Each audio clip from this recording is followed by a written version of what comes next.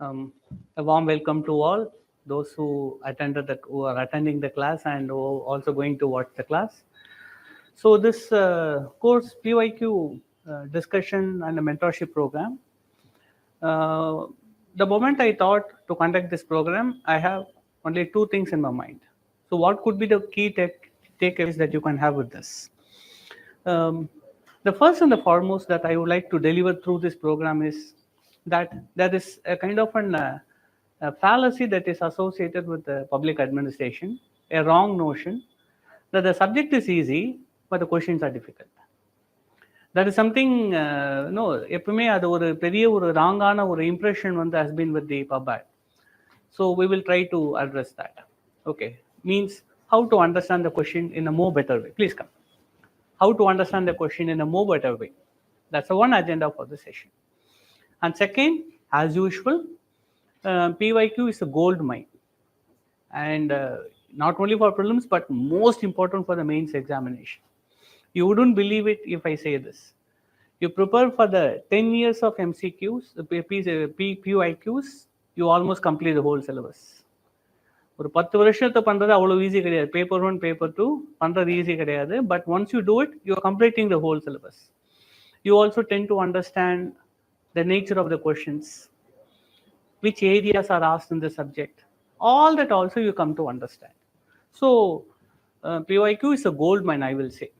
So in the ரெண்டு விஷயம் தான், அதாவது how can we get more information? Yeah, please. How can we get more deeper understanding about the questions and the concepts behind it? We will try to do it. I will try to be as quick as possible. We all know that there are a lot of paradoxes in the public administration. படிச்சிருப்பீங்க. ஆரம்பிக்கும் போதே முதல்ல வர paradox என்ன? பாலிட்டிக்ஸா அட்மினிஸ்ட்ரேஷனா டைகாட்டாமி அப்படின்னு முதல்ல ஆரம்பிப்பாங்க.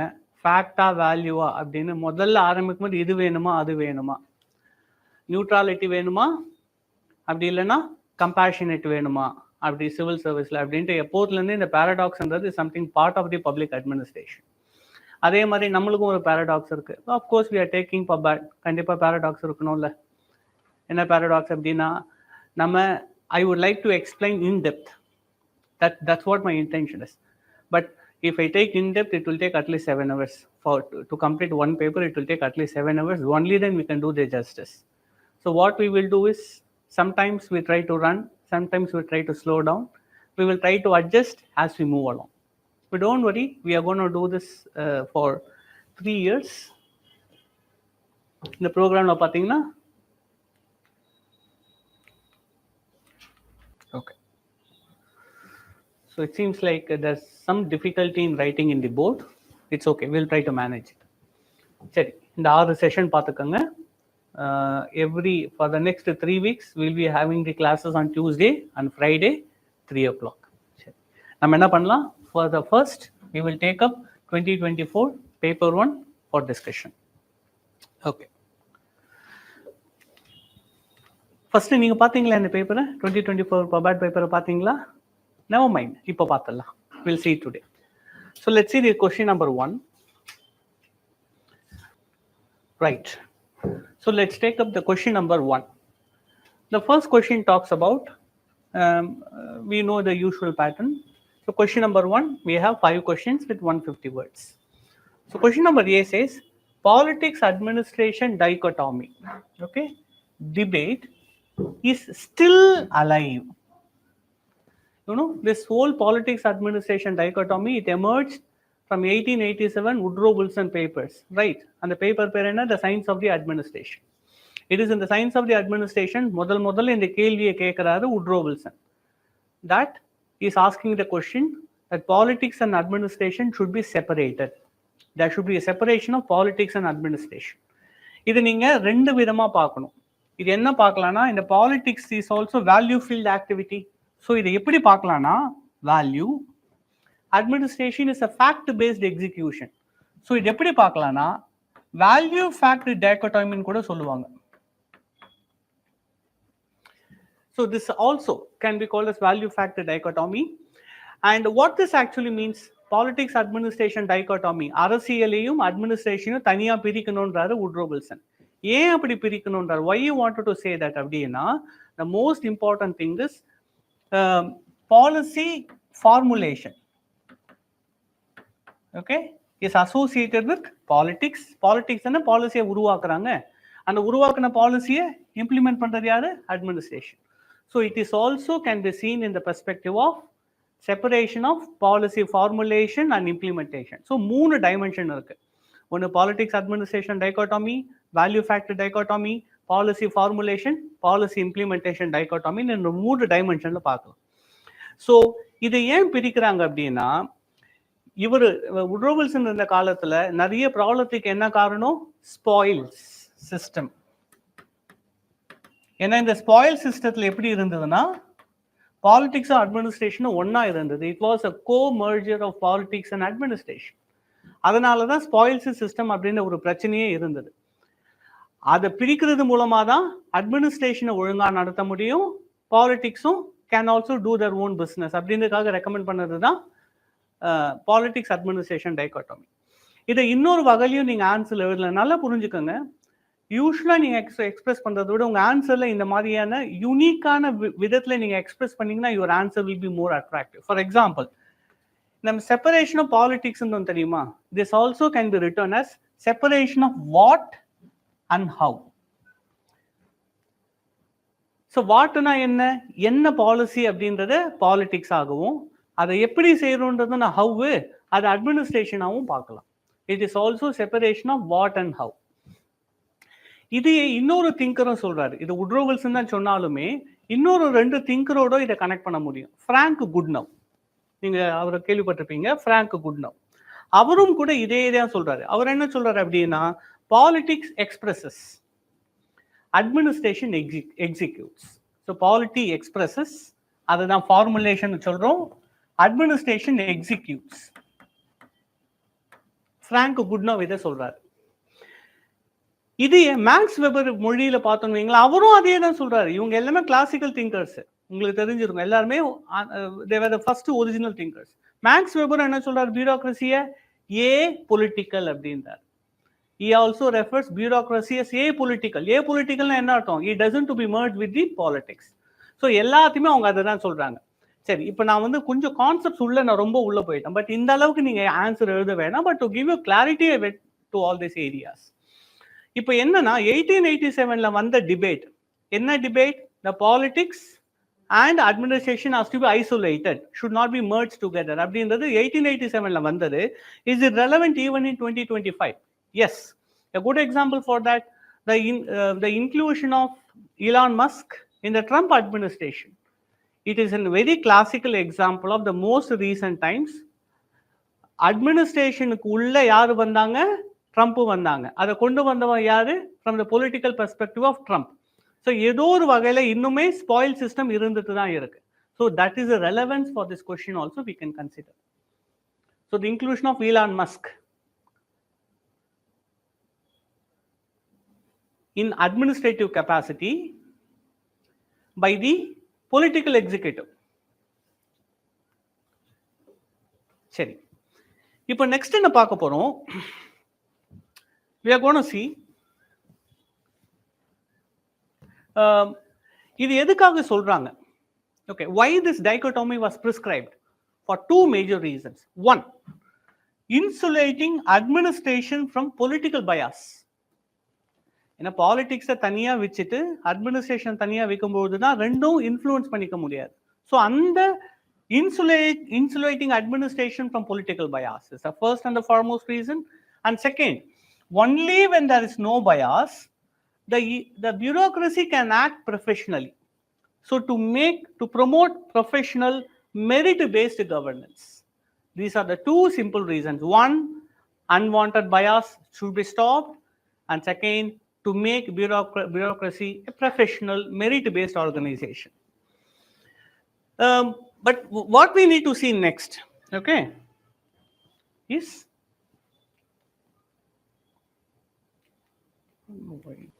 okay. So the question is, what the question is asking? Still alive. That is the most important part of the question. It is still alive. It means still relevant. The question is asking still alive means still relevant. Okay. What we need to understand is what makes this dichotomy favorable. Why we have to still have to favor the dichotomy. எதுக்காக பிரிக்கணும் அப்படின்றோம். The first one for role clarity. The first reason is role clarity. Why? Because, for example, imagine Election Commission of India as an example for this. So, Election Commission of India can conduct elections neutrally only when they are free from political bias. அப்போ administration has to be separated from politics. ஒருவேளை அவங்க பாலிடிக்ஸோட இருந்திருந்தாங்கன்னா how can we expect neutrality of elections in India? So that is an example. Role clarity. Second, neutral competence. So neutral competence na enna? Bureaucracy is a permanent staffer.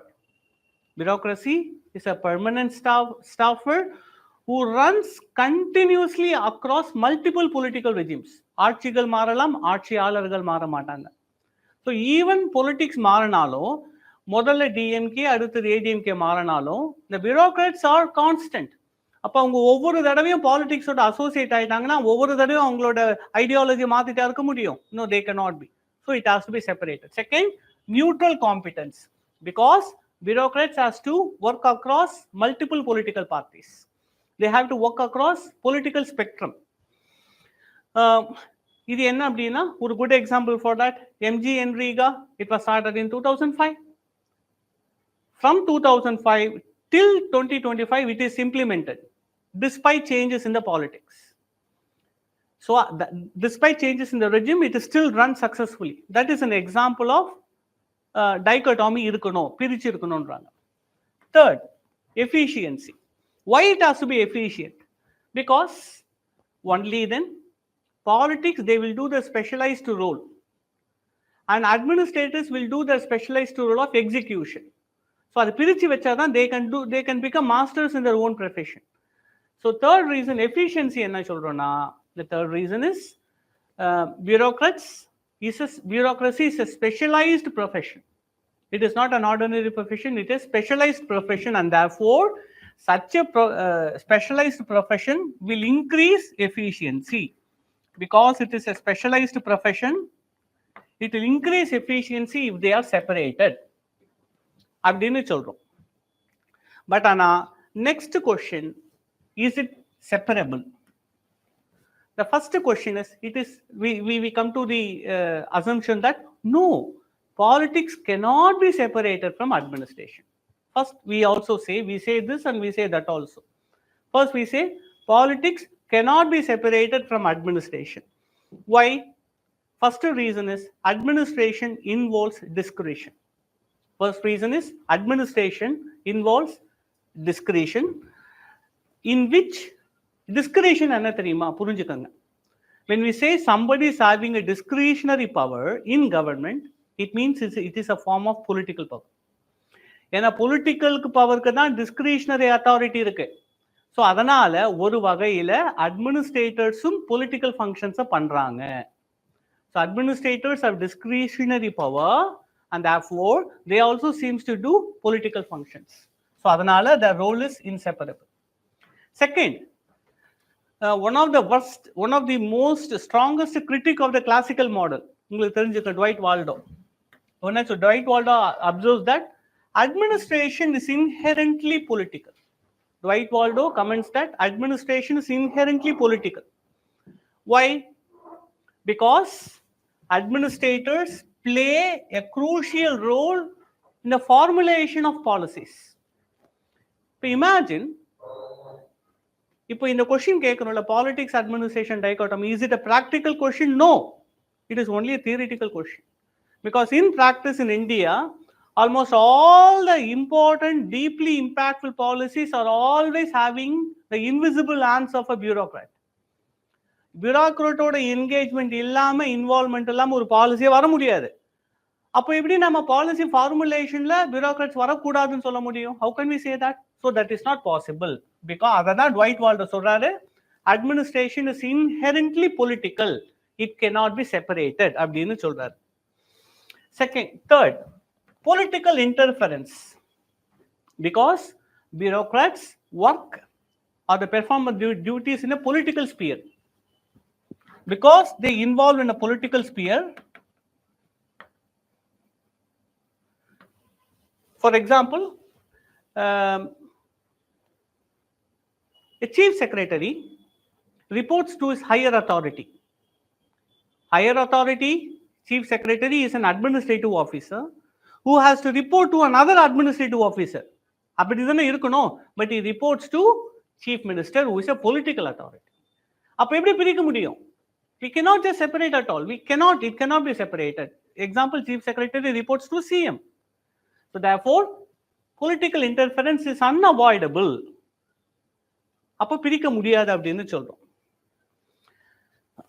It is in this context, I would like to add another point that said by Herbert Simon.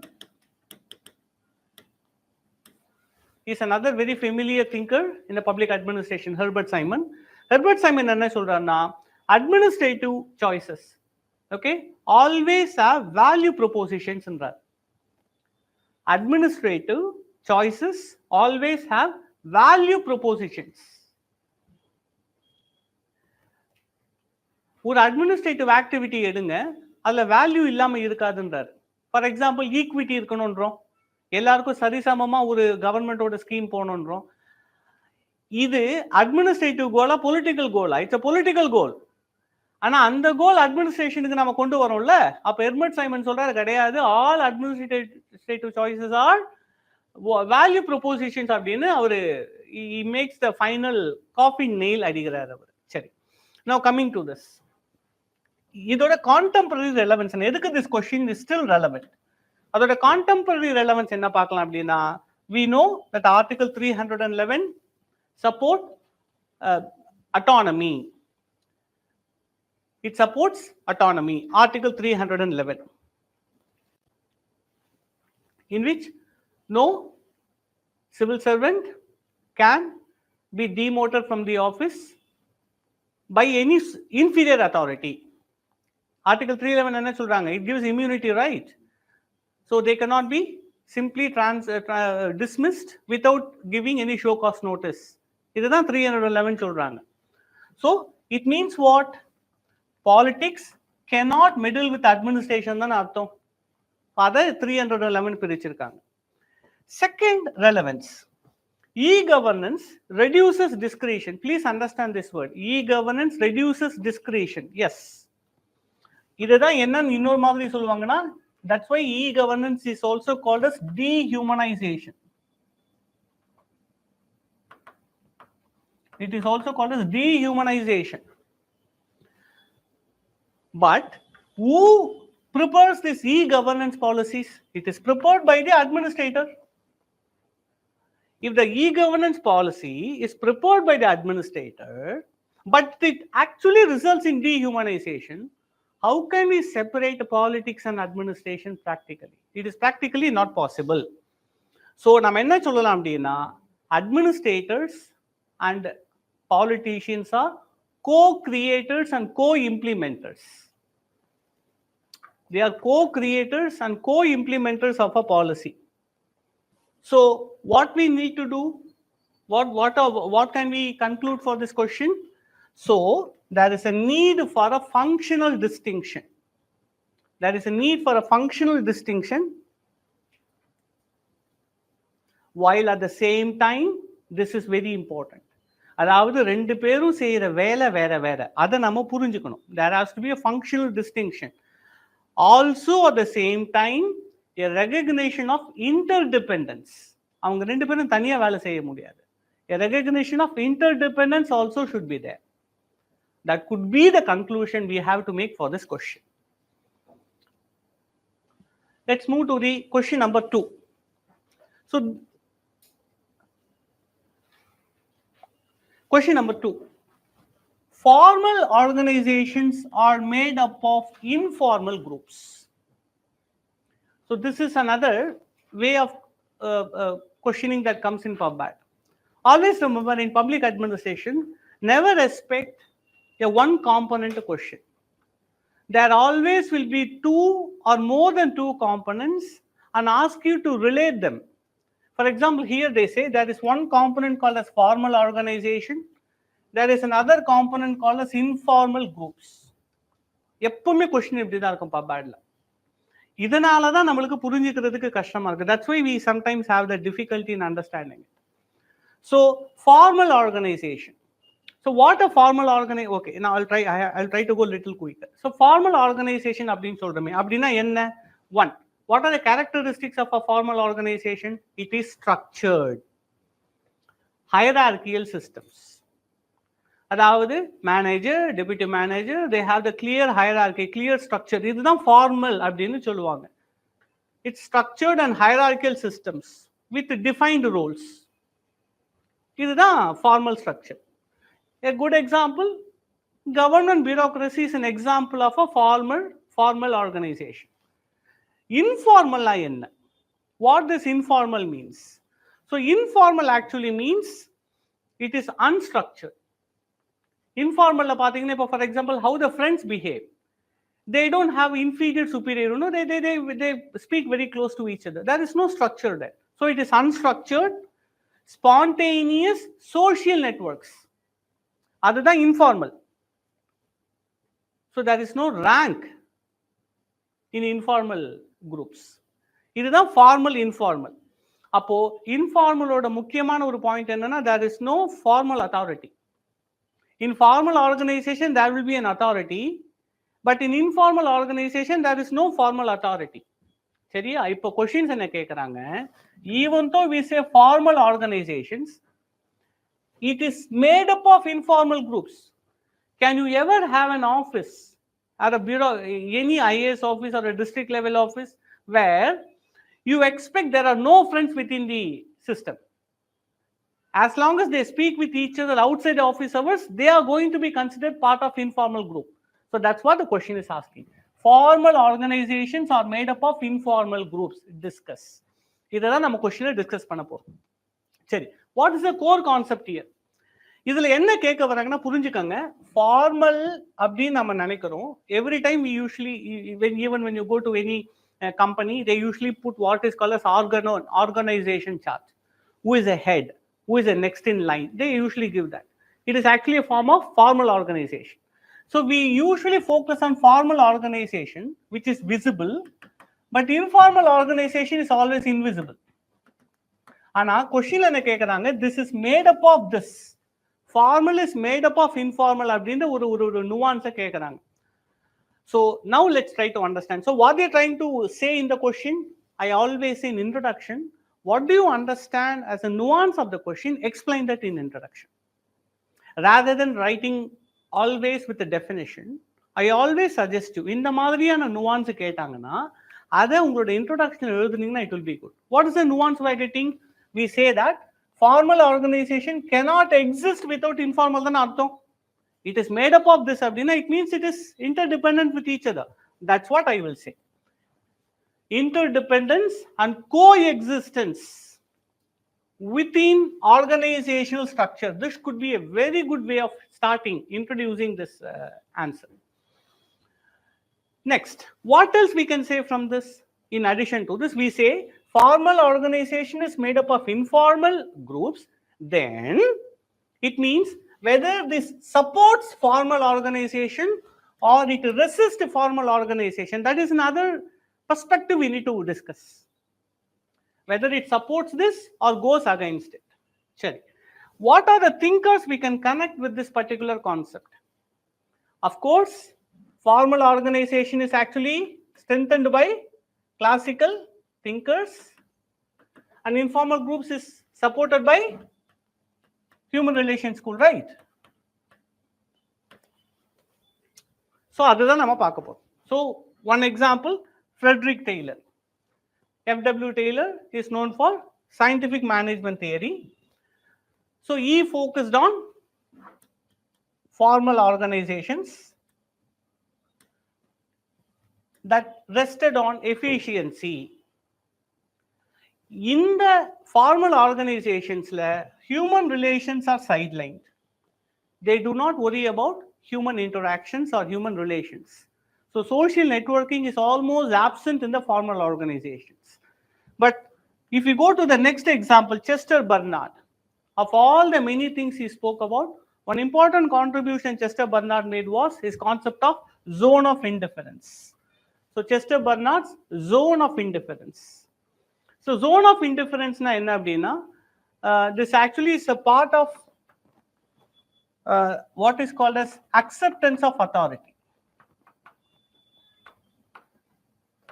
Chester Bernard is known for his work on the concept of authority, theory of acceptance ன்னு சொல்லுவாங்க, படிச்சிருப்பீங்க. அதாவது ஒரு manager ஒரு employee கிட்ட ஒரு ஆர்டரை தராங்கன்னா எந்த மாதிரி அந்த ஆர்டரை தந்தா அந்த எம்ப்ளாயி நோ சொல்ல மாட்டாங்க. That's what Chester Bernard works on. In what way the order has to be transmitted, that the employee will say no to that. That's called as theory of acceptance. அவர் என்ன சொல்றான்னா, அது எந்த zone சொல்றான்னா, அது என்ன ஜோனா, zone of இன்டிஃபரன்ஸ்ன்றார். அதாவது அவனுக்கு பெருசா பாதிக்காத வகையில அந்த ஆர்டர் இருந்ததுன்னா he will have no problem with it. So that's called as zone of indifference.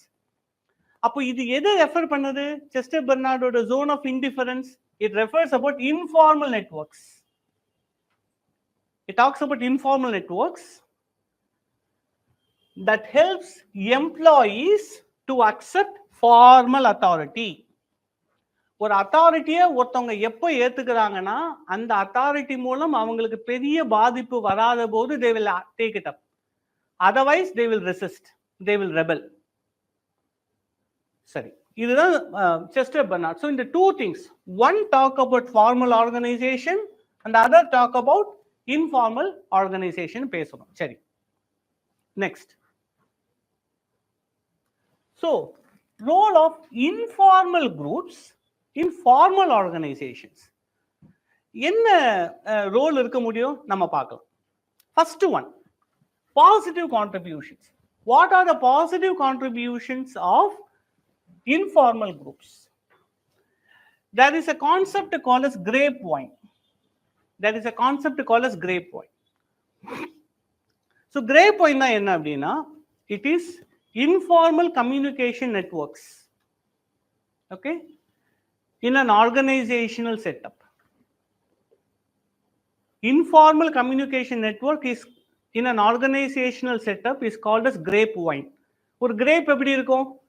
ஒரு காம்புல இருந்து அந்த சின்ன சின்ன கிரேப்ஸ் தனித்தனியா வரும். எப்படி வரும்னே தெரியாது, பட் இட் ஸ்ப்ரெட்ஸ். அந்த மாதிரி ஒரு இன்ஃபர்மேஷன் நீங்க போட்டீங்கன்னா ஃபார்மல் சேனல்ல வர்றதை விட இன்ஃபார்மலா இருக்கிறவன் ரொம்ப வேகமா பரவிடுவான். Rumors, gossips. That's what grapevine is known for. Grapevine is known for rumors and gossips. So it means எவ்வளவு வேகமா கம்யூனிகேஷன் பரவ ஆரம்பிக்கும். So we can use informal group to enhance communication channels. That's a first positive contribution. Enhance communication that fills gaps in formal channels. So grapevine அப்படின்றது இன்ஃபார்மல்ன்றது ரொம்ப வேகமா கம்யூனிகேஷனை pass பண்ணும். இது அஃபிஷியலா ஒரு சர்க்குலர் போட்டு பாருங்க, நாளைக்கு தான் வரும். பட் இதை grapevine யூஸ் பண்ணுங்க, உடனே நடக்கும். That's a first positive contribution. Second, informal groups is all about social networking, friendships. So enna pannona, it creates bonds, the social bonds. These social bonds reduces stress and also gives job satisfaction. That's the second thing that informal group can do. Third,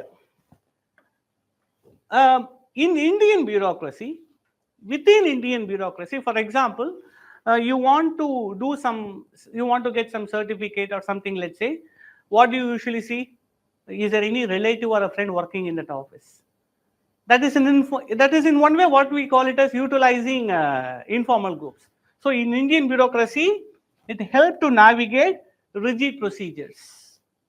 Idellam positives, but it also known for negative, certain challenges.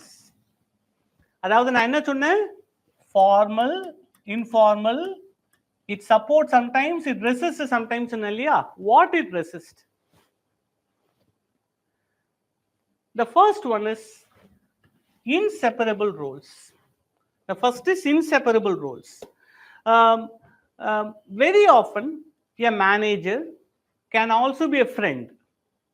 How can we separate who is a formal authority and who is a friend? You understand what I'm saying? ஒரு மேனேஜரும் அவங்களுக்கு கீழே இருக்கக்கூடிய 2 levels கீழே இருக்கக்கூடிய ஒருத்தரோட ஃப்ரெண்டா இருக்காங்கன்னு வைங்க. How can we separate the roles of both the people? So they are bound to create ethical conflicts in the decision making. புரியுதா? So inseparable roles of the agency involved அப்படின்வாங்க. Of the agency involved. Second, it also can create, for example, let's say there is one person within that informal group. Let's say that the superior, the manager, what the manager will do to a friend, who the friend is a clerk, he will start acting in a favoritism way where nepotism can emerge in. So second என்ன அப்படின்னா level playing field இருக்காது. So it will create favoritism or exclusion, undermining fairness. அந்த manager என்ன பண்ணுவாரு, அவரோட ஃப்ரெண்டை மட்டும் promote பண்ணுவாரு, பெருசா கண்டுக்க மாட்டாரு, மற்றவங்களை போட்டு கடின்னு கடிப்பார். So that's the second disadvantage associated with this informal groups. Third one, sometimes it also contradict formal goals. It also contradict formal goals.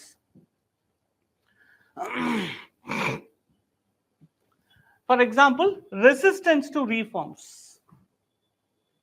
Very often, when a new reform is introduced in an office setup, the first one, what they do, they go to a tea shop or talk about that. And they try to talk about how to resist it. So the first resistance comes within the informal groups. So these are the challenges associated with this informal groups. Okay.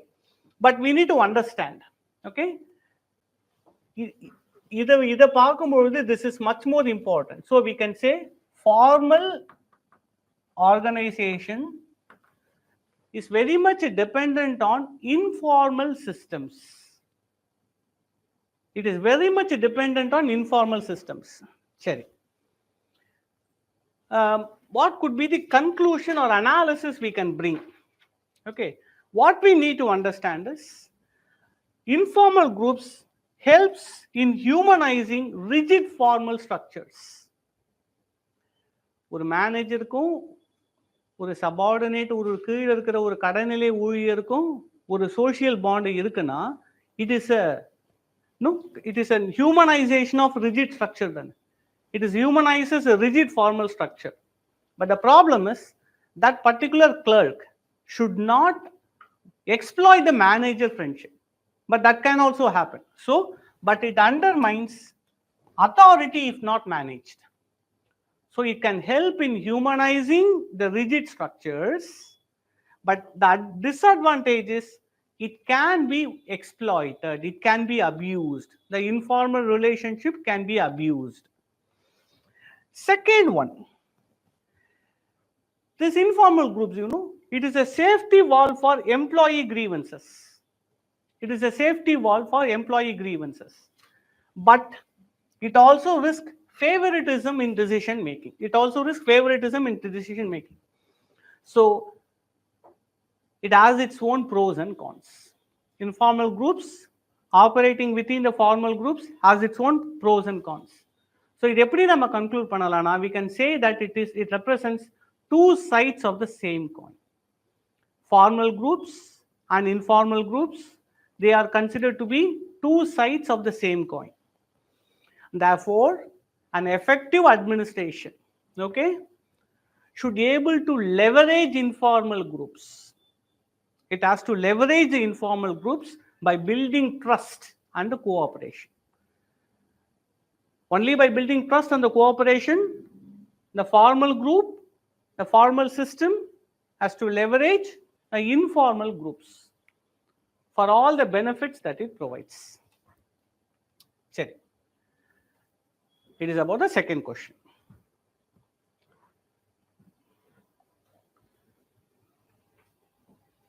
Let's see question number 3. I already told about this. Gray point na enna sonna? Informal communication in an organizational setup. Example, gossip, rumors. So the question is asking us, gray point is a necessary evil. The question is asking us, it is a necessary evil. Why it is called as a necessary evil? Let's understand. So it means it has two parts. The question is having two parts. One, necessary means what are its advantages? The question is asking is also saying evil means what are its disadvantages? இதுதான் question. So grey point, அதாவது இந்த gossip rumor ஓட advantages என்ன, disadvantages என்ன? This is literally what the question is about. So grey point, okay, இந்த question என்ன புரிஞ்சுக்கலாம்? What do we understand from this question? I usually say try to write it in the introduction, right? So என்ன நம்ம சொல்லலாம்? grey point na என்ன? Informal communication networks, right? Necessary evil ராங்க. Necessary na என்ன? Unavoidable. அதான அர்த்தம். What is necessary means? It is unavoidable, but it has both benefits and drawbacks. So that could be either in introduction conclude. You can start your answer saying that grey point, the informal communications in an organization, has both benefits as well as negatives. So so what a grey point is? நான் ஏற்கனவே சொல்லியிருந்தேன், but let me say it once again here. Grey point na என்ன அப்படின்னா, it is an unofficial channel. Unofficial channel. It is not official channel. It is an unofficial channel for the flow of information. It is an unofficial channel for the flow of information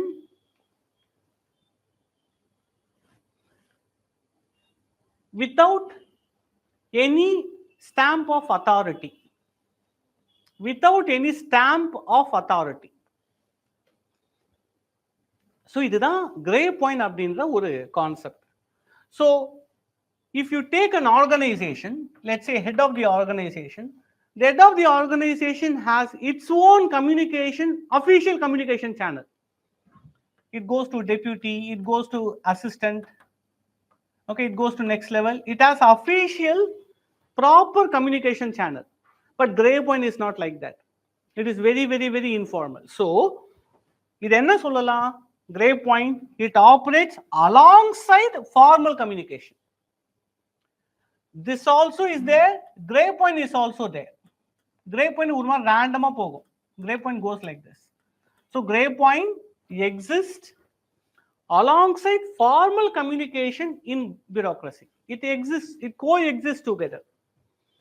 Next, imagine this kind of rumors, this casual exchanges between the employees. Casual பேசிப்பாங்க. அது என்ன பண்ணும்? It influences organizational behavior. Morale. இப்போ Sunday எல்லாருக்கும் office இருக்குன்னு சொன்னா உடனே என்ன ஆகும்? வெள்ளிக்கிழமை எல்லாருக்கும் உடனே எனர்ஜி போயிடும். It affects morale and also decision making. சரி. How can we consider the concept of this grey point from human relations school? This human relations school, you would have known, it is a school that prescribes social networking within an organization. And the social networking in the human relations school பேசியிருக்காங்க. So it means social networking எப்படி வளர முடியும்? Social networking can develop only through casual chat தானே? அந்த casual chat தான் grey point.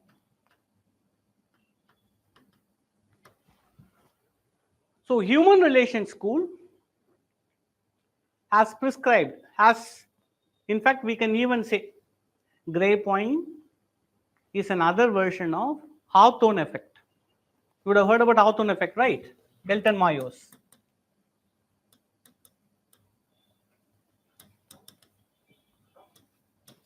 Is another version of Hawthorne effect. சரி.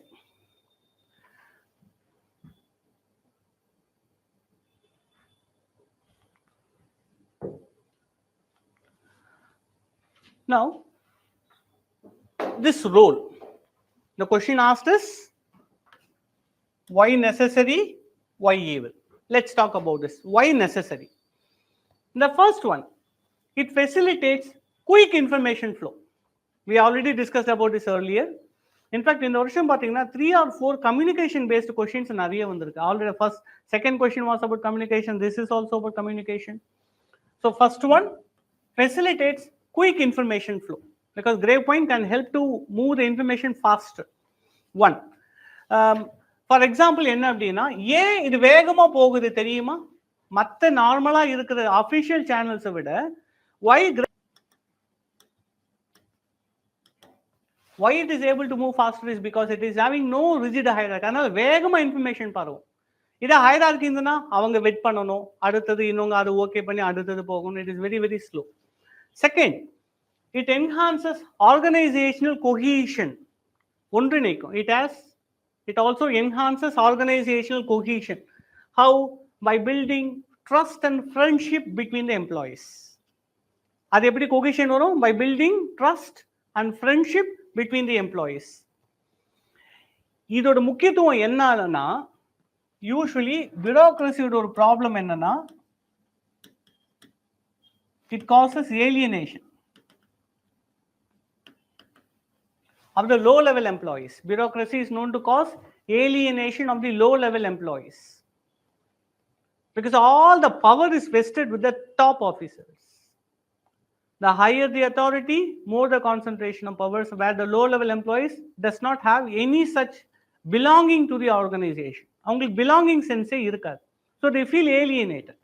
So அப்படி ஏலியனேட்டடாக இருக்கிறவங்கள வாட் பிரிங்ஸ் தெம் டுகெதர்னா இன்ஃபார்மல் கிரேவ் பாயிண்ட் தான் கொண்டு வரும். அந்த grave point only brings organizational cohesion which will fight against alienation in bureaucracy. So Grave Point தான் பார்த்தீங்கன்னா bureaucracyல alienation நடக்காம இருக்கிறதுக்கு காரணம் one of the reason is Grave Point.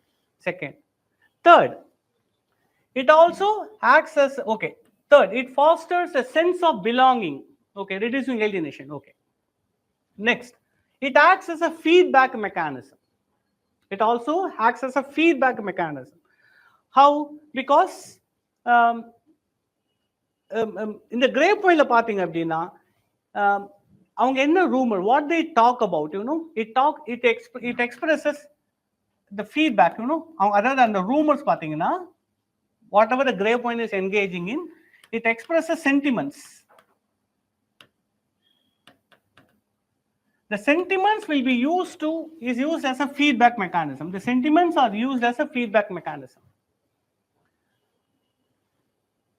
அதாவது நீங்க ஒரு ஆபீசரா இருக்கீங்கன்னா, ஒரு புதிய ரிஃபார்ம் கொண்டு வரீங்கன்னா, அடுத்த 2 நாளைக்கு எம்ப்ளாயிஸ் என்ன பேசிக்கிறாங்கன்னு கவனிங்க. அந்த பாலிசியோட அவங்களோட ஃபீட்பேக் உங்களுக்கு புரிஞ்சிடும். That's what we are seeing here. It acts as a feedback mechanism. The next is, it also fills communication gaps. It also fills communication gaps. சரி, இது நெசசரிக்கு பார்க்கணும். But why evil? Why this Grave Point is necessary but evil? First one என்ன அப்படின்னா, ஒரு official சேனல்ல ஒரு information வருதுன்னா, it is properly authenticated and verified and validated. அந்த கிரேவ் பாயிண்ட்ல வர்றது எதுவுமே உண்மைன்னு தெரியாது நமக்கு. It may be true, it may be a rumor. So முதல் ப்ராப்ளம் என்னன்னா, it can spread unverified. It can spread, it can disseminate, it can spread unverified data, unverified data or information. அதை தான் ரூமர்னு சொல்றாங்க, and misinformation. So grave point can also spread rumours. First problem. Second, it also undermines formal authority. Grave point can also undermine formal authority. Why? Because ஒரு அத்தாரிட்டின்றது எப்போ strong ஆகும்னு யோசிச்சு பாருங்க. Authority means hierarchy. The one at the top of the hierarchy is having more authoritative power than the one at the lowest. So authority means hierarchy. But what I said earlier, Grave Point loosens hierarchy. அப்போ அவங்களோட hierarchy இல்லாம பழகுறாங்க அப்படின்னா அங்க அத்தாரிட்டியும் dilute ஆகுதா? For example, manager தோல் மேல கையை போட்டு பேசினா ஆஃபீஸ் செட்டிங்ல வரும்போது அவர் சொல்றதை கேட்காம கூட போகலாம். So the next is, it also undermines authority. Why? Because why it undermines இந்த இடத்துல ஏன் undermine சொல்லியிருக்கேன் அப்படின்னா because gray point weakens hierarchical control. Gray point weakens hierarchical control. Next, it also affects productivity. Gray point also affects productivity. How can we say that affects productivity? Because it's a diversion from the task. தானே எப்போ அவங்க வந்து வெளியே போவாங்க பேசுவாங்க அவங்க வேலையை விட்டு போகும்போது தானே so diversion from tasks.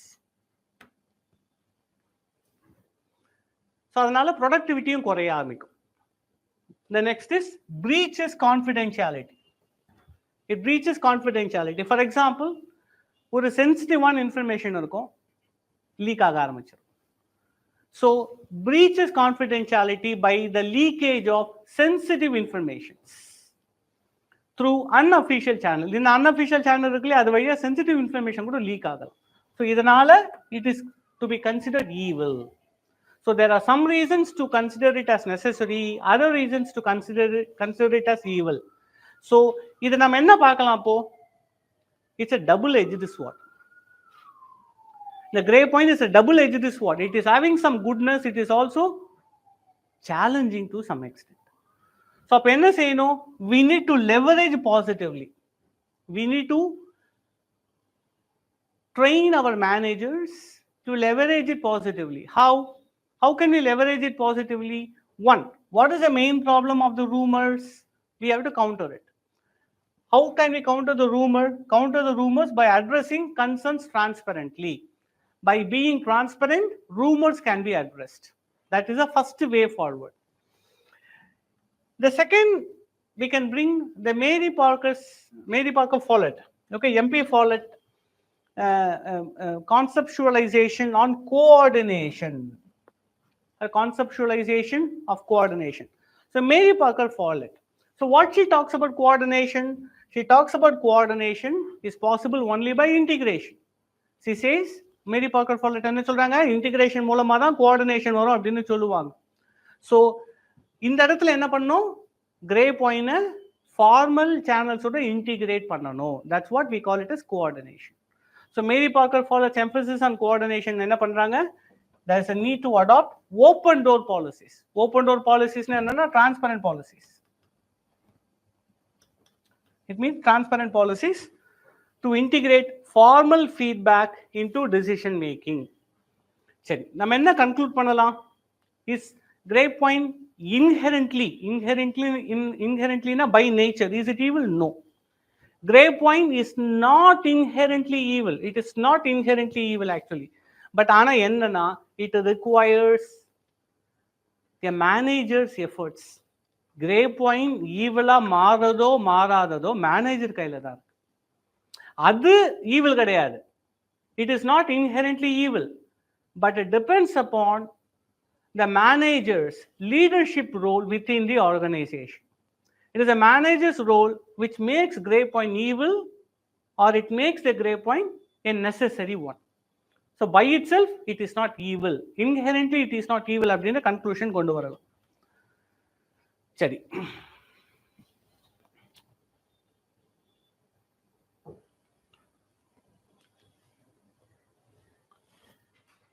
Question number 4.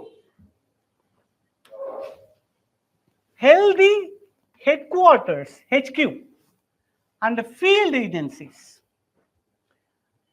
An example for that, you can also start your answer with some lively examples also.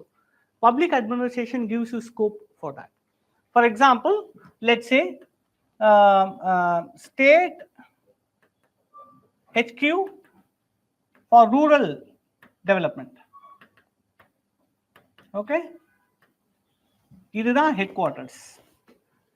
இப்போ பஞ்சாயத்து ஆஃபீஸ்,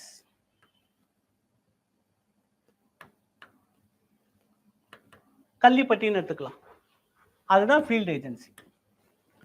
ஸோ இதுதான் கொஸ்டின் என்ன கேட்குறாங்க. நவ் ஹெல்தி இவங்க ரெண்டு பேருக்கும் இருக்கக்கூடிய relationship. Okay, healthy headquarters and field agencies relationship thrives na enna, it is flourishing, ரொம்ப நல்லா வளர்ந்துட்டு இருக்கு. த்ரைவ்ஸ்னா something which is growing fast. Thrives on effective communication. அப்போ என்ன சொல்றாங்கன்னா, இவங்களுக்கும் இவங்களுக்கும் இங்கேருந்து இங்கேயோ இங்கேருந்து இங்கேயோ டூ வே. எப்போ இந்த கம்யூனிகேஷன் ஒழுங்கா நடக்குதோ அப்போ அவங்களோட ரிலேஷன்ஷிப் த்ரைவ் ஆகும்ன்றாங்க. அவ்வளவுதான் question. The question is only that.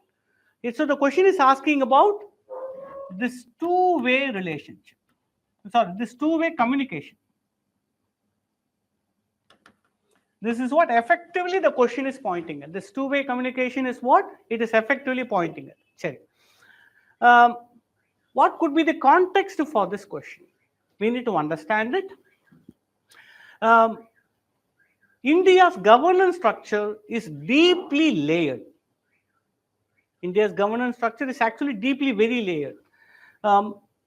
Union, state, district, block, at least in the four. இல்லைன்னா ரெவென்யூ வில்லேஜஸ் 4வது கூட சொல்லலாம், 5வது சொல்லலாம்னு வைங்க. But this kind of layers are there in the Indian governance structure. Union, state, districts and blocks.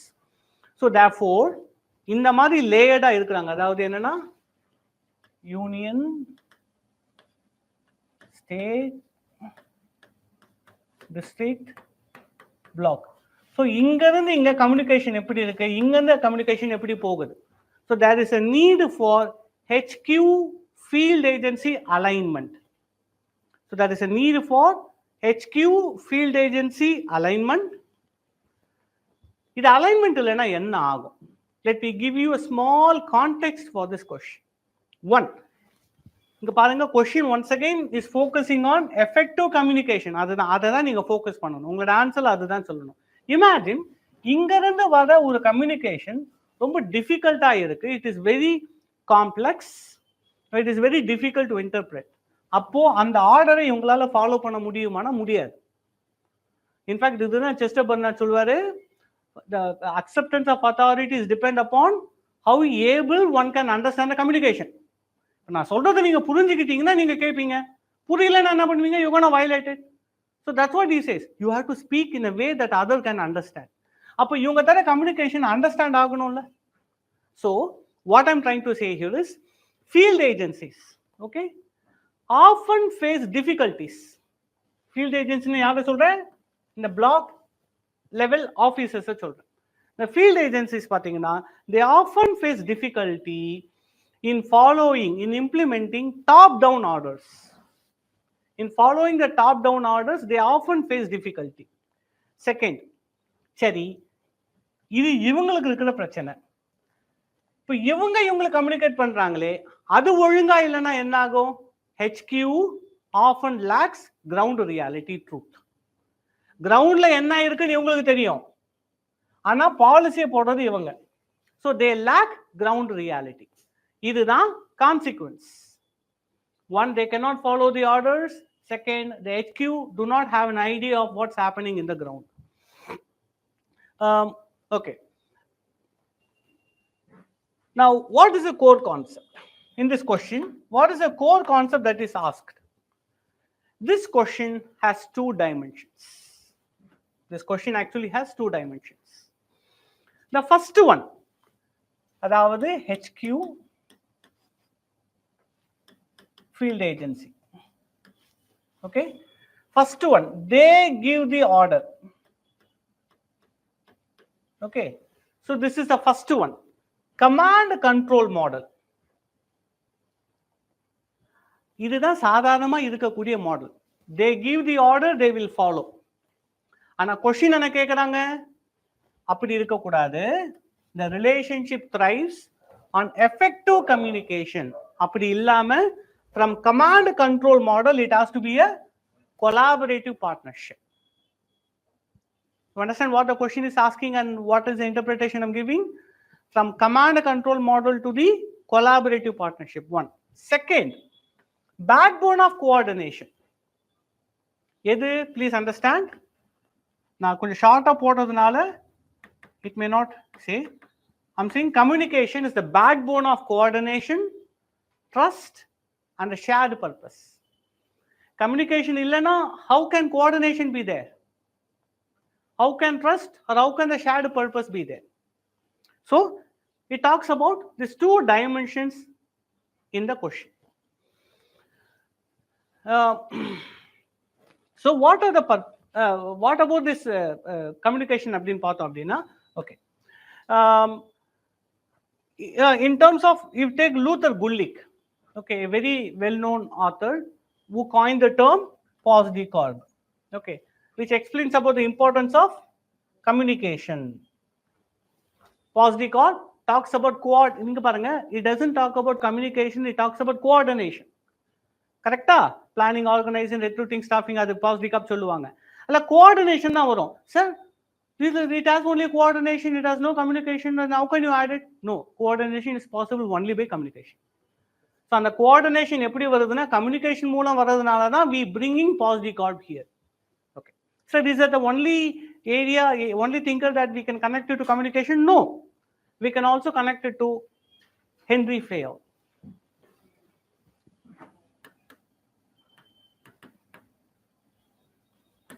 We can also connect it to Henry Fayol and this concept of gangplank.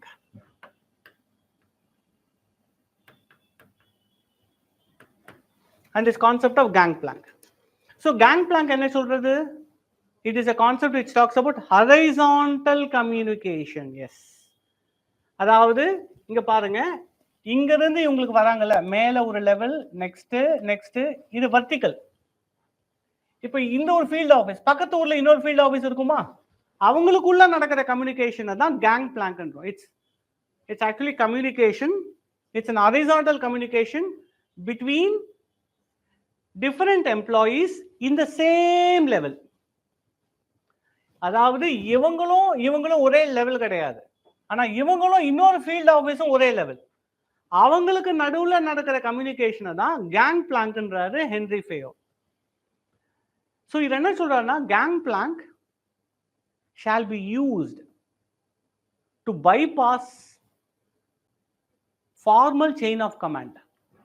தேவையான நேரத்துல gangplank use பண்ணுங்கன்றாரு Henri Fayol. So that way also we are talking about communication here. Peter Drucker, management guru Peter Drucker,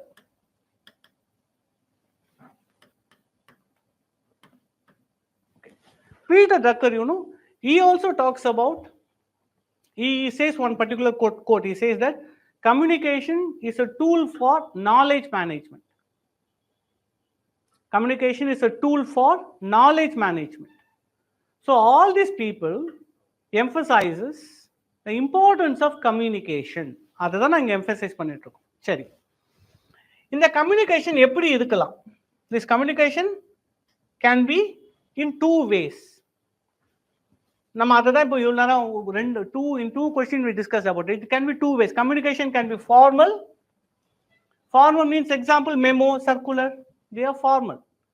Communication can also be informal, such as WhatsApp groups, peer groups, peer networks. இது எல்லாமே பாத்தீங்கன்னா informal communication channels. சரி, so இது வரைக்கும் நம்ம என்ன பண்ணியிருக்கோம்னா, headquarters and field agencies குள்ள இருக்கக்கூடிய அந்த கம்யூனிகேஷன் முக்கியம். Because it's talk about communication within the organisation. அதுக்கு எவ்வளவு முக்கியன்றதை திங்கர்ஸ் என்ன சொல்லியிருக்காங்கன்றதை பார்த்துருக்கோம். சரி, இப்போ நெக்ஸ்ட் என்ன பார்க்க போறோம்? we are going to address the core need of the question. The core need of the question we are going to address. என்ன? The role of effective communication in HQ field relationship. அதுதான் கொஸ்டின்ல கேட்டிருக்காங்க. அதாவது இவங்க ரெண்டு பேருக்கும் relationship ஒழுங்கா இருக்கணும்னா கம்யூனிகேஷன்றது எஃபெக்டிவா இருக்கணும். That is a part of the question, right? Let's talk that. How, எதனால, how it helps. One, it helps. நீங்க பாருங்க, இந்த பாலிசியை ஃபார்ம் பண்றது யாரு? HQ. இம்ப்ளிமெண்ட் பண்றது யாரு? ஃபீல்டு. இவங்க ரெண்டு பேருக்கும் இருக்கிற அந்த கேப்பை கம்யூனிகேஷன் தானே ஃபில் பண்றாங்க. So it helps in filling the policy execution bridge. The communication helps in filling the policy execution bridge. அதாவது இதுதான் என்ன சொல்லுவாங்கன்னா, ரொம்ப அழகா ஒரு வேர்டு யூஸ் பண்ணுவாங்க, லோக்கலைசேஷன் ஆஃப் விஷன்னு சொல்லுவாங்க.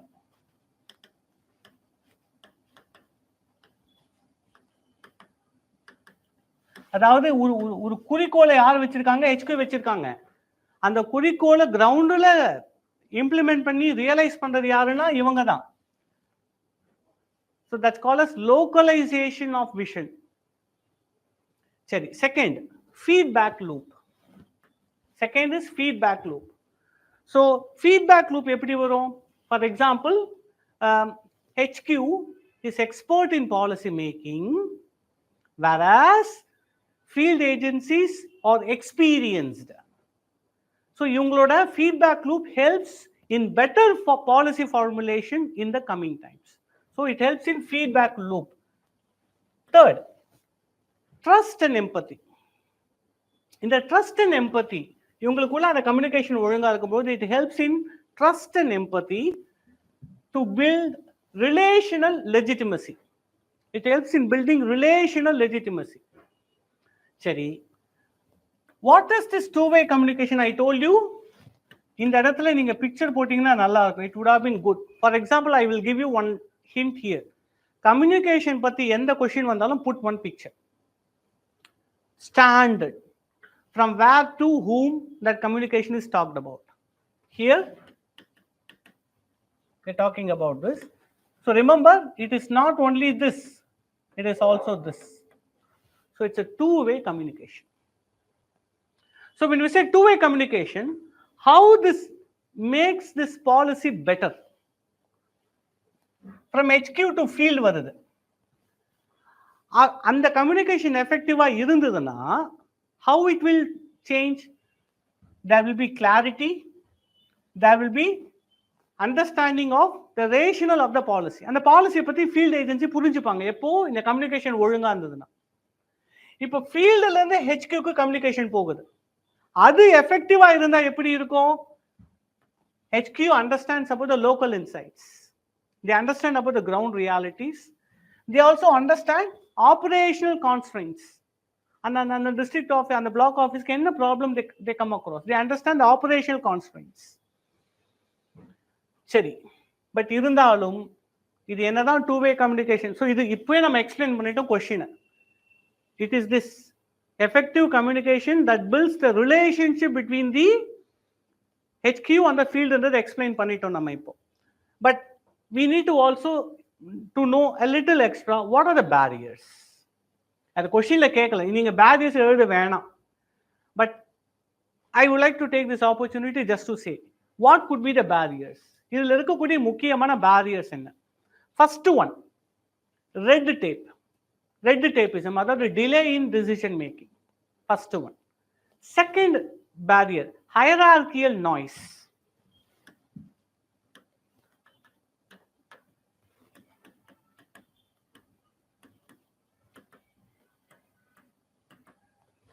Hierarchical noise. Third and the foremost, please try to see, நீங்க practically யோசிச்சு பாருங்க. அந்த third என்ன அப்படின்னா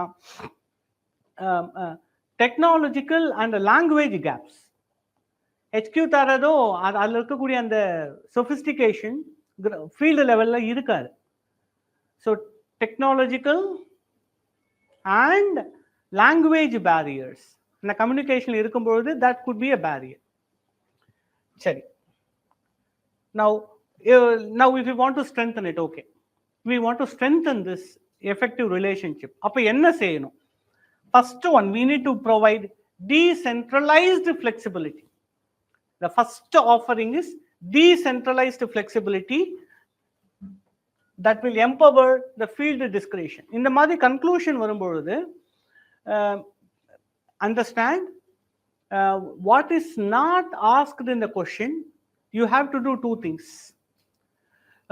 For example, in this question, if you go to this question, in the question நீங்க பாத்தீங்கன்னா நீங்க என்ன பண்ணிருக்கலாம்னா, நீங்க நினைச்சிருப்பீங்க ஹெட் குவார்ட்டர்ஸ்னா என்ன, ஃபீல்ட் ஏஜென்சிஸ்னா என்ன, அவங்களுக்கு நடக்கிற கம்யூனிகேஷன் ஏன் இம்பார்ட்டன்ட்டு, அது எப்படி எஃபெக்டிவா இருக்கணும், அப்படி எஃபெக்டிவா இருந்ததுன்னா அந்த ரிலேஷன்ஷிப் த்ரைவ் ஆகும். உங்களுக்கு புரியுதா? உங்களுக்கு we can build our answer with this up. இப்படியும் நீங்க பண்ணலாம். But what we need to, அப்போ இந்த கொஸ்டின்ல வந்து பாத்தீங்கன்னா is there any need to talk about barriers? கொஸ்டின்ல கேட்கல. The question doesn't ask anything about the barriers. The question is asking anything about suggestion. How to break these barriers? No. So கொஸ்டின்ல கேட்கல அப்படின்றதுக்காக நீங்க எழுதாம இருக்க கூடாது. You have to give at least one barrier, at least one solution, because we are not writing GS, we are writing an optional paper answer. So கண்டிப்பா இந்த element at least one you have to bring, a wholeness of your answer should be there. அது முழுமை தன்மையா இருக்கணும். அதனால கொஸ்டின்ல கேட்கலன்னு எழுதாம இருக்காதீங்க. You all try to make it as a practice. At least write one challenge, even if the question don't ask. At least write one solution. Sure.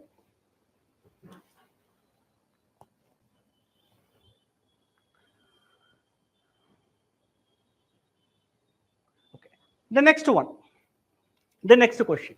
The next question talks about media has become more of a societal lens than an institutional lens analyze. Media has become more of a societal lens than an institutional lens analyze அப்படின்னு கேட்குறாங்க. இந்த மீடியாவோட role என்னன்னு நீங்க பார்க்கணும். For this, we need to understand the role of the media. இப்போ நீங்க பார்த்தீங்கன்னா தெரியும், most of the times I try to draw a picture. What I wanted to say, I try to draw a picture. Try to follow that when you do your answers also. That only brings the diversity of your presentation. Presentation diverse இருக்கணும், யூனிக்கா இருக்கணும். மோனோட்டனியா வெறுமனே எழுதிட்டு மட்டும் இருக்காதீங்க. For example state இருக்காங்க, citizens இருக்காங்க. இப்போ இவங்க கிட்ட இருந்து இவங்களுக்கு there is one form of flow of information நடக்குமா? For example, news releases, PIB, இந்த மாதிரி சில அஃபிஷியல் சேனல்ஸ் இருக்கா? ஆனா இது இல்லாம இன்னொருத்தவங்க இருக்காங்க, மீடியா. அவங்க they watch state, they watch citizens together. So this is what very intricately asked in this question. Media has become more of a societal lens than an institutional lens. இப்போ இது புரிஞ்சதுன்னா நான் நெக்ஸ்ட் சொல்றது can understand better. So இப்போ நான் என்ன சொல்லியிருக்கேன் அப்படின்னா, media is a critical interface between the state and the citizens. It is a critical interface between the state and the citizens, impacting transparency. Between the state and the citizens, impacting transparency. Accountability and participation. Transparency, accountability and participation. இது மூணுத்துக்கு media தான் காரணம். சரி, இந்த மீடியாவை பொதுவா யாரு நடத்திட்டு இருந்தாங்க நீங்க கவனிக்கணும். It was mostly run by big corporations, and who were giving them the news? Government was giving them the news, and independent news agencies provide them the news. அதை அவங்க கலெக்ட் பண்ணி ஆர்கனைஸ் பண்ணி பிரிண்ட் பண்ணி நமக்கு தருவாங்க, நம்ம அதை படிப்போம். So we were only, we now mean to say citizens are only the consumers of news. ஆனா இப்போ என்ன ஆயிடுச்சு? What happened? The face of the media has changed. We are not the consumers, but we are the producers of the news also. அப்ப அந்த role மாற ஆரம்பிக்குது. The role of the media slowly changing. That is what the question is. இதுக்கு முன்னாடி யார் இந்த மீடியாவை run பண்ணிட்டு இருந்தாங்க, மீடியாக்குரிய நியூஸை தந்தாங்கன்னா இன்ஸ்டிடியூஷன் பண்ணிட்டு இருந்தாங்க. அப்ப அது இன்ஸ்டிடியூஷனல் லென்ஸா இருந்தது. But now it has change into societal லென்ஸா மாறிட்டு இருக்கு. இதுதான் கொஸ்டினோட nuance. This is what the question is trying to ask. So நீங்க என்ன பண்ணணும்? இன்ஸ்டிடியூஷனல் லென்ஸா ஒரு மீடியா எப்படி இருந்திருக்கணும். You need to explain what is institutional lens means with examples. Then you need to see what is societal lens of the media means with examples. அடுத்து என்ன சொல்லணும்? ஏன் இது மாறுச்சு? What changed this transformation from institutional lens to societal lens? That will be the part of the answer. So இதை தான் நாம இப்போ ரொம்ப குயிக்காக நான் உங்களுக்கு சொல்ல போறேன். சரி, இந்த ரோல் சேஞ்ச் இருக்கு தெரியுமா? இது எப்படி மாறி இருக்குன்னா, இன்ஸ்டிடியூஷனல் ப்ராபகேண்டா. மீடியா முன்னாடி இருந்தது இன்ஸ்டிடியூஷனல் ப்ராபகேண்டாக்கு யூஸ் பண்ணிட்டு இருந்தாங்க. was mainly associated with institutional propaganda. But later அது என்னவா மாறிடுச்சு? ஆம்பிளிஃபையிங், இப்போ என்னவா மாறி இருக்கு? Amplifying people's aspirations. இந்த சேஞ்ச் வந்திருக்கு. இதை தான் நம்ம கொஸ்டின்லேயே சொல்றோம். இன்ஸ்டிடியூஷன் லென்ஸ்ல இருந்தவங்க சொசைட்டி லென்ஸுக்கு மாறி இருக்காங்க அப்படின்னு கேள்வி கேட்டிருக்கதை நான் இங்க சொல்லியிருக்கேன். In other way. ஸோ இதுக்கு ரொம்ப எக்ஸாம்பிள், இதுக்கு ஒரு பெஸ்ட் எக்ஸாம்பிள் என்ன தெரியுமா சொல்லலாம்? Nirbhaya case. Okay, Nirbhaya case 2012. You remember that? 2012 Nirbhaya case. So 2012 Nirbhaya case நம்ம பார்த்தோம் அப்படின்னா, it was a media driven public outreach. There was a huge coverage of that ghastly attack on the women. Media driven public outrage. அதுதான் என்ன பண்ணுச்சு? அது ஒரு society லென்ஸா மாறுச்சு. Media என்ன பண்ணுச்சு? சமுதாயத்தின் ஒரு பார்வையா மாறுச்சு. அது என்ன கொண்டு வந்ததுன்னா, it led to institutional and legal reforms. So that led to institutional. Nirbhaya case 2012 acted as a societal lens, resulting in legal and institutional reforms. A good example of that. இல்ல இன்னொரு விஷயத்தை நீங்க புரிஞ்சுக்கணும். மீடியா அப்படின்றது பாத்தீங்கன்னா, பொதுவா நாம என்ன நினைக்கிறோம் அப்படின்னா, ரிப்போர்ட்டிங் பண்ற ஒரு பிளாட்ஃபார்ம் நம்ம நினைக்கிறோம். No, media has moved beyond reporting. Media has moved beyond reporting. வெறும் ரிப்போர்ட் பண்ற வேலையை மட்டும் அவங்க பண்ணல. It has moved beyond reporting. What they do? இப்போ ரீசெண்டா கூட I think Saturday it happen. You know about the sad story of custodial death of Ajith Kumar. ரீசெண்டா நியூஸ்ல வந்துட்டு இருக்குல்ல. இப்போ என்ன பண்ணிருக்காங்க? மீடியா அட்டென்ஷன் இருக்கிறதுனால தான் all the 7 police who were involved in that were dismissed. இதே மீடியா இல்லைன்னா என்ன இருக்கும் யோசிச்சு பாருங்க. So media has moved beyond reporting. அப்ப என்ன ஆயிடுச்சு? இப்போ என்ன பண்ணுது? It கேட்டலைசஸ் action. Not just reporting, it கேட்டலைசஸ் action. It catalyzes action, demands accountability. It catalyzes action, demands accountability, and also mirrors social movement. இந்த மிரர் சோஷியல் மூவ்மெண்ட் சொல்றேன் தெரியுமா? என்ன எக்ஸாம்பிள் தெரியுமா? பெஸ்ட் எக்ஸாம்பிள் சொல்ல முடியுமா? Me too movement. Me too movement. So இந்த விஷயங்கள் எல்லாமே மீடியால நடக்க ஆரம்பிச்சது. So it is not only reporting, it has moved beyond that. சமுதாயத்தை காண்பிக்க, it started showing the problems of the society. அதுதான் question. It's become more of a societal lens than an institutional lens அப்படின்னு கேட்குறாங்க. சரி, so இது எப்படி பார்க்கலாம்? இதை வந்து ஒன்ஸ் அகைன் நான் ஏற்கனவே சொன்னேன், உங்களோட ஆன்சர்ஸ்ல சில வேர்ட்ஸை நீங்க அடிக்கடி யூஸ் பண்ணணும். பப்பாட் ஆன்சர்ன்றது நீங்க எழுதுற வார்த்தைகளை வச்சு தான் சொல்ல முடியும். ஸோ இன்ஸ்டிடியூஷன்னா எப்படி சொல்லலாம்? Top down. சொசைட்டல்னா என்ன? Bottom up. ஸோ ஃபர்ஸ்ட் என்னன்னா, changing role from top down to bottom up. இந்த வேர்ட்ஸ் எல்லாம் நீங்க அதிகமா யூஸ் பண்ணணும். இந்த மாதிரியான words, bottom up, top down, you need to use it much more. அதே மாதிரி நவ் இதுக்கு முன்னாடி எப்படி இருந்ததுன்னா, அதாவது நான் இங்க போட்ட இந்த பிக்சர் தான் பாருங்க, ட்ரையாங்கிள் வருதா? So next media citizen state triangle. That is the next context. Media citizen state triangle. Next most important ஆன ஒரு கான்செப்ட், இதை கவனிக்கணும் நீங்க. என்னன்னா, India's governance is no more driven only by bureaucracy. Indian governance is no more driven only by bureaucracy. Yeah, because bureaucracy அது எதை நோக்கி move பண்ணிடுச்சு? கவர்னன்ஸ் நோக்கி மூவ் பண்ண ஆரம்பிச்சிடுச்சு. bureaucracy is slowly transforming into governance. கவர்னன்ஸ்னா என்னமா நம்ம பார்த்துருப்போம். கவர்னன்ஸ்னா என்ன தெரியுமா? இந்த simple words, network, participation. Network and participation is a governance. அப்போ bureaucracy இமேஜின் பண்ணுங்க, it is a closed door decision making. கவர்னன்ஸ்ன்றது ஓப்பன் டோர் டெசிஷன் மேக்கிங். அப்போ பியூரோக்ரசில இருந்து வெளியில வர்றது தான் கவர்னன்ஸ். அதுதான் என்னன்னா, bureaucracy, Indian governance is no more purely bureaucratic. It is networked and participatory.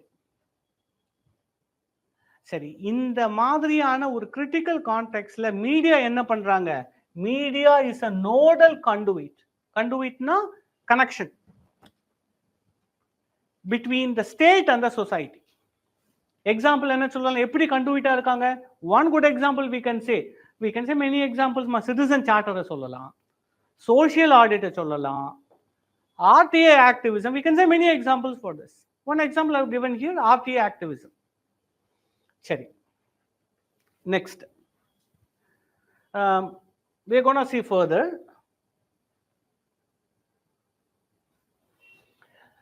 இதுக்கு முன்னாடி என்னவா இருந்தது? இன்ஸ்டிடியூஷனல் லென்ஸா இருந்ததுன்னு பார்த்தோம். we were saying it was earlier institutional லென்ஸா இருந்தாங்க. In fact, I would like to introduce you to one concept. Okay, you try to refer it further for your own reference. Herbert Simon's attention economy, இதை பத்தி படிங்க. ரொம்ப இன்ட்ரெஸ்டிங்கான ஒரு concept அவர் சொல்றாரு. Herbert Simon, H. Simon's attention economy. Please read about it. Future ரெஃபரன்ஸ்க்கு வச்சுக்கோங்க. Attention economy. நீங்க பொதுவாக கேள்விப்பட்டிருப்பீங்க, யூஸ்வலா சொல்றாங்க, what is the biggest capital of the contemporary times? இப்போ இருக்கக்கூடிய நாட்கள்ல எது கேபிட்டல், எது முதலீடுன்னு இன்ஃபர்மேஷன் தானே சொல்லுவோம். Usually we use to say information is a capital. அதான முதலீடு. ஹெர்பர்ட் சைமன் சொல்றாரு, no no no no, information is not a capital, attention is a capital. So Herbert Simon says that attention, not information. Attention, not information, is the scarce resource in the modern societies. Modern societiesல ரொம்ப ஈஸியா கிடைக்காத ஒரு பொருள் எது தெரியுமா? Attention தான். இப்போ பாருங்க, நம்ம சொல்றோம், பசங்க சொல்றோம், let's say that we are making it free and making to many people. Not many people are willing to come. Why? Because they are having attention in somewhere else. But that is a scarce resource. Attention is a scarce resource, not information. So that's what Herbert Simons talks about, attention economy. In the attention economy da media capitalize பண்ணுது. Media capitalizes what is called as attention economy. In fact, every entertainment business, இது ethical perspective நீங்க பார்க்கலாம். This concept of attention economy also can be seen from ethical perspectives. சரி, coming back, earlier it functioned as an institutional lens. How? Because it reflected state narratives. Earlier media only said what government was saying. It also created a pseudo environment. இந்த மாதிரியான word usages உங்க ஆன்சர்ல கொண்டு வர try பண்ணுங்க. It created a pseudo not false. It created a pseudo environment shaped by elites and institutions. Anna, it is now changing into societal lens. How? Of course, media has to come out of the institutions. Institution விட்டு வெளியே வந்தாதான் media சோசியலா மாற முடியும், சொசைட்டில மாற முடியும். அதுல தான் we talk about rise of social media. That is the most important reason. So the rise of social media, citizen journalism, we can say the influencer community nowadays in YouTube. So they are the one which is responsible for the reflection. It's negative. Rendo sollala. We can say positively or negatively also. So that is the reason for the shift from institutional lens to the societal lens. சரி, இதனால இருக்கக்கூடிய positive நெகட்டிவ்ஸ்லாம் வேணாம். That's too much. ரொம்ப பெருசா இருக்கும். Let's move on to the next. What are the drivers for the shift? இங்க மாறுச்சு இல்லையா? From this to this. What caused this? First one, social media platforms. The rise of social media platforms. So social media platformsல என்ன ஆனாங்க? Consumers became creators.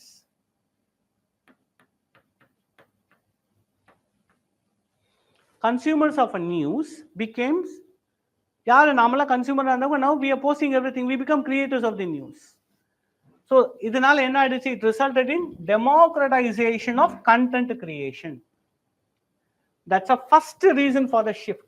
idhukku munadi news ivanga dhaan thandanga, ipo news naamle uruvaakikkom. That's the first reason. Second, liberalization of media post 1991 reforms. After 1991, media has been liberalized out of state control. So therefore, that also contributed for this. Third, declining trust in institution தானே இந்த நியூஸை தராங்க, அவங்க மேலேயே நம்பிக்கை கிடையாது. The third is declining trust in institutions due to corruption, delay, bias, decreasing trust. And the fourth is rise of influencers and alternate narratives. In the four தான் பாத்தீங்கன்னா is responsible for moving from institution to the societal lens.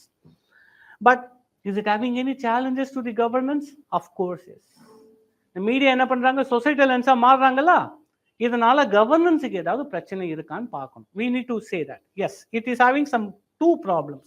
First one, so is it legitimate for them to express their opinions in social media?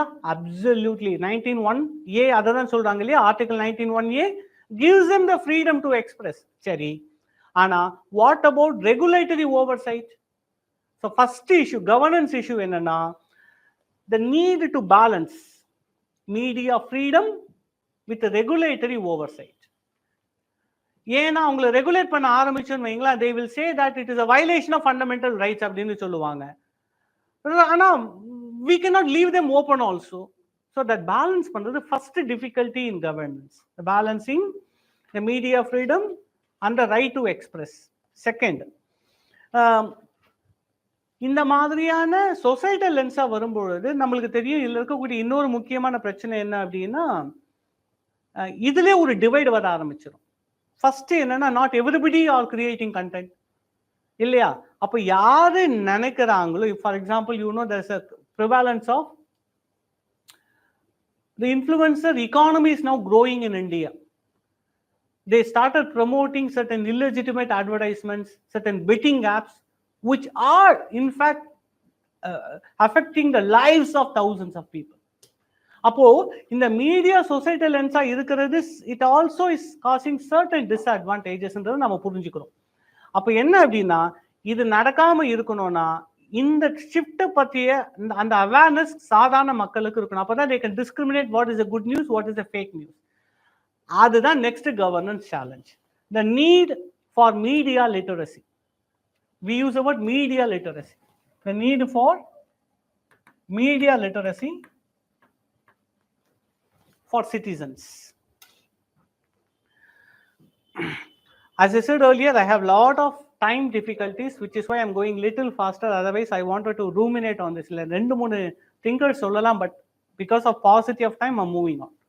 So we discussed about what caused this shift, institution to societal மாறக்கூடிய காரணம் பார்க்கணும். So what is the way forward? As we said earlier, now they are not creating news anymore. They are. Therefore, அவங்களோட engage பண்ணணும், வேற வழியே கிடையாது. Engaging with the citizens, that is the only way forward.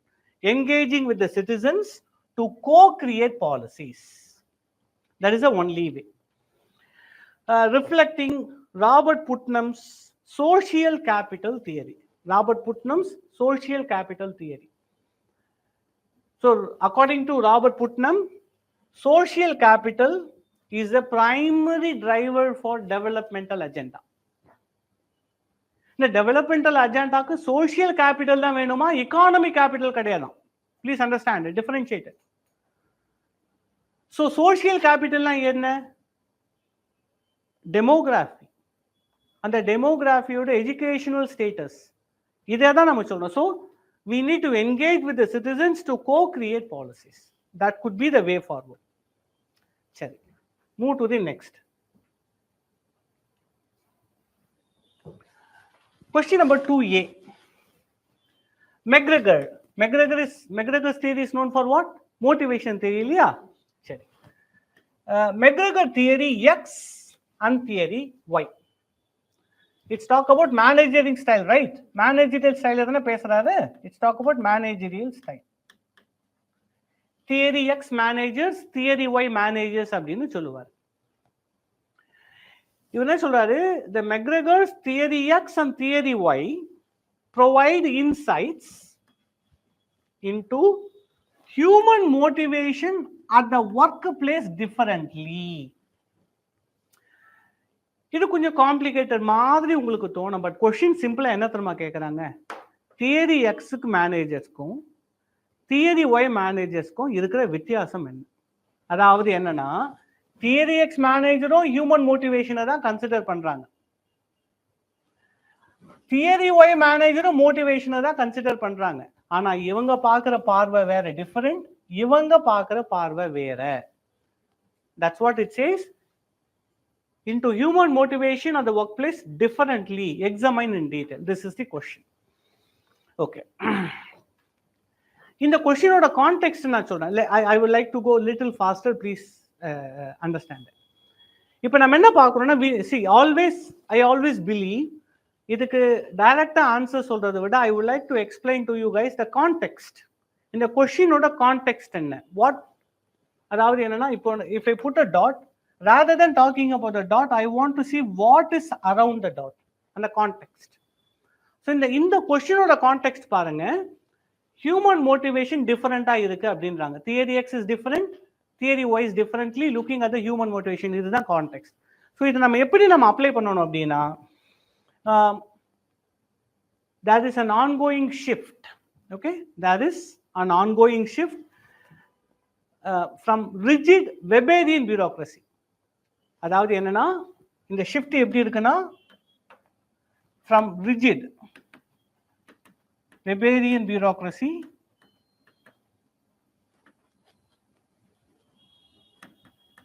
this is a classical model. From the rigid Weberian bureaucracy, it is moving to flexible citizen centric models. கடைசி ஒரு 20 வருஷத்துல பாருங்க, எல்லாமே இங்கிருந்து இங்க மூவ் ஆக ஆரம்பிக்குது. ஆர்டிஐல ஆரம்பிச்சு 73rd 74th கான்ஸ்டிடியூஷன் அமெண்ட்மெண்ட்ல ஆரம்பிச்சு it's slowly coming towards there. From the rigid Weberian bureaucracy, there is a shift to flexible citizen centric model.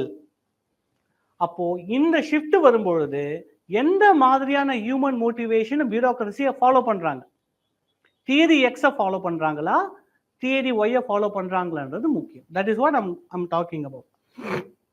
சரி, தியரி எக்ஸ் என்ன, தியரி ஒய் என்ன, whether theory X is positive or theory Y is positive, நீங்க படிச்சிருப்பீங்க இல்லையா, Y is positive. Yes, good.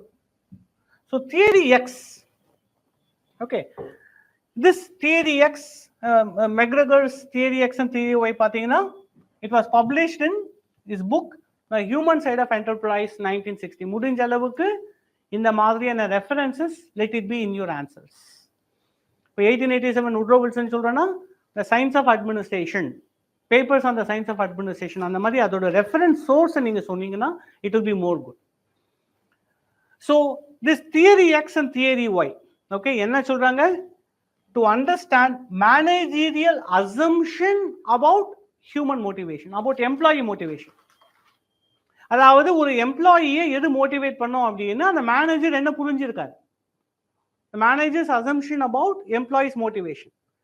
Please understand, traditional motivation is no longer applicable. Why? Because in the recent times there are new changes happening in organizations, such as remote work, work from home சொல்றோம்ல, remote work, gig economy, gig economy na informal economy சொல்றோம், and collaborative governance. So இந்த மாதிரியான changes வரும்பொழுது theory X is no more applicable. புரியுதா உங்களுக்கு? Remote ஒர்க்கில் எப்படி theory எக்ஸை கொண்டு வர முடியும்? How can we bring theory X in gig economy? So it means the conventional assumptions of theory X are challenged. அப்ப என்ன பண்றது, இந்த மாடல் எல்லாமே என்ன பண்ணுது, தியரி எக்ஸை கொஸ்டின் பண்ணுது. It questions the assumptions of theory X. சரி,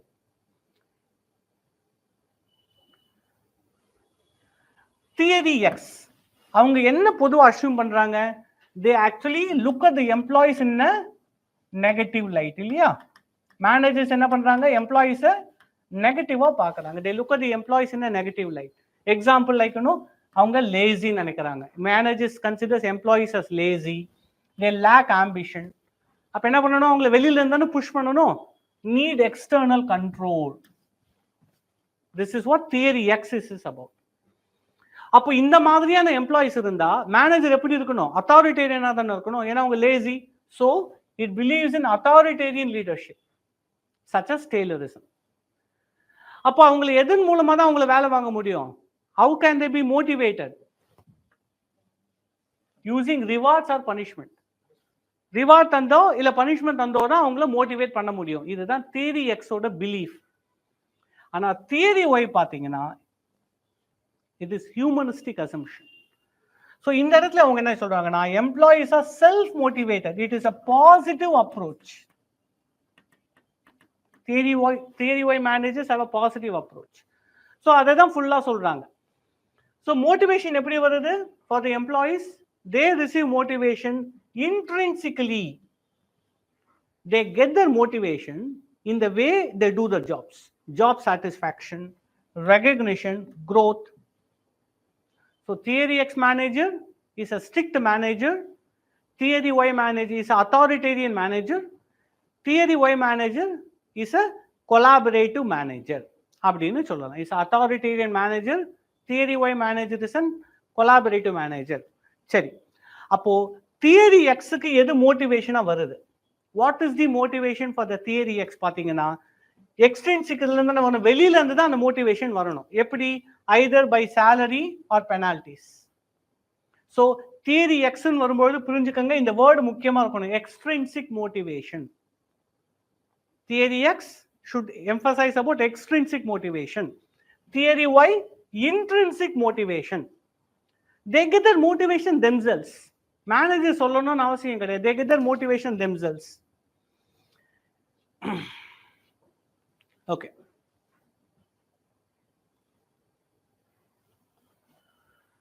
So now what is the organizational outcome? We need to see that. What is the organizational outcome? Theory X. Okay. It aims for compliance. அதாவது manager orders employee will follow. It aims for compliance. But எம்ப்ளாயிஸோட innovation இருக்காது. There will be nothing new coming up. It will be mechanical and routine.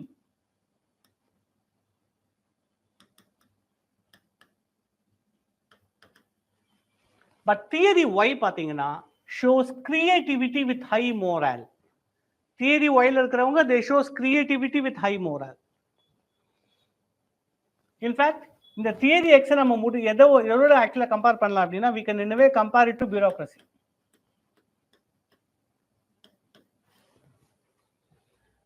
சரி, இதோட implications என்ன? Next we are going to see the important discussion, implications. But I would like to say there are certain strength and weakness. I would like to say about that also. Please don't think that theory Y is so good, so positive that it is to be followed everywhere. No, wrong. Theory X also should not be followed everywhere. Why? Because it has its own strength and weakness. So அது ரொம்ப குயிக்கான உங்களுக்கு சொல்றேன். What about the strength and weakness of theory X and theory Y? Let's talk about theory X first. Okay, theory X. Theory X எங்க தெரியுமா best சூட்டபிளா இருக்கும்? During crisis situations. Theory X சொல்றதை செய்யறது தான் வேணும் கிரைசிஸ் அப்போ. During crisis situations theory X is suitable. Theory Y innovative governance. புதுசா நீங்க கிரியேட்டிவிட்டியை கொண்டு வரணும்னா you have to leave them free. then theory Y is needed there. The manager should be like a theory Y manager. சரி, ஆனா இதுக்கு ஒரு limitation இருக்கு. சரி, தியரி எக்ஸோட லிமிடேஷன் என்ன? இப்போ இமேஜின் பண்ணுங்க, you are a employee under a theory X manager. First one, you will be alienated. அவர் சொல்றா நீங்க செய்றீங்க, ஏலியனேஷன் வரும். இந்த ஏலியனேஷன் என்ன பண்ணும்? Leads to job dissatisfaction, frustration build ஆகும். That is a consequence. சரி, தியரி எக்ஸ் என்ன பண்ணுது? Leads to this. Theory Y மட்டும் பண்ணும், அதுக்கு ஒரு ப்ராப்ளம் இருக்கு. What the theory Y will do? Theory Y பாத்தீங்க அப்படின்னா it is not suitable in low motivation settings. For example, இப்போ வேஸ்ட் கலெக்ஷன் சென்டர்ல இருக்காங்க இல்லையா, அவங்களுக்கு என்ன பெருசா மோட்டிவேஷன் நம்ம தர முடியும்? how can we bring theory Y there? அந்த இடத்துல தியரி எக்ஸ் தான் வேலை செய்யும். So Theory Y is not applicable every place. Low motivation setting இருக்கிற இடத்துல motivation இருங்கன்னு எப்படி சொல்ல முடியும்? They cannot be motivated. So that's a problem. சரி. Now coming to the last point. இதோட relevance. The relevance of this theory X and theory Y. Question என்ன கேட்டாங்க? Human motivation ரெண்டு பேரும் வேற வேற மாதிரி பார்க்கறாங்க. இவ்வளவுனா நம்ம அதை எக்ஸ்பிளைன் பண்ணோம். ஆமா, it is intrinsic, this is extrinsic. It needs rewards, this needs their own job satisfaction. இந்த மாதிரி differentiation பண்ணிட்டோம். Coming to the conclusion. Now this conclusion is very important. Maybe நீங்க படிச்சிருக்கலாம், but I want to say it once again here. Theory X and theory Y are not mutually exclusive. இது என்ன sir mutually exclusive என்ன அர்த்தம் அப்படின்னா, don't think that this office and the manager there is theory X completely. You go to this office, it is completely theory Y. அந்த மாதிரி கிடையாது. In the same district head office, sometimes theory X will work, some other times theory Y will work. So அதனால it is not mutually exclusive. அப்படின்ற அந்த conclusion உங்களோட ஆன்சர்ல கண்டிப்பா இருக்கும். It's not mutually exclusive. New public management, NPM. Okay, NPM. It favors theory Y. NPM favors theory Y for efficiency and responsiveness. Because right now நம்ம என்ன இருக்கோம், எங்க இருக்கோம், எந்த டைம்ல இருக்கோம், NPM ல இருந்து NPG போயிட்டு இருக்குமா? இன்ஃபேக்ட் NPG தாண்டி போயிட்டு இருக்கும். But this is mostly where we are. NPM மாடல்ல இருந்து நம்மளோட பியூரோக்ரசி எதை நோக்கி போயிட்டு இருக்கு? ஸ்லோவா NPG நோக்கி போயிட்டு இருக்கு. ஸோ இந்த மாதிரி நேரத்தில் நம்மளுக்கு தியரி எக்ஸ் தான் favourable. Theory Y is favourable for efficiency and responsiveness. ஆனால் இந்தியன் பியூரோக்ரஸியை பார்த்தோம் அப்படின்னா we need a hybrid model. Indian bureaucracy needs a hybrid approach. என்ன ஹைபிரிட் வேணும்? எங்கெங்கெல்லாம் கம்ப்ளைண்ட்ஸ் வேணுமோ, சொல்றதை கேட்கணுமோ, அங்கே தியரி எக்ஸ் மேனேஜர் அப்ரோச்சும், எங்க ரிஃபார்ம்ஸ் கொண்டு வரணுமோ அங்கெல்லாம் தியரி ஒய்யும் வேணும். So we need theory X for compliance and theory Y for reforms. Could be the way that we conclude this answer. சரி,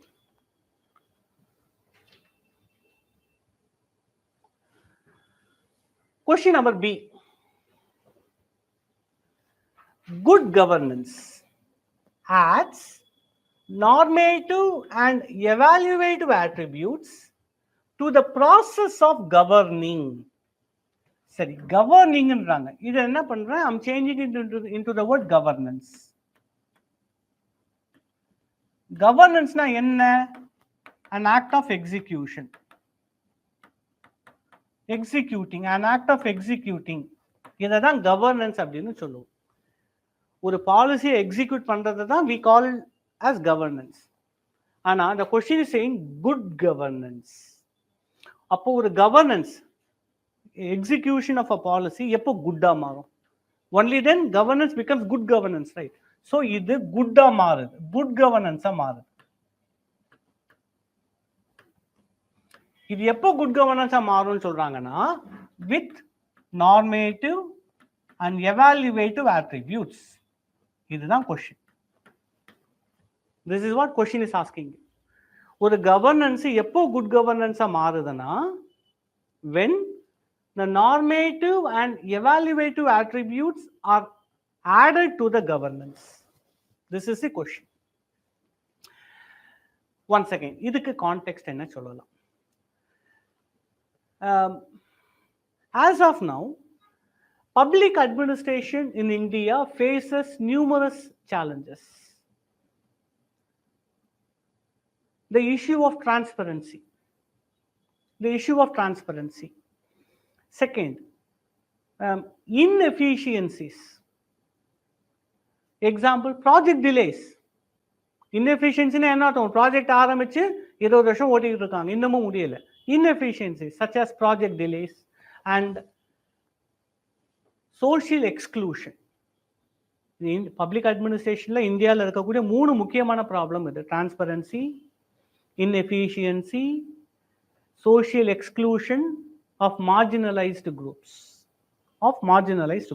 சரி, இப்போ என்ன கேட்குறோம் அப்படின்னா, இந்த கான்டெக்ட்ல நம்ம கவர்னன்ஸா இருக்கிறது பத்தாது. in this challenges, in the midst of the challenges, we need to move from good to we need to move from governance to good governance. இந்த ஷிஃப்ட் நடக்கணும். அது நடக்கணும்னா நமக்கு normative and evaluative values கொண்டு வரணும். we need to bring up normative and evaluative attribute. That is what the question is about. சரி, இப்போ நார்மேட்டிவ்னா என்ன? நார்ம்ஸ், நார்மேட்டிவ்னா நார்ம்ஸ்னுவாங்க. நார்ம்ஸ்னா என்ன சொல்லுவோம்? சட்ட திட்டங்கள்னு அர்த்தம் அதானே. ஸோ நார்ம்ஸ் மீன்ஸ் இதை நீங்க செய்யணும், அதை நீங்க செய்யக்கூடாதுன்னு சொல்றதுதான் நார்ம்ஸ். ஸோ நார்ம்ஸ் பார்த்தீங்கன்னா ஆர் வேல்யூ பேஸ்ட். இதை நல்லா புரிஞ்சுக்கோங்க, don't get confuse. Norms are value based. Second, எவாலுவேட்டிவ்னு சொல்றாங்களே, எவாலுவேட்டிவ்னா என்ன? For example, in the act of execution, let's say, for example, let's say right to education 2008 was implemented, but அதை எப்படி evaluate பண்ண முடியும்?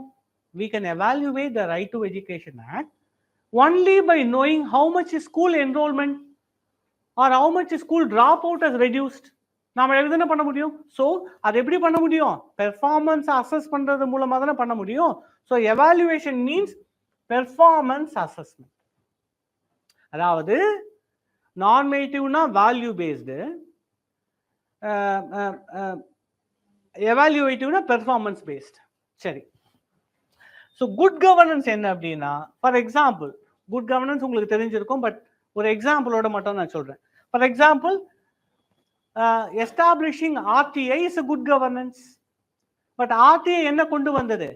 It has brought, it has introduced, it has strengthened transparency in Indian governance. அப்போ கவர்னன்ஸ்ல transparency கொண்டு வந்தாங்க இல்லையா? அப்ப அந்த டிரான்ஸ்பரன்சி தான் நார்மேட்டிவ் அட்ரிபியூட்ஸ். புரியுதா உங்களுக்கு? ஒரு வேல்யூவை கவர்னன்ஸ்குள்ள கொண்டு வந்திருக்கா, டிரான்ஸ்பரன்சின்னு ஒரு வேல்யூவை RTI கொண்டு வந்திருக்கா. So that is called as good governance. அதனால தான் என்ன சொல்லுவோம்? RTI is a tool to a good governance னுவாங்க. ஏன் அது குட் கவர்னன்ஸுக்கு டூல்ன்றாங்க அப்படின்னா, முக்கியமான காரணம் என்னன்னா, because it brings transparency. Sir டிரான்ஸ்பரன்சினால என்ன சார் ஆகும் அப்படின்னா, அதை தான் இங்க கொஸ்டின்ல சொல்றாங்க. Transparency is a normative value which is added, which is integrated into the administration. That is why we call RTI is a tool towards good governance. சரி,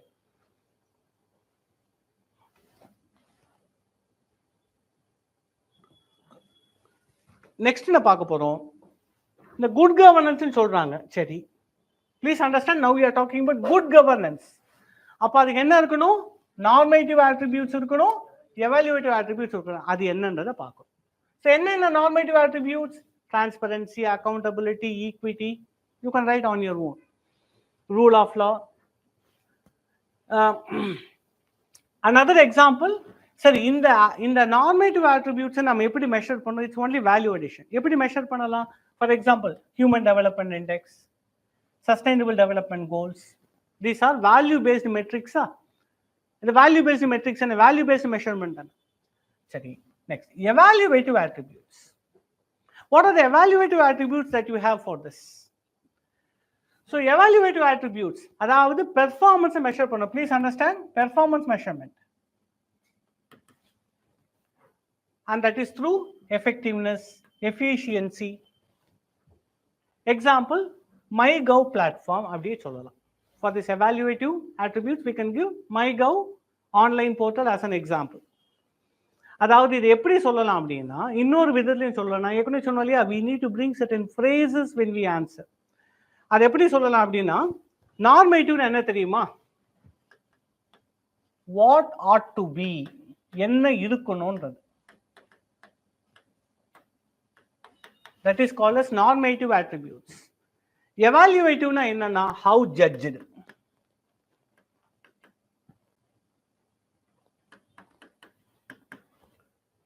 This is a easy way to understand these two concepts. So this normative attributes and evaluative attributes, இது என்னமோ தனியா இருக்கும் நம்ம நினைக்க மாட்டோம், கிடையாது. There is a synergy between the both.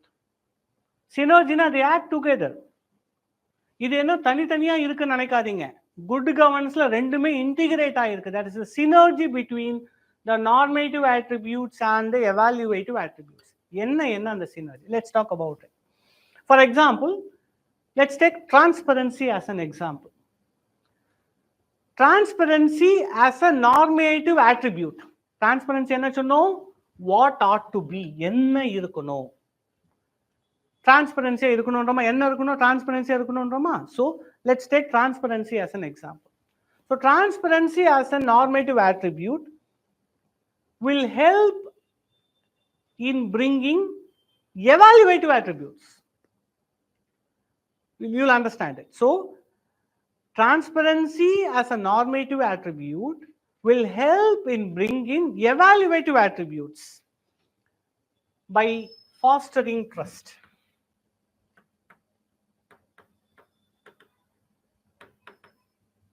Because transparency leads to this. Let's talk about evaluative attributes. So in the synergy, ரெண்டு பேருக்கு இருக்கிற synergy என்னன்றது நான் உங்களுக்கு சொல்றேன். Now, if we take evaluative attributes, for example, efficiency. Efficiency as an evaluative attribute will help in bringing normative results. புரியுதா உங்களுக்கு என்ன சொல்ல வரேன்? It helps to bring in normative results. அதாவது என்னன்னா, normative attributes will try to bring evaluative attributes if it is properly established. And normative values will also help in enforcing evaluative values will also help in bringing normative values. That's what we are trying to say here. So, example, we can say Pradhan Mantri Jan Dhan Yojana as an example. இதோட normative என்ன சொல்லலாம்? Financial inclusion for equity. இதுதான் அதோட normative value. But அதோட evaluative value என்ன சொல்லலாம்? அதை judge பண்ணணும். How can we judge it? By the number of bank accounts opened. So that is its evaluative value, and normative value is equity, promoting financial inclusion as an equity. இதுதான் example வச்சு நம்ம சொல்றது. சரி,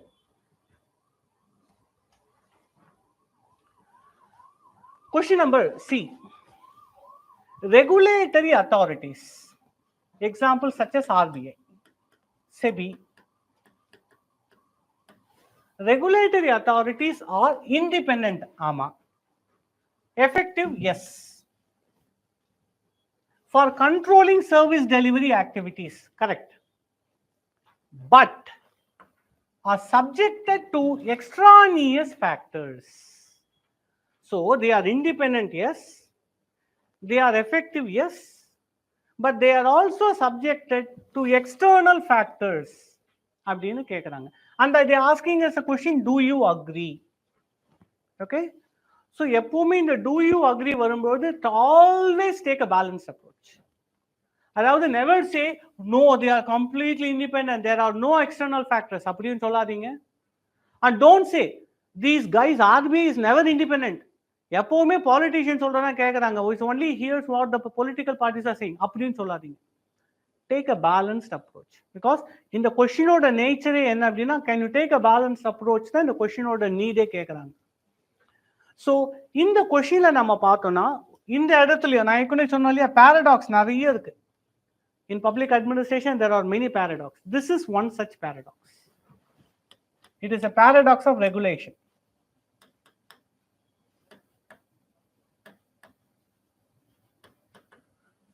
It's a paradox of regulation. இது ஒரு டிஃபிகல்ட்டான ஒரு பசில். என்ன அப்படின்னா, institutions created for independence. I'm sorry, created to be independent. Sorry, independence இல்ல independent. Institutions created to be independent yet face external pressures. Example, RBI.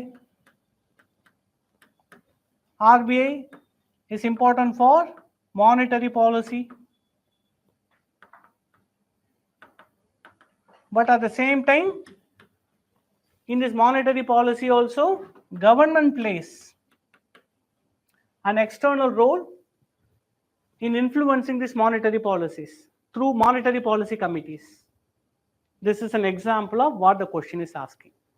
இந்த மாதிரி கவர்மெண்ட் மாதிரி வேற என்ன ப்ரெஷர்லாம் இவங்களும் இன்ஃப்ளூயன்ஸ் பண்றாங்க, இந்த மாதிரி இண்டிபெண்டன்ட் பாடிஸோட இண்டிபெண்டன்ஸ் அஃபெக்ட் பண்றாங்க. This is what the question, this is the paradox. சரி,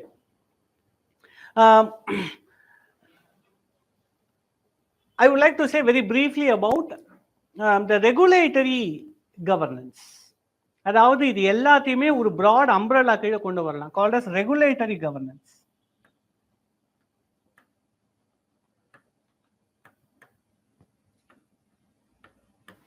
It's called as regulatory governance. இந்த regulatory governance அப்படின்னா அதுல இருக்கக்கூடிய முக்கியமான எலிமெண்ட்ஸ் என்ன? What are the important elements of regulatory governance? மொத்தம் 3 முக்கியமான தியரிஸ் இருக்கு. There are 3 important theories in regulatory governance. First one, public choice theory. In regulatory governance, the first and the foremost is public choice theory. In the public choice theory, okay, அதாவது என்னன்னா இந்த public choice theory எதை refer பண்ணுது அப்படின்னா, individuals are best to take a decision அப்படின்றத public choice theory சொல்லுது. தனி நபர்கள் அவங்களுக்கு வேண்டியதை முடிவு எடுத்துப்பாங்க, பப்ளிக் சாய்ஸ் தியரி. அப்போ ரெகுலேட்டரி ஏஜென்சிஸ் என்ன பண்ணணும்னா, தனி நபர்கள் முடிவெடுப்பதற்கு ரெகுலேட்டரி ஏஜென்சிஸ் வாய்ப்பு தரணும். நிறைய சமயம் அந்த மாதிரி மார்க்கெட்டை தராது. There will be monopoly tendencies, there will be pressure tactics used. ஆனா அது எல்லாம் இல்லாம யாரு பார்க்கணும்? Regulatory agencies பார்க்கணும். So regulatory governance depends on 3 theories. First one, public choice theory. Second, institutional economics அப்படின்னு சொல்லுவாங்க. Second is institutional economics. Institutional economics என்ன பண்றாங்கன்னா, it emphasizes transaction cost. It emphasizes transaction cost. For example, you want to have access to health. You go to a government hospital, there is zero transaction or a very minimal transaction cost. You go to a premier hospital, the transaction cost is very higher. Idhula the common man should not be affected in the transaction cost. Idhiya regulatory agencies பார்க்கணும். Second, third theory, network governance. Public choice theory, institutional economics, third, network governance. இந்த network governance என்ன சொல்றாங்க? Improving collaboration between the center, state and the market. Improving the collaboration between the center, state and the market. இதுதான் network governance சொல்றாங்க. அப்போ இந்த interaction இருக்குல்ல, centre, state and the market, இது ஒழுங்கா நடக்கதான் பார்க்கறதுக்கு ரெகுலேட்டரி ஏஜென்சிஸ் வேணும். ஸோ இந்த 3 டைமென்ஷன்ஸ்ல தான் we are bringing regulatory agencies. So regulatory agencies comes under the broad category called as regulatory governance, and the regulatory governance depends on these 3 choices. சரி, இப்போ question என்ன கேட்டிருக்காங்கன்னா, they are subject to the external pressure னு கேக்குறாங்க. So what these regulatory agencies are doing, for example, can you imagine what RBI is doing? Can any other agency can do that? Let's say Ministry of Finance, can they do the work done by RBI? Impossible, they cannot do that. So எல்லா regulatory agency அது பண்றாங்க. So regulatory agency என்னன்னா, is a form of specialized and technocratic governance. It is a form of specialized and technocratic governance. No other person can do that. But they also have a tension. Why? Because they wanted to be autonomous, but also they have to be accountable. That is a tension that is found in the regulatory agencies. ஏன் இங்க பாருங்க, இப்போ for example take RBI. Is RBI an autonomous agency? Yes. But does it mean that they can be allowed to fix any bank rate, any monetary policy? No. They are accountable to the government. So independent, but also accountable. That is the tension. That is what every regulatory agency faces. That is what the question is asking us. சரி, இது என்ன கான்டெக்ஸ்ட்ல வருது? We need to understand the context also. The context of the question is also important. இது எந்த சூழ்நிலையில நடக்குது பாருங்க? In an era of privatization, digital disruption, and citizen activism. இது மூணும் சேர்ந்து நடக்குது. So during this time, okay, lot of changes happens. Changes எங்கெங்க நடக்குது பாருங்க. The changes are happening in the state. The changes are happening in the market. And there are also a lot of social changes. So இது மூணு, the time when there is a lot of changes happening, that is when regulators are crucial mediators. Regulators are crucial mediators between state and the market. They are the mediators. சரி, ரெகுலேட்டர்ஸ்னா யாரு? Regulatory ஏஜென்சிஸ்னா யாருன்னா, they are quasi governmental bodies. ஏன் quasi governmental bodiesனா, they are established by the government, but they are autonomous. So they are established by the government, but they are autonomous. They are called as quasi governmental bodies. Okay, so and they are tasked with the oversight, rule making, and enforcement across sectors like telecom, electricity, finance. Example, RBI. RBI is a good example for this. So இது எந்த வகையில ஓரளவுக்கு சொல்லலாம்னா, in fact இந்த regulatory agency நம்ம சொல்றோம் இல்லையா, என்ன பண்றாங்க, ஆட்டோனமஸா வைக்கிறாங்கல்ல கவர்மெண்ட். அதுக்கு இன்னொரு ஒரு ஜஸ்டிபிகேஷன் என்ன தரலாம் அப்படின்னா, வில்சனோட பாலிடிக்ஸ் அட்மினிஸ்ட்ரேஷன் டைகாட்டமி சொல்லலாம். இந்த பாலிடிக்ஸ் என்ன பண்றாங்க, இந்த மாதிரி ரெகுலேட்டரி ஏஜென்சிஸை தனியா ஐசோலேட் பண்ணி வைக்கிறாங்க, away from political influence. So this can also be linked to the politics administration dichotomy as advised by the Woodrow Wilson. சரி, இப்போ என்ன நம்ம இப்போ பார்த்துருக்கோம் அப்படின்னா, கான்டெக்ஸ்ட் எக்ஸ்பிளைன் பண்ணியிருக்கோம். இப்போ நெக்ஸ்ட் என்ன பார்க்குறோம்னா,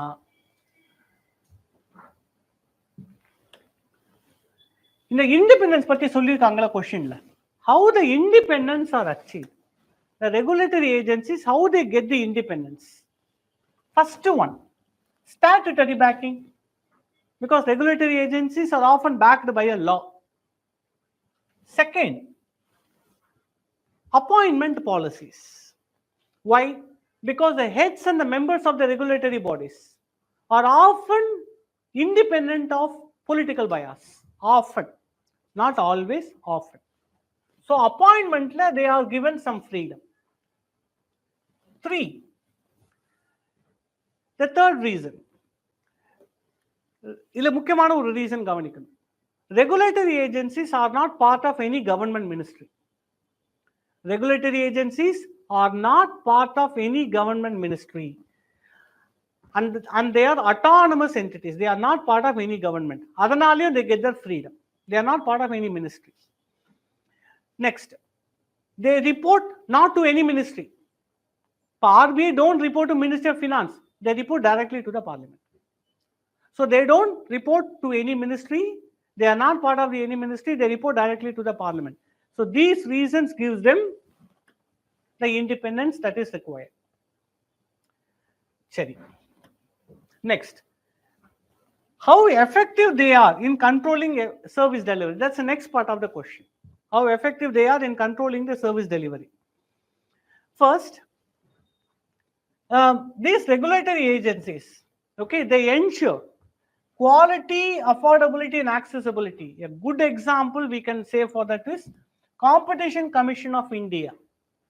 The Competition Commission of India's action against Google for anti-competitive practices in 2002.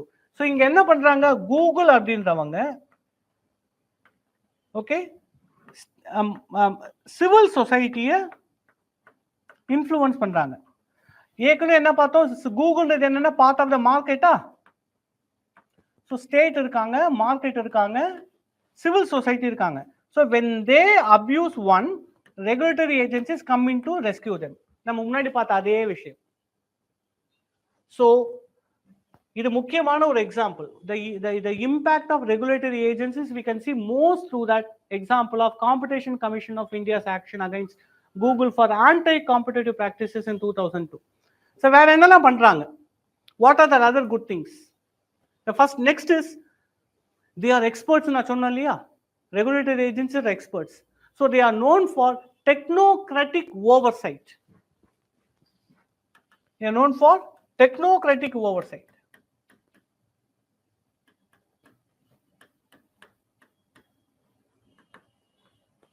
They are known for technocratic oversight in their respective domains. For example, IRDAI is known for regulating the insurance market. அதை வேற யாருமே அந்த அளவுக்கு எஃபிஷியண்டா பண்ண முடியாது. So technocratic oversight. Now coming to the next part of the question, external factor இது influence பண்ணுதுன்னு சொல்றாங்க இல்லையா? They are talking about the external factors. What are the external factors? Political interference, is that one external factor? For example, நீங்க கேட்கலாம், sir எப்படி sir இது நடக்குது? C டைம்னால கொஞ்சம் வேகமா போறேன். எக்ஸ்டர்னல் ஃபேக்டர் மேபி இதை மட்டும் வேணா நான் சொல்றேன். பொலிட்டிக்கல் இன்டர்ஃபரன்ஸ், இதுக்கு எக்ஸாம்பிள் என்ன சொல்லலாம்? Even though we can say that they are appointed by a selection committee, but selection committee itself is still representative of the political system. So therefore their appointments can be politicized. First reason is political interference, and my example, their appointments can be politicized. Model reason. Second reason, corporate influence. Political in that na sollala, but I want to add it up. Corporate influence. There is one particular word for this. It's called as regulatory capture. It's called as regulatory capture. Corporate influence can also be called as regulatory capture. So regulatory capture na enna appadina, for example, the expression of vested interest, okay, in the activities of a regulatory agency. ஒரு regulatory ஏஜென்சியோட activity இண்டிபெண்டா இருக்காம எப்போ vested interest express பண்ணுதோ, it is often referred as regulatory capture. A good example for that is SEBI's action. SEBI's SEBA, Stock Exchange Board of India. So SEBI's actions recently during the ICICI scam, the recent activities during the ICICI scam and its investigation by SEBI can also be referred as an example of regulatory capture. அதாவது regulatory கேப்சர்னா இந்த regulatory agencies இருக்காங்கல்ல, SEBI, IRDAI, அதை வெளியில இருக்கிற சிலர் போய் capture பண்ணிடுறாங்க. That is what in a very simple way called as regulatory capture. இது மட்டும் இல்லாம the third one is judicial intervention. There is also another problem of what is called as judicial intervention. For example, judicial intervention என்ன ஆகும், can often become into judicial activism. So judicial activism can also affect the independence of these agencies. அவங்களும் சிலதை செய்ய வேணாம்னு சொல்லுவாங்க. For example, in 2023, Supreme Court has quashed the recommendations of TROI in spectrum allocations. TROI என்ற ஒரு regulatory agency தர allocation, judiciary is intervening and kind of violating it.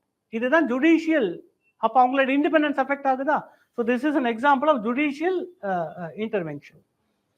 Now coming to the last, இப்போ questions ஓட dimensions explain பண்ணிட்டோம். Now what we need to know, once again, regulatory agencies are very essential in the disruptive times of the day. We are right now living in the disruptive times of the day. நான் சொன்னல digital explosions எல்லாம் நடந்துட்டு இருக்கு. So இந்த நேரத்துல regulatory agencies are required, but also we need to ensure that we balance the both. There is a need to balance the transparency, and so there is a need to balance the independence and the accountability of these regulatory agencies. ரெண்டுத்தையுமே நம்ம balance பண்ணணும். Why? The justification is much more needed. True independence நீங்க என்ன நினைக்கிறீங்க? ஒரு ஏஜென்சியை கம்ப்ளீட்டா independent தரணும்னு நினைக்கிறீங்களா? Is it really possible? Is it practically possible? Never. Never it is possible. ஒரு ஏஜென்சி கம்ப்ளீட்டா independent ஆக்குங்க, it becomes autocratic. It becomes autocratic. It becomes dictatorial. There are always has to be checks and balances. So regulatory agencies enna cannot exist, okay, in a vacuum of external pressure. Regulatory agencies cannot exist in a vacuum of external pressure. So அப்போ என்ன பண்ணணும்? இவங்களுக்கு இந்த மாதிரி வெளியில இருந்து pressure வருதுல, இது வெளியில இருந்து வர்றதுதான் ப்ராப்ளமா இல்லனா அது வர்றதே ப்ராப்ளமா? So we need to ensure that these regulatory agencies are accountable, but to whom? Not to media, not to government, to the parliament. So parliamentary oversight of the regulatory bodies is a need. அதாவது அதன் மூலமா தான் அந்த accountability கொண்டு வரணும். புரியுதா உங்களுக்கு? So we should not bring kind of random coercive accountability கொண்டு வரக்கூடாது. It has to be through parliamentary oversight. அதாவது என்னன்னா, we need to ensure that they submit annual reports, CAG reports எல்லாமே டைம்லியே சப்மிட் பண்றாங்களான்றதை பார்க்கறது மூலமா we can bring accountability of this regulatory agencies. சரி, question 3A. The question is asking us strengthening social audit. Okay, strengthening social audit through appropriate ways will promote inclusive governance. So they are simply saying social audit will help in inclusive governance. Okay, this is very simply straightforward expression given here. Strengthening social audit through appropriate ways will promote inclusive government. Here, it is extremely important to pay attention to the word government. They didn't say governance. So they are talking about inclusive institutions. ஏன்னா உங்களுக்கு தெரிஞ்சிருக்கும், கவர்மெண்ட்னா institutions, கவர்னன்ஸ்னா process. So they are talking about inclusive institutions. I don't know whether நீங்க அதை கவனிச்சிருக்கீங்களான்னு தெரியல, but it talk about institutions, not process. சரி, let's talk about this. So governance, as I said earlier, governance is a network concept. So governance is always co-created. It is co-created between the state and the citizens. நம்ம பொதுவா என்ன சொல்றோம், delivery of services அப்படின்ற வார்த்தை என்ன சொல்றோம், ஆனா கவர்னன்ஸோட மொழியில அது ஏத்துக்க மாட்டாங்க. It is not delivery of services as if someone is there, someone is receiving it. அது தப்பு. So in governance, it is not believed to be delivered, it is to be co-created. So governance is co-created, not delivered. So it is in this context, strengthening audit is very similar. நம்ம என்ன பண்றோம், social ஆடிட்டை strength பண்ணா போதும், ரொம்ப பெருசா வேணாம். இதை strengthen பண்ணாலே 73rd 74th அமெண்ட்மெண்ட் ஸ்ட்ராங் ஆரம்பிச்சிடும். So strengthening social audit leads to strengthening the forces of 73rd and the 74th constitutional amendments. So இதோட இம்பார்ட்டன்ஸ் என்ன? What is the importance of the social audit? The first one, I'll give you one or two examples, then we move on. Social audit is responsible for transparency, accountability. Then it also leads to inclusive governance and government also. For example, it helps in making PRI, Panchayat Raj institutions, more responsive.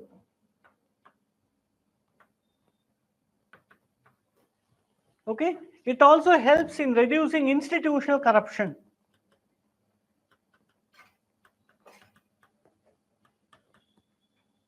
It also helps in reducing institutional corruption.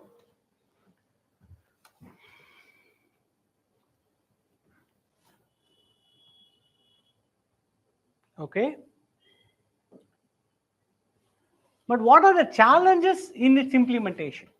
Social audit is responsible for these two things, but what are the challenges பார்த்தோம்னா, administrative insensitivity. Second, lack of awareness. The lack of awareness about the social audit in both the institutions and the citizens.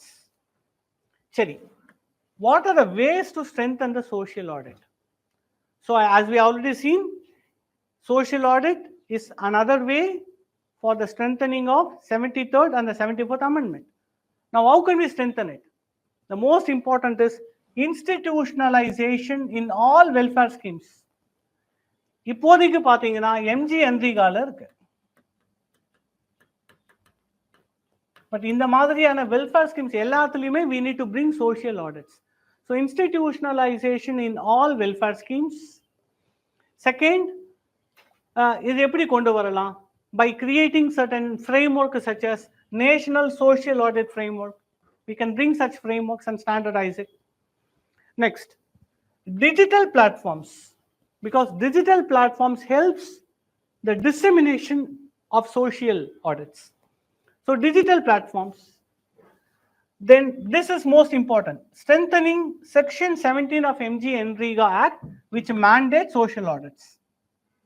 It needs to be strengthened. So these are some of the ways to strengthen the social audit. And the last but not the least is incentivizing participation.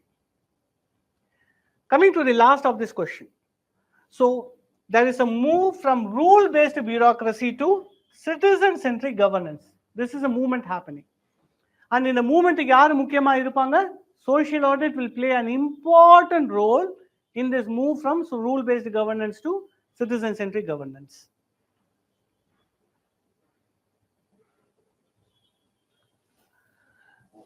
Question number B. The development of administrative law in welfare state. Administrative law na enna?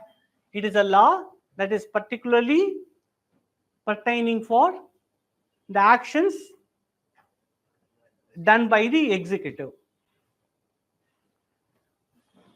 So the development of administrative law in welfare state. Okay. So enna solranga?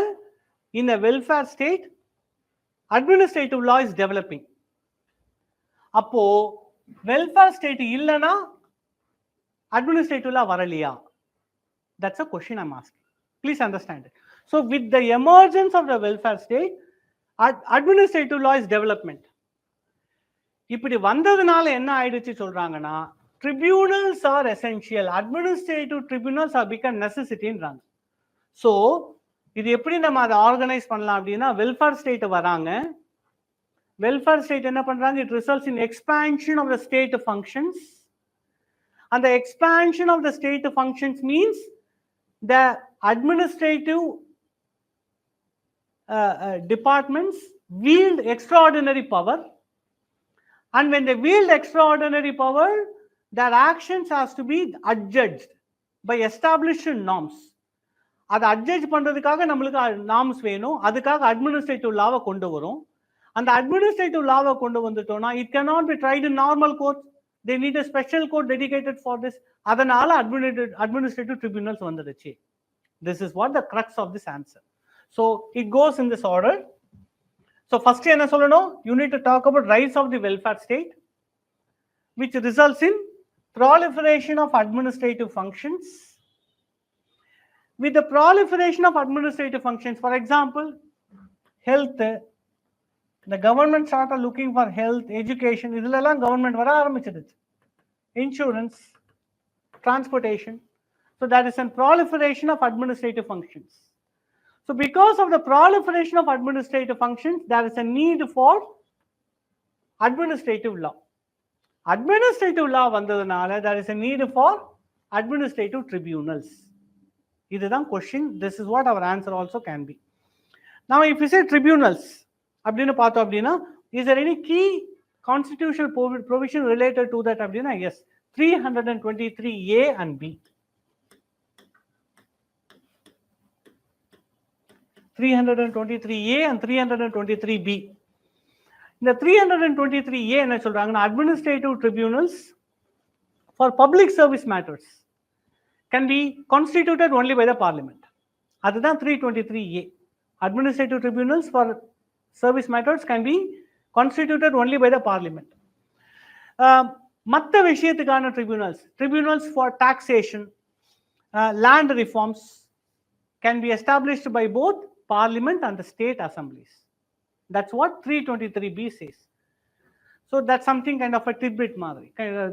The constitutional provision that is related to the administrative tribunals in India. Sorry. What is an administrative tribunal? I've already, what is a welfare state? I've explained here, the concept of a welfare state. Now, the expansion of the administrative law. Please understand the expansion of the administrative law எப்படி நடக்குதுன்னு பாருங்க. இதுக்கு முன்னாடி எப்படி இருந்ததுன்னா laissez fair.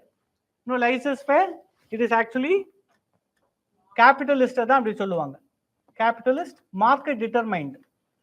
Capitalist market determined is often referred as licence fair. So that is moving into interventionist state. Interventionist state is what called as welfare state. So then the administrative law regulates state citizen interactions. For example, for example, let's say that let's say under Foreigners Act 1960, okay,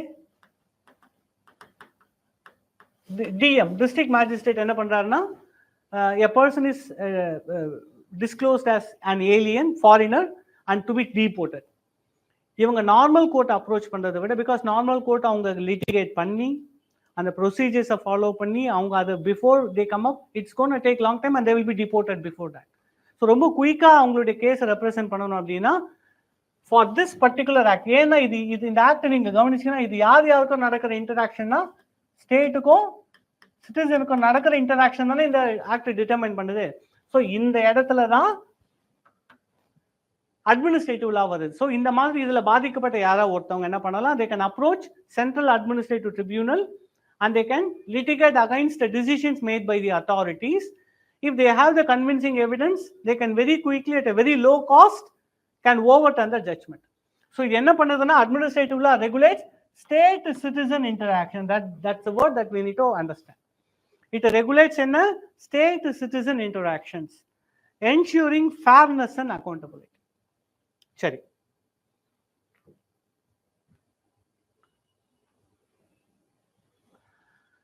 Why tribunal is necessary?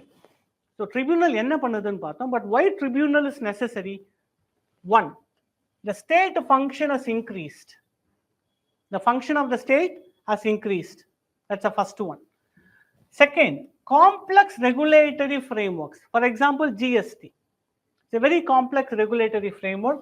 And third, there is a need for speedy and specialized justice. In the word specialized, I will emphasize because not all administrative questions are legal questions. Administrative questions can be different from legal questions. So, administrative questions cannot be brought before a court of law.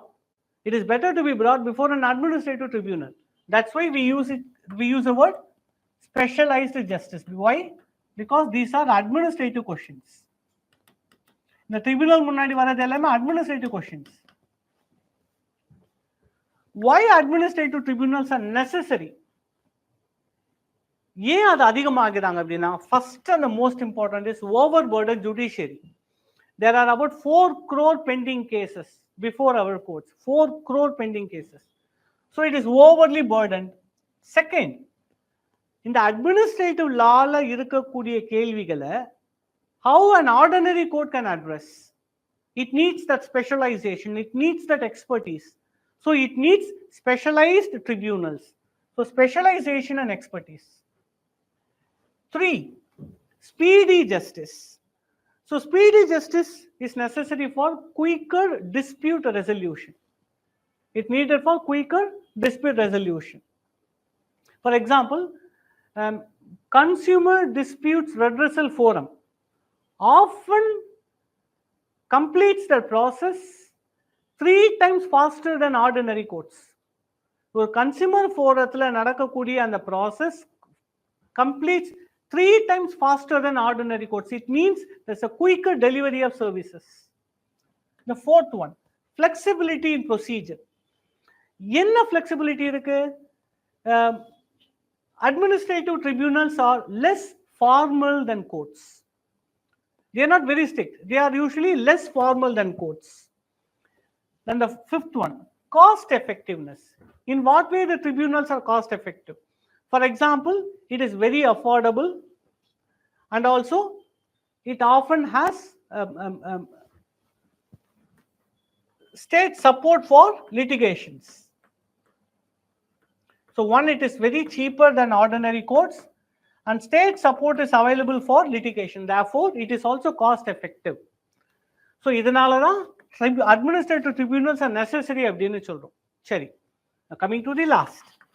What is the role of this administrative tribunals in a welfare state? ரொம்ப சிம்பிளா என்ன சொல்லலாம்னா, welfare state இருக்கும் பொழுது the functions of the state vastly expands, and therefore there is a need for administrative tribunal. The same thing.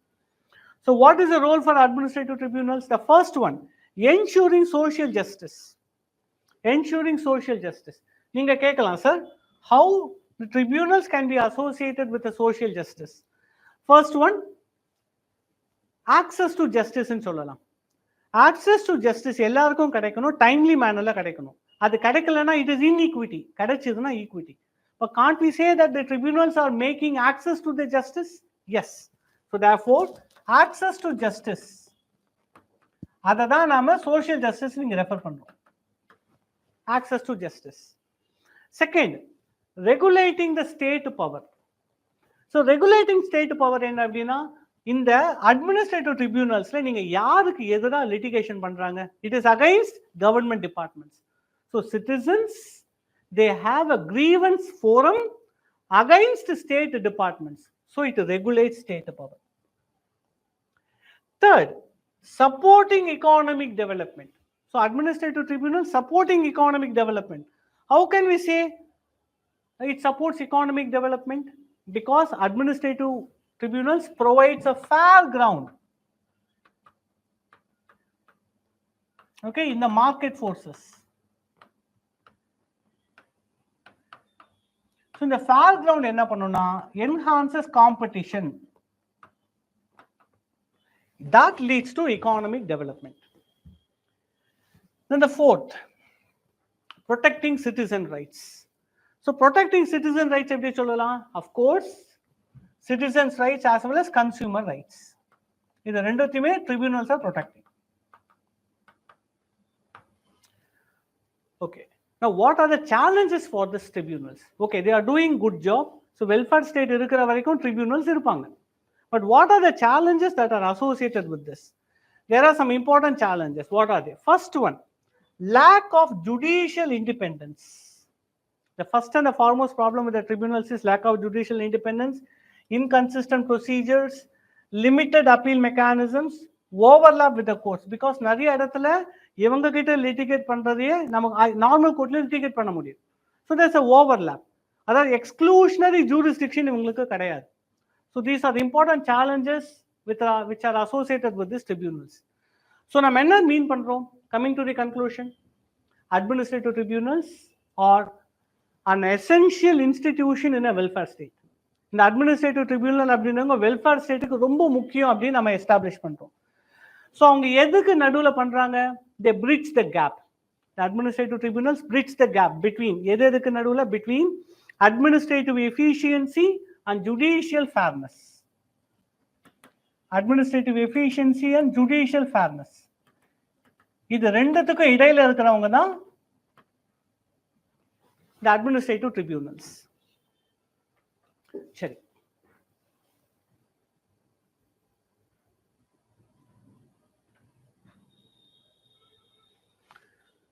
question number C. Ineffectiveness of legislative control, okay, over administration. அதாவது என்ன மீன் பண்ணோம்? Parliamentary control சொல்றோம்.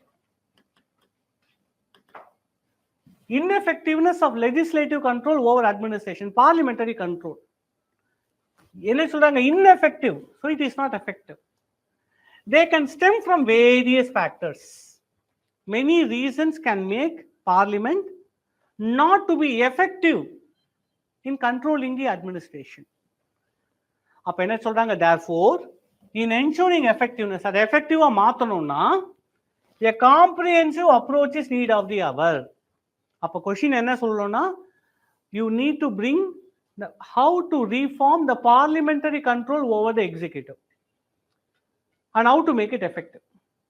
The parliamentary control over the executive and how, what are the reforms required to make it effective. This is the crux of the question. இதை நீங்கள் explain பண்ணும்போது it becomes answer. For example நீங்கள் எப்படி நீங்கள் இதை how can you structure it?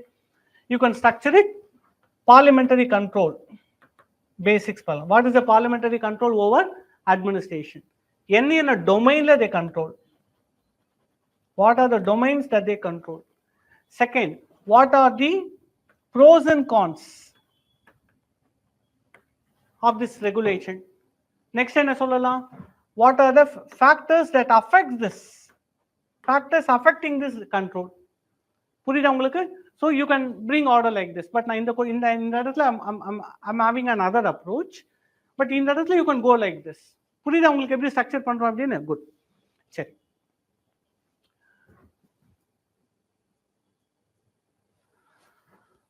Okay. So legislative control. முக்கியமா என்ன ஃபார்மேட்ல legislative control வருது புரிஞ்சுக்கங்க. Questions, debates, 0 hours, 0 hour, question hour, all that. So that is the way in which legislature oversees administrative actions. இதுதான் crux. சரி. Next. What makes them ineffective? What actually makes them ineffective? எதனால அவங்க ineffective மாறிறாங்க அப்படினு பார்த்தோம்னா there are 3 factors. First one, structural factors. So structural factors என்ன அப்படினா ஸ்லைட்ல இருக்கிறது இருக்கட்டும் if you because it's an important topic ஏனா this is an emerging context. So இது வந்து ரொம்ப இம்பார்ட்டன்டான ஒரு domain. So I would like to say little points about this. So what are the factors that affects the parliamentary control over the executive? அது பாத்தீங்கன்னா 3 reason சொல்லலாம். The first one is structural factors. இந்த structural factorsலயே இன்னும் நிறைய reasons இருக்கு. அது என்ன பார்க்கலாம். So what are the important causes within the structural factors? The first one is called as executive dominance. We use the word what is called as executive dominance.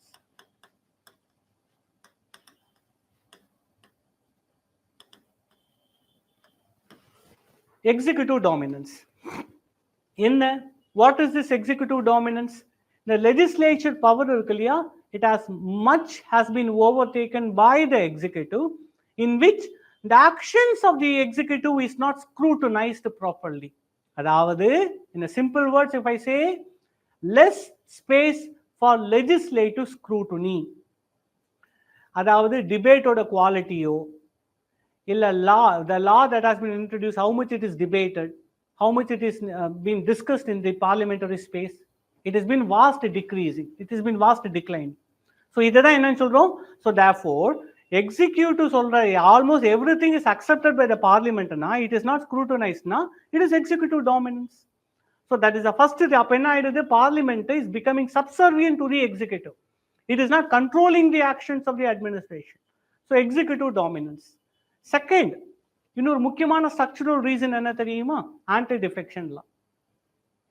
The second important reason is anti defection law, because people will vote according to the party directives, party whip. So anti defection law is also another structural factor that affects this. Third, வேற எந்த வகையில parliament வந்து they control the executive? Parliamentary committees. நான் parliamentary committees ஓட work nature என்ன, post facto oversight தானே. அந்த actions எல்லாம் முடிஞ்சிட்டு அப்புறமா தானே they oversee that. So post facto oversight. So இந்த மூணு தான் இதோட structural factors ன்னு சொல்லலாம். The next one, procedural factors. So what are the procedural factors of the parliament that affects? First one, that is a phenomenon called as guillotine practice.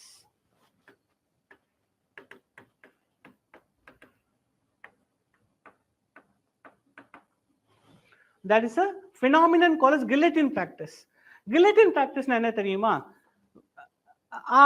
அதாவது என்னன்னா, இப்போ let's say that a bill is introduced. Okay, a grant bill is introduced, finance bill introduce பண்றாங்க, appropriation bill introduce பண்றாங்கன்னு வைங்க. அத டிபேட்டே இல்லாம pass பண்றது தான் guillotine practice. So passing the bills without debate. அப்போ அந்த பில்லோட nuances என்ன, pros என்ன, cons என்ன, social impact என்ன, எதுவுமே நம்ம டிபேட் பண்ணல இல்லையா. So that is called as procedural factors that affects the parliamentary control, guillotine practice. Next என்ன, abuse of ordinance making power. Executive என்ன பண்றாங்க, they abuse the ordinance making power vested with them, right? That's the second procedural factor. Third, In addition to that, executive also can make law, right? They make rules. அதுக்கு பேர் என்ன சொல்லுவாங்க? Delegated legislation. So delegated legislation is also a procedural factor that affects the parliamentary oversight. Then there is also what is called as political factor. Political factor. இது இல்லாம there is also what is called as political factor. So what is this political factor that I'm talking about? First one, இது வந்து ரொம்ப நாள் இருந்தது கிடையாது, but I'm talking in the recent 10-15 years. Lack of strong opposition. Because in the absence of opposition, how the debate and the discussion about the government actions can faithfully happen? It cannot be. So lack of strong opposition also results in degradation of parliamentary quality. First one, political causes சொல்லலாம். Second என்ன சொல்லலாம் அப்படின்னா, frequent disruptions and decline of decorum. Frequent disruptions and decline of decorum. So all these reasons contributed to the ineffectiveness of the parliament அப்படின்னு சொல்லலாம். So now what we need to do? We need to strengthen it. We need to overcome that. அப்போ இந்த மூணு டொமைன்லயும் என்ன reform பண்ணலாம்? I would like to give you two reforms in each. Structural reforms, அதாவது இதை சரி பண்ணக்கூடிய ரிஃபார்ம்ஸ் என்ன? The structural factors சரி பண்ணக்கூடிய ரிஃபார்ம்ஸ் என்ன? Most and the foremost is statutory recognition to parliamentary committees. ஏன்னா இது வரைக்கும் parliamentary committeesக்கு statutory recognition கிடையாது. Maybe it's a time to give the statutory recognition to the parliamentary committees like PAC. Public Accounts Committee இருக்காங்களே, an important one. Estimates Committee, இவங்களுக்கெல்லாம் parliamentary, இவங்களுக்கெல்லாம் legal status தந்தா நல்லா இருக்கும். First and the foremost is that. Second என்ன பண்ணலாம் அப்படின்னா, strengthening the committee system within the parliament. Strengthening the committee systems. Almost much of the parliamentary official functions shall be deliberated extensively by the committees and the nalla irukum. This is two important major reforms we can bring to strengthen the oversight again. One. Second, procedural reforms. Structural reforms என்னன்னு பார்த்தோம். அவங்களோட ப்ரொசீஜர்ல என்ன ரிஃபார்ம்ஸை கொண்டு வரலாம்? When parliament have access to executive, பாருங்க, எப்பவுமே parliament ஒரு data வேணும்னா, the secretariat to the Lok Sabha speaker, they approach the law ministry and they, I'm sorry, Ministry of Parliamentary Affairs, through the proper channel, அவங்க என்ன பண்ணாங்க, அந்தந்த மினிஸ்ட்ரிக்கு contact பண்ணிட்டு என்ன இன்ஃபர்மேஷனும் they directed through the cabinet secretary. எவ்வளவு winding இன்ஃபர்மேஷனா இருக்கு. அப்ப எது இன்ஃபர்மேஷன் பார்லிமெண்ட்டுக்கு வேணும்னாலும் it takes a lot of time. And it also comes through multiple filters. அவங்களுக்கு தேவையான இன்ஃபர்மேஷன் வரது கிடையாது. ஸோ இதுதான் நம்ம ஃபர்ஸ்ட் செய்யணும். ப்ரொசீஜர் என்ன பண்ணணும் அப்படின்னா, we need to provide real-time access. There's a need to provide real-time access to administrative data via digital platforms. There is a need to provide real-time access to administrative data via digital platforms. இன்னொரு problem, இந்த பார்லிமெண்டோட procedure என்ன, இந்த மாதிரி audits, இந்த மாதிரி கமிட்டிஸோட ரிப்போர்ட்டை submit பண்ணுவாங்க. அதை அவங்க ஓவர்சீ பண்ணி they will ask questions. ஆனால் இந்த ரிப்போர்ட்டை ரொம்ப டிலேடாக தான் சப்மிட் பண்ணுறாங்க. ஸோ நெக்ஸ்ட் என்ன பண்ணணும்? Timely submission of CAG reports. Because only when they come in time, the parliament can criticize the executive. So timely submission of CAG reports, most important change. Next, இந்த contextual ஃபேக்டர்னு பார்த்தோமே, இதுக்கு என்ன செய்யணும்? முக்கியமான ரெண்டு. இந்த கான்டெக்சுவல் என்ன பார்த்தீங்கன்னா, there is a need to enhance public participation. Enhancing public participation. For example, எப்படி பண்ணலாம்? By conducting events like public hearings. By conducting events like public hearings, committee feedbacks, இது செய்யலாம் முக்கியமா. So coming to the end of this question, we need to recognize the fact that legislative control over administration is not merely ceremonial. ஏதோ பேருக்கு இந்த control இருக்குன்றது கிடையாது. Parliamentary control on executive is not merely ceremonial. அப்ப அது எதுக்கு முக்கியம்? It is the bulwark of democratic accountability. Parliament தான் டெமோக்ராட்டிக் அக்கௌண்டபிலிட்டிக்கு காரணம்.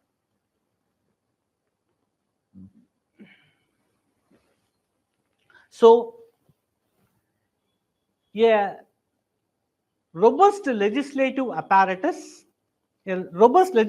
apparatus is essential to align administration with the ideals of the constitution. இந்த கான்ஸ்டிடியூஷனல் ஐடியல்ஸ் அட்மினிஸ்ட்ரேஷனை கொண்டு வர்றதுக்கு ஒரு ரொபஸ்டான பார்லிமெண்ட் வேணும்.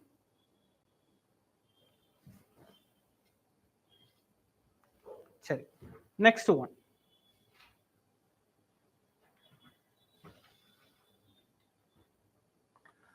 Question number 4A. So ERG theory உங்களுக்கு தெரிஞ்சிருக்கும். ERGனா existence, relatedness and growth theory. இது ரொம்ப சிம்பிளான question. Maybe I can say the context of the question and move on also.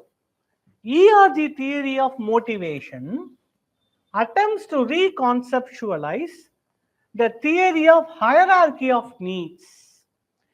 Theory of hierarchy of needs யாரு சொன்னாங்க? Abraham Maslow.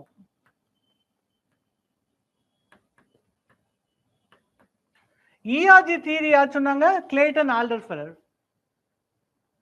So ERG theory given by Clayton Alderfer and hierarchy of needs is given by Abraham Maslow. என்னன்னா ஒன்னும் இல்ல. Abraham Maslow என்ன பண்றாரு? ஒரு 5 NEET சொல்றாரு இல்லையா? Is giving 5 hierarchy of needs. இந்த 5 நீட் இருக்குல்ல, 1 2 3 4 5, அதாவது ஒவ்வொருத்தவங்களும் ஒவ்வொரு லெவல்ல மோட்டிவேட் ஆயிட்டு they go upwards அப்படின்னு சொல்றாங்க. hierarchy of needs புரிஞ்சுக்கங்க. hierarchy of needsனா you want to be motivated by safety, you need to be already satisfied by physiological needs. இது சாட்டிஸ்ஃபை ஆகாம இங்க போக முடியாது, இது சாட்டிஸ்ஃபை ஆகாம அடுத்தது போக முடியாது. இப்படி hierarchy of motivation தராது. அதனால அதுக்கு பேரு hierarchy of needs அப்படின்னு சொல்லுவாங்க. Maslow hierarchy of needs. So at a time நீங்க இந்த இடத்துல தான் இருக்க முடியும். உங்களுக்கு ஒரு மோட்டிவேஷன் தான் இருக்க முடியும். அட் அ டைம் உங்களுக்கு செல்ஃப் எஸ்டீமோ மோட்டிவேஷனா இருக்க முடியாது. At the same time safety இருக்க முடியாது. No, this is not practical. That's a problem with the Maslow's theory of motivation. ஆனா இது என்ன பண்றாரு?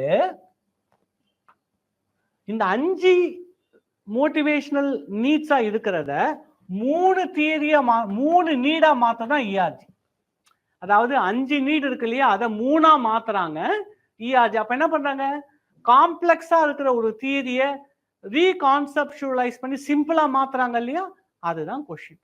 ஸோ என்ன கொஸ்டின்னா, மாஸ்லோ தியரியை பத்தி சொல்லுங்க, அதுல இருக்கிற 5 நீட்ஸை சொல்லுங்க, and compare it with the ERG theory for its key factors. அவ்வளவுதான். That's what the question is about. சரி, ஏற்கனவே சொல்லிட்டோம் hierarchy of needs. Maslow's hierarchy of needs என்ன? It has 5 levels. இந்த மாதிரி மோட்டிவேஷன்லாம் வரும்போது கண்டிப்பா நீங்க பிக்சர் போடணும். It is always required. Mandatory-னு சொல்லுவேன். ஸோ இதோட கீ ஃபேக்டர் என்ன? hierarchical and sequential satisfaction. That is most important. இந்த மாஸ்லோவோட முக்கியமான விஷயம் என்னன்னா hierarchical and sequential. அதாவது not continuous கிடையாது, sequential.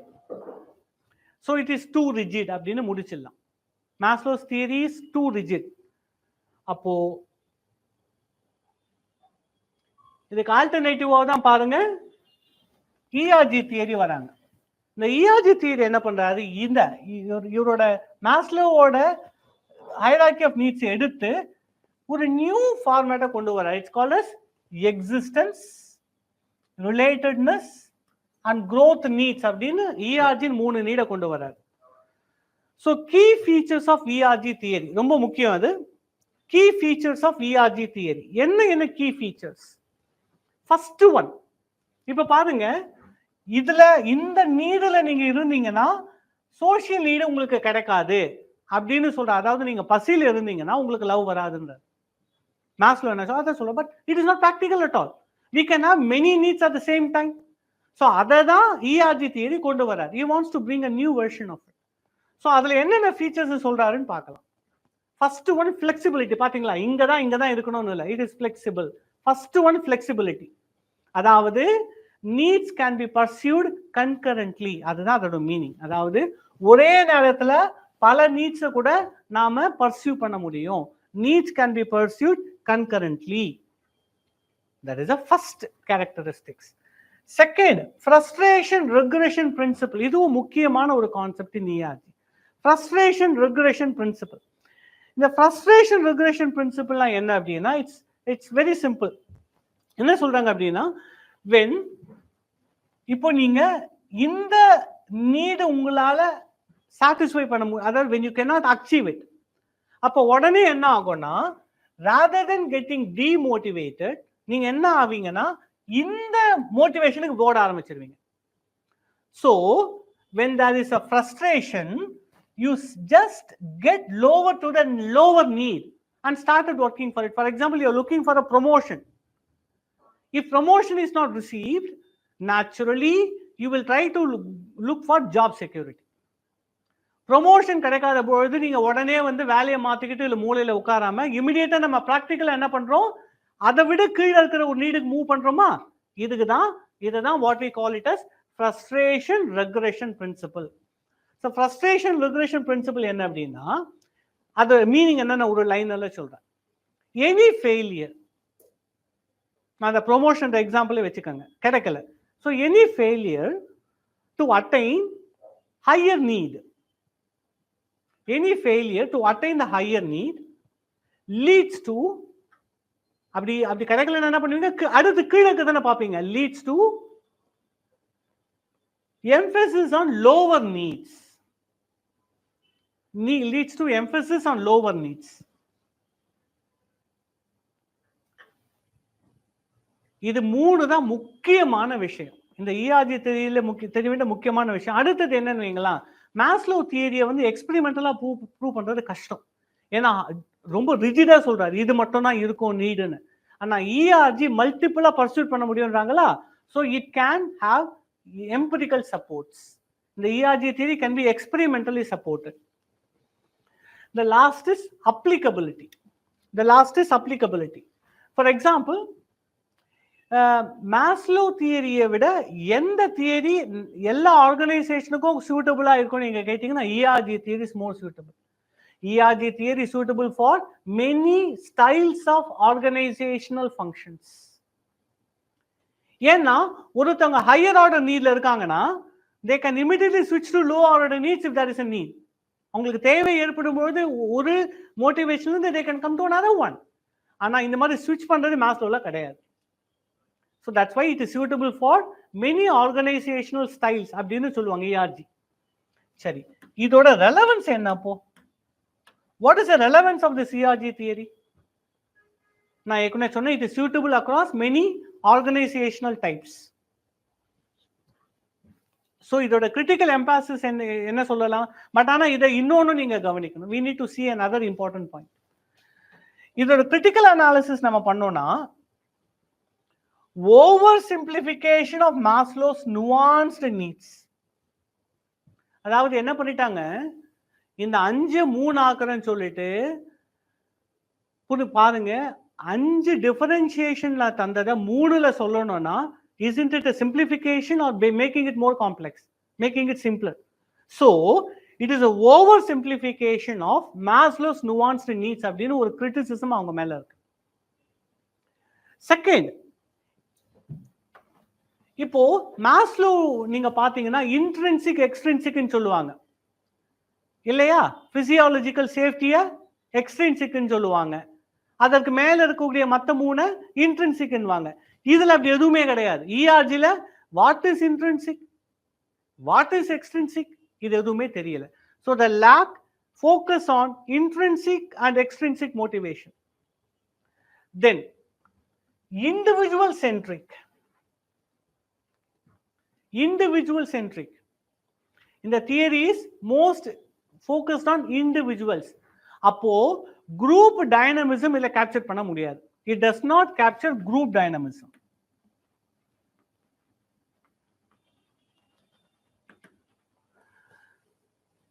So this is about the important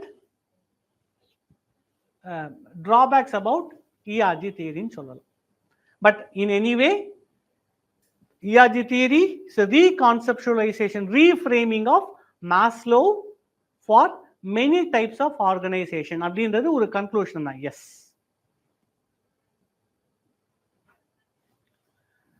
Next.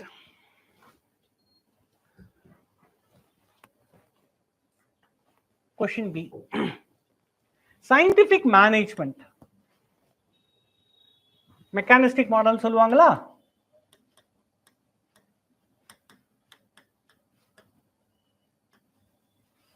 Human relations theory, social model. Okay.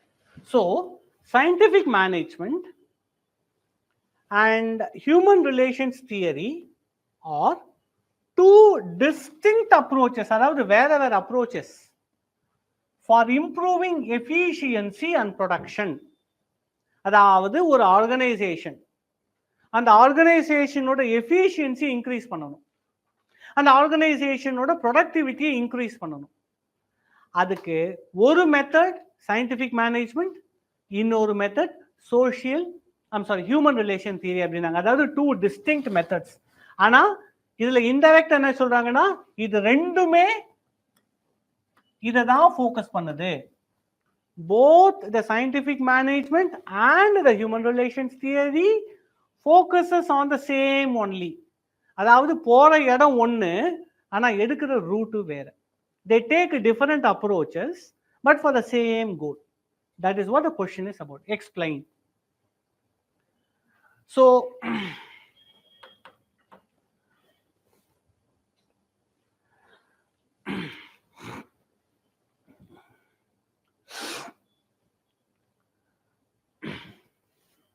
so scientific management, okay, is conceptualized by இருக்குங்களா தந்திருக்கேன். Okay, so conceptualized by F.W. Taylor, also called as Taylorism, and human relations theory சொல்றாங்க யாருன்னா Elton Mayo in his famous Hawthorne experiments of 24 to 32. So ரெண்டு பேர் யார் இந்த theory கொண்டு வந்தாங்கன்ற ஒரு basics. சரி, இல்லை இன்னொன்று நீங்கள் கவனிங்க, இது மேபி உங்களுக்கு தெரிஞ்சிருக்கும், கண்டிப்பாக இதை படிக்காமல் இருந்திருக்க மாட்டாங்க. ஒரு பபாட் student would not have gone through this. What are the important aspects of scientific management theory? ஒரு ரெண்டு சொல்லுங்க. Any two aspects of scientific management? ஒரு ஃப்ரேஸை நான் சொல்லணும் அப்படின்னு என்ன சொல்லலாம்? Hierarchical, rigid structure, okay, time and work studies, ஓகேவா? அந்த மாதிரி வேர்ட்ஸ் நான் கேட்குறேன், ஓகேவா? ஸோ சயின்டிஃபிக் மேனேஜ்மெண்ட் தியரினா இந்த விஷயங்கள் கண்டிப்பாக தெரியணும், ஓகேவா? ஸோ அது ப்ளீஸ் நோட் பண்ணிக்கோங்க. What are they? ஏற்கனவே நீங்கள் படிச்சிருப்பீங்க, பட் மறந்துட்டுருப்பீங்க. But let me remind it now very quick. Time and motion studies ஒன்று. செகண்ட், நீங்க கேள்விப்பட்டிருப்பீங்க one best way of doing a task. One best வேன்னு சொல்லுவாங்க. அதை ஒன் பெஸ்ட் வே, அதாவது அவர் என்ன சொல்லுவாருன்னா, ஒரு வேலையை உங்ககிட்ட தந்துட்டீங்கன்னா many different people will do the same work in different way. ஒரு டெய்லர் என்ன பண்ணுவார், will go and observe the person அந்த task and find one best way. அந்த வழியில் நீங்கள் பண்ணீங்கன்னா அந்த வேலையை நல்லா பண்ணலாம் அப்படின்னு அந்த வழியில் மட்டும்தான் எல்லாரும் பண்ண வைப்பார். So that's called as one best way of doing a task. இந்த மாதிரி வேர்ட்ஸ் எல்லாமே டெய்லரிசம்லாம் பற்றி வந்தால் இதெல்லாம் கண்டிப்பாக உங்கள் ஆன்சரில் இருக்கணும். One best way of doing the work. Next என்ன, இந்த டைம் அண்ட் மோஷன் ஸ்டடிஸ் பண்ணுறாரு. எதுக்கு பண்ணுறாரு? அவங்க பண்ணுற வேலையை ஸ்டாண்டர்டைஸ் பண்ணிட்டு அதுக்கு வேலை எக்ஸ்ட்ரா பண்ணாங்கன்னா they will give monetary incentives. So அதுதான் அது monetary incentives to boost productivity. இப்போ உங்களுக்கு புரியுதா? ப்ரொடக்டிவிட்டி எப்படி என்ஹான்ஸ் பண்ண நினைக்கிறாங்க? பணம் மூலமா அவங்கள வேலை வாங்க நினைக்கிறாங்க. பணம் அதிகமாக தந்தால் வேலை வாங்கலாம் அப்படின்ற ஒரு எய்ம்ல தான் scientific management theory moves on. அடுத்தது என்ன, மேனேஜர் வேலைலாம் எது, ஒர்க்கரோட வேலை இதுன்னு பிரிக்கிறாங்க. Manager worker dichotomy, manager worker dichotomy.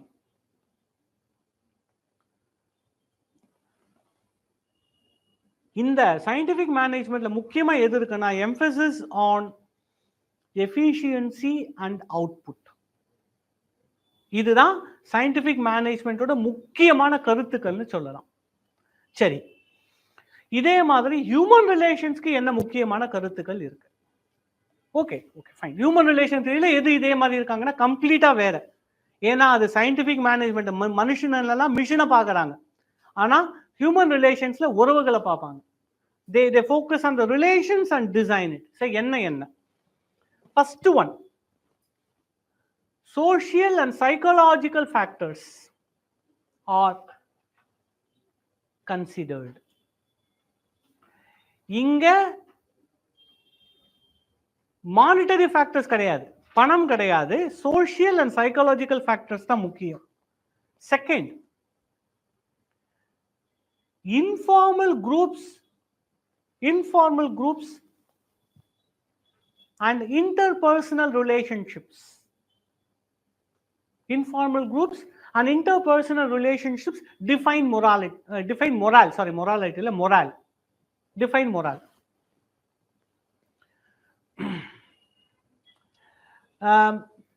Next, empathetic managers.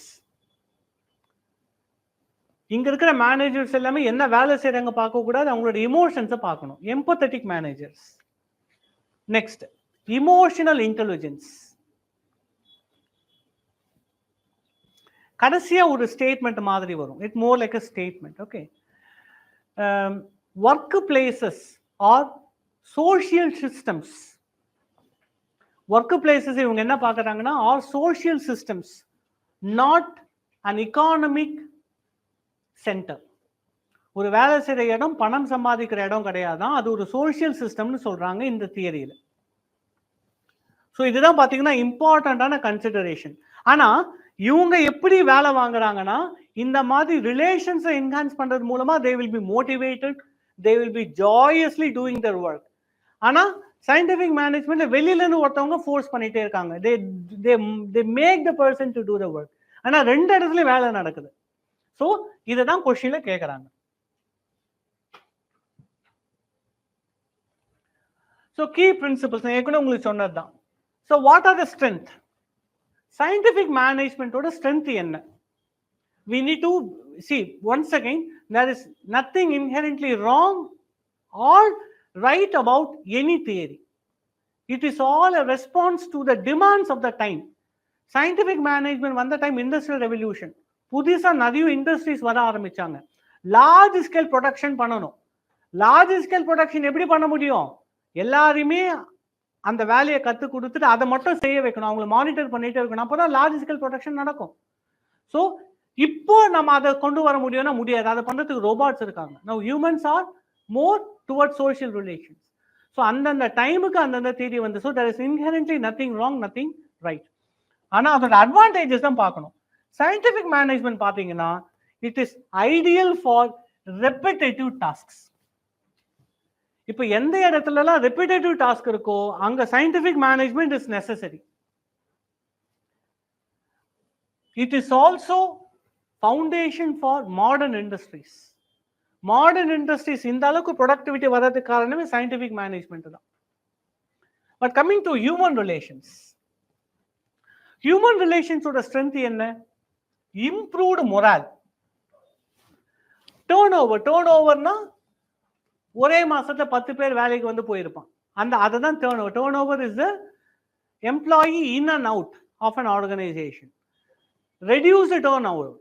So ஒரு சோஷியல் ரிலேஷன்ஸ் நல்லா இருக்கும்போது people worker should will retain in that same company. So reduce the turn over and it is very relevant for creative and knowledge sectors. புரிஞ்சுக்கங்க, repetitive sector இண்டஸ்ட்ரின்னு வந்தா scientific மேனேஜ்மெண்ட்டும், creative and knowledge sectors வந்தா human relation schools are most favoured. So but it's not like they are the best fit models. They have their own issues. என்ன டெய்லரிசம் ஓட problem என்ன? dehumanization of labor. அதாவது என்ன சொல்றாங்கன்னா, இது இன்னொரு வேர்டு சொல்லுவாங்க, cog in a machine ன்னுவாங்க. அங்க இருக்கிற ஒவ்வொரு எம்ப்ளாயி எப்படி பார்க்கப்படுவாங்கன்னா மிஷின்ல இருக்கிற ஒரு போல்ட் நட்டு மாதிரி தான் you will be seen as that. So cog in a machine. and a neglect of worker psychology. And when we take to human relations school Elton Mayo, இதோட ப்ராப்ளம் என்ன? இப்போ இந்த இடத்துல அவுட்புட்டை நாம மெஷர் பண்ண முடியும். ஹியூமன் ரிலேஷன் ஸ்கூல்ல they feel satisfied எப்படி மெஷர் பண்ணுவீங்க?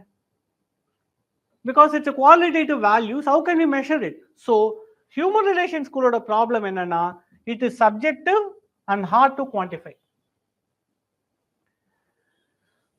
It is subjective and hard to quantify. So கடைசியா என்ன கன்க்ளூட் பண்ணலாம்? சரி, ரெண்டுமே ஒரே எஃபிஷியன்சி ப்ரொடக்டிவிட்டி தான் கொண்டு போறாங்க, but they have different paths.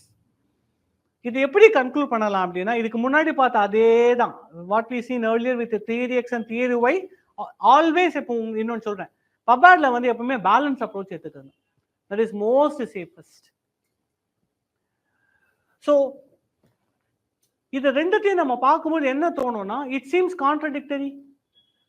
Scientific management and human relations school seems contradictory, ana kadayadu.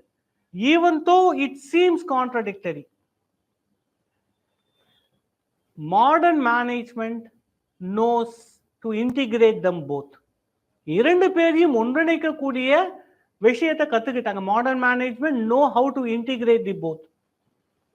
எப்படி பண்ணலாம்? if you ask me, sir, okay sir, இது ரெண்டுத்தையும் இன்டிகிரேட் பண்ணணும்னு நினைக்கிறேன், எப்போ போய் அதை இன்டிகிரேட் பண்ணலாம்? அதுதான் conclusion. scientific management, it provides tools for optimizing processes.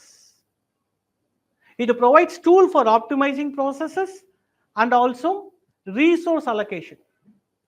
எங்கெல்லாம் இப்ப பாருங்க, ஒரு process A to B to C to D இருக்கு, இதை ஆப்டிமைஸ் பண்ணணும். ஹியூமன் ரிலேஷன் ஸ்கூல் கிட்ட தந்தீங்கன்னா நாசமா போயிடுவீங்க. But scientific management will precisely do what is required.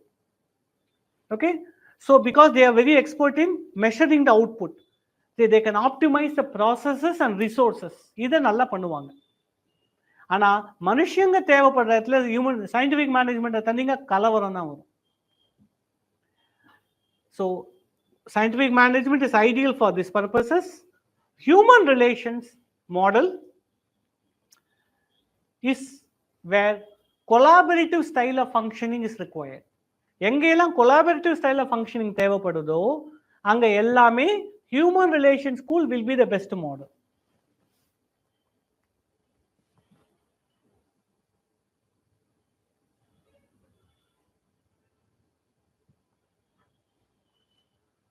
Okay, question number C.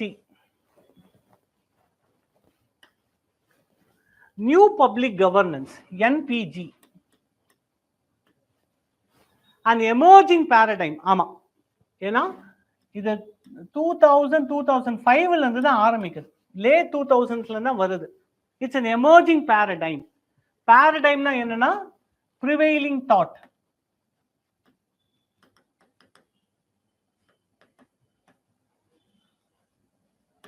அதாவது புதுசா இதை பத்திய ஃபோக்கஸ் ஆரம்பிக்குதுன்னு அர்த்தம். So NPG is an emerging paradigm. Okay, is contrasted with market-based approaches of NPM. அதாவது ரொம்ப சிம்பிளா சொல்லலாம்னா, NPM is market-based, NPG is network-based. இதை ரெண்டுத்தையும் கான்ட்ராஸ்ட் பண்ணுங்கறாங்க, அதாவது டிஃபரன்ஷியேட் பண்ணுங்க. The differentiation between NPG and NPM is the need of this question. That's a demand of this question. So NPM ரொம்ப குயிக்கா இதை பத்தி சில பிரீஃபான பாயிண்ட்ஸ் மட்டும் நான் சொல்றேன். NPM இது எப்போ ஆரம்பிக்குதுன்னா 1980ஸ்ல தான் ஆரம்பிக்குது. It emerges in the 1980s mainly by Margaret Thatcher and Ronald Reagan. அதனால தான் அதுக்கு பேரு தாட்சரிசம், ரீகனிசம்னு கூட சொல்லுவாங்க. It is also called as Thatcherism and Reaganism because அவங்க தான் இதை கொண்டு வராங்க. இன்ஃபேக்ட்ல இன்னொரு விஷயம் கூட நீங்க பார்க்கணும், மற்ற எல்லா சப்ஜெக்ட்டுக்கும் இல்லாத ஒரு விஷயம் இங்க இருக்கு. மற்ற எல்லா சப்ஜெக்ட்ல ஃபர்ஸ்ட் தியரி வரும், அந்த தியரியை பேஸ் பண்ணி பிராக்டிஸ் வந்து they will bring it into the practice. For example, ஒரு மெடிக்கல் ப்ரொசீஜர் சர்ஜரி இருக்குன்னா first they do the research, then they bring it into the practice. Public அட்மினிஸ்ட்ரேஷன்ல ஃபர்ஸ்ட் செய்வோம், அப்புறம் தான் அதுக்கு தியரியை கண்டுபிடிப்போம். It's something very very inverse way of doing things. இதுக்கு என்பிஎம் தான் best example. NPM was first executed in US and UK, and later it was theoretically conceptualized. Inverse order வந்து பபாட்ல நடந்தது, என்பிஎம் வச்சு சொல்லலாம். ஸோ என்பிஎம் 1980s தான் ஆரம்பிக்குது. சரி, இவங்க எதை எம்பசைஸ் பண்றாங்க? What it emphasizes? NPM emphasizes market based mechanisms. ஒரு எக்ஸாம்பிள் காம்படிஷன் சொல்லலாம். மார்க்கெட் பேஸ்ட் மெக்கானிசம் நிறைய இருக்கு. முக்கியமான ஒன்று காம்படிஷன். அதாவது காம்படிஷன் மூலம் பெட்டர் சர்வீஸ் தரணும்ன்றாங்க. NPM new public management is about competition, market based mechanisms. Second, competition with the private sector.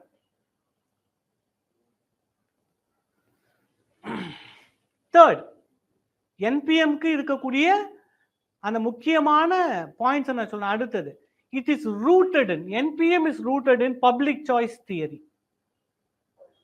Public choice theory. The public choice theory என்னன்னா, it is very similar to the Adam Smith idea of invisible hand. நீங்க அது நீங்க maybe நீங்க அது கண்டிப்பா I am sure that you would have heard it. The trickling effect in economy கேள்விப்பட்டிருக்கீங்களா? trickling effect. அதாவது if state does not engage in too much of a restriction and promotes private capitalism.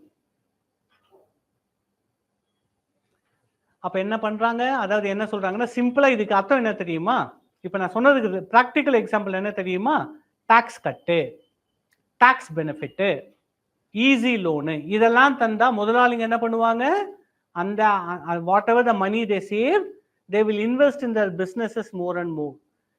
இதனால என்ன ஆகும்? இதோட benefit என்ன? It's benefits seeps down to the lower strata of the society. அடிமட்டத்தில் இருக்கிறவங்களுக்கு வேலை கிடைக்கும். The benefit seeps into the lower strata of the society. அதாவது கன்சியூமர் டிமாண்ட் இன்க்ரீசஸ். இதுதான் ட்ரிக்கிள் டவுன் எஃபெக்டோட முக்கியமான விஷயம். அதாவது you promote capitalism, consumer demand increases, their livelihood also increases அப்படின்னு சொல்றாங்க. ஓகே, இதையே இன்ஸ்பயர் பண்ணி இருக்கிறது தான் பப்ளிக் சாய்ஸ் தியரி. ஆல்மோஸ்ட் இதை இன்ஸ்பயர் பண்ணி இருக்கிறது தான் public choice theory. So public choice theory என்ன தெரியுமா சொல்லுது? According to this theory, public servants act in self interest. நீங்க கேபிட்டலிசம்ல நீங்க வந்து முதலாளிகள் வந்து எம்ப்ளாயீஸ்க்கும் லேபரர்ஸ்க்கும் பெனிஃபிட் பண்றாங்கன்னு நினைக்காதீங்க. they are purely acting in their own interest. அதே தான் பப்ளிக் சாய்ஸ் தியரியிலும் நடக்குது. ஸோ நிறைய விதத்துல கேபிட்டலிசமும் பப்ளிக் சாய்ஸ் தியரியும் ஒண்ணுதான். ரெண்டுத்துலயும் பாத்தீங்கன்னா நபர்கள் தனக்குத்தான் நடந்துக்கிறாங்க. they try to benefit themselves, they act in their own interest. என்ன வித்தியாசம்? பப்ளிக் சாய்ஸ் தியரியில நாம சிவில் சர்வெண்ட் ஒரு வார்த்தையை போடுறோம். Civil servants act in their self interest. And the market based initiative, market based incentives, market based incentives. Example, இந்த market based எக்ஸாம்பிளுக்கு ஒரு example என்ன தெரியுமா சொல்லலாம்? அவுட் சோர்சிங்க சொல்லலாம். Align individual goals with the organisational goals. இது ரொம்ப பியூட்டிஃபுல்லான ஒரு interlink. Align individual goals with organisational goals. இப்ப பொதுவா ஒருத்தனை வேலை செய்யுன்னு சொன்னா செய்ய மாட்டான். அவனோட இன்ட்ரெஸ்ட் தான் முக்கியம், ஆர்கனைசேஷனோட இன்ட்ரெஸ்ட் முக்கியம் இல்லை. ஆனா இந்த பப்ளிக் சாய்ஸ் தியரி மூலமா அவுட் சோர்சிங் பண்றீங்க. இப்ப ஒரு மேனேஜர் பண்ணக்கூடிய வேலை 2-3 பேருக்கு பிரிச்சு தந்தீங்கன்னா அவங்க இவனோட பெஸ்டா பண்ணானா மேனேஜர் என்ன பண்ணுவான்? ஐயோ என் வேலையை அவன் இன்னும் நல்லா பண்ணிட்டானா I will be having a job loss, I will become insignificant. So he will try to do the best of his ability. So அப்ப என்ன ஆயிடும்? நேச்சுரலாவே his individual goal of self survival, self interest அதனால ஆர்கனைசேஷனும் வளரும். It aligning of individual interest with organisational goal will happen.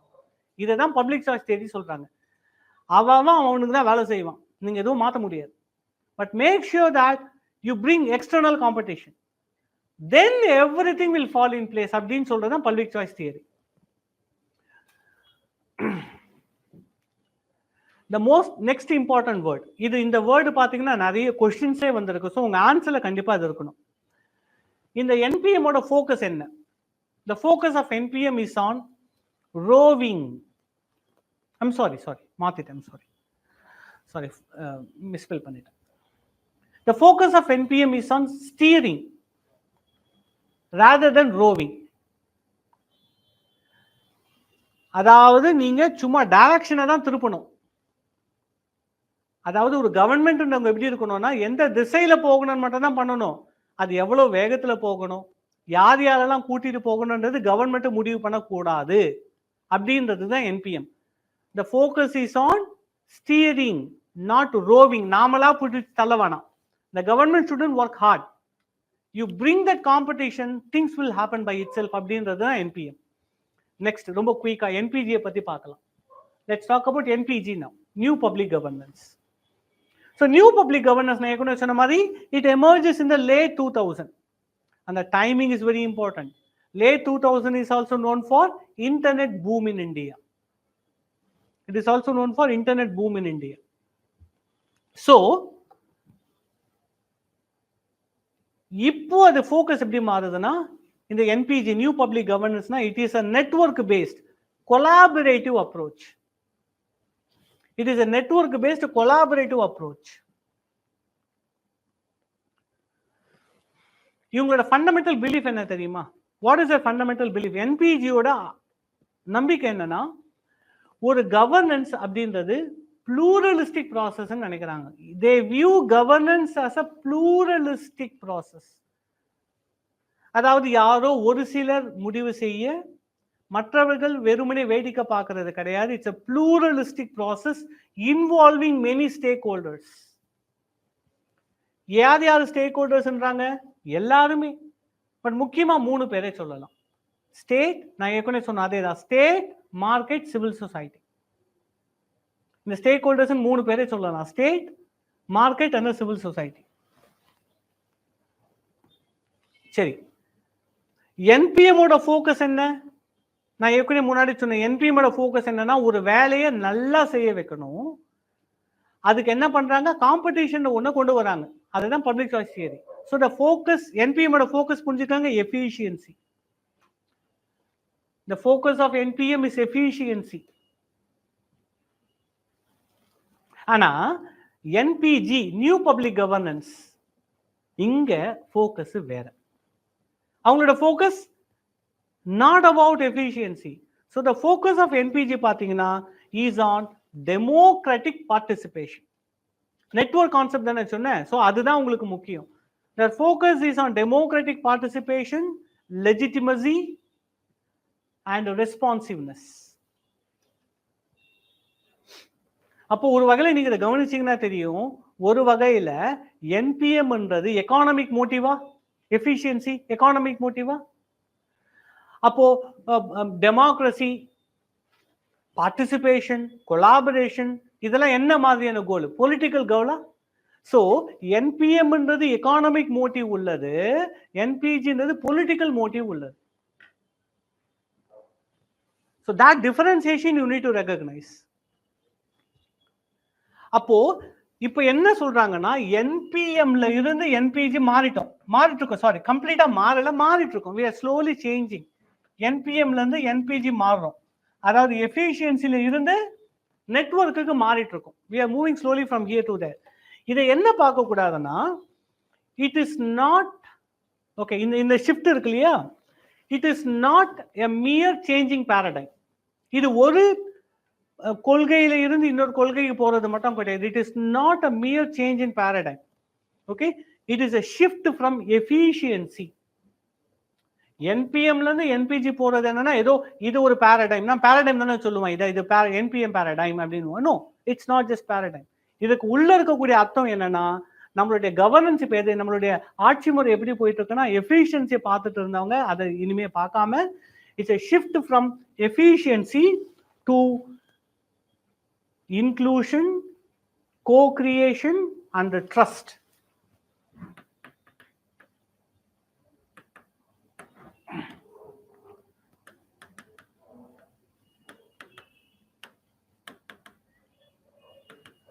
Inclusion, co-creation and trust. So இதுதான் இந்த டாபிக்கோட crux நான் சொல்லுவேன். சரி, ஸோ கம்பாரிசன் பண்ணி கேட்கணும்னு நான் சொன்னது தான் சேம். ஓகே, இதில் இன்னொரு பாயிண்ட் ஞாபகம் வச்சுக்கணும். என்பிஎம்ல சிட்டிசன்ஸ் என்ன தெரியுமா பார்ப்பாங்க? கஸ்டமராக பார்ப்பாங்க, கஸ்டமராக பார்ப்பாங்க. ஆனால் என்பிஜியில் பார்த்தீங்கன்னா ஸ்டேக் ஹோல்டர், அதாவது கோ ப்ரொடக்ஷன் சொன்னல, ஸ்டேக் ஹோல்டராக பார்ப்பாங்க. Because it's a network theory that includes many stakeholders. சரி, நெக்ஸ்ட் ரெலவன்ஸ். நம்ம என்ன ரெலவன்ஸ் பார்க்குறோம்? ஃபார் எக்ஸாம்பிள் என்பிஎம் ஓட ரெலவன்ஸ் எங்க பார்க்குறோம்னா since 1991 reforms. The relevance of NPM can be seen better since 1991 reforms. Since 1991 reforms. என்பிஜியோட relevance எங்க பார்க்குறோம்னா, for example பாருங்க, எங்கெங்கெல்லாம் network stack holders include பண்றாங்களோ அதெல்லாம் என்பிஜி.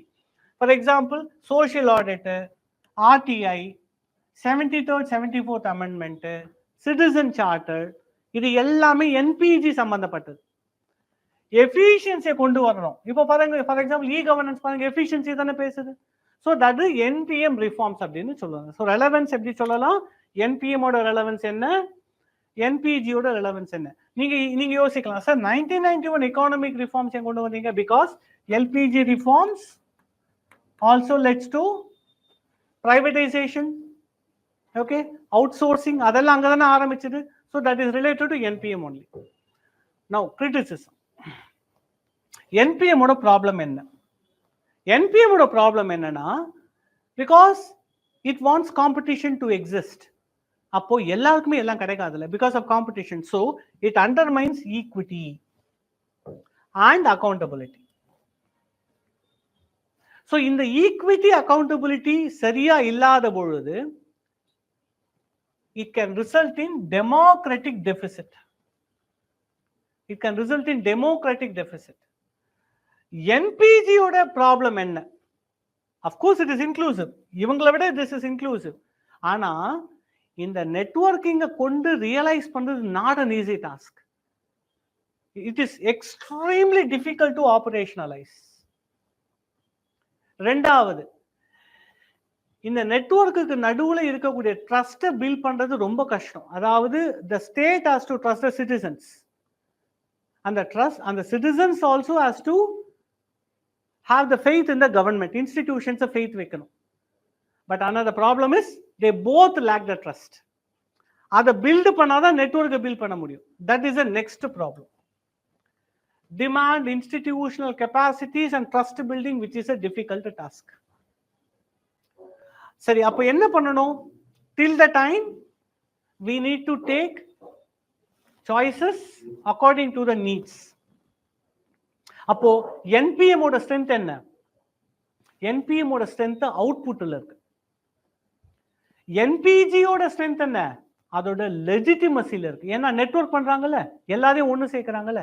So the strength of the NPM is in outputs, whereas NPG is in legitimacy. நியாயப்படுத்துறதுல அதோட strength இருக்கு.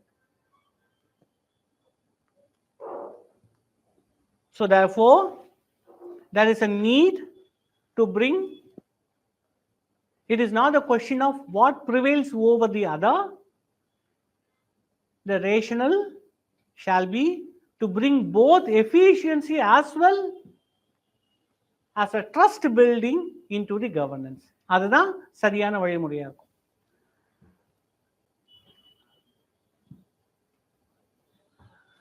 So section A முடிச்சிருக்கோம். 6:30 ஆகுது. எனக்கு ஏற்கனவே தெரியும்,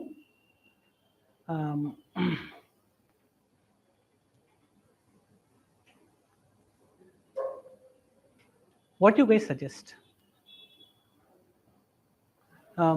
The section 2, can we have it on another day? Because, can we continue பண்ணலாமா? Okay, so we'll try to send a message. நான் வந்து இதை பற்றி என்னைக்கு வைக்கலாம் அப்படின்றது maybe we'll find fine day to do this. Okay, பண்ணலாம். பட் எனக்கே தெரியும் that it is not possible to complete இது, ஏன்னா பண்ண முடியாது. ஏன்னா சாய்ஸஸ் வரை நம்ம எடுக்க முடியாதுல்ல. நீங்கள் எழுதும்போது சாய்ஸ் இருக்கலாம், but explanation can not be to it. எனக்கே சில நேரத்தில் I thought that I went so fast, then I felt then what is the purpose of doing this, then I slowed down. It's kind of an internal conflict that I was having within me. So we'll try to balance it. So next எப்போ பண்ணலான்றதை நான் உங்களுக்கு Telegram குரூப்பில் நான் update பண்ணுறேன். இன்னைக்கு வரைக்கும் section ஏவோட key வேணால் I'll upload it in the Telegram channel also. உங்கள் ஃபர்தர் ரெஃபரன்ஸ்க்கு நான் தரேன். பிபிடி விட நீங்கள் அது அந்த கீயை பாருங்கள், நீங்கள் you'll see that. ஆனால் what I want to say is, எப்பவுமே this is the nature of my classes. Notes வேற மாதிரி இருக்கும், வேற மாதிரினா டிஃப்ரெண்ட் பாயிண்ட்ஸ் எக்ஸ்ட்ரா இருக்கும். Classes will be different, that compliments each other. நீங்கள் என்ன நினைக்கக்கூடாது அப்படின்னா, நோட்ஸை மட்டும் பார்த்தா கிளாஸ் கிடைக்குமோ, இல்லை கிளாஸ் இருக்கிறத மட்டும் பார்த்தா நோட்ஸ் சப்ளிமெண்ட் பண்ணோம் நினைக்கக்கூடாது. They both support each other. So அதனால் அதை மைண்டில் வச்சுக்கிட்டு ப்ரொசீட். ஓகே, ஸோ நம்ம என்ன பண்ணலாம் அப்படின்னா, will have it on some other day, இன்னொரு நாள் நம்ம பண்ணலாம். சரியா? So okay, one moment, I'll wind up, please wait. So for those who are watching online,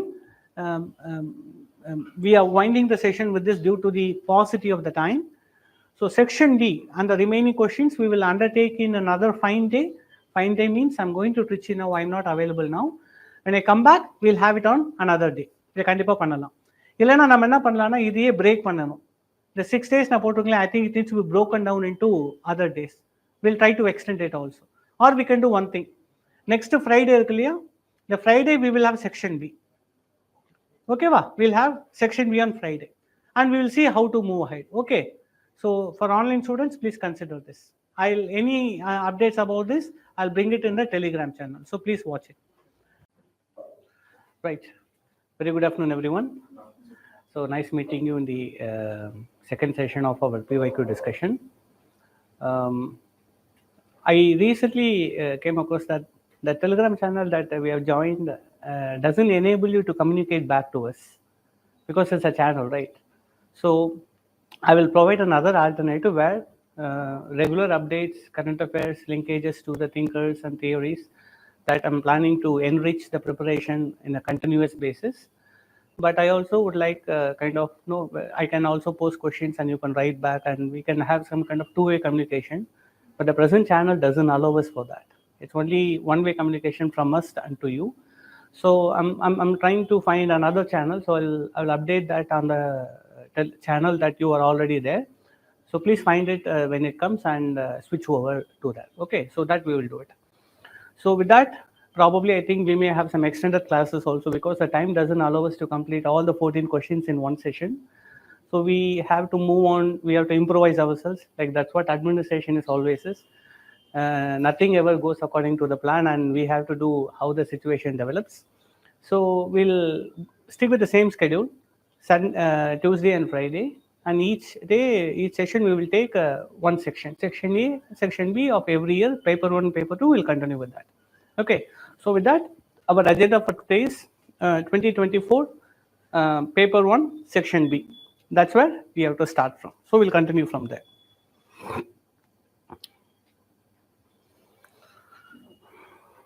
Okay.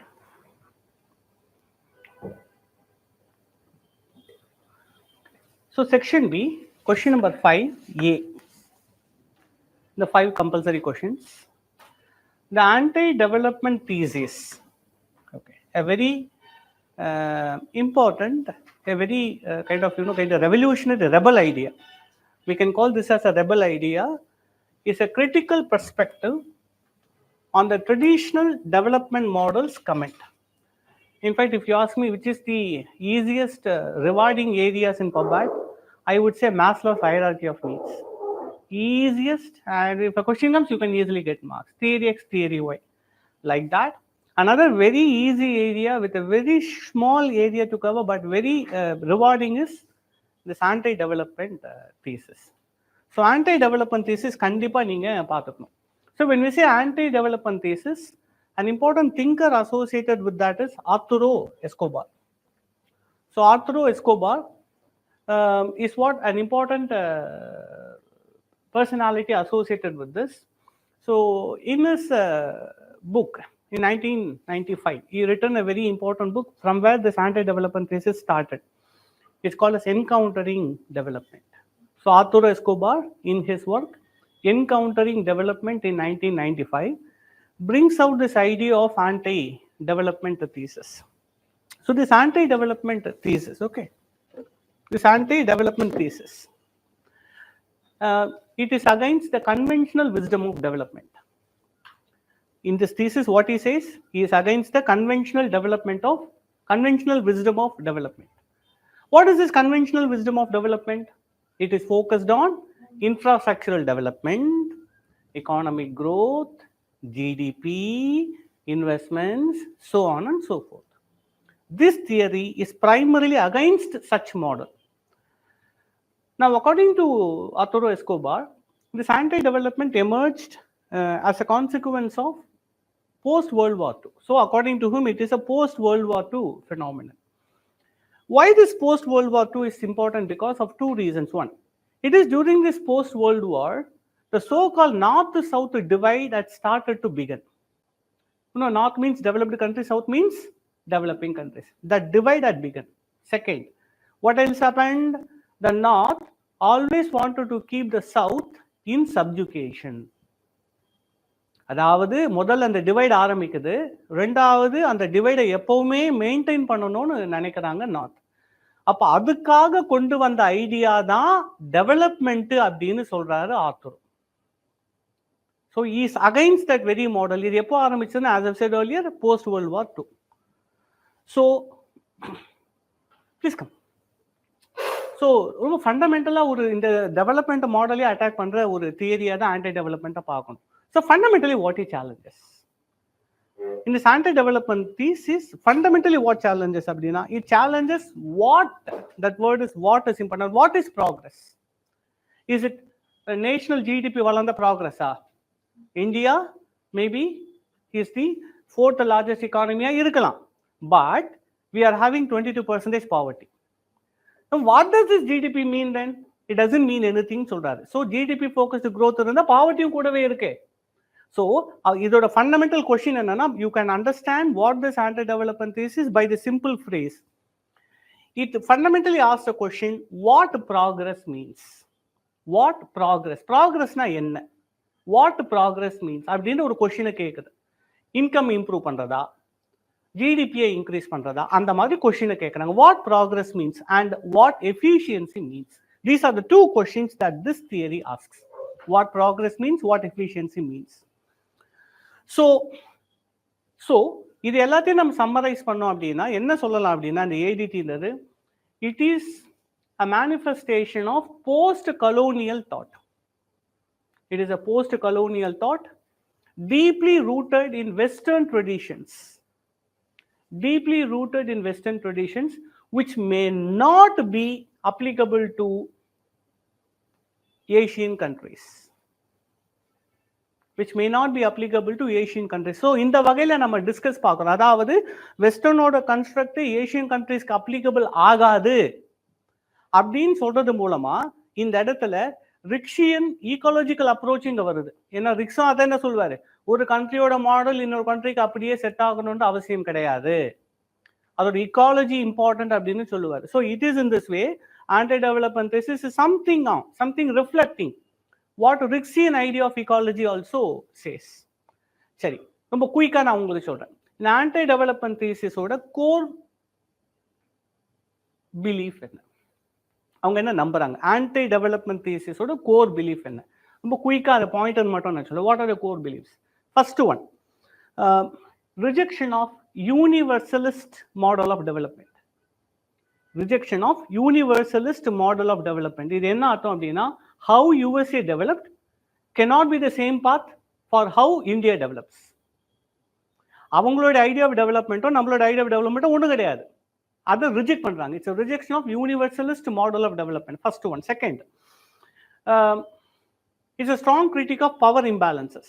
Power imbalances எதை சொல்றாங்க? இப்போ கூட பாருங்க, who is more powerful? Northern. Who is north countries? Who is very less powerful? South. இந்த power imbalance எதனால வந்தது? டெவலப்மெண்டால வந்ததுன்றாங்க. So it's a critic of power imbalances, அதாவது inequality among the nations. இந்த inequality of among the nations இருக்கு தெரியுமா? அதை என்ன பண்றாங்களா? These countries are waiting to sustain it and continue it forever. எப்படி? In the form of aid. Foreign aid மூலமா they always want to keep the south in control. Foreign aid, trade agreements. You see how Trump talks to other countries? You see how he talks to Ukraine President Zelensky? That is what what we are talking is power inequalities. So trade agreements, aid conditionalities, and so-called corporate dominance. Whatever the big countries that we are talking about, except China, almost everything comes only from north countries. So இதுதான் இந்த ரெண்டாவது எய்மா சொல்றாங்க. அப்போ இப்போ இருக்கிற development மாடல்ன்றது south countries கிடையாது. Developed countries டெவலப்டாகவே இருக்கணும், developing countries டெவலப்பிங்லேயே இருக்கணும்ன்ற மாதிரியான மாடல் அப்படின்னு சொல்றாங்க. செகண்ட். Third, emphasis. இந்த தேர்ட் என்ன சொல்றாங்க? Emphasis on cultural and ecological sustainability. Emphasis on cultural and ecological sustainability. Third, for example, it is widely believed that development has a homogenizing effect. Please understand, development has a homogenizing effect. அதாவது ஒரு செவரில் அழகான நிறைய pictures இருக்குன்னா அது எல்லாத்தையும் ஒரே paint வச்சு அடிக்கிறது தான் டெவலப்மெண்ட்ன்றாங்க. It has a homogenizing effect that ignores the local culture and practices. That ignores local culture and practices. Development லோக்கலை அழிச்சிடுதுன்றாங்க. அதை தான் ஒரு வார்த்தையில சொல்லுவாங்க, கல்ச்சுரல் எரோஷன் சொல்லுவாங்க. Development leads to cultural erosion அப்படின்ற ஒரு கான்செப்டை சொல்லுவாங்க. இந்த லாஸ்ட் ஒன் இஸ் இந்த ஏடிடியோட கோர் பிலீஃப் என்ன அப்படின்னா, the last one is alternative paradigms. Alternative paradigms. அதாவது என்னன்னா, இவங்க ஆல்டர்னேட்டிவ் பேரடைம்ஸ் என்ன சொல்றாங்க? Development is always looking for growth, right? இவங்க அப்படியே மாற்றி சொல்றாங்க, it prescribes for degrowth. It prescribes for not growth, it prescribes for degrowth, indigenous governance, and policies such as agroecology, not agriculture. Now, agriculture is the child of development. இவங்க சொல்ல அக்ரிகல்ச்சர்ல agroecology prescribe பண்றாங்க. So policies like agroecology.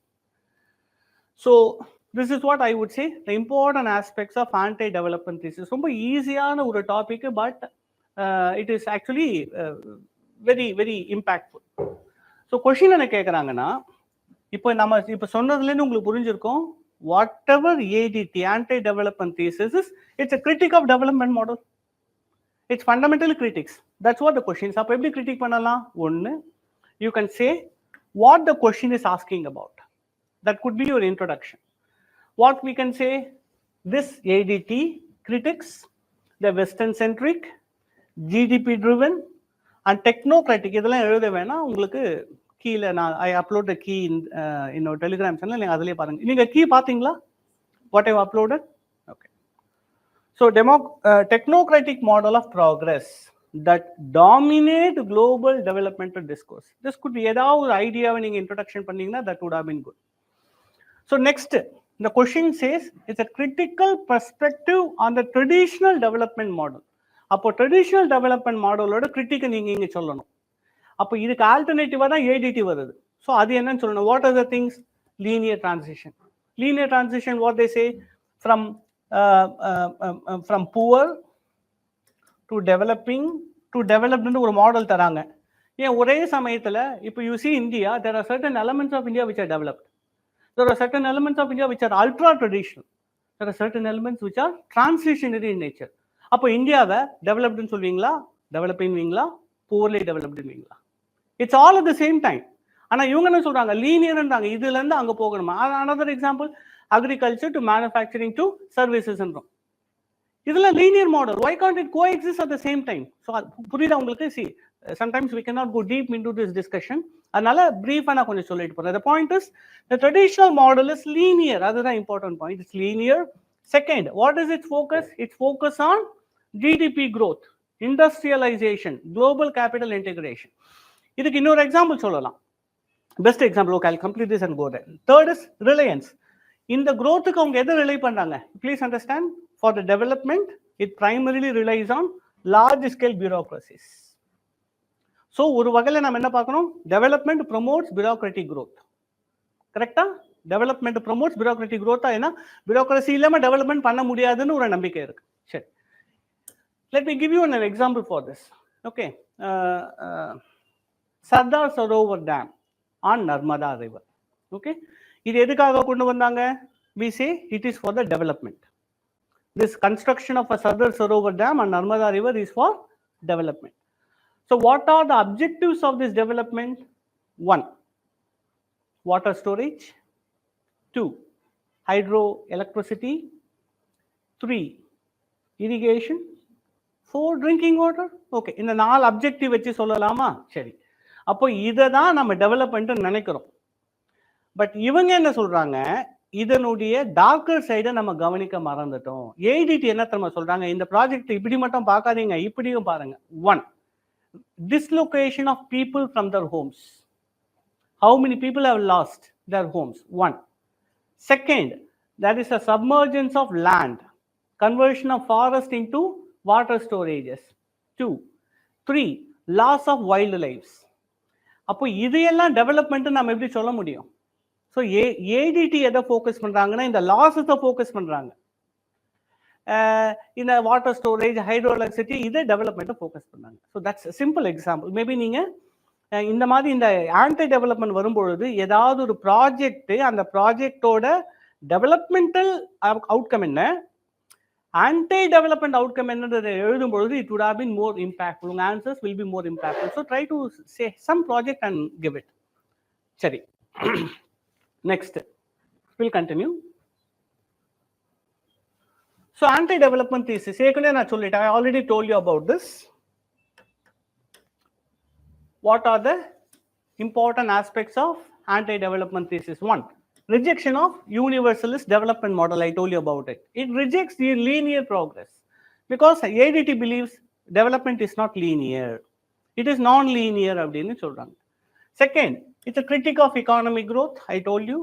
And also it talks about cultural insensitivity because, as I said earlier, development homogenizes diverse societies. ஆனா இதை எப்பவுமே நீங்க நெகட்டிவா கூட பார்க்க கூடாது. இதோட ஒரு பாசிட்டிவ் என்ன தெரியுமா? Imagine, because of the development, the caste based discrimination or the social lines based on caste have been blurred. எல்லாரும் ஒன்னாயிட்டாங்க. இந்த டெவலப்மெண்ட் வந்ததுனால என்ன ஆயிடுச்சுன்னா ஹோமோஜினைஸ் பண்றாங்களா, அப்போ ஹெட்ரோஜினியஸா இருக்கிற நம்மளோட சொசைட்டி கொஞ்சம் ஹோமோஜினியஸா மாறுது. அதனால இது ஒரு வகையில இட் ஹெல்ப்ஸ். டெவலப்மெண்ட் என்ன பண்றாங்க? It homogenises diverse societies. But this is something beneficial for caste based societies in India.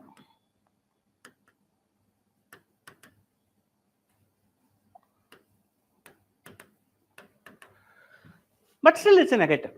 Nevertheless, it is negative. Now, what are the implications of this?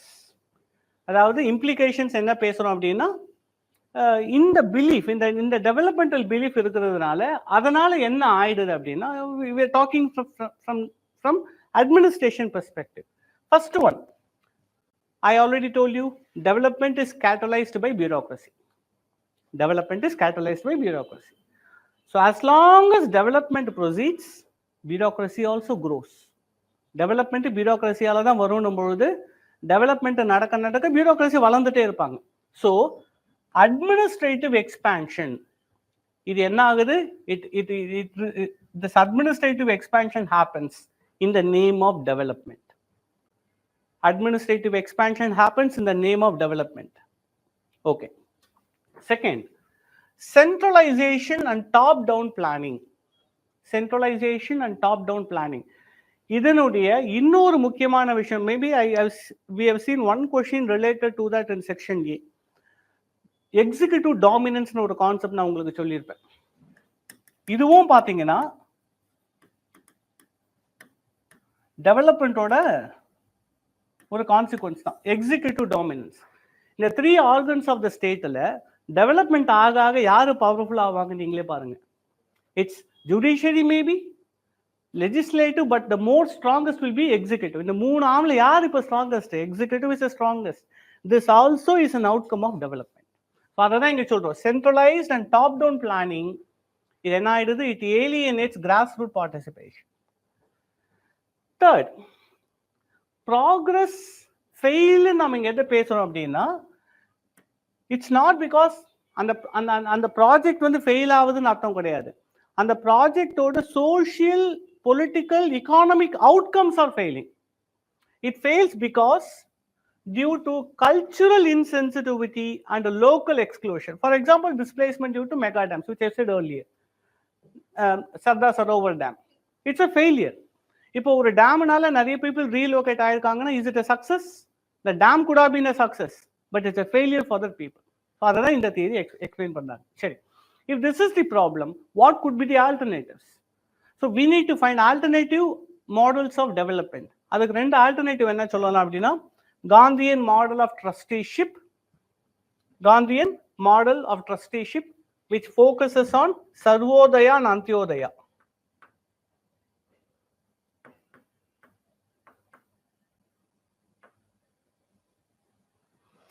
Then Amartya Sen's capability approach. Amartya Sen's capability approach.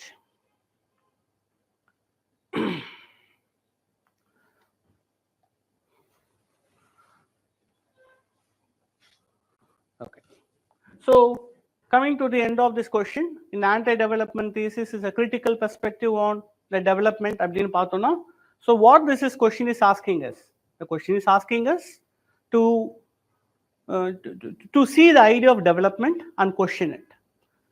So it calls to reimagine development not as a mere economic target. No, development is not only about economic targets, but a deeply political, ethical and inclusive process.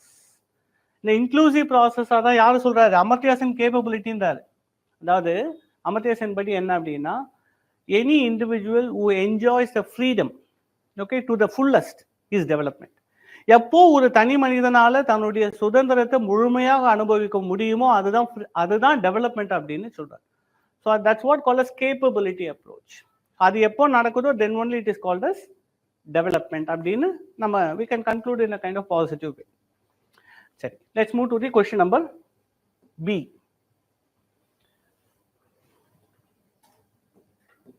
Okay. Civil servants should be allowed only to cast votes or to participate in the electoral process of the country. Examine. What the question is asking? Question என்ன கேக்குதுன்னு நினைக்கிறீங்க? Okay okay, நீங்க கொஸ்டினை உள்ள explain பண்றீங்க. Correct, நீங்க சொல்ற correct. But question என்ன சொல்றாரு அதை மட்டும் சிம்பிளா சொல்லுங்க பார்க்கலாம். What the question is saying?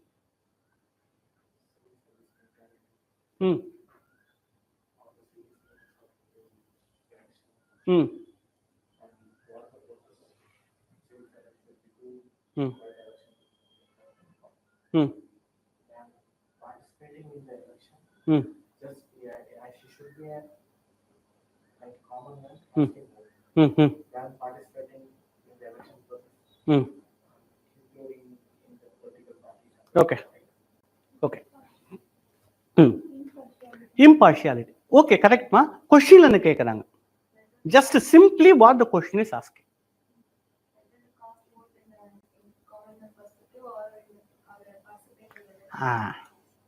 என்னமா கேக்குறாங்க? கொஸ்டினை ரீஃப்ரேஸ் பண்ணுவீங்களா? கொஸ்டின் என்ன கேக்குறாங்கன்னா, can civil servants participate in political processes, officially joining a political party, officially campaigning for a political candidate, for a election candidate, or getting into campaigns? Can they do all that, or they can only cast vote?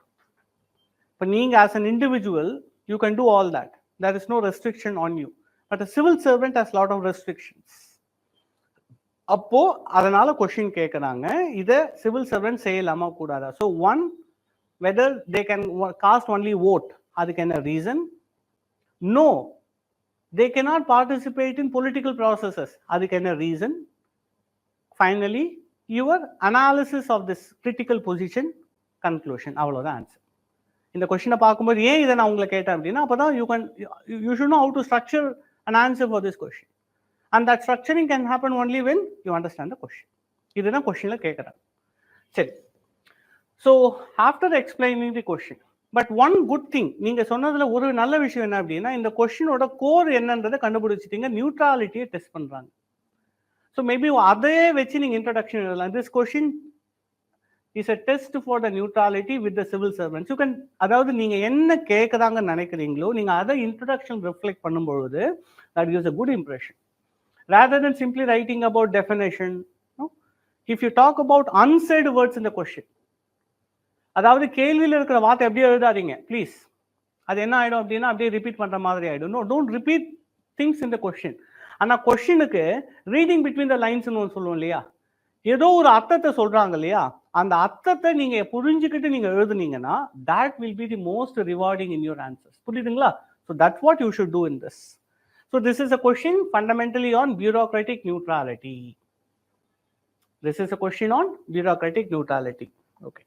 So the question, what is the fundamental question here? ரெண்டு கேள்வி கேட்க, ஒரு கேள்வியை கேட்குறாங்க, இதுவா அதுவா, this or that. இந்த this or that என்ன? is civil servant a citizen first?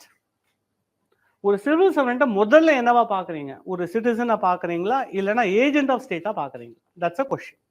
சிட்டிசனாக இருந்தால் பொலிட்டிக்கல் ப்ராசஸில் என்கேஜ் ஆகணும், ஏஜென்ட் ஆஃப் த ஸ்டேட்னு பார்த்தா ஆகக்கூடாது. That's a question. So this question asks the fundamental question, is civil servants a citizen first or an agent of state first?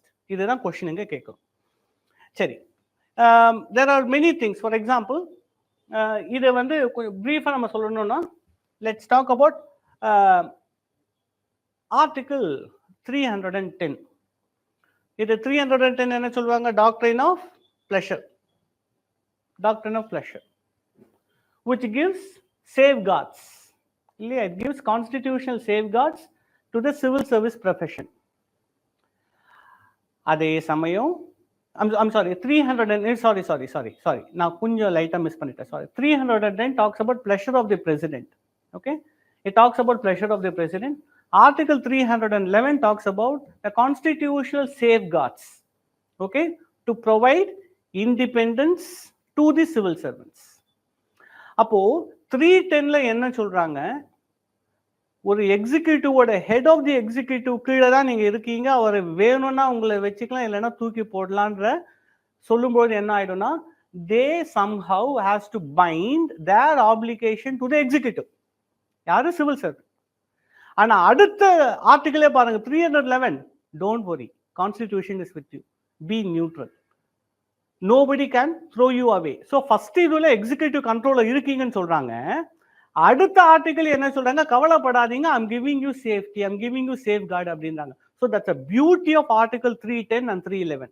நீங்க கொஞ்சம் உத்து கவனிச்சிங்க, நான் வீட்டில் போய் படிச்சு பாருங்க. 310 சொல்ற விஷயமும் 311 சொல்ற விஷயமும் கம்ப்ளீட்டா வேற, பார்க்கறதுக்கு வேற வேற மாதிரி இருக்கும். ஏன்னா சிவில் சர்வெண்ட்ஸோட கண்ட்ரோலிங் பவர் எக்ஸிக்யூட்டிவ்னு சொல்றது 310, அவங்களுக்கு இம்யூனிட்டியை தரது 311. அதுதான் அது, that's what we need to bring it up here. சரி, இன்னொரு விஷயம் நீங்க புரிஞ்சுக்கணும், இந்த கொஸ்டினோட டைமென்ஷன் நான் உங்களுக்கு சொல்ல விரும்புறேன். சரி, அப்ப அதனால 310ல ஒரு பெர்ஸ்பெக்டிவ், 311ல ஒரு பெர்ஸ்பெக்டிவ்னா அப்போ சிவில் சர்வெண்ட் என்ன பண்ணணும்? பேலன்ஸ் தான் பண்ணணும்.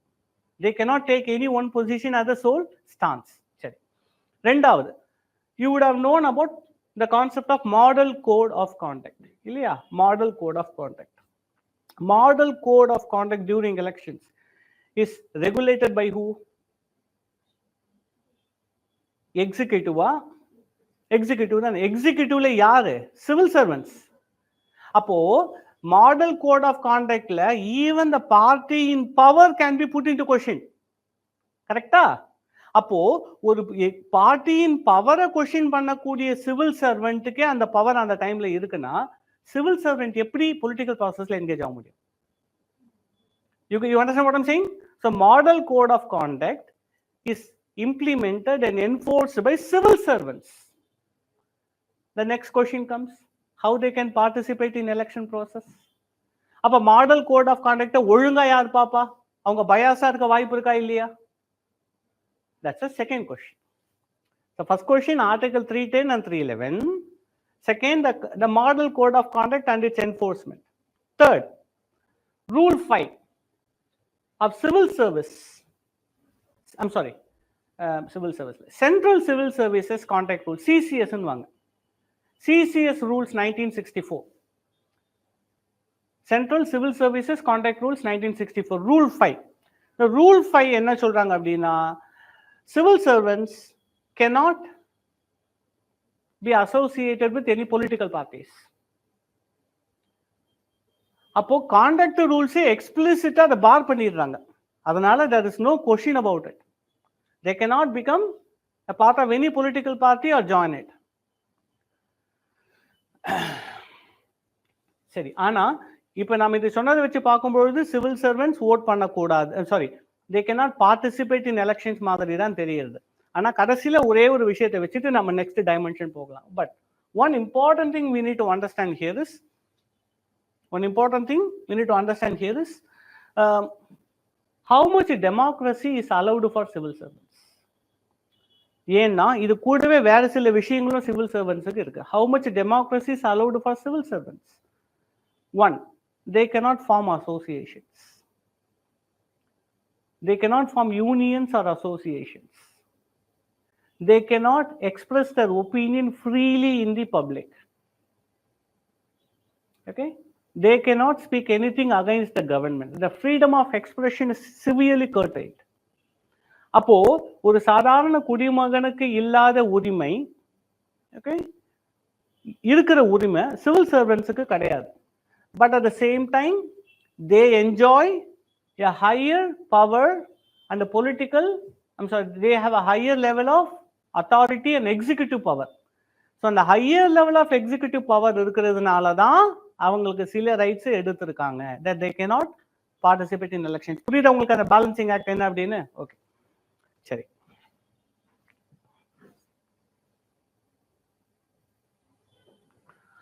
So now we are seeing what are the arguments for limiting to voting. வெறும் voting மட்டும் தான் அவங்க பண்ணணும்.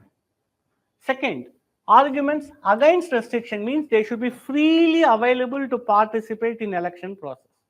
இது ரெண்டுத்துக்குமே நம்ம சில டைமென்ஷன்ஸை கொண்டு வரோம். Okay, first one, arguments for restricting civil servants only to voting. They can vote, but nothing more than that. Why? Because according to the Weberian model of legal rational organization, civil servant should be apolitical and neutral. அவரோட legal rational model என்ன சொல்றாங்க? It has to be impersonal professional organisation தான் சொல்றாங்க. எப்போ impersonal ப்ரொஃபஷனலா இருக்க முடியும்? அதுல இருக்கிற மெம்பர்ஸ் ஏபொலிட்டிக்கலா இருக்கணும், நியூட்ரலா இருக்கணும். அப்ப நியூட்ரலா இருக்கணும் அப்படின்னு சொன்னா அவங்க எப்படி பொலிட்டிக்கல் ப்ராசஸ்ல how can we allow them to participate there? So Max Weberோட ஐடியா படி பார்த்தோம் அப்படின்னா civil servants should remain apolitical to maintain public trust. Second reason, civil servants are part of the administration, and Woodrow Wilson strongly recommended spoil system வரக்கூடாதுன்னு ஒரு ஆசைப்பட்டாரு. அப்ப என்ன, administration பாலிடிக்ஸோட join ஆக கூடாது, பிரிக்கணும். So Woodrow Wilson's politics administration டைகாட்டமியை வச்சு பார்த்தாலுமே civil servants cannot be part of that. Third, what if they become engaging in political process? Of course, national MCC enforcement la evlo bias vara mudiyum. Maybe to the political party they are alleging to, they will turn blind eye. For other opposition parties, they will criticize every smaller and finer details. So the third is, it can lead to favoritism or abuse of authority. And the last is, only voting allowed for the civil servants maintains the trust of the citizens. Sherry, it is in this context. Okay, let's move to the next one. Against a restriction, it says, okay, let them participate in elections. What are the arguments for that?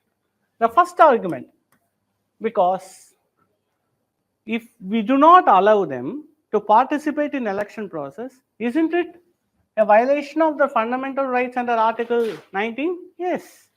So not allowing them to participate in elections is a violation of a fundamental right. Therefore, we have to allow them to participate. 1. 2. Imagine a scenario where civil servants engage in these political processes. They come into close contact with politicians who are not subject experts. Now, the scenario could help in such a way that this collaboration between the politicians and the administrator could enhance the policy formulation better. ஏன்னா அதே தான் வால்டோவும் சொல்வாரு, இந்த politics administration dichotomy Waldo criticise பண்றாரு. No no no no, administration has no values, politics has values. You cannot separate them both அப்படின்னு சொல்றாரு Dwight Waldo. அப்ப அதே மாதிரி இங்க அது பிரிக்க முடியாததுனால, because Dwight Waldo says what, politics and administration cannot be separated.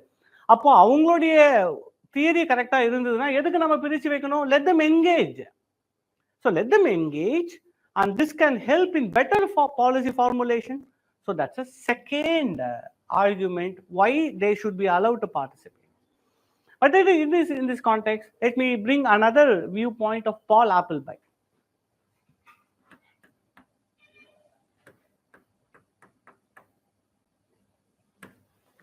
Okay, Paul Appleby. So Paul Appleby என்ன சொல்றாரு அப்படின்னா, நம்மளுக்கு நியூட்ரல் பியூரோக்ரஸி இருந்து என்ன வந்தது? ஒன்றும் இல்லை. அவர் என்ன சொல்றாருன்னா, he demands for a responsive bureaucracy than a neutral bureaucracy. If I give you a choice, உங்களுக்கு நியூட்ரல் பியூரோக்ரஸி வேணுமா ரெஸ்பான்சிவ் பியூரோக்ரஸி வேணுமானா நம்மளோட சாய்ஸ் என்ன? ரெஸ்பான்சிவ் தான் வேணும். So he advocates for a responsive bureaucracy than a neutral bureaucracy in a democracy.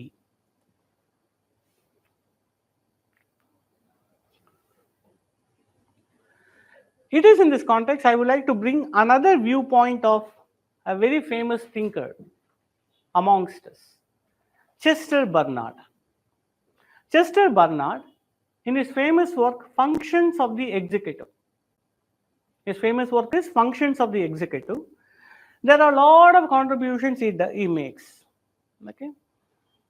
Among the contributions he makes, he also talks about one important thing called as inducement contribution balance.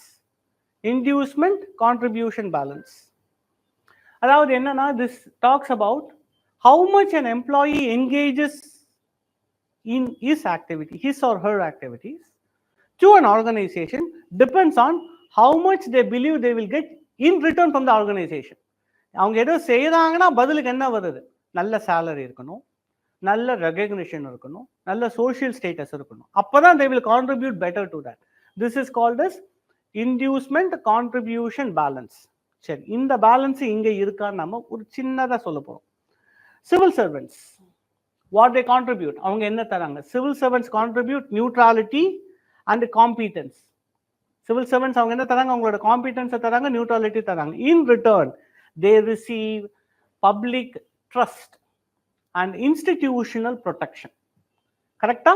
அவங்க அதை, this is what Chester பர்னார்டோட application இங்க பண்ணோம்னா, civil servants are giving their competence, their neutrality. அதுக்கு அவங்களுக்கு திரும்ப என்ன கிடைக்குது? பெரிய மரியாதை கிடைக்குது. they get huge honor and institutional protection அவங்களுக்கு பதில் கிடைக்குதா? சரி, இப்போ இந்த விஷயம் இருக்குல்ல, அவங்க ஏதோ தராங்க, அவங்க நியூட்ரலிட்டியை தராங்க, பதிலுக்கு மரியாதை வருது. இப்போ பாலிடிக்ஸ்ல அவங்க ஜாயின் பண்ணலான்னு சொன்னா இந்த பேலன்ஸ் சமநிலை போயிடும் இல்லையா?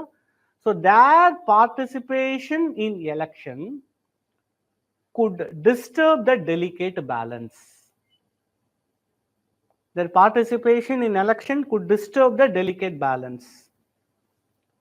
You understand this? So that could be kind of a good conclusion we can bring using Chester Barnard. So way forward, சரி என்ன பண்ணலாம் அப்போ? Does it mean that they cannot participate in election for life? No, no, no. அவங்க சர்வீஸ்ல இருக்கிற, active சர்வீஸ்ல இருக்கிற வரைக்கும் தான் அவங்கள ப்ரோஹிபிட் பண்றோம். Post retirement let them join wherever they want, which is even happening in the recent times.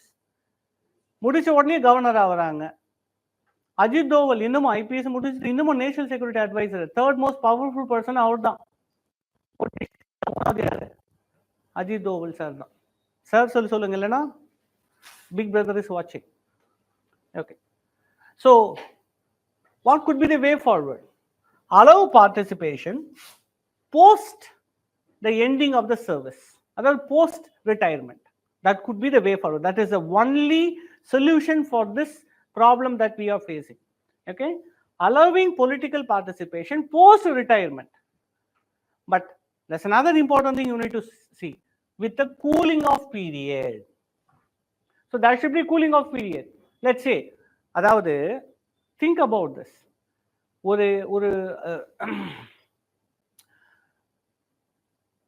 Supreme Court in its TSR Subramaniam case, security of tenure சொல்றாங்க. That any chief secretary or DGP is appointed, they should retain their post for 2 years ன்னு சொல்றாங்க. minimum of 2 years. security of tenure சொல்றாங்க. ஒரு appointment வரும்பொழுது security கேட்கக்கூடிய ஒரு application இருக்குன்னா, வேலை முடிஞ்ச உடனே இன்னொரு பொலிட்டிக்கல் பார்ட்டியில ஜாயின் பண்ணக்கூடாதுன்னு ஒரு ஆப்ளிகேஷன் இருக்கா இல்லையா? நான் போற வேலையில என்ன டிஸ்டர்ப் பண்ணாதீங்க. அப்ப வேலையை விட்டு போன அப்புறமாவும் I have to maintain the cool off period, right? That's what should be what a nominal argument could be. So therefore இத பண்ணலாம், we can allow, but only after post retirement, but also with a cooling off period as suggested by Nolan Committee UK. Nolan Committee also recommended for the same. So இந்த கொஸ்டினை ஃபைனலாக எப்படி முடிக்கலாம்? இதுதான் conclusion, நம்ம சொன்னத கன்க்ளூஷன். பட் இதை இன்னும் என்ன பண்ணலாம், மேபி இன்னும் கொஞ்சம் டிரான்ஸ்பரன்சி இருந்தால் இன்னும் ட்ரஸ்ட் இருக்கும். Maybe transparent disclosures. If a civil servant wanted to join a political party, let them disclose it 2 years before the retirement, so that we can properly keep a tab on what they are doing. We will know whether they are biased or not. So transparent disclosures at least 2 years before their retirement could help in retaining the trust of the people. But people question பண்ண மாட்டாங்க இல்லையா, நம்பிக்கை இல்லாம இருக்க மாட்டாங்க. So this could be the way forward.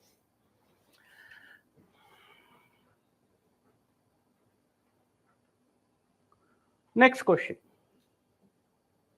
Question number C. Critical path method is a project management technique used to plan and manage projects effectively. இந்த கொஸ்டின்ல என்ன கேட்கறாங்கன்னா, சிபிஎம் மெத்தடை பத்தி எழுதுங்கன்னு கேட்கறாங்க. Let's give you an example. You guys know CPM படிச்சிருக்கீங்க இல்லையா?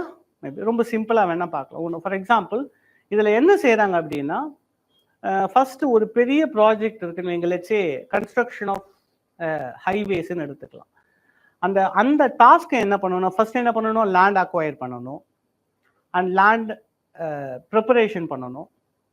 அதுக்கப்புறமா laying of the தார் பண்ணணும். அதுக்கு மேலே லேயிங் ஆஃப் த லேயர்ஸ் பண்ணணும். அதுக்கப்புறமா என்ன, சைடில் மரம், to we have to plan the trees பண்ணணும். அப்புறம் டிவைடர் பண்ணணும். அப்புறம் ரோடுக்கு நடுவில் லேன் கிராசிங்ஸ் ட்ரா பண்ணணும். இதெல்லாம் செஞ்சுட்டு அப்புறமா தான் it will be open for traffic. ஆனால் இதில் கொஸ்டின் என்னன்னா, எதை ஃபர்ஸ்ட் பண்ணுவீங்க, எது செகண்ட் பண்ணுவீங்க, எது தேர்ட் பண்ணணும், இது எல்லாத்துக்கும் சேர்த்துக்கு எவ்வளவு நேரம் ஆகும், எவ்வளவு கன்ஃபியூஷன் இருக்கும், அதை சிபிஎம் மெத்தட் அட்ரஸ் பண்ணுது. So that way we will know what is the project, what are the components of a project, how much time each component will take, what is to be prioritized, what is not to be prioritized. இப்போ இதில் line போகிறத prioritise பண்ணுவோமா? இல்லை, எப்போ வேணால் பண்ணிடலாம் அது, கரெக்டா? ஸோ அந்த மாதிரி எது எசென்ஷியல் டாஸ்க்கு, எது நான் எசென்ஷியல் டாஸ்க் அப்படின்னு பிரித்து எவ்வளவு நேரம் ஆகுதுன்னு கம்ப்ளீட்டாக ப்ரொஃபைலிங் பண்ணுறது தான் சிபிஎம் மெத்தட். ஒரு எக்ஸாம்பிள் என்ன சொல்லலாம் அப்படின்னா, ஒரு என்ன பண்ணுறோம், ப்ராஜெக்டை லெட்ஸ் சே 4 காம்போனண்ட்டாக பிரிக்கிறோம். அந்த ப்ராஜெக்ட் 4 ஸ்டேஜஸாக பிரிக்கிறோம். லெட்ஸ் சே ஃபார் எக்ஸாம்பிள் இந்த ஒவ்வொரு காம்போனண்ட்டுக்கும் இவ்வளவு நேரம் ஆகுது, 3-4ன்னு வச்சுக்கலாம் in days. Each component takes this many days to complete. For example divider போடுறதுன்னு ஒரு காம்போனன்ட்னா அதுக்கு 4 நாள் ஆகுதுன்னு எடுத்துக்கலாம், அந்த மாதிரி. ஆனால் இதில் ஏபிசிடி போட்டுக்கல. இப்போ நான் என்ன பண்ண போறேன், ப்ரையாரிட்டைஸ் பண்ணுறேன். இல்லை, ஃபர்ஸ்ட் நான் பண்ண வேண்டியது ஏ செஞ்சு முடிச்சிட்டேன். இப்போ பி நான் செய்யணும். ஆனால் பி செய்யறதுக்கு முன்னாடி இது என்னன்னா ப்ரெடெசஸர்னு ஒரு காலம் போட்டுக்கோங்க. ப்ரெடெசஸர்னா இந்த ப்ராஜெக்ட்டுக்கு முன்னாடி வேற என்ன போட்டிருக்கணும். ஃபார் எக்ஸாம்பிள் மரம் நட்டுட்டு ரோடு போட முடியுமா? How illogical it will be? First, we have to complete the road. Then only any trees we need can be planted on the sites. Appo, if planting a tree B ன்னு எடுத்துக்கங்க. அப்ப A என்னவா இருக்கணும்? Laying the road. அந்த மாதிரி B க்கு let's say A. For example. Okay. C க்கும் A வேணும். Okay. Let's say D க்கு B வேணும். இப்போ என்ன பார்க்க போறாங்க இந்த சிபிஎம்ல? இப்போ நாம எடுக்கிறோம். இப்போ for example let's say A first பண்ணணுமா?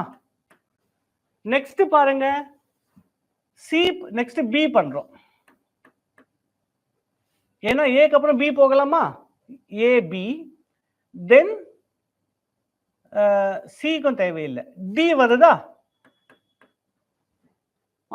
அந்த ப்ராஜெக்டோட ஃப்ளோ தெரியுதா உங்களுக்கு? சரி, இதுக்கு எத்தனை நாள் ஆகுது? ஏபிடி இதான கண்டினியூஸ் ப்ராசஸ். இப்போ என்ன கண்டினியூஸ் ப்ராசஸ்னா, ஏ ஆரம்பிச்சிங்கன்னா அடுத்து பி பண்ணிடலாம், அடுத்து டி பண்ணிடலாம். ஏன்னா டிக்கு உங்களுக்கு you understand what I'm saying? சரி, இப்போ இதுக்கு எத்தனை நாள் ஆகுது? 4 2 6 6 3 9 நாள் ஆகும் இதை முடிக்கிறதுக்கு. ஆனா இதை ஆரம்பிச்சிங்கன்னா 9 நாள் டிஸ்டர்ப் ஆகாம போகணும். Then you can complete it within 9 days. Sir வேற ஏதாவது மெத்தட் இருக்கா? ஃபார் எக்ஸாம்பிள் இதை பாருங்க, ஏ எடுக்கலாம், நெக்ஸ்ட் பி வரும், நெக்ஸ்ட் சி வருமா? இதுவும் பண்ணலாமா? இதுக்கு எவ்வளவு நாள் ஆகும்? 4 2 6 6 3 9. இதுவும் 9 days தான் வருது. இப்போ என்ன ஆகுது? we can understand எதை ஃபர்ஸ்ட் பண்ணணும், எதை செகண்ட் பண்ணணும், அதுக்கு எவ்வளவு நாள் ஆகுது, எந்த ப்ராஜெக்ட் ஆரம்பிச்சா அவன் நிறுத்தாம அடுத்த ப்ராஜெக்ட் பண்ணணும்னு ஒரு கிளாரிட்டி வருதா? இந்த மெத்தட் தான் CPM. What we have done here is what critical path method. இப்போ இது நம்ம எடுக்கிறோம்ல, அந்த ப்ராஜெக்டோட காம்பனன்ட்ஸ் அலைன் பண்றோம்ல, என்ன அலைன் பண்றோம்? the longest path which has to be done continuously, நிறுத்தக்கூடாது. இப்போ இதுல சி எப்ப வேணா பண்ணிக்கலாம். இது என்ன நம்ம சொல்லுவாங்க? ஃப்ளோட்னு வாங்க. ஃப்ளோட்னா என்ன? தனியா மிதந்துட்டு இருக்கு. இதை பண்ணி முடிச்சுட்டு அதுக்கு அப்புறமா 2-3 days கழிச்சு ஒரு நாள் மெட்டீரியல் வரல, திடீர்னு லேபர் வரல, திடீர்னு வேற ஏதோ ரெகுலேட்டரி ப்ராப்ளம் வந்து something, we can always see later. ஆனா ஏபிடி ஆரம்பிச்சிங்கன்னா 9 days கண்டினியூஸா போகணும். அப்ப அதுக்குரிய மெட்டீரியல்ஸ், அதுக்குரிய ப்ரொக்யூர்மெண்ட், அதுக்குரிய சாலரிஸ் எல்லாம் ரெடி பண்ணி வைக்கணும். உங்களுக்கு புரியுதா? உங்களுக்கு very important for civil servants. You need to be very expert in how the project has to be broken down and how to find the critical path. Critical path என்ன? The longest continuous path which cannot be broken down. இதுதான் CPM.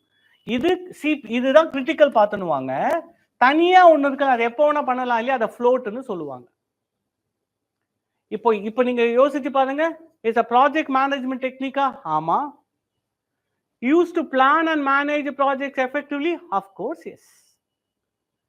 So that was the question is about. Maybe இதுக்கு நீங்க இந்த மாதிரி நான் போட்ட table மாதிரி போட்டுட்டு இந்த பாத்து போட்டீங்கன்னா most ideal.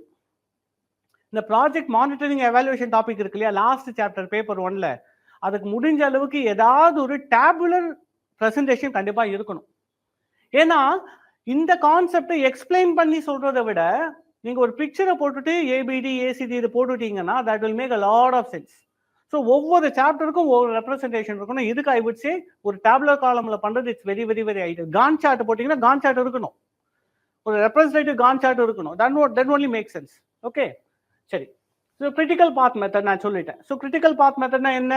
It is a step by step project management technique to identify the longest sequence ABD, the longest sequence of dependent task. ஏன்னா B பண்ணனும்னா A முடிச்சிருக்கணும், D பண்ணனும்னா B முடிச்சிருக்கணும். dependent task, the longest sequence of dependent task, அதுக்கு பேரு தான் critical path. that determines the shortest project time. அப்ப என்ன அர்த்தம்? இதை நீங்க பண்ணிட்டீங்கன்னா 9 நாள்ல 3 காம்போனன்ட் முடிச்சலாம் தெரியுதா? that determines the shortest project duration. So இதுக்கு பேரு தான் கிரிட்டிக்கல் பாத் மெத்தட். ஸோ இதுல இருந்து நம்ம என்ன தெரிஞ்சுக்கலாம்னா, it is a scheduling algorithm. சிபிஎம்ன்றது என்ன? Critical path method. It's a scheduling algorithm.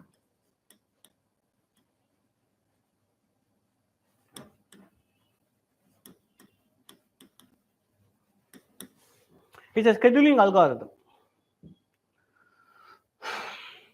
So the CPM, the concept of CPM is deeply rooted in operations research. இது எதுல இருந்து derive ஆகுதுன்னா, it is derived from, it is deeply rooted in operations research and network theory developed in 1950s by DuPont. DuPont அப்படின்ற ஒரு largest organisation என்ன பண்றாங்க, operations research and network தியரியை base பண்ணி இந்த சிபிஎம் அப்படின்ற ஒரு டெக்னிக்கை டெவலப் பண்றாங்க. இட் வாஸ் டெவலப்டு பை DuPont in the 1950s. CPM எதோடலாம் அலைன் பண்ண முடியும், ஏன்னா அலைன் பண்றது மூலமா we can explain the question also in a way, because the question is asking effective எப்படி மேனேஜ் பண்ண முடியும். அப்ப எஃபெக்டிவ் எஃபிஷியன்ட் அப்படின்னு வந்துட்டா கண்டிப்பா நீங்க என்ன பண்ணலாம், என்பிஎம் கொண்டு வந்துடலாம். புரிஞ்சுக்கோங்க, சில கீவேர்ட்ஸ் உங்களுக்கு ட்ரிகரா இருக்கணும். ஒவ்வொரு தியரிக்கு கீவேர்ட்ஸ். ஃபார் எக்ஸாம்பிள், அத்தாரிட்டி இந்த வார்த்தை வந்துட்டாலே உடனே யாரு வரணும், யாரு, வெபரியன். பத்தாது, இன்னும் ஸ்ட்ராங்கா ஒருத்தவங்க வரணும். when they say the word authority, this has to come. Bernard, Chester Bernard. நீங்க கொஸ்டின்ல இல்ல கான்செப்ட்ல இது வந்ததுன்னா இவர் கண்டிப்பா அவரோட கான்ட்ரிபியூஷன் இருக்கும். அதே மாதிரி கான்ஃபிளிக்ட் அண்ட் கோஆபரேஷன் அப்படின்னு வார்த்தை வந்துட்டாலே யார் வரணும், ஃபாலட். Good, good. இந்த மாதிரி கீவேர்ட்ஸ் வந்துட்டாலே நீங்க அதை யூஸ் பண்ண கத்துக்கணும். the relevant thinkers. அட்லீஸ்ட் இப்போ நீங்க ஏற்கனவே படிச்சுட்டு இருந்துட்டு நோட்ஸ் எடுக்கிறீங்கன்னா அந்தந்த கீவேர்டுக்கு எந்த திங்கர்லாம் கனெக்ட் பண்ணணும்னு எடுத்து வச்சுக்கலாம் நீங்க. Otherwise you cannot think on the moment when writing answers. You need to prepare it and then come to the writing. You cannot think about it while writing. No, it won't help you much. முன்னாடியே பண்ணி வைக்கணும் அது. ஓகேவா? So நீங்க PY2 பாருங்க, கன்சிஸ்டண்டா என்ன இந்த மாதிரியான வேல்யூஸை டச் பண்றாங்கன்னு பாருங்க. அந்த வேல்யூஸ்க்கு ரெலவெண்டான திங்கர்ஸ் யார் அசோசியேட், அவ்வளவுதான். That's how you have to prepare it. That's how toppers do it. சரி, so we can talk about NPM. So அதனால தான் இங்க சொல்லியிருக்கோம், CPM aligns with NPM principles of efficiency, accountability and result based management. இது ஒன்று இருந்தா கூட போதும். But it also related to Henry Gann's work on scheduling, Gantt chart, and Frederick Taylor's scientific management. Scientific management என்ன, time studies இருக்கா, work on time study. So CPM is also relevant to work on time studies of Taylor. So key features of CPM. CPM ஓட key features என்ன செய்யறாங்க இதுல. First, task identification பண்ணணும். அதாவது ஒரு பெரிய ப்ராஜெக்ட் இருக்குன்னா அதுல இருக்கக்கூடிய சிம்பிள் டாஸ்க் என்ன, டாஸ்க் ஐடென்டிஃபிகேஷன். செகண்ட், இந்த டாஸ்க் ஐடென்டிஃபிகேஷன்ல எந்த ப்ராஜெக்ட் டிபெண்டபிளா இருக்கு. இப்போ இந்த இடத்துல நம்ம எக்ஸாம்பிள்ல பார்த்தோம்னா B was dependent on A, D was dependent on B. அந்த டிபெண்டன்ட் டாஸ்க பண்ணணும். Third, duration estimation, how much time each one takes. அதுக்கப்புறம் கிரிட்டிக்கல் பாத் என்னன்னு பார்க்கணும், ஃப்ளோட் என்னன்னு பார்க்கணும். That's it. ஃப்ளோட்டை எப்போ வேணா பண்ணிக்கலாம். The once we start the critical path, it has to continue. So these are the key features of CPM.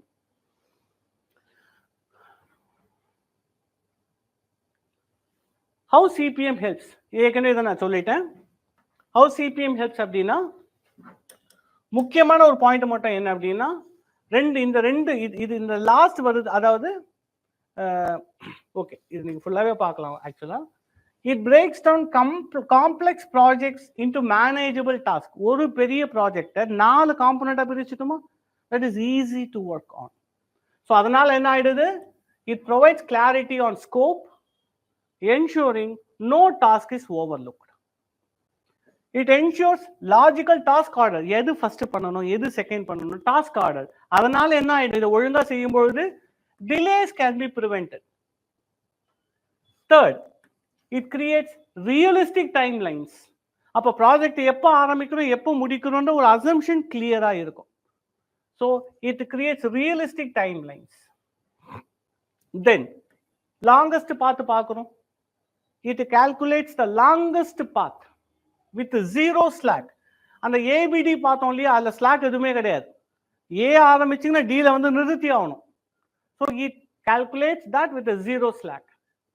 And the fifth and the most important is it anticipates bottlenecks. அப்போ ஏ ஆரம்பிக்கும் போது டியினுடைய ரிக்குவயர்மெண்ட்டை நீங்கள் ஆரம்பிச்சிடணும், ப்ரொக்யூர்மெண்ட் ஆரம்பிச்சிடணும், stockpiling பண்ணிடணும், அந்த நீடை ஒர்க் பண்ண ஆரம்பிச்சிடணும். So it anticipate bottlenecks and allocate resources wisely. இதுதான் this is how CPM helps.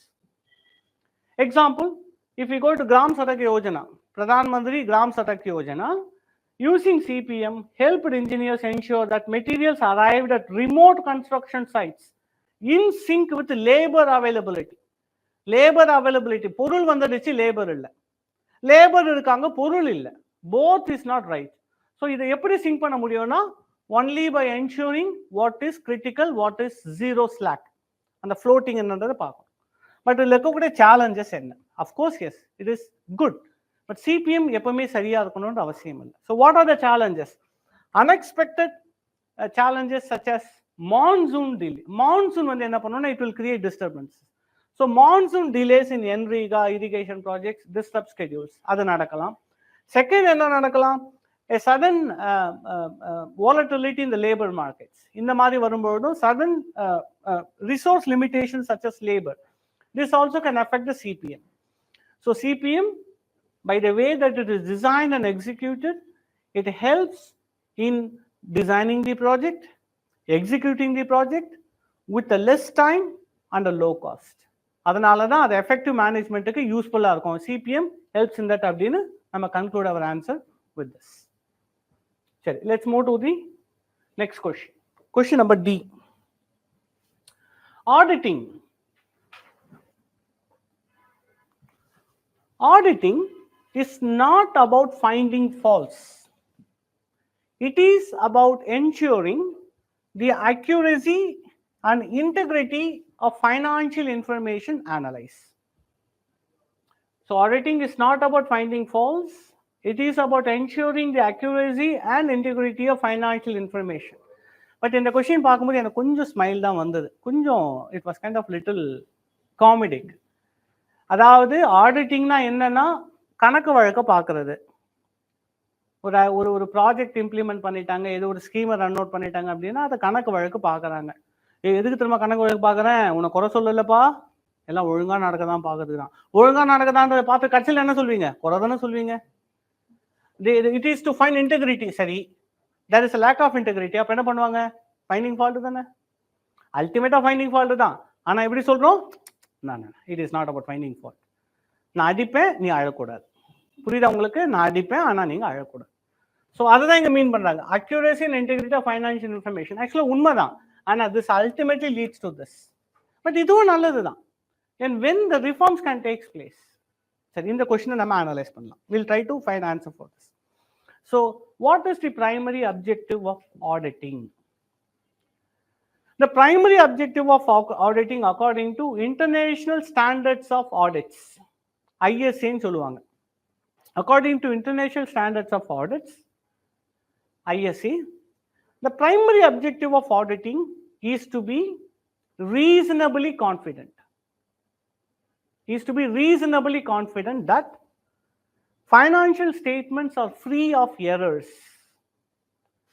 Reasonably confident that financial statements are free of error. அதாவது உங்ககிட்ட யாரோ ஒரு கணக்கு வழக்கு தரான், நீங்க எவ்வளோ கணக்கு பண்ணி அப்படி பாக்குறீங்க, கூட்டி பாக்குறீங்க, ஏதோ பண்றீங்க, ஒரு கான்ஃபிடன்ட் வர வரைக்கும், அது ஒருவேளை அவங்க கரெக்ட் பண்ணி மாத்தி கூட எழுதி இருக்கலாம், ஆனா உங்களுடைய கான்ஃபிடன்ஸ், ரீசனபிள் கான்ஃபிடன்ஸ் வர வரைக்கும் அது சரியா இருந்ததுன்னா அதுதான் ஆடிட்னு அர்த்தம். அதாவது reasonable confidence, reasonable assurance that the financial statements submitted are free of errors. இது எதுக்காக பண்றோம்? To enhance the credibility of stakeholders. To enhance the credibility of stakeholders. இதுக்காக தான் அதை பண்றோம். இதுதான் what is called as auditing.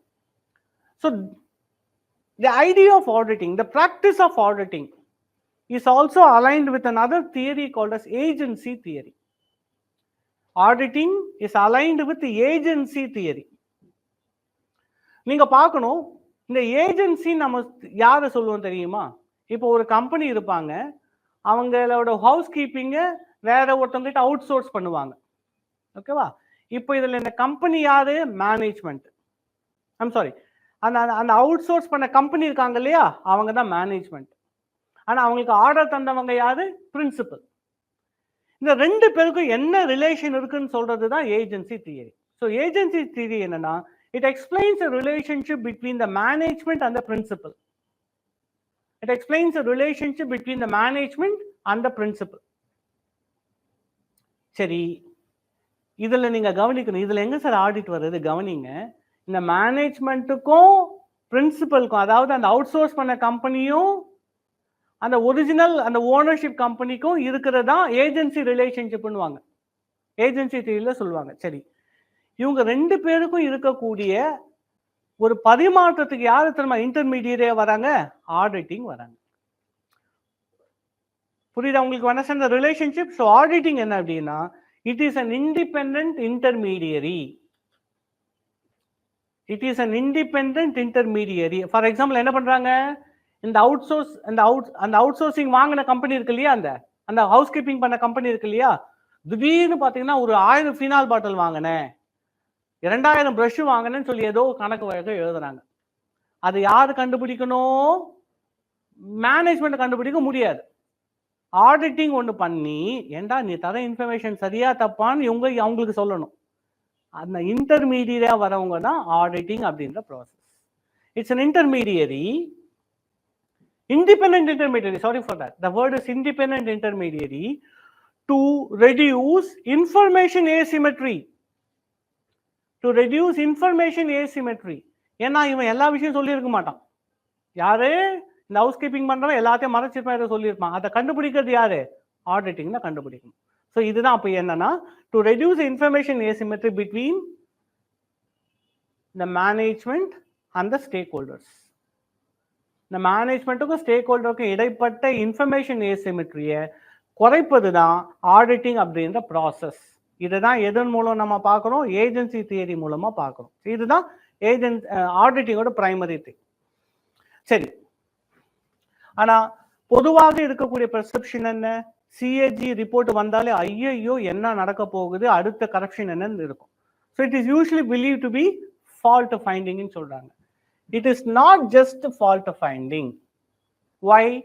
Because it is a systematic process to verify financial records. எதுக்காக? Ensuring accuracy, transparency and integrity rather than merely finding fault. அதான் நான் சொன்னேன், இதெல்லாம் பண்ணிட்டு கடைசியில் என்ன சொல்வீங்க? ஃபால்ட் தான் கண்டுபிடிப்போம். But it's okay. சரி, இதோட டெஃபினிஷன் நான் ஏற்கனவே சொல்லிட்டேன், அதனால தேவையில்லை. No need for that. சரி, பட் டைப்ஸ் ஆஃப் ஆடிட் ஒரு சின்ன இது மட்டும் நோட் பண்ணிங்க. இந்த ஆடிட்டே பார்த்தீங்கன்னா பல வகையில் நம்ம பண்ண முடியும். இந்த audit can be done in many ways. And அதோட சின்ன ஒரு one word importance, types of audits and its importance. First one financial audit அப்படின்னு சொல்லுவாங்க. First one is financial audit. Financial audit என்ன? Verifying correctness of records. ஆனா இன்னொரு வகையான audit இருக்கு, இதுவுமே கூட நிறைய சமயம் GS2ல கூட கேட்கறாங்க. It's called as performance audit. CAG பண்றது சம்டைம்ஸ் ஃபைனான்ஷியல் ஆடிட்டோ இருக்கும், சில சமயம் பெர்ஃபார்மன்ஸும் சொல்லுவார்.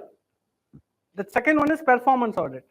இது என்ன பண்றாங்க? இட் எவாலுவேட்ஸ் எக்கானமி, அதான் 3Eன்னு சொல்றோம்ல. 3E என்ன சொல்லுவோம்? Efficiency, effectiveness and economy. அந்த 3E எவாலுவேட் பண்ணுவாங்க. அது performance audit. The third one is compliance audit.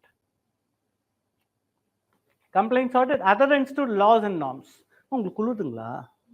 சொல்லலாம் நம்ம. I can see lot of ரொம்ப டிஸ்டர்ப்டா இருக்கிற மாதிரி இருக்கீங்க. பரவாயில்ல. Compliance audit adherence to laws and norms. So இந்த 3 வகையான ஆடிட் அது எதுக்கு பண்றாங்க அப்படின்றத நம்ம பார்க்கணும். சரி, கொஸ்டின் என்ன கேட்குறாங்க? அது ஃபால்ட் ஃபைண்டிங் கிடையாதுமா அப்படின்னு எக்ஸ்பிளைன் பண்ணணும்னு கேட்குறாங்க. சரி, okay, let's see. So not fault finding but value addition. Not fault finding but value addition எந்த வகையில் அப்படின்றத பார்க்கணும். ஸோ ஃபர்ஸ்ட் ஒன், இப்போ if an auditing process consistently finds the faults, consistently pinpoints where the problem is happening, It helps in creating what is called as institutional memory. So it helps building institutional memory. இந்த மாதிரி வேர்ட்ஸை நீங்கள் use பண்ணணும், இந்த மாதிரி phrases உங்கள் ஆன்சரில் வரணும். அதனால தான் நான் கீ தரும்போது கூட அந்த ஆன்சர்ஸ் அப்படின்றதுக்கு முன்னாடியே ஃபர்ஸ்ட் அந்த கீவேர்ட்ஸை நான் தரேன். ஸோ கீவேர்ட்ஸை ரொம்ப ஃபெமிலியரைஸ் பண்ணணும். You want to make your answer stand different, you need to have keywords. So when we say institutional memory, இது என்ன அப்படி, இதுக்கு அர்த்தம் என்ன அப்படின்னா, யாரு தப்பு பண்ணா இல்லை, என்ன தப்புன்னா பார்க்கணும். The question is less about who made the mistake, but more about why the system allows it. It's more about why the systems allows it. For example, recently there was the custodial death of Ajit Kumar. So அது யாரு பண்ணாங்கன்றது question. Yes, the law will take its due course, but the question is why it happened. பாருங்க, after 4 days DGP has dispatched special teams. Pubad இது எழுதணும் நீங்க. You have to cite this example. So the disbanding of special teams by the Tamil Nadu DGP, இது எது answer பண்ணுதுன்னா why the system allows it. நீங்க அந்த கான்செப்டை பார்த்தீங்கன்னா நிறைய பபாட் லெசன் ஒளிஞ்சிருக்கு.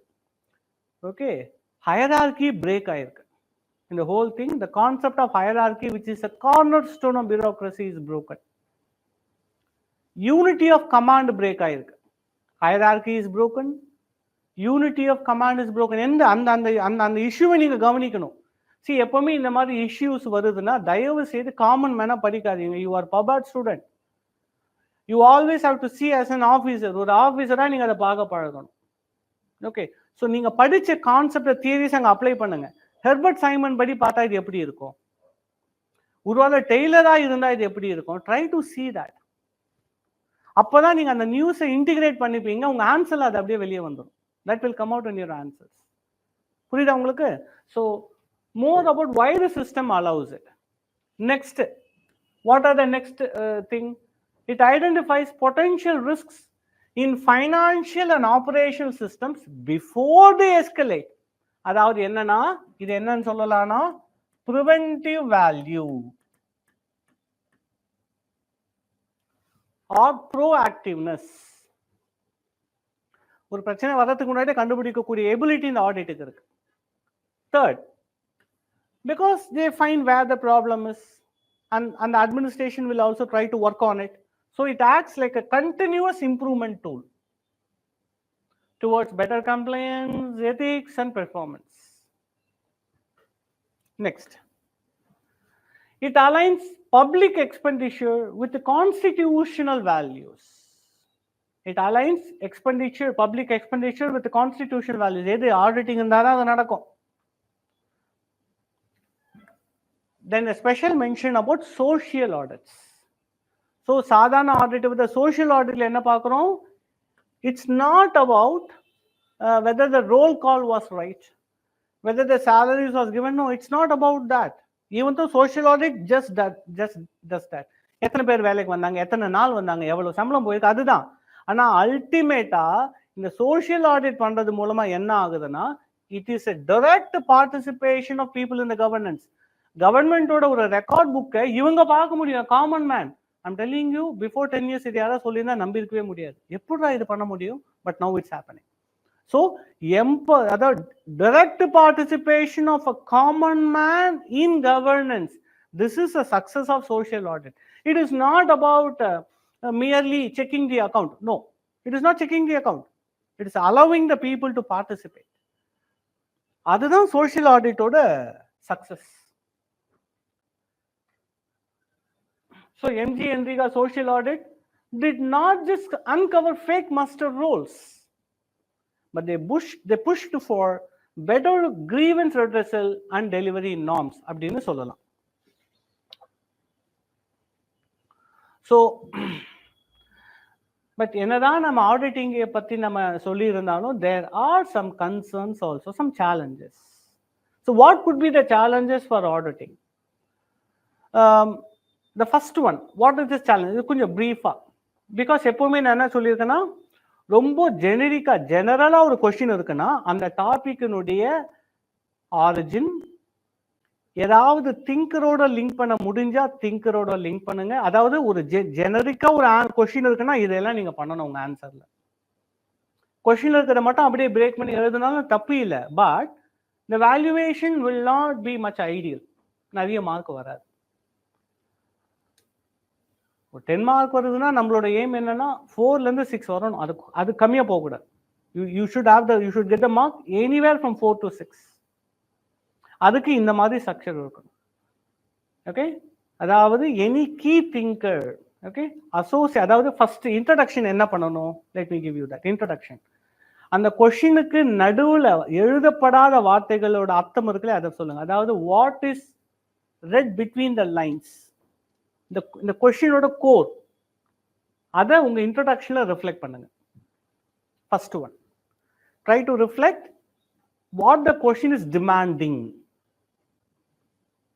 இது எழுதும் பொழுது if possible, I will not say that do it always, no, but if possible அதுக்கு ரெலவெண்டான ஒரு எக்ஸாம்பிள் போட முடியுமா பாருங்க. அந்த இன்ட்ரடக்ஷன்லயே அதுக்கு ரெலவெண்டான ஒரு எக்ஸாம்பிள் போட முடியுமா பாருங்க.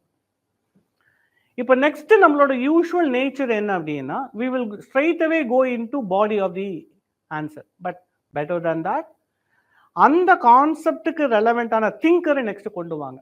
ஓகே, relevant thinkers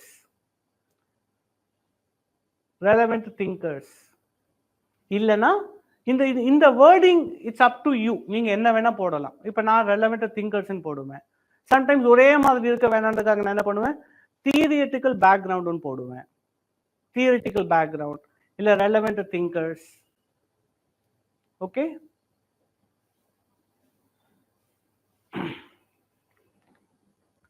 இல்லனா இன்னும் ரொம்ப சொபிஸ்டிகேட்டடா சொல்லணும் அப்படின்னா எபிஸ்டமாலஜிக்கல் கான்டெக்ஸ்ட்னு போடுவேன். That is more sophisticated. எபிஸ்டமாலஜினா நாலேஜ்னு அர்த்தம். நம்ம என்ன பண்றோம், ஒரு கான்செப்ட் இன்னொரு விஷயத்தோட தானே கனெக்ட் பண்றோம். It's about knowledge. So epistemological context அப்படின்னுவேன். If you find some other way that's fine.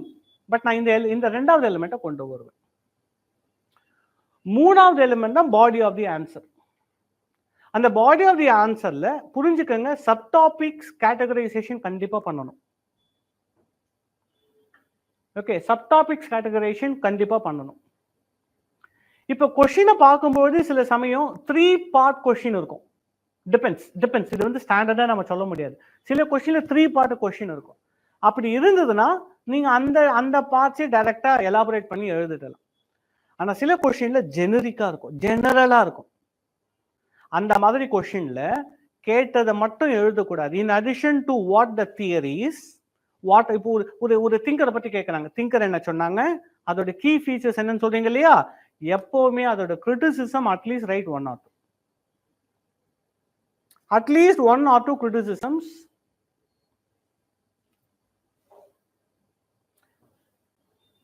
அடுத்தது ரெலவன்ஸ், அந்த தியரியினுடைய ரெலவன்ஸ். கடைசியில தான் கன்க்ளூஷன் வரணும். புரியுதுங்களா?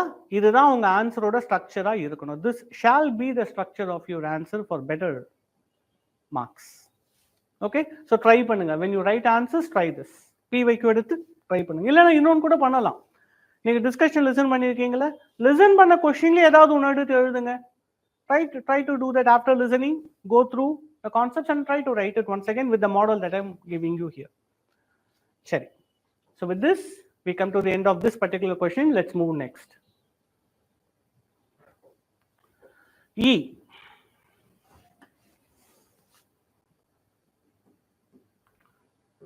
The study of public administration must include its ecology. Discuss. இதுல என்ன சொல்றாங்கன்னா, study of public administration.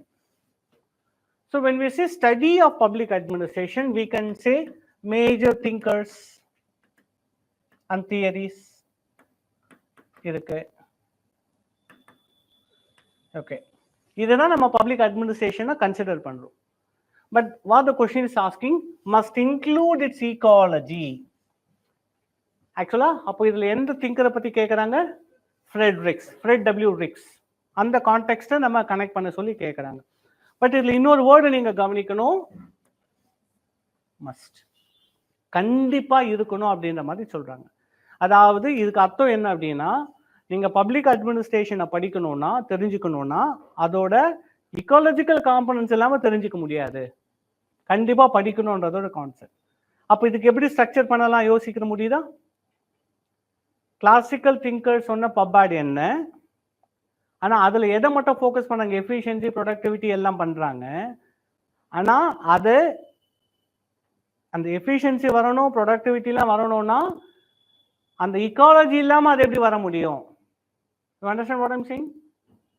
புரியுதா உங்களுக்கு? ஸ்ட்ரக்சரிங் யூசி இதுதான் கம்பேர். அதாவது ட்ரெடிஷ்னல் பப்பாட் மாடல், கிளாசிக்கல் மாடல்ஸ் எடுக்கணும். ஏதாவது any one model you can take, அது சயின்டிஃபிக் மேனேஜ்மெண்ட் ஆர் பியூரோக்ரஸி எடுக்கலாம். அந்த கீ ஃபீச்சர்ஸ்ல ஈகாலஜி இல்லைன்றதை நீங்க சொல்லணும். There is no presence of ecology in the classical models. Then next, Frederickஸோட conceptualization, Rixian concept. Our டைபாலஜிக்கல் Rixian typology இருக்கு இல்லையா? என்னென்ன டைபாலஜி? ஃபியூஸ்டு, பிரிஸ்மேட்டிக், மூணாவது டைஃப்ராக்டிக். Good, மூணு சொல்றாரு. ஃபியூஸ்டு, பிரிஸ்மேட்டிக், அவரோட கான்செப்டை சொல்றாரு. இந்த மாடல்ல when we apply, how better the public administration can be understood அப்படின்றத you have to explain. அதாவது எப்படி பண்ணலாம்? You can explain it by explaining the features of the Rix model. Rix model explain பண்ண மூலமா இந்த எலிமெண்ட்டை கொண்டு வரலாம். Relevance for the model in the present. One second, அந்த கான்டெக்ஸ்ட் திங்கர் எல்லாம் சொல்லிட்டீங்க. நான் சொன்ன மாதிரி பார்த்தா நெக்ஸ்ட் ரெலவன்ஸ் சொல்லணும், அப்புறமா கிரிட்டிசிசம் ஏதாவது இருக்கா ஒன்று ரெண்டு சொல்லணும். With that we come to the end of the discussion. Conclusion அவ்வளவுதான். புரியுதா உங்களுக்கு? ஸோ இதுதான் லேர்னிங்கிறது. லேர்னிங்காக இருக்கக்கூடாது, உடனே அப்ளை பண்ணணும். ஓகேவா? சரி, இப்போ இதை பார்க்கலாம். We'll discuss this now. So the study of public administration must include its ecology. Discuss. So public administration. Okay, public administration is an applied subject. நம்ம முன்னாடியே பார்த்திருப்போம்.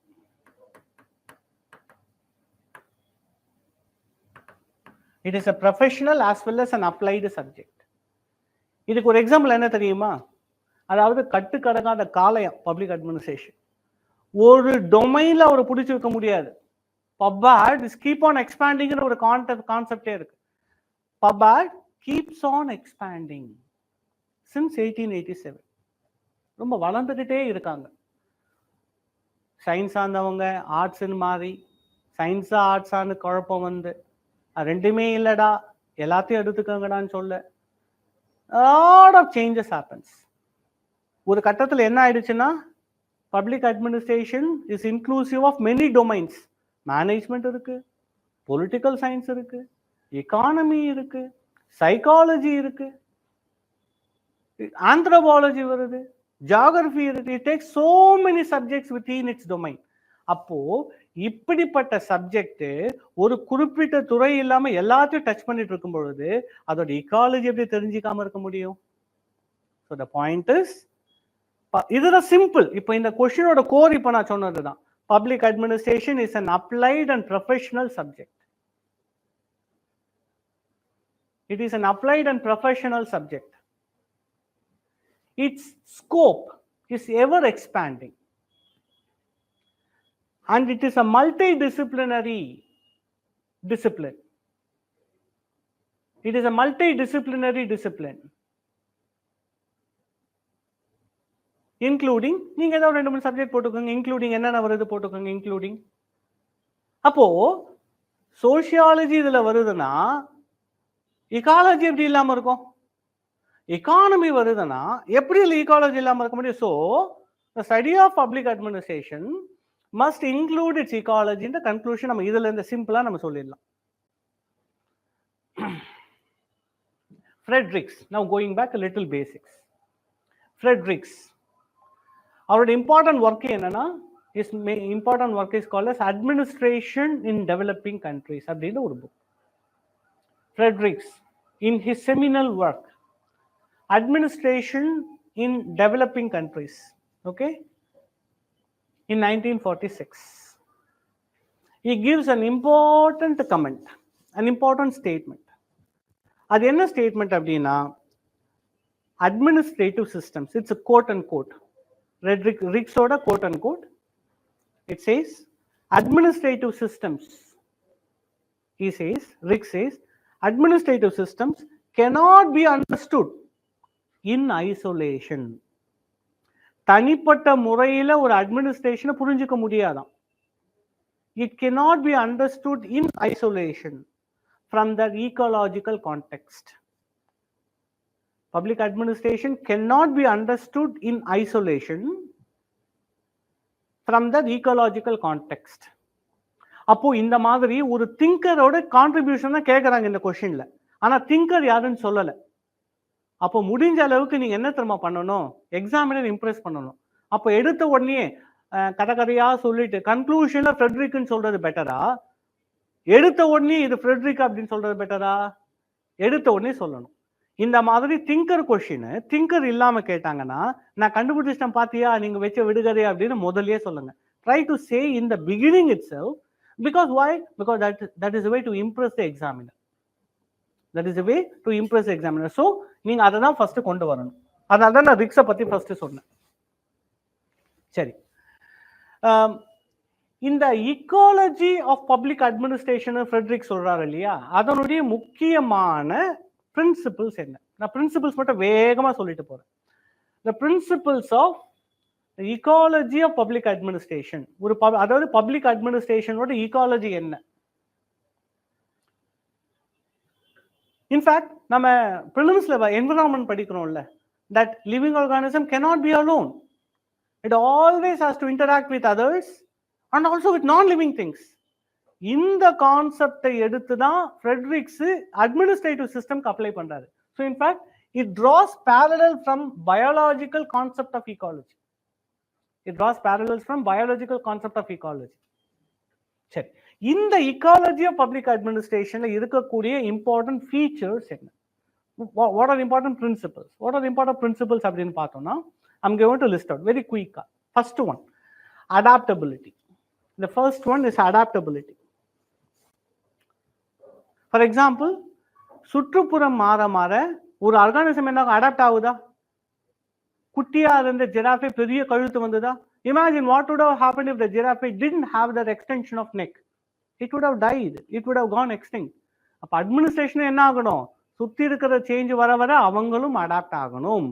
அட்மின் சிஸ்டம்ஸ் போடுங்க. Admin systems should adapt according to, in response to environmental changes. இது good example என்ன தெரியுமா சொல்லலாம்? 2000s ID revolution ஆரம்பிக்குது. உடனே கவர்மெண்ட் 2006 என்ன பண்றாங்க? இ கவர்னன்ஸ் பிளான் கொண்டு வராங்க. 2000 ஒரு ரெவல்யூஷன் நடக்குது. கவர்மெண்ட் உடனே ரெஸ்பாண்ட் பண்ணி என்ன பண்றாங்க? ஒரு புது project national e governance plan 2006 கொண்டு வராங்க. இதுதான் அடாப்டபிலிட்டி.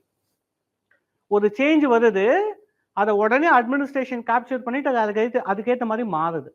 இதுதான் அடாப்டபிலிட்டி. Second, interdependence.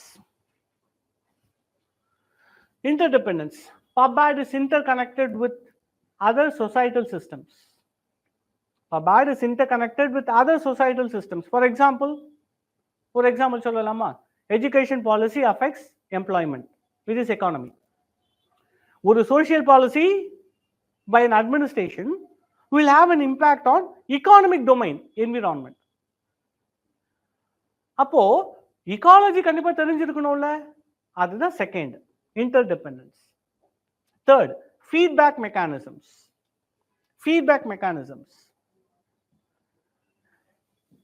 இப்போ அட்மினிஸ்ட்ரேஷன் என்ன பண்றாங்க? they engage in the day to day functions. ஆனா அதோட impact its surroundings will feel, and the surrounding will respond back in a way to the administration. நீ பண்றது சரின்னு சொல்லுவாங்க, நீ பண்றது சரியில்லைன்னு. For example, before, in the last 6-5 years, you wouldn't believe it, this is based on an independent assessment from from RTA query. Puzhal ஜெயில, இது நீங்க நோட் பண்ண வேணா, சும்மா உங்க புரிதலுக்கு நான் சொல்றேன். புழல் ஜெயில என்ன பண்ணியிருக்காங்க? லாஸ்ட் இயர் ஜனவரி 1ல இருந்து அக்டோபர் 10th வரைக்கும் இருக்கக்கூடிய ட்ரையல் இன்மேட்ஸ், கன்விக்டட் கிடையாது, ட்ரையல்ல இருக்கிறவங்க, என்கொயரி பண்ண போறாங்க, இன்னும் என்கொயரி நடக்குது, எத்தனை பேர் ஹாஸ்பிட்டல் அட்மிட் ஆயிருக்காங்க அப்படின்னு ஒன்று பார்த்துருக்காங்க.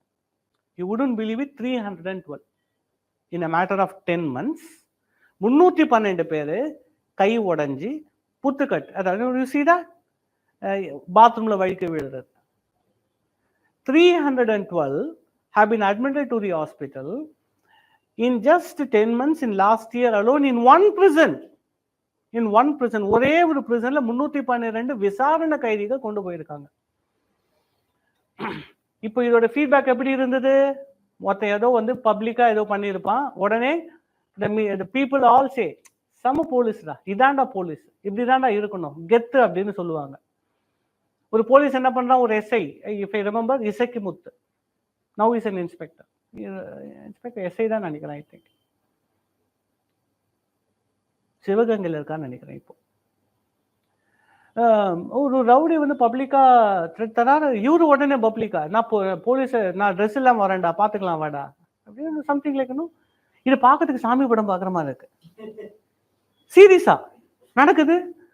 பட் எல்லாருமே என்ன பண்றாங்கன்னா, அவர் அப்படியே என்ன சொல்றாங்கன்னா, ஃப்ளை விடுறாங்க அவரை, ஒரே ராக்கெட் விடுறாங்க, பெருசா பேசுறாங்க அவரை. அப்ப என்ன பண்ணிட்டோம், we loved it, the performance, that kind of machoism வாங்க. அதாவது தன்னுடைய ஆண்மை தன்மையை, machoism is like projecting that manliness in a dominant way. எவனும் கிடையாதுடா, தூக்கி ஓங்கி வச்சா 1.5 டைம் வெயிட்ன்ற மாதிரி machoism பண்ணிட்டாங்க. ஆனா அதோட கான்சிக்வன்ஸ் இப்ப பாருங்க. Now the same machoism, that whatever they do in the name of instant justice resulted in the loss of an innocent life.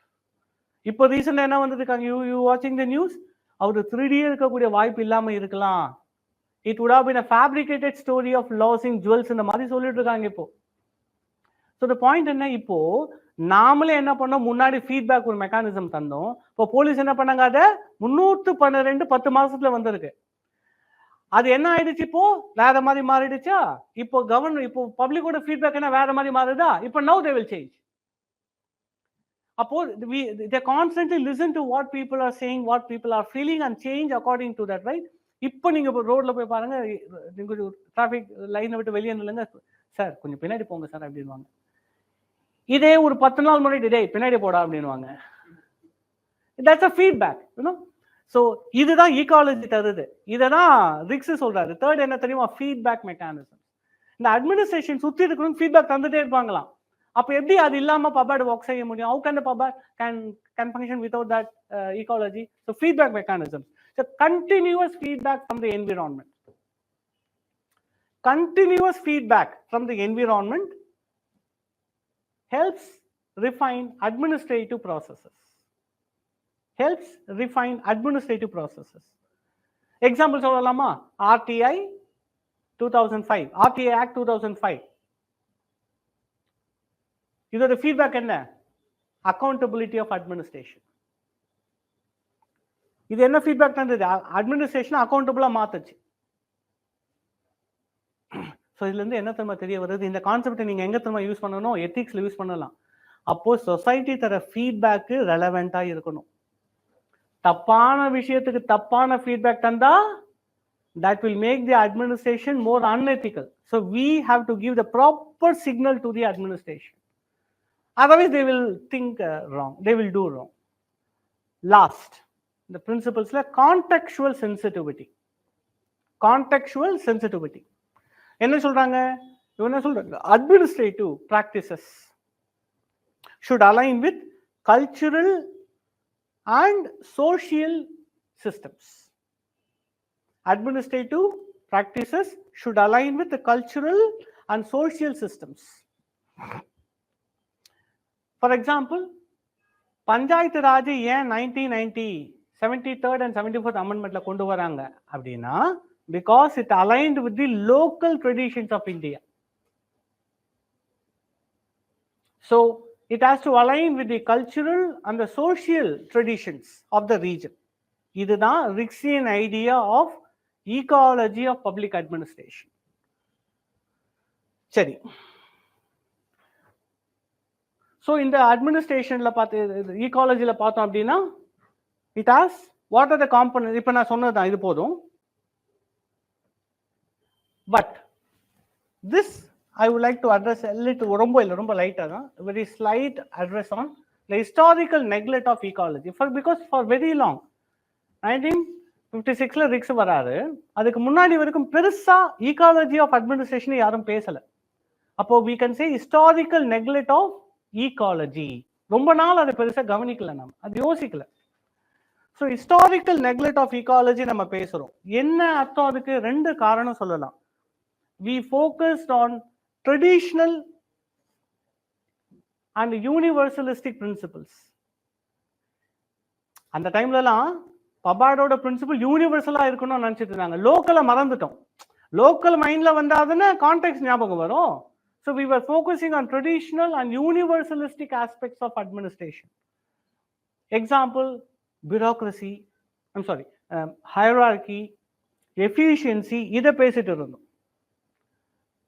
But contextual differences are ignored. Uniformity கொண்டு வரணும்னு நினைக்கிறோம்.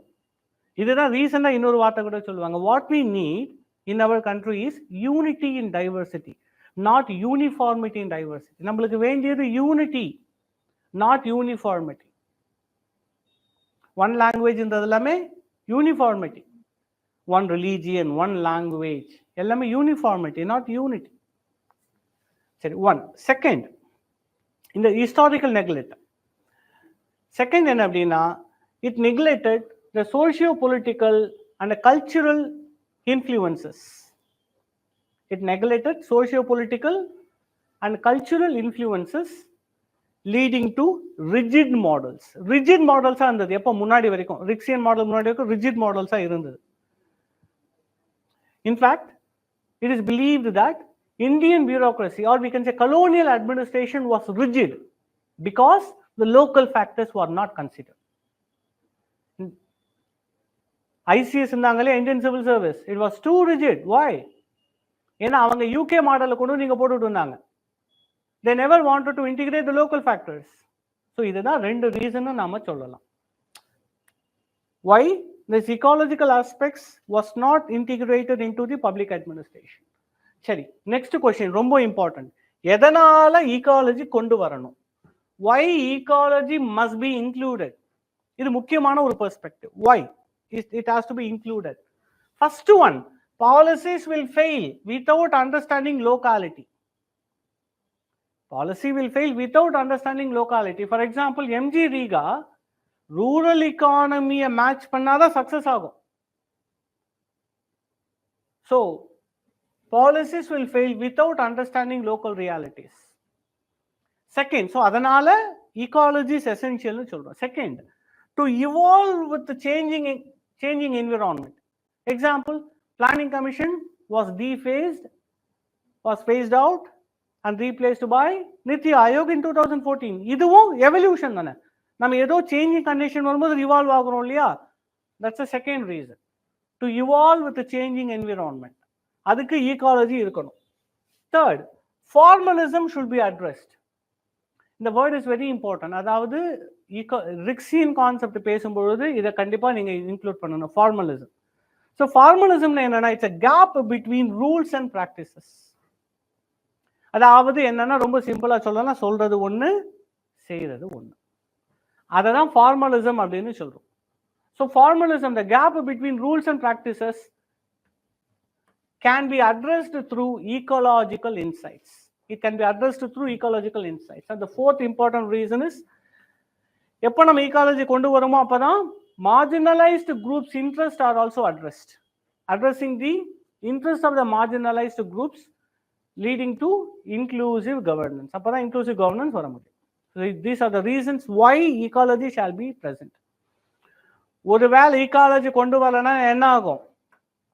Policy failure, bureaucratic disconnect. They will live in a different world. The rest of the country will be in a different world. And inefficiency. So this is a reason why ecology shall be the part of study of public administration, which is what the question is asking. Next question. Question number 6A. A trend. Oh.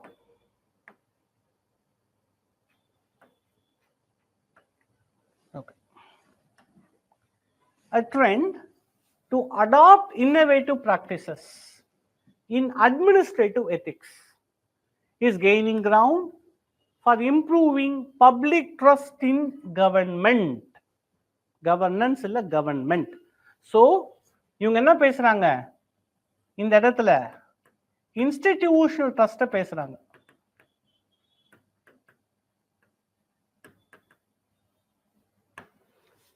They are talking about institutional trust. இது இன்னொன்று நான் யூஸ்வலாக students கிட்ட பார்த்துருக்கேன். படிக்கும்போது government மாதிரி தான் படிப்பாங்க, ஆனால் நம்ம அடிக்கடி கவர்னன்ஸ் சொல்லி புரிஞ்சுக்கிறது கவர்னன்ஸாக புரிஞ்சுப்பாங்க. So we are talking about institutional trust, not governance. Please understand that. ஒன்று ஃபர்ஸ்ட் விஷயம் அது. இந்த கொஸ்டின்ல இருக்கக்கூடிய நுவான்ஸ் அதுதான். ரெண்டாவது என்ன நம்ம பார்க்கணும்னா, a trend to adopt innovative practices in administrative ethics is gaining ground. அதாவது அட்மினிஸ்ட்ரேட்டிவ் எத்திக்ஸை புதுசா நம்ம இம்ப்ளிமெண்ட் பண்றது அதிகமாக இருக்கு. எதுக்குன்னா that only brings the trust in the institutions. For example, citizen charter எடுத்துக்கங்க, புதுசா பண்றோம். எதுக்காக? to bring the trust back. social audit கொண்டு வரும், பப்ளிக் ரிப்போர்ட் கார்ட்ஸ் அப்படின்ற ஒன்று கொண்டு வரும், பப்ளிக் பட்ஜெட்னு கொண்டு வரும். You understand what I'm saying? We are bringing new RTA கொண்டு வந்தோம், Whistleblower Protection Act 2013 கொண்டு வரும். ஸோ இந்த மாதிரியான விஷயங்கள் எல்லாம் கொண்டு வரும்போது என்ன ஆகும்னா, these innovative practices is aiming to bring the trust back, improving trust in the government. இதை தான் கொஸ்டின்ல கேட்குறாங்க. இவ்வளோதான். That's what the question is about. It's very simple. So நீங்கள் கொஸ்டினை பிரேக் பண்ண கற்றுட்டாலே பப்பாடில் இருக்கக்கூடிய பெரிய பிளாக் உங்களுக்கு போயிடும். நீங்கள் படிக்கிறதெல்லாம் நல்லா தான் படிச்சிருப்பீங்க. ஏன்னா மற்ற சப்ஜெக்ட்ல இல்லாத ஒரு பெனிஃபிட் என்ன தெரியுமா? பப்பாடில் உங்கள் ஆன்சர்ஸ் வந்து இன்ஃபார்மலாக இருக்கலாம். You take other optionals, as much as possible you have to write in the way that the subject demands. ஆனால் பப்பாடு கொஞ்சம் ஜிஎஸ் மாதிரி இருக்கிறதுக்குரிய வாய்ப்பு இருக்கு. அது பெரிய ப்ராப்ளம் கிடையாது. நீங்க அது கொஞ்சம் கீவேர்ட்ஸ், எக்ஸாம்பிள்ஸ் அண்ட் திங்கர்ஸை கரெக்டாக கனெக்ட் பண்ணிட்டீங்கன்னா it's fine. It's very well done, no problem. ஆனால் இது எல்லாம் ஈஸி. ஆனால் ப்ராப்ளம் என்ன தெரியுமா? Once again we do not understand the question properly. அங்கே தான் the block, the important problem that many feels. But it's very easy process. எப்பவுமே என்ன பண்ணுங்கன்னா கொஸ்டினை பிளாக்காக படிங்க. For example a trend, okay, to adopt innovative practices. Oh, adopt என்னன்னா அப்போ நியூ ப்ராக்டிசஸ் கொண்டு வர்றது ஒரு ட்ரெண்டா போயிட்டு இருக்கு. எதுல? இன் அட்மினிஸ்ட்ரேட்டிவ் எத்திக்ஸ். ஓ, இந்த எத்திக்கல் டெவலப்மெண்ட்டுக்காக புதுசா கொண்டு வர்றது இப்போ ட்ரெண்டா போயிட்டு இருக்கு. எதுக்காக? Is gaining ground. ஓகே, நிறைய வந்துட்டு இருக்காங்க. For improving public trust. மக்களுடைய நம்பிக்கையை வாங்கறதுக்கு they are bringing that again more and more in government. ஓ, இது கவர்னன்ஸ் இல்ல, கவர்மெண்ட்டை பத்தி கேட்கறாங்க. That's it. இப்போ நீங்க இப்போ நாம சொன்னதை வச்சு நீங்க கொஸ்டினோட சப் டாபிக்ஸ் பிரேக் பண்ண முடியுமா பாருங்க. என்ன சொல்லலாம்? Can you please work it out? சும்மா சொல்லுங்க, ஆன்சர்லாம் வேணாம். ஃபர்ஸ்ட் இதை சொல்லலாம், செகண்ட் இதை சொல்லலாம், தேர்ட் இதை சொல்லலாம், ஃபோர்த் என்ன. ஏன்னா நீங்க அதை பண்ணிட்டாலே உங்களுக்கு ஆன்சர் வந்துடும். இப்போ நான் உங்களுக்கு சப் டாபிக் ஒரு 5 சப் டாபிக் என்ன நான் சொல்றேன், நீங்க 2 பாயிண்ட் எதுனா ஆன்சர் அவ்வளவுதான். ஸோ இம்பார்ட்டன்ட் ட்ரிக் என்ன தெரியுமா? Let me tell you a trick. நம்ம ஆன்சர் என்ன எழுதணும், கண்டென்ட் எழுதணும்னு யோசிப்பீங்க. நீங்க ஸ்ட்ரக்சரிங் பண்ணிட்டாலே ஆன்சர் வந்துடும். அந்த ஸ்ட்ரக்சர் நீங்க வந்துட்டேனாலே அதுக்கு ரெலவெண்டா ஏதாவது ஒரு பாயிண்ட் உங்களால் போட முடியும், எழுத முடியும். But the structuring is important. எது ஃபர்ஸ்ட் எழுதணும்? சிபிஎம்ல என்ன பண்றோம்? எந்த டாஸ்க்கு ஃபர்ஸ்ட் வரணும், எது தேர்ட் வரணும், எது நெக்ஸ்ட் வரணும், அதே மாதிரி இங்க பண்ணணும். ஸோ இதுக்கு என்ன நீங்க பண்ணலாம்னு நினைக்கிறீங்க? இப்போ இந்த கொஸ்டினுக்கு என்ன பண்ணலாம்? பிகாஸ் இப்போ நான் டிஸ்கஷன் உங்களுக்கு இம்பார்ட்டன்ட் கீ பாயிண்ட்ஸ் நான் சொல்லிட்டு அப்படியே போயிடலாம். ஆனால் உங்களோட திங்கிங் கொஞ்சம் மாறினாதான் உங்களுக்கு ரியல் இம்ப்ரூவ்மெண்ட் வரும். நீங்கள் படிக்கிறீங்க ஆனால் எழுதணுன்றது வரலை. அது எப்போ மாறும் அப்படின்னா, only when you practise. But it's better to practise before me rather then you doing it on your own and may not be very clear of what you're doing. It's better to do it now. If you ask you to do it, எப்படி நீங்கள் structure பண்ணலாம்?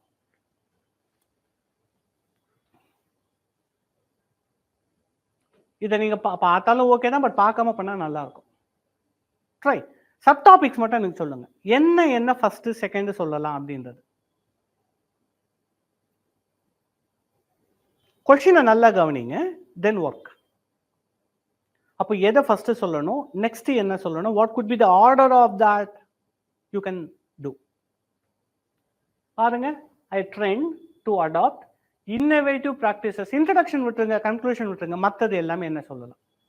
இன் administrative ethics is gaining ground for improving public trust in government. Okay?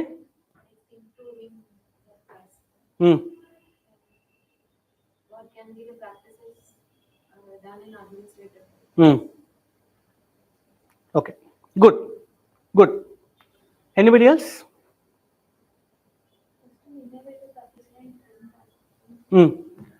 I want you to be more confident. கான்ஃபிடண்டா சொல்லுங்க, திரும்ப சொல்லுங்க.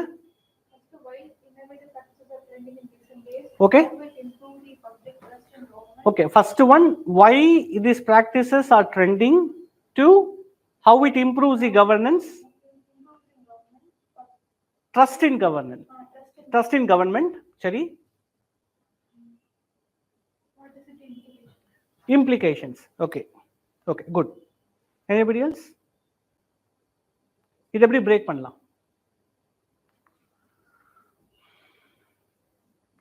நீங்க டாப்பர்ஸ்லாம் பார்த்துருப்பீங்க, அதெல்லாம் follow பண்ணணும்னு அவசியம் கிடையாது. Let me tell you one thing.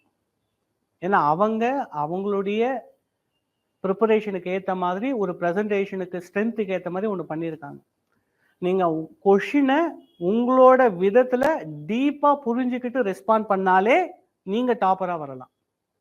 நீங்க அவங்க பண்ண அதே மாடலை பண்ணணும்ன்ற அவசியம் கிடையாது. I never believe in toppers answers, but I always believe in understanding the question, it's context and giving a relevant answer. That நீங்க அதை பண்ணிட்டீங்கன்னு வைங்களா, இப்போ ஒரு எக்ஸாமினர் பார்க்குறாரு, டாப்பர் மாதிரி எழுதிருக்காங்கன்னு பார்த்து உங்களுக்கு மார்க் போடுவாங்களா, இல்லை ரெலவெண்ட்டா அழகா எழுதிருக்கீங்கன்னு மார்க் போடுவாங்களா? ரெலவெண்ட்டை தான் பார்ப்பாங்க. அதனால don't go behind toppers. Try to work on the question and finding it. Try பண்ணுங்க. சும்மா, it's okay, it's not about right or wrong, just try. Okay, administrative ethics na என்னன்னு சொல்லலாம்.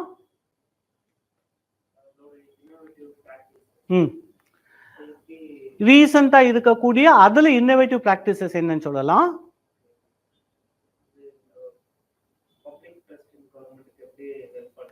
How this helps in building trust. Good, almost correct தான் நீங்கள் சொன்னதெல்லாம். Okay, இப்போ நான் சொல்கிறது யோசிங்க. எஸ்ஏயில் வந்து இதை ஃபாலோ பண்ணுவீங்க எப்பவுமே. இப்போ நான் சொல்கிறத வந்து நீங்கள் ப்ராக்டிஸ் பண்ணணும். சார் இது யோசிக்க முடியுமா சார்? முடியும், ப்ரொவைடட் யூ ப்ராக்டிஸ். நீ இப்போ ஏதோ ஒன்று சொல்கிறத ஒரே ஒரு கொஸ்டின் எழுதிட்டு உடனே வந்துட்டோன்னு நினச்சிங்கன்னா அதெல்லாம் முடியாது. ரெகுலராக அட்லீஸ்ட் ஒரு ஆன்சராவது எழுதணும். You have to get the feedback. என்ன பண்ணலாம் சார், எப்படி இம்ப்ரூவ் பண்ணலாம், நீங்கள் யோசிக்கணும். என்ன செஞ்சால் இன்னும் இம்ப்ரூவ் ஆகும், ரீரைட் பண்ணலாமா, இதை நீங்கள் செஞ்சால் தான் இம்ப்ரூவ்மெண்ட் வரும். புரியுதா உங்களுக்கு? ஒரே தடவை தான் எழுதுவேன், இல்லை நான் எழுதவே மாட்டேன், இல்லை எழுதுவேன் ஆனால் ஒரே தடவை தான் எழுதுவேன், அவ்வளவுதான், that's it, I have to get the best mark. No no no, please don't live in an imaginary world. Come out of your dreams. You want to be bright like a sun, you should be ready to burn like a sun. அதுக்கு ரெடியாக இருந்தால் தான் mentors like me can help you. நீங்க எதுவுமே work பண்ணாமலாம் எதுவும் பண்ண முடியாது. ஓகேவா? இப்போ நான் சொல்றது யோசிங்க. எப்பவுமே எப்போ திரும்ப ஒருத்தவங்களை அட்ராக்ட் பண்ண முடியும்? ஒரு விஷயத்தை பற்றி சொல்றேன்னா அது இல்லைன்னா என்ன ஆகும், ஏன் அது பண்றாங்கன்னு கேள்வியில இல்லாத ஆனால் அதோட கோர் விஷயத்தை சொன்னீங்கன்னா நல்லா இருக்கும். இப்போ என்ன திரும்ப ஒரு எக்ஸாம்பிள் சொல்லுவேன். பப்ளிக் ட்ரஸ்ட் கவர்மெண்ட்ல குறைஞ்சிட்டு இருக்கு. காரணம் என்ன? 2 இல்லை 3 ரீசன்ஸ். அந்த காரணம் டாக்கிள் பண்றதுக்கு அட்மினிஸ்ட்ரேட்டிவ் எத்திக்ஸ் எப்படி ஹெல்ப் பண்ணும்? தேர்ட், அட்மினிஸ்ட்ரேட்டிவ் எத்திக்ஸ்னா என்ன? இப்போதான் நான் டெஃபினேஷன் போடுவேன். உங்களுக்கு ஆர்டர் புரியுது எப்படி ஆர்டர் பண்றேன்னு? பப்ளிக் ட்ரஸ்ட் குறைஞ்சிருக்கு. Any one example I will give you.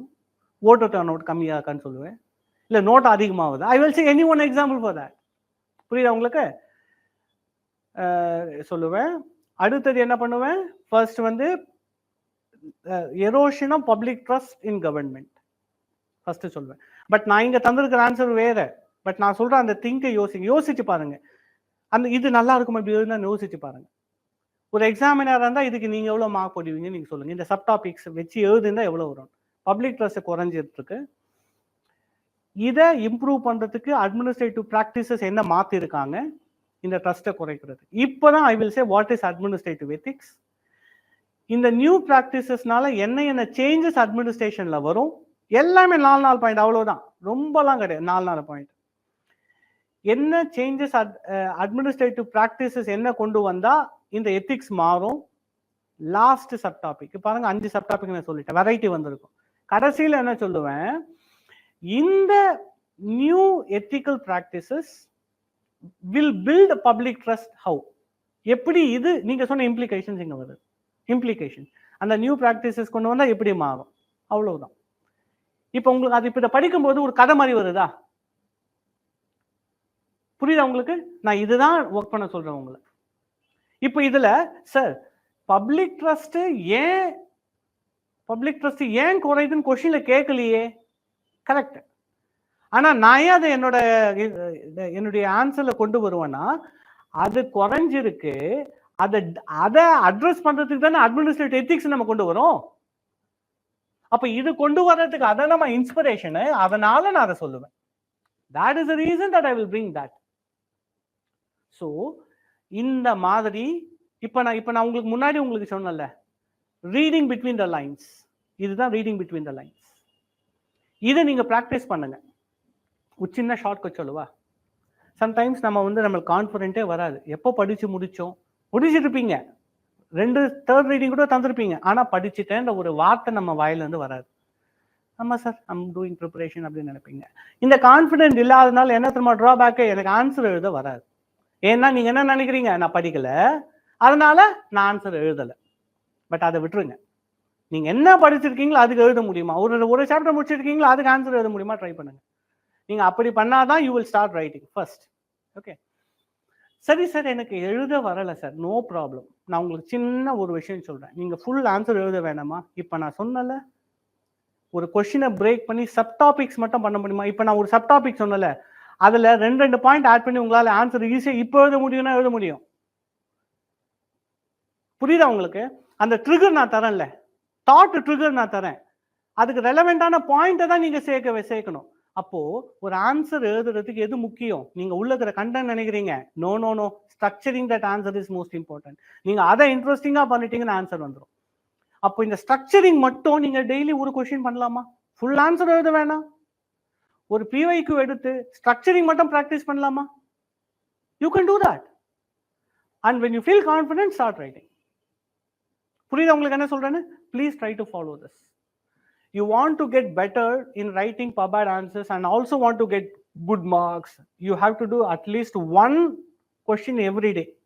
ஒரு கொஸ்டின் கண்டிப்பா பண்ணணும். நான் ஏதோ டெஸ்ட் பேட்ச் போறேன் அதுல மட்டும் வந்து no no, it won't help you, it will never help you. Do it every day, you can see credible results. So இதை practice பண்ணுங்க. If there is any things or any எதை வேணும்னா, if you want something you can ask me or post it in the நம்ம channel. நான் சொன்னேன் இல்லையா, you can post it there. We'll try to talk more often in the channel, don't worry. நம்ம கொஞ்சம் அது ஒரு கம்யூனிட்டி டெவலப் பண்ணலாம் அந்த சேனல்ல. சரி, coming back into this. Okay, இதை நான் பிரேக் பண்ணியிருக்கேன் இப்போ. ஸோ இதை பற்றி சில டிஸ்கஷன் நம்ம இப்போ ஆரம்பிக்கலாம். பப்ளிக் ட்ரஸ்ட் அப்படின்றது ரீசெண்டாக பார்த்தீங்கன்னா ரொம்ப சேஞ்சிங்காக இருக்குது. There is a changing public trust in the recent times. என்ன காரணம்? Rising civil activism. People are taking up arms in the recent times. Rising civil activism, decentralization. People are more powerful now compared to before. Decentralization, e-governance. இதுவும் பாத்தீங்கன்னா it brings the data to the people. E-governance, இல்ல we can say e-governance or digital governance. And the last is, இதெல்லாம் நடந்தா மக்கள் கேள்வி கேட்க மாட்டாங்க. இந்த ட்ரஸ்ட் எப்போ குறையும்? Large government failures. இது எல்லாம் இருக்கு, கூடவே ஃபெயிலியர் நடக்குது, அப்புறம் கேள்வி கேட்குறாங்க. And large government failures. Example என்ன சொல்லலாம்? Recent electoral funding issue. ஒரு பெரிய ஃபெயிலியராக பார்க்குறோம். சுப்ரீம் கோர்ட் என்ன பண்ணாங்க, அதை null and voidன்னு சொல்கிறாங்க. இந்த ஸ்கீம் இஸ் null and voidன்றாங்க, எலக்டோரல் ஃபண்டிங் ஸ்கீம். இல்லை நான் அதர் எக்ஸாம்பிள் ரெகுலேட்டரி கேப்சர்னு சொல்கிறாங்க. Many of the regulatory institutions are captured by elite interest அப்படின்ற ஒரு விஷயம். ஸோ இதெல்லாம் என்ன பண்ணுது, மக்கள் மத்தியில் ஒரு பெரும் ஆதங்கத்தை, brings anger into the minds of the people. இதுதான் த மெயின் ரீசன்ஸ் அப்படின்னு சொல்லலாம். மக்கள் மத்தியில் பப்ளிக் ட்ரஸ்ட் ஏன் சேஞ்ச் ஆகிட்டே இருக்குன்னா, these are the main reasons அப்படின்னு சொல்லலாம். சரி, ஆனால் மக்களோட எதிர்பார்ப்பு என்ன? What is the demands of the people? Public demands, major public demands. One, demand for accountability and responsiveness. People are demanding for accountability and responsiveness. Second, இந்த demand ஏன் இன்னொரு காரணத்தால வளருது? Because of rise of social media. Rise of social media leading to informed citizenry. Leading to informed citizenry. So it is in this context, in the context la da administrative ethics becomes more relevant. In the context la da we can say administrative is more relevant. For example, Max Weber, அவர் என்ன administrative ethics சொல்றாரு? Rationality and இம்பார்ஷியாலிட்டியை சொல்றாரு. John டால் என்ன சொல்றாரு? Rule of law சொல்றாரு. But more clearly here, justice as fairness. Justice as fairness in administrative decisions. அதாவது நீதின்றது அட்மினிஸ்ட்ரேஷன்ல என்ன? ஒவ்வொரு காலகட்டத்திலையும் ஜஸ்டிஸ்ன்றது மாறும். ஒவ்வொரு சூழ்நிலைக்கும் நீதின்றது மாறும். அட்மினிஸ்ட்ரேஷன்ல எது தெரியுமா நீதின்றாரு? இதுதான் அர்த்தம். அந்த ஸ்டேட்மெண்டோட அர்த்தம் இதுதான். ஒரு அட்மினிஸ்ட்ரேட்டிவ் டிசிஷன்ஸ்ல நீதின்றது என்னன்னா எல்லாரையும் சமமா பார்க்கறது. ஜஸ்டிஸ்ன்றது என்னன்னா ஃபேர்னஸ் இன் அட்மினிஸ்ட்ரேட்டிவ் டிசிஷன்ஸ். இதுதான் ஜஸ்டிஸ்ன்னு சொல்றாரு ஜான் டால். அப்போ இவரை பொறுத்த வரைக்கும் அட்மினிஸ்ட்ரேட்டிவ் எத்திக்ஸ்ல எது முக்கியமா இருக்கு? ஃபேர்னஸ். மேக்ஸ் வெபர் இந்த மாதிரி இம்பார்ட்டன்ட் அட்மினிஸ்ட்ரேட்டிவ் எத்திக்கல் வேல்யூஸ் என்னன்றது நான் உங்களுக்கு சொல்றேன். நெக்ஸ்ட், எதுக்காக நம்ம புதுசா பிராக்டிசஸை கொண்டு வரணும்? The need for innovative practice. Why? Because the first, traditional ethics are normative norms, mere recommendatory, but it is not sufficient. The traditional ethical values are normative, they are not sufficient. For example, integrity inranga, but integrity is not sufficient for Indian conditions because we need compassion also. It is not sufficient. Podad. Next, rise in corruption scandals. In the karanathukaga we need to bring more and better administrative ethical values. Growing citizen awareness such as RTI. Demands for real-time accountability and transparency. So இந்த 4 காரணங்களால நம்ம என்ன சொல்லலாம்? Administrative எத்திக்ஸ்ல புதுசா கொண்டு வரணும் அப்படின்ற நீடை கொண்டு வரும். சரி,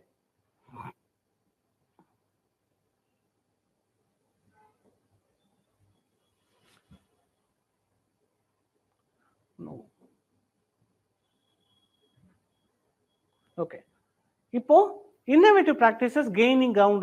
What are the innovative practices? Example, technology driven transparency. Example, MyGov portal. Sorry, spelling mistake பண்ணிட்டேன். So technology driven transparency using digital platforms. Citizen centric governance. Example, Sevota model. இதெல்லாமே new models we brought. Ethical training and capacity building such as Mission Karma Yogi. Institutional reforms like strengthening anti-corruption bodies, Lokpal, இல்லைனா performance based accountability கொண்டு வரும். Second, open government and accountability measures such as proactive disclosure under our Section 4 of RTI Act. Section 4 of RTI Act. Proactive disclosures. So இது எல்லாமே பாத்தீங்கன்னா new practices in administration. This aims to bring trust in the government. சரி, இதோட impact என்ன?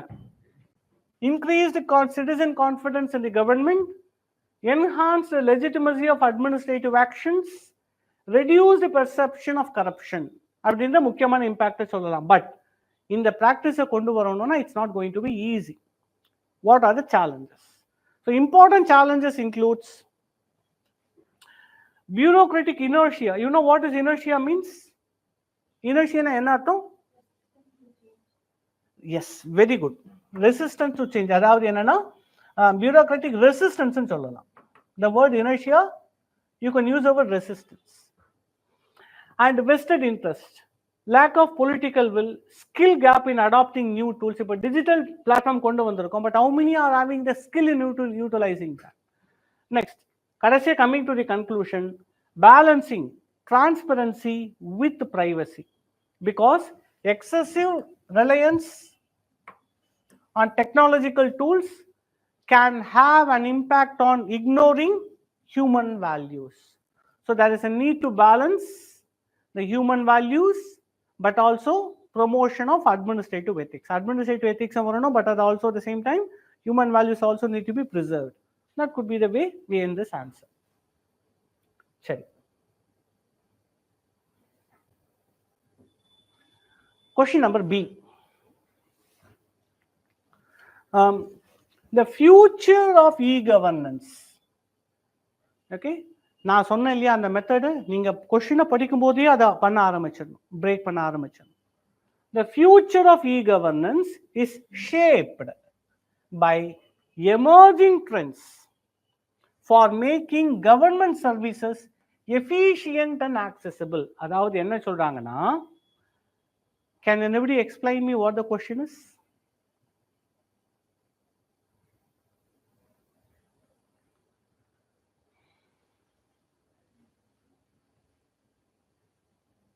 Question என்ன கேக்குறாங்க?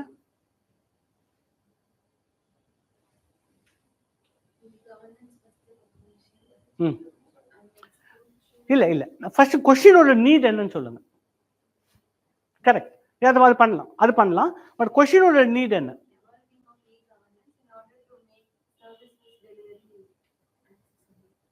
Okay, good, தப்பு கிடையாது. ஆனா டெப்த் இன்னும் வரணும். I need some kind of a depth in the understanding the question. Can you please try? நான் சொன்னலையா பிளாக் பை பிளாக் படிக்குமா, அப்போ உங்களுடைய அந்த கம்ப்ளீட் அண்டர்ஸ்டாண்டிங் ஸ்லோவா வளரும். பிளாக் பை பிளாக் படிங்க. The future of e-governance. e-governance future imagine பண்ணுங்க. ஏற்கனவே AI, cloud computing, meta learning, machine learning, blockchain transactions, FASTag ID, இது எவ்வளோ வந்திருக்கு பாருங்க. அதுதான் ஃபியூச்சர்னு நம்ம பேசுறோம். Is shaped. ஓ, அப்போ ஃபியூச்சர்ல வரக்கூடிய இ கவர்னன்ஸ் ஏதோ ஒன்று ஷேப் பண்ணுதான். எதுனா by the emerging trends for making government services efficient and accessible. அதாவது இப்போ ரீசெண்டா என்ன சொல்றாங்கன்னா, எமர்ஜிங் ட்ரெண்ட்னா என்னன்னா, கவர்மெண்ட் சர்வீசஸ் எஃபிஷியண்டா இருக்கணும், ஆக்சசிபிளா இருக்கணும் அப்படின்னு முடிவு எடுக்கிறாங்க.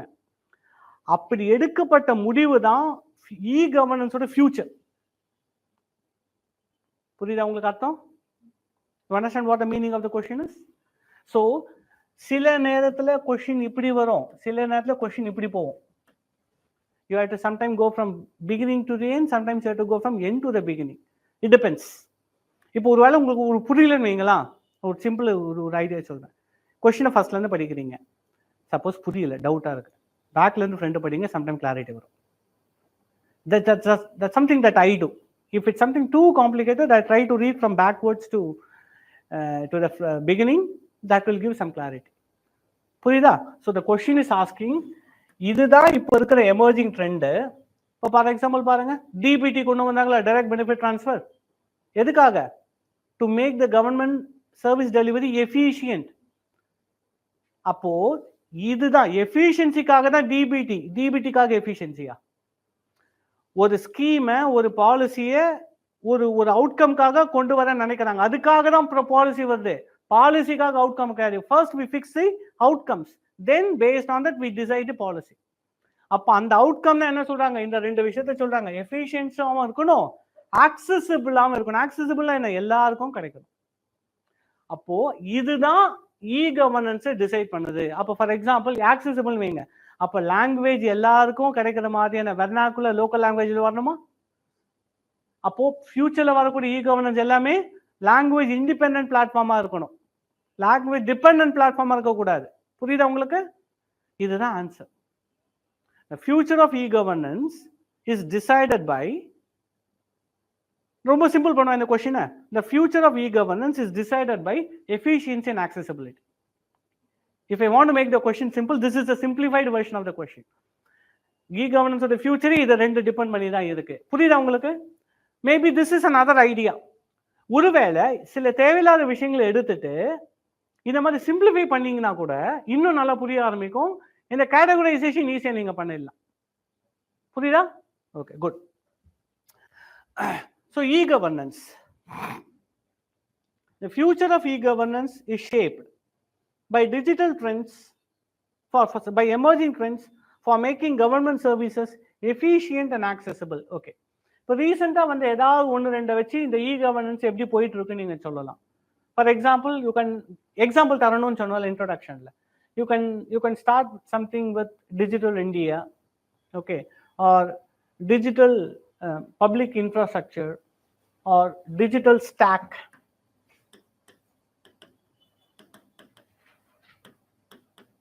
You can take any one example of this and start about it.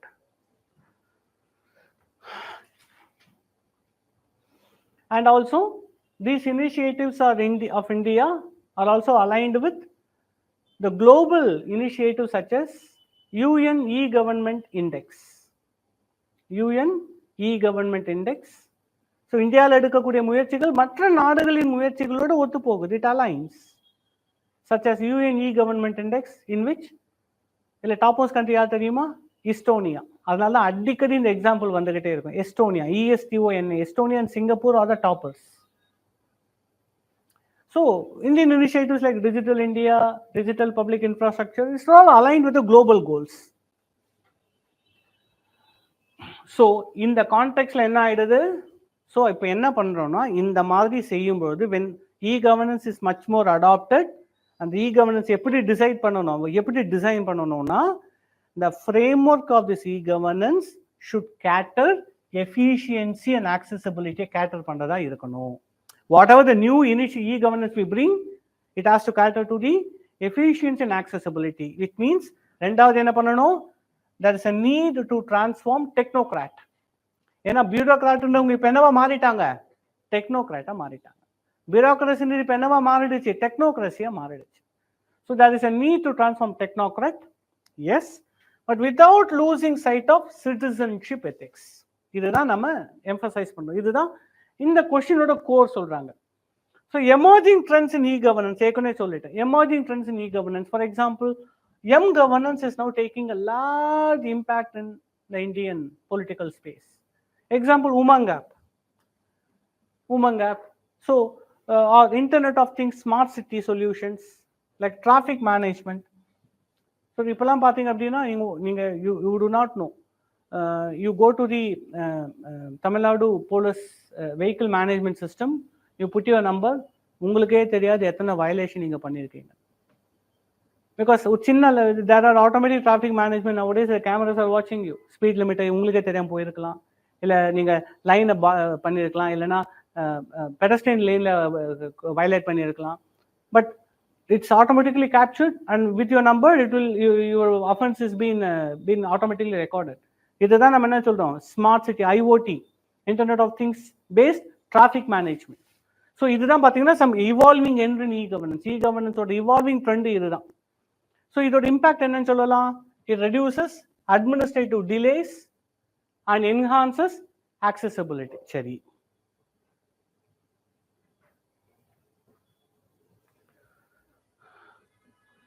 next, artificial intelligence and big data.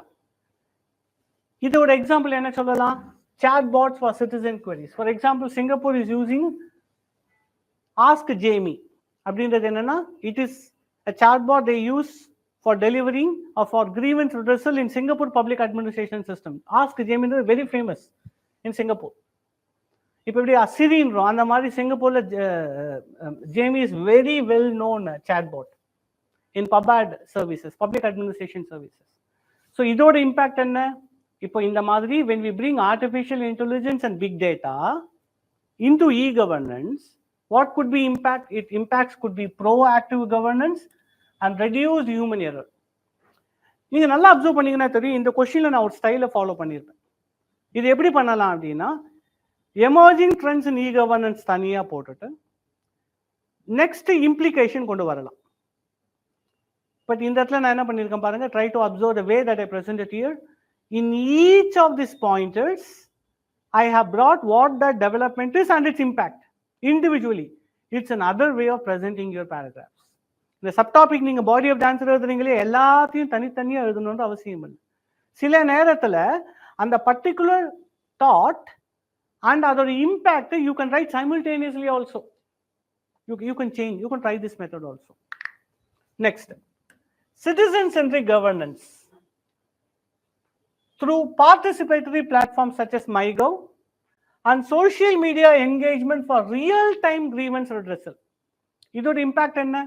If there is a real-time grievance redressal, there is a participatory democracy, what is the impact? It strengthens democracy and improves service delivery. Next is cyber security and privacy.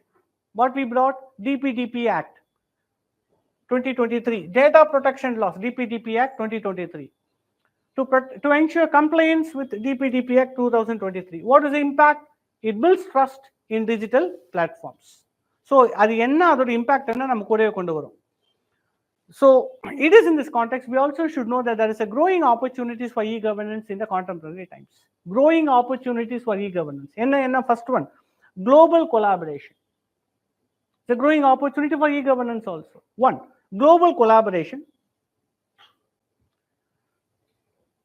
In as a global collaboration, learning from the best அப்படின்னு சொல்லுவாங்க. Learning from the best. Second, sustainable development. எப்படி sir? Because e-governance is associated with SDG 16.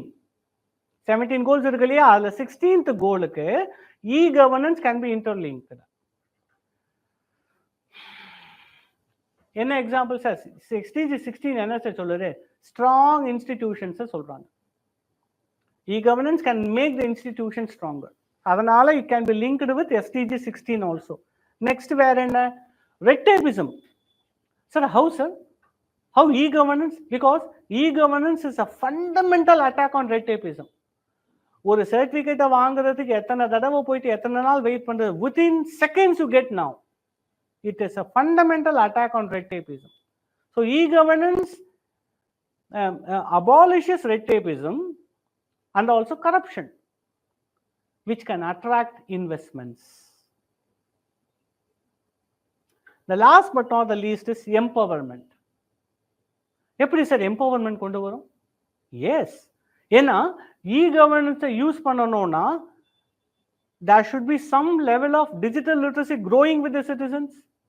எப்போ digital literacy grow ஆகுதோ citizens become much more aware. So citizens, okay, sorry, digital literacy, okay, digital literacy enhances the capabilities of citizens. It enhances the capability of citizens.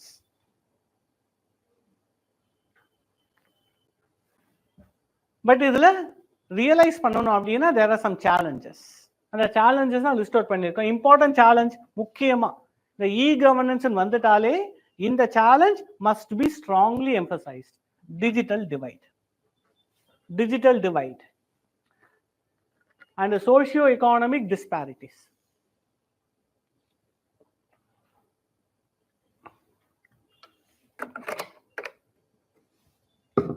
Digital divide and socio-economic disparities. Most important challenge. இதை கண்டிப்பா உங்க ஆன்சர்ல இருக்கும். ரெண்டாவது என்ன இருக்கணும்? சைபர் threads. e-governance வந்துட்டாலே இந்த ரெண்டு விஷயம், the two important things shall be the part of your answer. Some எக்ஸாம்பிளும் கூட இருந்தா நல்லா இருக்கும். You can say about Pegasus சொல்லலாம், Pegasus spyware attack சொல்லலாம். அப்படி இல்லைன்னா another very well known example is 2020 SolarWinds attack. But இதில் இல்லாத some unknown என்ன அப்படின்னா, what is another problem with e-governance is that when we use AI, the AI can have some discriminatory attitude. Okay, that's another problem. Ethical concerns such as AI bias and data misuse. AI bias and data misuse. So இது எல்லாமே e-governance நம்ம அதில் கொண்டு வர்றது கூட இருக்கக்கூடிய முக்கியமான challenges. So coming last, conclusion நம்ம என்ன பாயிண்ட் எம்பசைஸ் பண்றோம்? e-governance அப்படின்னா நம்ம என்ன நினைக்கிறோம்? bringing more and more digital tools நம்ம நினைக்கிறோம். No no no. இது எப்படின்னா பார்த்தீங்கன்னா இந்த ஆன்சர் எப்படி தெரியுமா இருக்கும்? ஆடிட்ல கொஸ்டின் கேட்ட மாதிரி இருக்கும். It is not about finding fault, it is about making it more accessible, integrity இருக்கணும் அப்படின்ற மாதிரி. அதே மாதிரி e-governance it's not about digitalisation but about transformation of administration.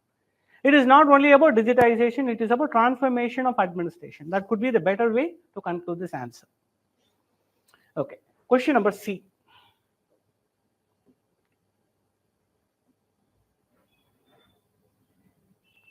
Sixth, question number C. Undoubtedly, social and historical factors, okay, play a significant role in shaping administrative systems. Oh, appo, what are the social factors that shape administrative systems? What are the historical factors that shape the administrative system?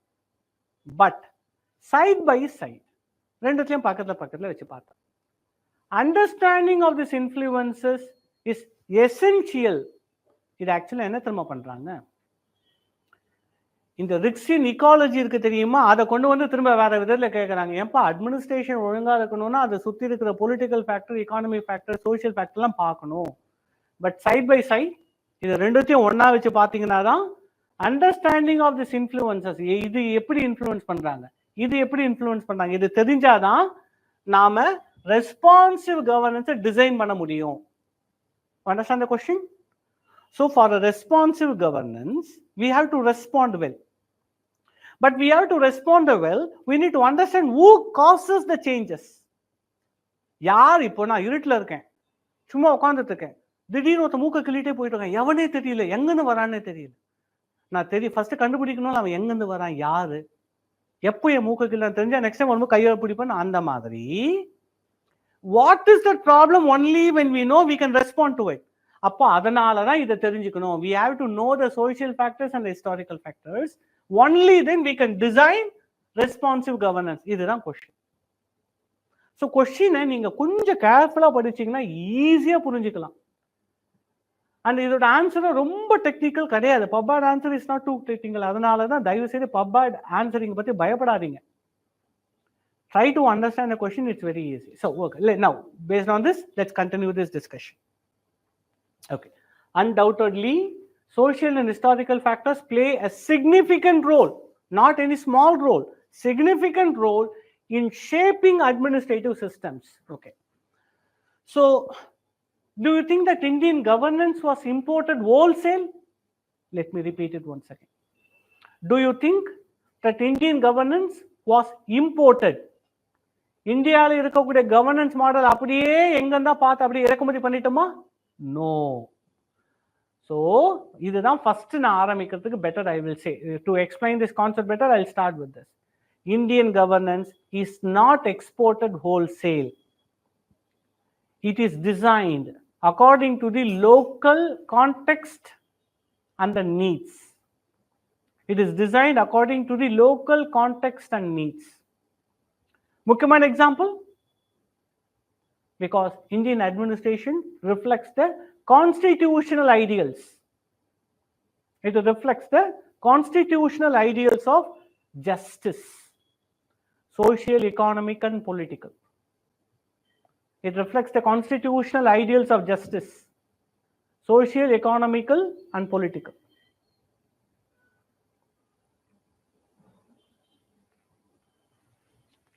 So history matters, yes, but how it shaped the institutions is also important to understand. History matters, but how it shaped the institutions is also important to understand. So this is a question on continuity versus change. தொடர்ந்து இருக்கிறது என்ன, மாறி கொண்டு இருக்கிறது என்ன, இதை பற்றி ஒரு அண்டர்ஸ்டாண்டிங் இந்த கொஸ்டின். இட் is a question on continuity versus change. இந்த மாதிரி வேர்ட்ஸை யூஸ் பண்ணுங்க. this versus that. For example, அந்த civil servants right to vote பார்த்தோம்ல, அது என்ன பார்க்கலாம், neutrality versus democratic rights, fundamental rights, this versus that. இந்த மாதிரி வேர்டிங்ல வர்சஸ் போட்டு யூஸ் பண்ணுங்க, நல்லா இருக்கும். that will bring a good perspective. Okay, so core idea, இந்த கொஸ்டினோட கோர் ஐடியா என்ன, administrative systems are static or dynamic? Dynamic. Administrative systems are not static, they are dynamic. If we say dynamic, then who influences them? It is shaped by social and historical context. Therefore, requiring an understanding of these factors is necessary. அதனால இதை பற்றிய விஷயம் தெரிஞ்சுக்கணும். ஏன், இதுக்கு ultimate core demand எங்க தெரியுமா வருது, இந்த ஸ்டேட்மெண்டோட கோர் டிமாண்ட் எங்க தெரியுமா இருக்கு, அட்மினிஸ்ட்ரேட்டிவ் சிஸ்டம்ஸ் ஆர் டைனமிக். அங்கதான் இதனுடைய நாட் இருக்கு. அந்த நாட்டை அழுத்தீங்கன்னா மற்ற இதெல்லாம் வந்துடும். ஸோ அதுல தான் நம்ம என்ன சொல்றோம், அட்மினிஸ்ட்ரேட்டிவ் சிஸ்டம்ஸ் ஆர் டைனமிக். அதனால தான் it reflects the social and political factors. அதனால தான் அதை தெரிஞ்சுக்கிட்டா தான் நம்ம ரெஸ்பான்சிவ் கவர்னன்ஸை டிசைன் பண்ண முடியும். That is what the core idea of the question is. So historical factors, அப்போ என்ன historical factors ஷேப் பண்ணியிருக்காங்க, என்ன social factors பண்ணியிருக்காங்க. So historical factors, it includes colonial legacy. For example, இந்தியாவுடைய bureaucracy centralized bureaucracy or decentralized bureaucracy? Bureaucracy. I'm not talking about political arrangement. I'm talking about bureaucracy. Is it centralized or decentralized?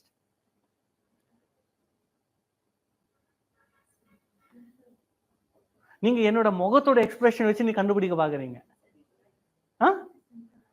கன்வின்ஸ்டா சொல்ல மாட்டேங்கிறீங்களே. ஒருவேளை இருக்குமோ, ஒருவேளை இல்லாம இருக்குமோ. Centralised. நம்ம decentralisation பண்ணது புரிஞ்சுக்கங்க. Political decentralization, administrative pannom, administration only in terms of powers, not the bureaucracy. It is still centralized. So இது எங்கன்னு வந்தது, the centralized bureaucracy of India is borrowed from ICS, Indian Civil Service during colonial times. The colonial administration கிட்ட இருந்து தான் நம்ம எதை borrow பண்ணியிருக்கோம், historical factor பத்தி நான் பேசணுமா. எக்ஸாம்பிள், அதாவது colonial legacyன்றோம். என்ன example, the centralized bureaucracy, we borrowed it from colonial administration. இதுதான் இந்த கான்டெக்ஸ்ட்ல I took note of one important thing. Paul Appleby ஒன்னு சொல்றார். He makes one beautiful comment about Indian administration. இவர் என்ன சொல்றாருன்னா, according to Paul Appleby, Indian administration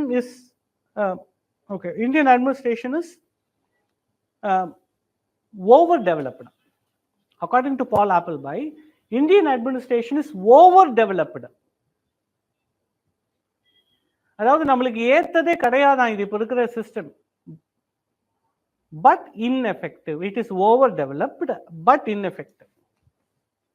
சரி, second historical factor என்ன சொல்லலாம், போஸ்ட் இண்டிபெண்டன்ஸ் ரீஃபார்ம்ஸ். சரி, போஸ்ட் இண்டிபெண்டன்ஸ் ரிஃபார்ம்ஸ்ல முக்கியமா நாம என்ன பண்ணணும், எதை ஃபோக்கஸ் பண்ணாங்க, 5 இயர் பிளான் கொண்டு வந்தாங்களா. 5 இயர் பிளான் எதுக்கு, இண்டஸ்ட்ரியலைசேஷனுக்கா, இண்டஸ்ட்ரியலைசேஷன் எதுக்கு, டெவலப்மெண்ட்டுக்கா, டெவலப்மெண்ட் அட்மினிஸ்ட்ரேஷன். ஸோ உங்களுக்கு புரியுதா, அந்த ஹிஸ்டாரிக்கல் ஃபேக்டர் நம்ம புவர்லி டெவலப்டா இருந்தோம், அப்ப அதுக்காக தான் நம்ம என்ன கொண்டு வரோம், டெவலப்மெண்ட் அட்மினிஸ்ட்ரேஷனை ஃபோக்கஸ் பண்றோம். அப்ப ஹிஸ்டாரிக்கல் ஃபேக்டர் இன்ஃப்ளூயன்ஸ் பண்ணுதா. So second, post independence reforms. Okay, post-independence reforms focused on development administration. It focused on development administration. This is where the prismatic society of RICS emerged. ஏன்னா நம்ம அப்ப என்ன பண்ணோம், traditional சொசைட்டில இருந்து பிரிஸ்மேட்டிக் அப்ப கொஞ்சம் மாற ஆரம்பிச்சோம். The prismatic society of RICS emerged. ரெண்டாவது ரீசன். தேர்ட் ரீசன் என்ன, globalization and liberalization. So globalization, liberalization நடந்தது எங்க நடந்தது? ஹிஸ்டாரிக்கலா 1980s ஆரம்பிச்சு நடந்தது. It started in US and UK ஆரம்பிச்சது. ரீகனிசம், தாட்சரிசம் அப்படின்னு நம்ம சொல்லுவோம். அப்போ அது வந்த உடனே அட்மினிஸ்ட்ரேஷன் என்ன மாறுச்சு? NPM வந்ததா? So that's an historical factor. So globalization and liberalization வந்தது. It resulted in shift to NPM ideas. It resulted in a shift to NPM ideas.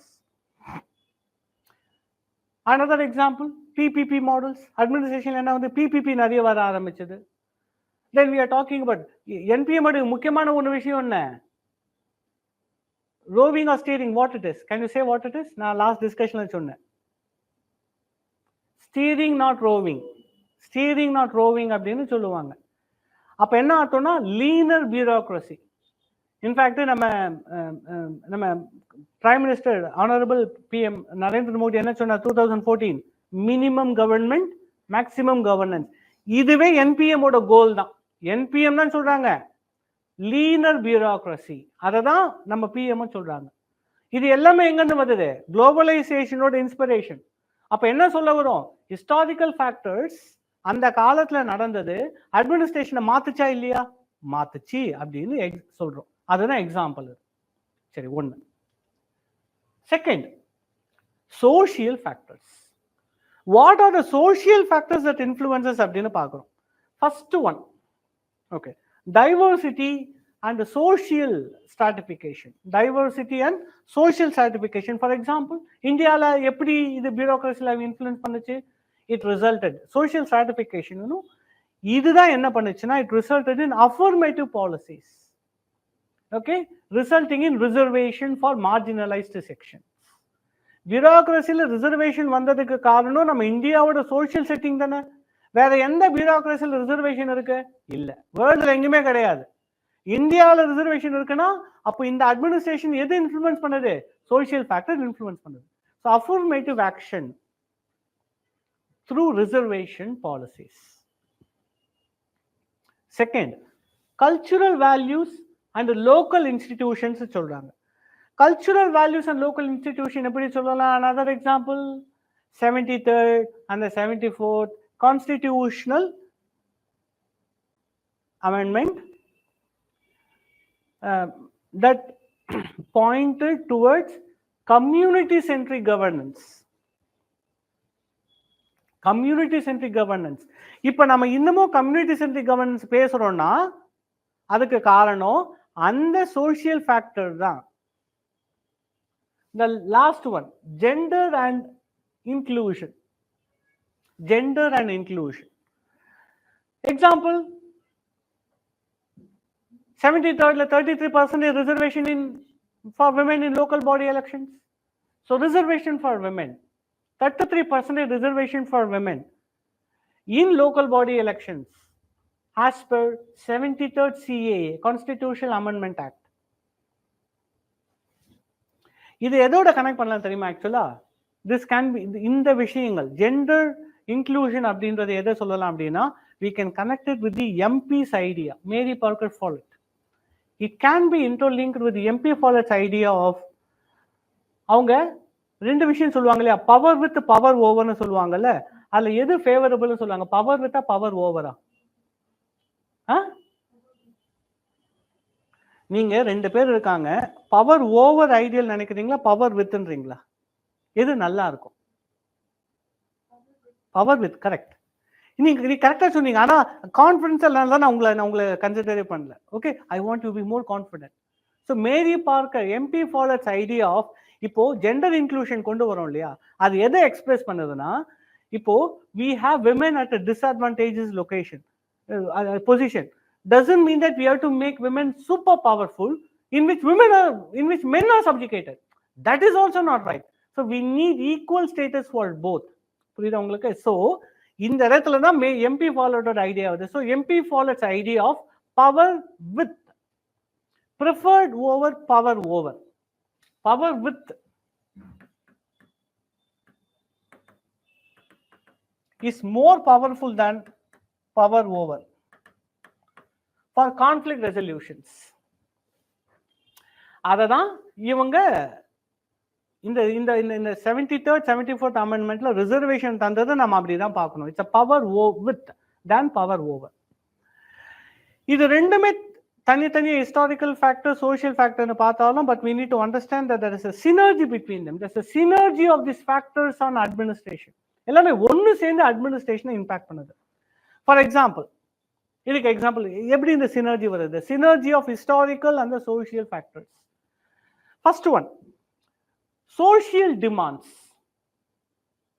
இது எக்ஸாம்பிளோட பார்க்கலாம். Social demands for inclusivity.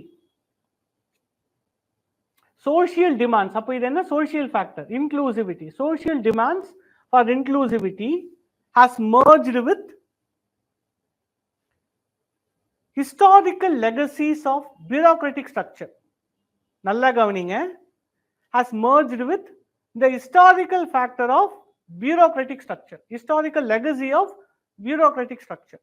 அதாவது bureaucratic structure என்றது நம்ம inherit பண்ணதா? Colonial administration inherit பண்ணது. அப்போ அது ஹிஸ்டாரிக்கல் ஃபேக்டர். ஆனால் என்ன பண்ணுறோம், அதில் ரிசர்வேஷன் வேணும், இன்க்ளூசிவிட்டி வேணும்னு கொண்டு வரும். அப்போ இந்த இடத்துல ஹிஸ்டாரிக்கல் ஃபேக்டரும் சோஷியல் ஃபேக்டரும் ஒன்று சேர்ந்து வேலை செய்யுதா? That's what we say, the synergy between the historical and the social factor. இதுக்கு இன்னொரு எக்ஸாம்பிள் கூட சொல்லலாம். இன்ஃபேக்ட் ரியல் லைஃப் எக்ஸாம்பிளே சொல்லலாம். RTA ஆக்ட் சொல்லலாம். இதில் என்ன சார் வருது? Social demand for transparency இருக்கா? Social factor. People are demanding. Sir இதை நான் ஏற்றுக்க மாட்டேன் சார். People are demanding நான் ஒத்துக்க மாட்டேன் sir. But you know, RTA கொண்டு வந்தது government didn't bring it on their own wish. It was forced. யாரு முக்கியமா இருந்தாங்க தெரியுமா RTAக்கு? an NGO called as MKSS, Aruna Rai, MKSS, மசூர் கிசான் சக்தி சங்கத்தன், ராஜஸ்தான்ல இருக்கிற ஒரு NGO. அவங்க தான் they were deploying a lot of pressures, they were doing a lot of agitations and movements which resulted in the enactment of RTA 2005. So social demand for transparency, it's a social act, not a political act. RTA is a social act brought mainly by social forces. சரி, இந்த இடத்துல இது என்ன historical ஃபேக்டரோட connect ஆகுது? RTA act which demands which is bringing the social demand for transparency is due to the historical mistrust of institutions. Historical இருக்கிறது என்ன? mistrust of the institutions. அந்த factor தான் சோஷியல் ஃபேக்டரான டிரான்ஸ்பரன்சியோட ஒன்று சேர்ந்து RTA ஆக்ட்ன்ற ஒன்று வந்தது. இப்போ இதுதான் நான் சினர்ஜின்றேன். எந்த ஒரு ஃபேக்டரும் தனியா ஒர்க் பண்ணாது. It acts one with the other, it merges. சரி, next question, sorry next part.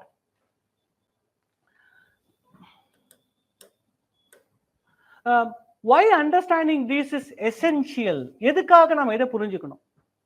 Because responsive governance to align administration with societal needs. அதாவது ரெஸ்பான்சிவ் கவர்மெண்ட் வேணும்னா நமக்கு என்ன ஹிஸ்டாரிக்கல் ஃபேக்டர், என்ன சோஷியல் ஃபேக்டர் தெரியணும் இல்லையா? we need to be aware of these factors. Second, conflict resolution to address social tensions. Only by recognizing these factors, என்ன factor என்ன influence பண்ணுதுன்னு தெரிஞ்சாதானே we can take inclusive policies. For example, tribal autonomy in Northeast is a good example for this. Because there in tribal hamlets in the northeastern India, seeking autonomy is something that is very justifiable. But here we cannot come to Tamil Nadu and say that Tamil Nadu want to get separated from the rest of India. We cannot say that. It becomes blasphemy. But in Northeast India, it is well accepted, and even sometimes political negotiation takes place. எதுக்காக Naga solution 2018 வந்தது? In fact அது இன்னும் reveal பண்ணல, because it was considered to be too controversial. Nagalim அப்படின்ற ஒரு தனி ஸ்டேட்டை உருவாக்கணும்னு ஆசைப்படுறாங்க. பக்கத்துல இருக்கிற கொஞ்சம் மணிப்பூர், பக்கத்துல இருக்கிற கொஞ்சம் அருணாச்சல் பிரதேஷ், ஏன்னா விட்டு வைக்காம பக்கத்துல இருக்கிற மயன்மாரையும் சேர்த்து கேட்கறாங்க. நம்ம ஸ்டேட்டு கேட்டாலே தரமாட்டான். பக்கத்துல இருக்கிற மயன்மார் எப்படி வச்சுட்டு நான் நாகாலிம் ஒன்று உருவாக்க முடியும்? த டிமாண்ட், இன்ஃபேக்ட் தே ஈவன் இங்க பாருங்க, நான் சொல்றது என்னன்னா பேஸ்ட் ஆன் இன்சைடர் அக்கௌண்ட்ஸ் வந்து பேப்பர்ல வந்தது, அதை வச்சு நான் சொல்றேன். அந்த நாகா பீஸ் அக்கார்ட் இன்னும் ரிவீல் பண்ணல.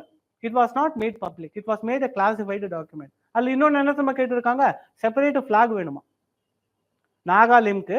தே வாண்டட் செப்பரேட் ஃபிளாக். ஏற்கனவே செப்பரேட் ஃபிளாக் கேட்ட காஷ்மீர் என்னாச்சு, அவங்க அதை மறந்துட்டாங்க. They have to see that. But it's okay. உங்களுக்கு புரியுதா? Because that is totally justified, because that is the culture, that is the society of that particular region. So we need to recognize that, and only then conflict resolution is possible. That's the second reason.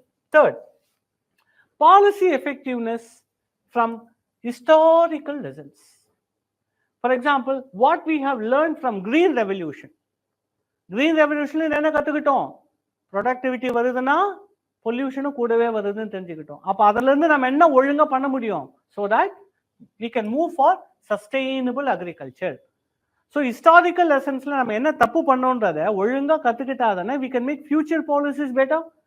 So learning from green revolution for sustainable agriculture, இதனால தான் we want to learn for the future. The fourth is global competitiveness to adapt to global trends. So இந்த 4 ரீசனுக்காகவும் we need to make sure that what are all the factors, the historical factors or the social factors that changes, that influences the governance, நம்ம understand பண்ணணும். சரி, நாம அப்படி பண்றோம்.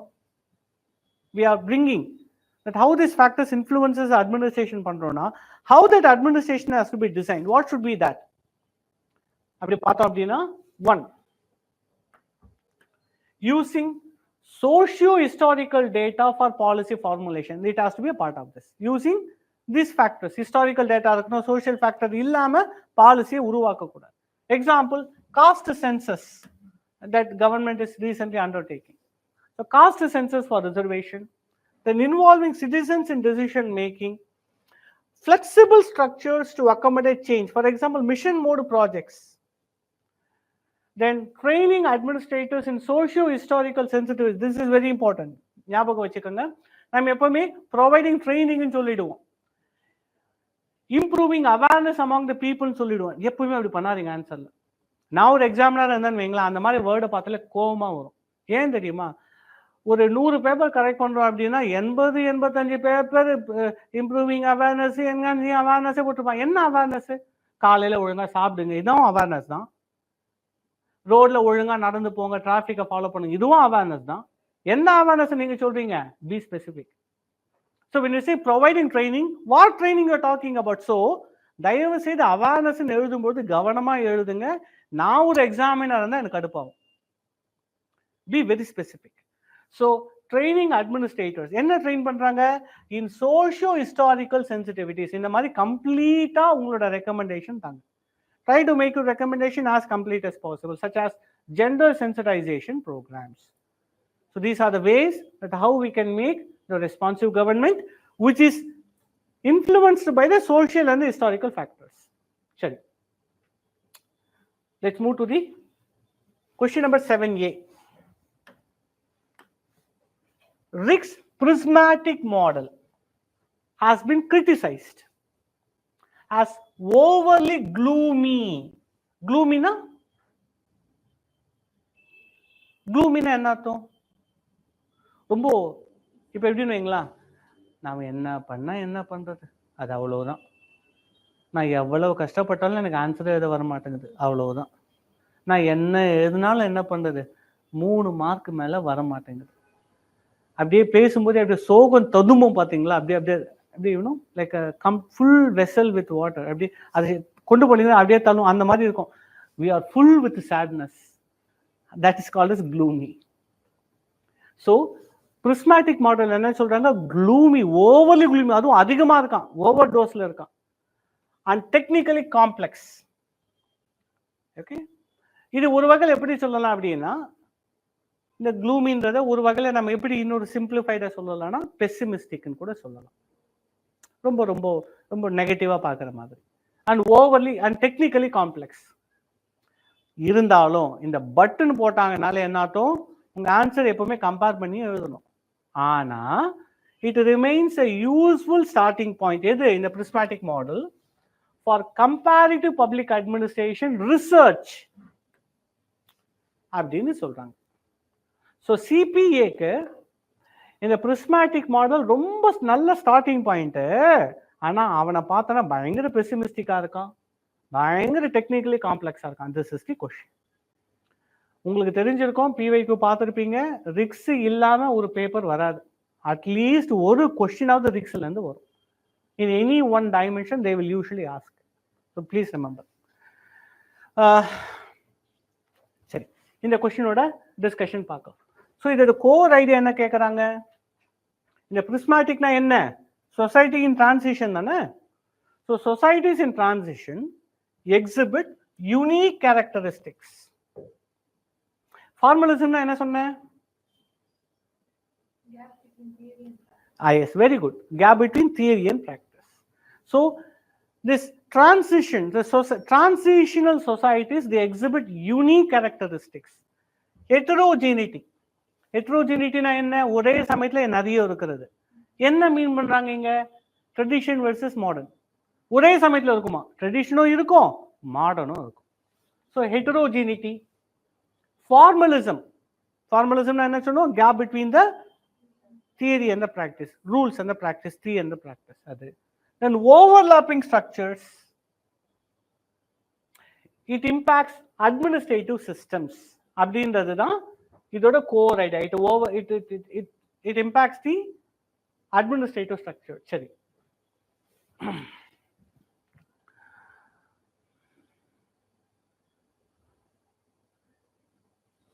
Rick's model is very different from other Western centric models.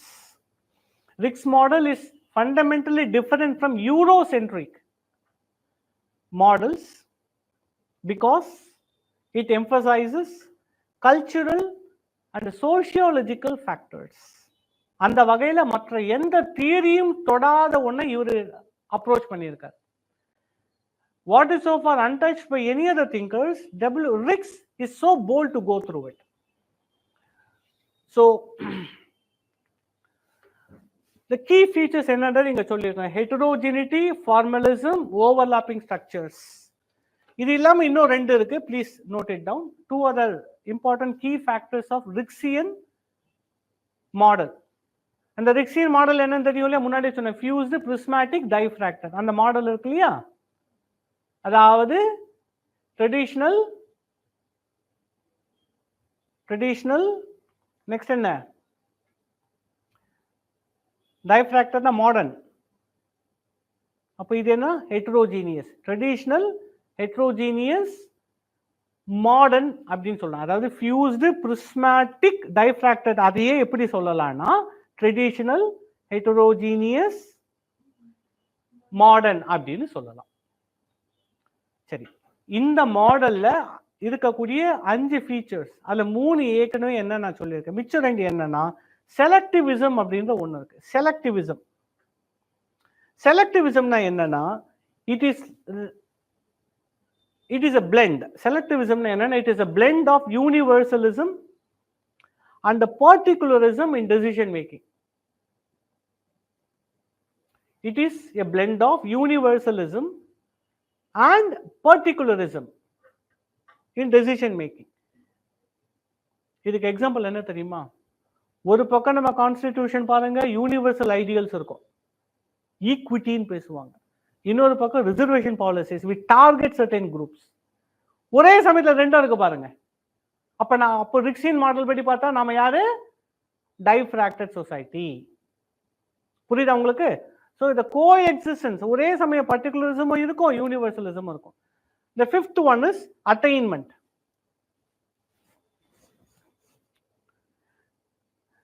Attainmentல என்னன்னா it's a recruitment based on mix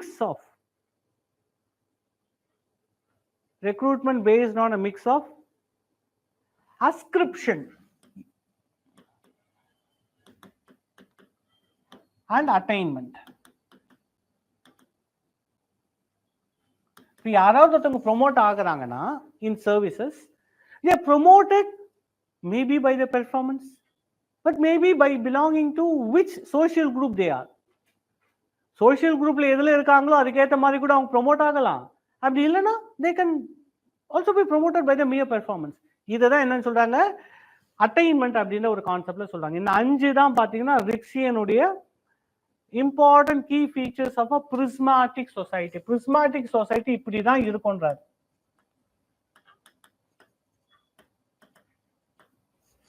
He says prismatic society will be like this.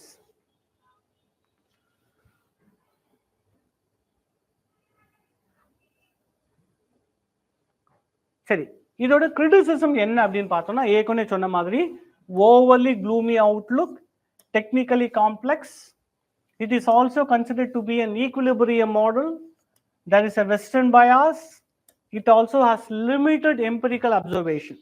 இது ஒரு சின்ன சின்ன பாயிண்ட் நான் உங்களுக்கு ஆட் பண்றேன் ஒவ்வொன்றுத்துக்கும். ஓவர்லி க்ளூமி அதை பத்தி பார்க்கலாம். ஃபர்ஸ்ட் இந்த ஓவர்லி க்ளூமில என்ன பண்றாங்க, இவர் என்ன சொல்றாரு, பிரிஸ்மாட்டிக் சொசைட்டில பழசும் இருக்கும் புதுசும் ஒன்னா இருக்கும் அப்படின்றாரு. அப்போ it is not an ideal structure தானே அவர் சொல்ல வராரு. So according to Riggs, in prismatic societies there is a prevalence of nepotism. There is a prevalence of nepotism, formalism and corruption. There is a prevalence of nepotism, formalism and corruption. But அவர் என்ன சொல்றாரு, இதெல்லாம் இருக்கும்னு சொல்றாரு. Translation வந்தா இது இருக்கும் அப்படின்னு சொல்லிடுறாரு. ஆனா இது சொல்லும்போது அவர் என்ன ஒண்ணு மிஸ் பண்றாருன்னா, but there is an ignorance of positive aspects of such societies. இவர் இந்த நெகட்டிவா portray பண்ணும்பொழுதே there is an ignorance, or we can say ignorance சொல்லலாம், இல்ல avoidance சொல்லலாம். ignorance அவாய்டன்ஸ்க்கு என்ன தெரியுமா வித்தியாசம்? தெரிஞ்சே விட்டா இக்னோரன்ஸ், தெரியாம விட்டா அவாய்டன்ஸ். ஐம் சாரி, தெரியாம விட்டுட்டா இக்னோரன்ஸ், சாரி மாத்திட்டேன். தெரியாம விட்டா இக்னோரன்ஸ், தெரிஞ்சு இதை இன்க்ளூட் பண்ண வேணாம்னு நினைச்சா avoidance. we can say ignorance, we can give credit to Ricks, அதனால ignorance ன்னு சொல்லலாம். மேபி தெரியாம விட்டுருக்கலாம். there is an ignorance of positive aspects like such as resilience of mixed societies. இந்த ரெசிலியன்ஸ் வேற எந்த கண்ட்ரியும் பண்ணவே கிடையாது இந்த world. The resilience of such a mixed society, ஏன் இது ஸ்ட்ரென்த் அவர் போர்ட்ரேவே பண்ணல? Why this could not have been thought of by the Ricks? No. இதுல இன்னொன்னு என்னன்னா, இந்த ஓவர்லாப்பிங் ஸ்ட்ரக்சர்னு ஒன்னு சொல்றாரு தெரியுமா? இது இன்னொன்னு சொல்றேன். இது வந்து ஆக்சுவலா there is one Indian social thinker, he is called as V. Subramaniam. V. Subramaniam, an author, comments that Ricksian model overlooks how overlapping structures empower marginalized groups. Overlapping na enna? Traditional institutions, modern institutions ரெண்டுமே ஒண்ணா இருக்குமா?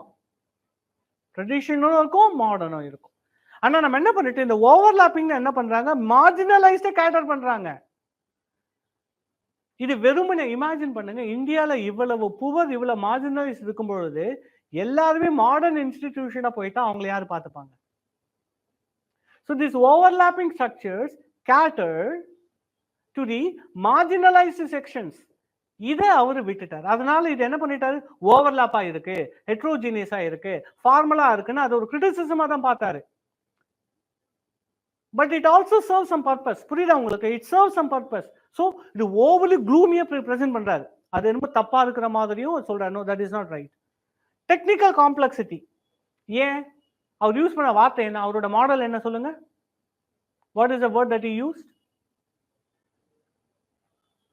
அவர் இந்த model என்ன word பண்ணி use பண்ணாருமா? நான் சொன்னேனே, fused, prismatic, சாலா, டைஃப்ராக்டட், சாலான்னு சொல்ல வச்சுக்கோங்க. இது ரொம்ப டெக்னிக்கல் ஆயில். இது ஆக்சுவலி என்னன்னா லைட்டோட பிஹேவியர், டைஃப்ராக்ஷன் அப்படின்றது, பிரிசம், அதை வச்சு சொல்றது. ஸோ ஒரு டெக்னிக்கலான ஒரு ஐடியாவை எடுத்து இதை கொண்டு வந்து இன்டிகிரேட் பண்ணிக்க. So it's use of scientific terminologies. அதனால என்ன சார் பண்ணா என்ன சார் தப்பு, என்ன ப்ராப்ளம்னா making it difficult to adapt.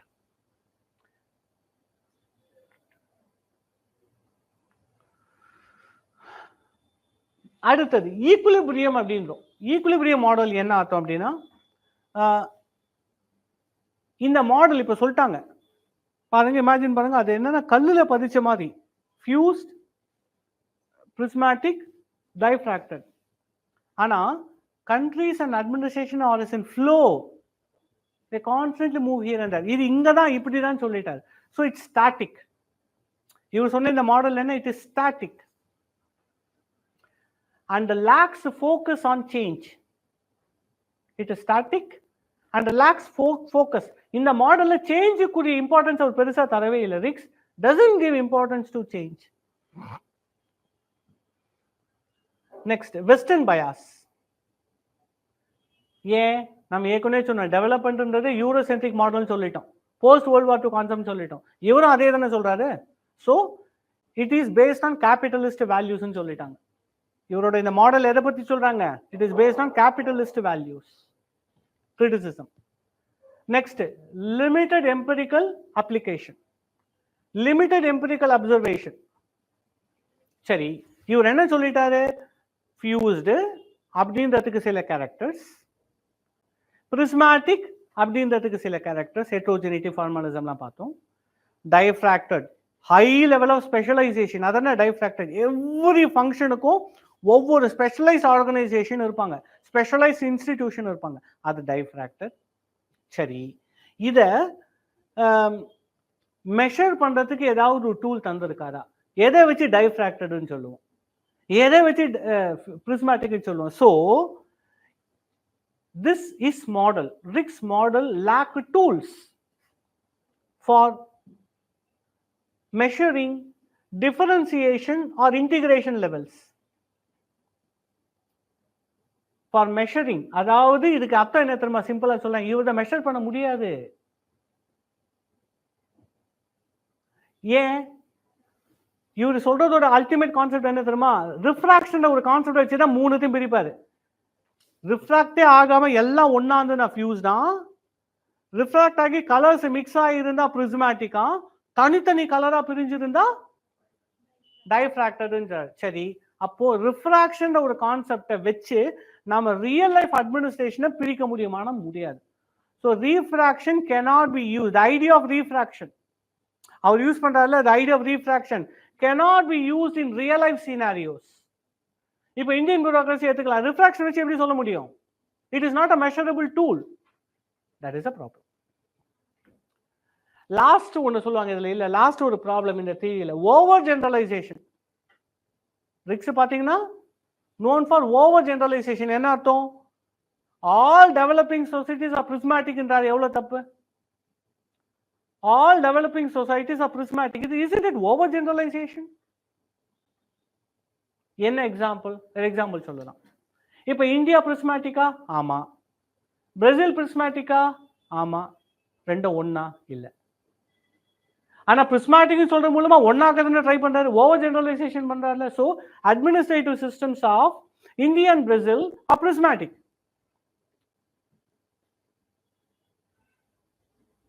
According to Riggs, ரிக்ஸினுடைய பார்வையில் ரெண்டும் பிரிஸ்மேட்டிக். ஆனா there are vast differences. That is over generalization பண்ணிட்டதா. இதுதான் இவரோட தியரி. இதுதான் இப்ப நம்ம क्वेश्चन கேட்டதா வந்துச்சா, ஓவர்லி க்ளூமியா பண்றாரு. அவரோட தியரியில ரொம்ப டெக்னிக்கல் காம்ப்ளெக்ஸா இருக்கு. ஆனா அடுத்த கேள்வி என்ன, இது இல்லாம கம்பேரிட்டிவ் பப்ளிக் அட்மினிஸ்ட்ரேஷன் படிக்க முடியாது அப்படின்ற क्वेश्चन. சரி, அதை பார்க்கலாம். எதுக்கு relevance, relevance for CPA research, comparative public administration research என்னன்றதை பார்க்கலாம். ஃபர்ஸ்ட் ஒன், இவரோட தியரி பாத்தீங்கன்னா, it provided framework to study administrative systems in transitional societies. So it is a framework. இந்த மாடல் பார்த்தீங்கன்னா இட் ப்ரொவைடட் அ ஃப்ரேம்வொர்க். இந்த ஃப்ரேம்வொர்க்கை வச்சு தான் we can also build future other models. One.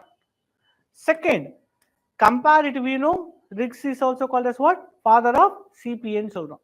So அதனால it also enables cross-country comparisons by highlighting structural and functional differences. ஆமா. For example, இந்தியாவோட federalism என்ன, பிரான்ஸோட federalism என்ன, என்ன ஸ்ட்ரக்சர் இந்த ஃபெடரலிசத்தை கொண்டு வருது, in India and France. இது எப்படி பண்ண முடியும்? Through his model of fused prismatic and traditional model. Encourages scholars to refine models for dynamic context. Example, post-globalization, pre-globalization era, post-globalization, we can compare that. The last is can be integrated with modern concepts. Rixoda model can be integrated with modern concepts like NPM or e-governance to study evolving administrative systems. அதாவது என்னன்னா, Rick's model is not perfect, but it is an important comparative tool which can help us to trace the past and help us to chart the future. This is the conclusion that I'll say. To trace the past and to chart the future. For that, Ricksian model plays an important contribution. Sure.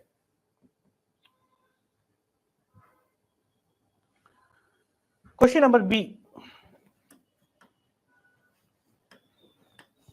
Performance measure management and performance appraisal are two distinct தனித்தனி வேலைன்னு சொல்றாங்க, are two distinct activities in public personal administration. So ஒரு personal administrationல, அதாவது human resource managementல performance management வேற, performance appraisal வேற அப்படின்னு சொல்றோம். So performance management என்னன்னா, ஒரு ப்ராஜெக்ட் நடக்குது, அந்த ப்ராஜெக்ட் எப்படி கான்செப்டுவலைஸ் பண்ணியிருக்காங்க, எப்படி எக்ஸிக்யூட் பண்ணுறாங்க, அதோட இன்புட் என்ன, அதோட அவுட்புட் என்ன, என்ன மெட்டீரியல்ஸ் யூஸ் பண்ணுறாங்க, அது லாஜிக்கலாக ரேஷனலாக யூஸ் பண்ணியிருக்காங்களா, லீக்கேஜஸ்லாம் இருக்கா, கடைசியாக ப்ராஜெக்டை கம்ப்ளீட் பண்ணிட்டாங்களா, அவங்க சொன்ன அப்ஜெக்டிவ் ரீச் பண்ணிட்டாங்களா, இப்படி ஆரம்பத்திலிருந்து கடைசி வரைக்கும் கண்டினியூஸாக பண்ணிட்டு இருக்கிறது மேனேஜ்மெண்ட். இப்போ இதுல எத்தனை பேர் இன்வால்வ் ஆயிருப்பாங்க, அவங்களுக்குன்னு அவங்கவுங்க ரெஸ்பான்சிபிலிட்டி இருக்கும். அந்த ரெஸ்பான்சிபிலிட்டியை அவங்க ஒழுங்கா செஞ்சுட்டாங்களான்னு எப்போ பார்ப்போம், முடிஞ்ச அப்புறம். ஓகே, இவங்க நல்லா பண்ணிட்டாங்க, தே கான்ட்ரிபியூட்டட் டு தட், சரி ஒரு சின்ன இன்க்ரிமெண்ட் போடலாம், சரி ஒரு சின்ன ப்ரொமோஷன் தரலாம். This is appraisal. So that is a fundamental difference between performance management and performance appraisal. So இது ரெண்டுமே பார்த்தீங்கன்னா complementary activities. So it is distinct na enna, வேறுபட்ட two different things but complementary activities in personal administration. The personal administration ரெண்டுமே complement, வேற மாதிரி, ஆனா they complement each other. ஏன்? It is through this it enhances employee performance, not only that but also organizational efficiency. எந்த வகையில? Let's say definition and ஸ்கோப்பை வச்சு பார்க்கலாம். என்ன கேட்குறாங்க, டிஸ்டிங்க்ட்ன்றாங்க. அப்போ நீங்கள் என்ன திரும்ப பண்ணணும், ரெண்டுதே கம்பேர் பண்ணி இது என்ன இது என்ன அப்படி டிஃபரன்ஸை சொல்லிக்கிட்டே இருக்கணும். அதான் answer. So let's talk first in terms of definition and scope. Performance management என்னன்னு சொல்லலாம். As I said earlier, it is a continuous, ஒரு ப்ராஜெக்ட் ஆரம்பிச்சதுலேருந்து கடைசி வரைக்கும் அது போகும். It's a continuous strategic process to align individual performance with organizational goals. சரி, project மேனேஜ்மெண்ட்ல என்னெல்லாம் பண்ணுவோம், ஸ்கோப் என்ன? ரிமெம்பர், பிளானிங்ல இருந்து, அதாவது பாசிட்டிவ் கார்பன்ல எல்லாமே வந்துடும், பாசிட்டிவ் கார்ப்ல எல்லாமே வந்துடும். லூத்தர் குலிக்ல சொன்ன all the elements will be there. Planning, monitoring, feedback and development, everything is the scope of project management, performance management. Example, electronic human resource management system, EHRMS, a very famous performance management application right now used in many companies in private as well as public sector. EHRMS, this is performance management. And what about performance appraisal? It's a periodic, 6 மாசத்துக்கு ஒரு தடவை, வருஷத்துக்கு ஒரு தடவை பண்றது. So it's not continuous, it is periodic evaluation of an employee's job performance against set standards. இவங்களோட scope என்ன, அதாவது இண்டிவிஜுவல் பெர்ஃபார்மன்ஸையும் ஆர்கனைசேஷன் கோலையும் அலைன் பண்றது. ஆனா இங்க அவங்களோட பெர்ஃபார்மன்ஸ் மட்டும் தான் பார்ப்பாங்க. So here the scope is narrow, time bound and focuses on assessment and rating. அவங்களோட கோல்ல என்ன பண்ணாங்க அதெல்லாம் கிடையாது. Only aim is to set அந்த ஸ்டாண்டர்டுக்கு அவங்க பெர்ஃபார்ம் பண்ணாங்களா இல்லையா. Example, annual confidential report, ACR report, annual confidential report on civil servant is an example of performance appraisal. சரி,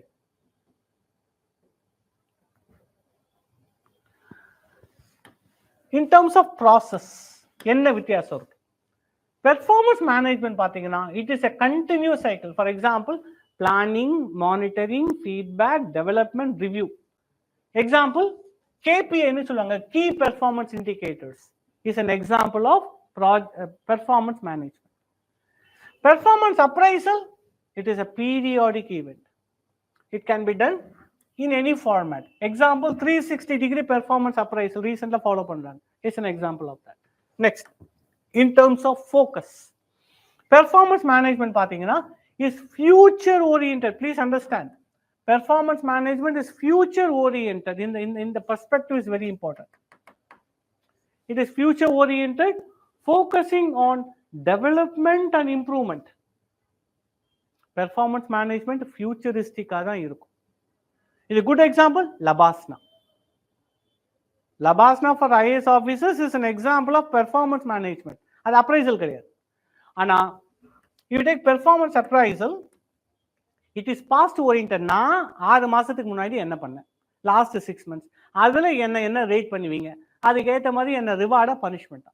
So performance management is future oriented, but performance appraisal is past oriented. Role in motivation, நம்ம பல டைமென்ஷன்ல compare பண்றோம். மோட்டிவேஷன்ல பார்க்குறோம். Performance management இது எப்படி motivate பண்ணும்? Through continuous feedback, recognition and development opportunities. ஆனா அப்ப அந்த வகையில் இது பார்த்தீங்க அப்படின்னா ஹையர் ஆர்டர் கோல் சொல்லலாமா, ஹையர் ஆர்டர் நீட் சொல்லலாமா? According to Maslow's, it constitutes higher order need of motivation வருது. ஆனா பெர்ஃபார்மன்ஸ் அப்ரைசல் பாருங்க, it motivates through rewards, promotions or corrective feedback. இது lower order needs. So this is the difference in terms of how both of them motivates the employees. Sorry, but what are the challenges? Performance management continuous in Chennai, so it is very difficult to enforce. So it is resource intensive, time, training and technology வேணும்.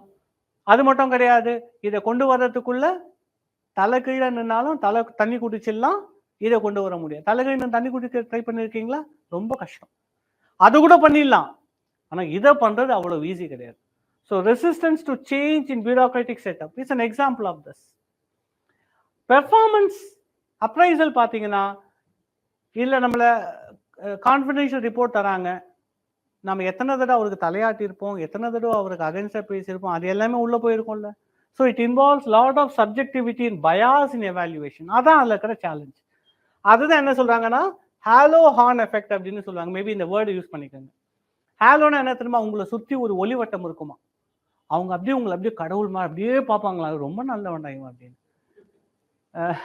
Horn என்ன தெரியுமா? அப்படியே கொம்பு முளைச்சிட்டு ஒரு devil மாதிரி இருப்பீங்களா. So முடிக்கணுமா இதோட? என்ன கிளாஸ்? சரி, வைன் பண்ணலாம். சரி, நாம இது முடிச்சுட்டு பண்ணலாம். But you understand this, it's called as halo horn effect. இது எதுக்கு சொல்லலாம் அப்படின்னு, இன்ஃபேக்ட் இந்த ஹாலோ ஹார்ன் எஃபெக்ட் எத்திக்ஸ் கூட யூஸ் பண்ணலாம். That how that perception changes according to one's values. நான் என்ன நினைச்சிருக்கணும் அதுக்கேற்ற மாதிரி my view about another person changes, right? அதுதான் இங்க பெர்ஃபார்மன்ஸ் அப்ரைசல்ல நடக்குது. It can have halo or on effect. Sometimes they will become lenient, sometimes they will become strict. It is unpredictable. So கடைசியில conclusion பண்றோம். இதை எப்படி நம்ம பார்க்கிறோம்? இது ரெண்டுமே வேற வேற தான். ஸோ என்ன பண்ணணும் அப்படின்னா, there is a need for integration of PM and PA. Performance மேனேஜ்மெண்ட்டையும் பெர்ஃபார்மன்ஸ் அப்ரைசலையும் இன்டிகிரேட் பண்ணணும். there is a need to integrate both in public administration. ஏன் இது எப்படி நம்ம கம்பேர் பண்ணலாம்? Performance management is the framework. It provides the framework. ஒரு பெரிய ஸ்ட்ரக்சரை தருது எது? PM. அதுல இருக்கக்கூடிய ஒன் ஆஃப் த டூல் தான் யார் தெரியுமா? Performance appraisal. ப்ளீஸ் அண்டர்ஸ்டாண்ட், ஒரு பெரிய ஃப்ரேம் ஒர்க்ல தரது PM. அதுல one of the element, one of the டூலா வர்றது யாரு தான்? Performance appraisal. So both have a relevance to good governance. PM as well as PA, they both have a relevance to good governance, which is the take of the hour. So, நம்ம என்ன பண்ணலாம், because of next class in line, we will wind our session with this. We will continue whatever that is left. Idhoda continuation, then section A of paper 2 2024 will discuss in the next class. Please wait. Right. Very good afternoon all. Seri. Let's continue. Okay. So நம்ம last sessionல வந்து we saw section B, question number 7B. Let's move to the 7C. Okay. So this is the question.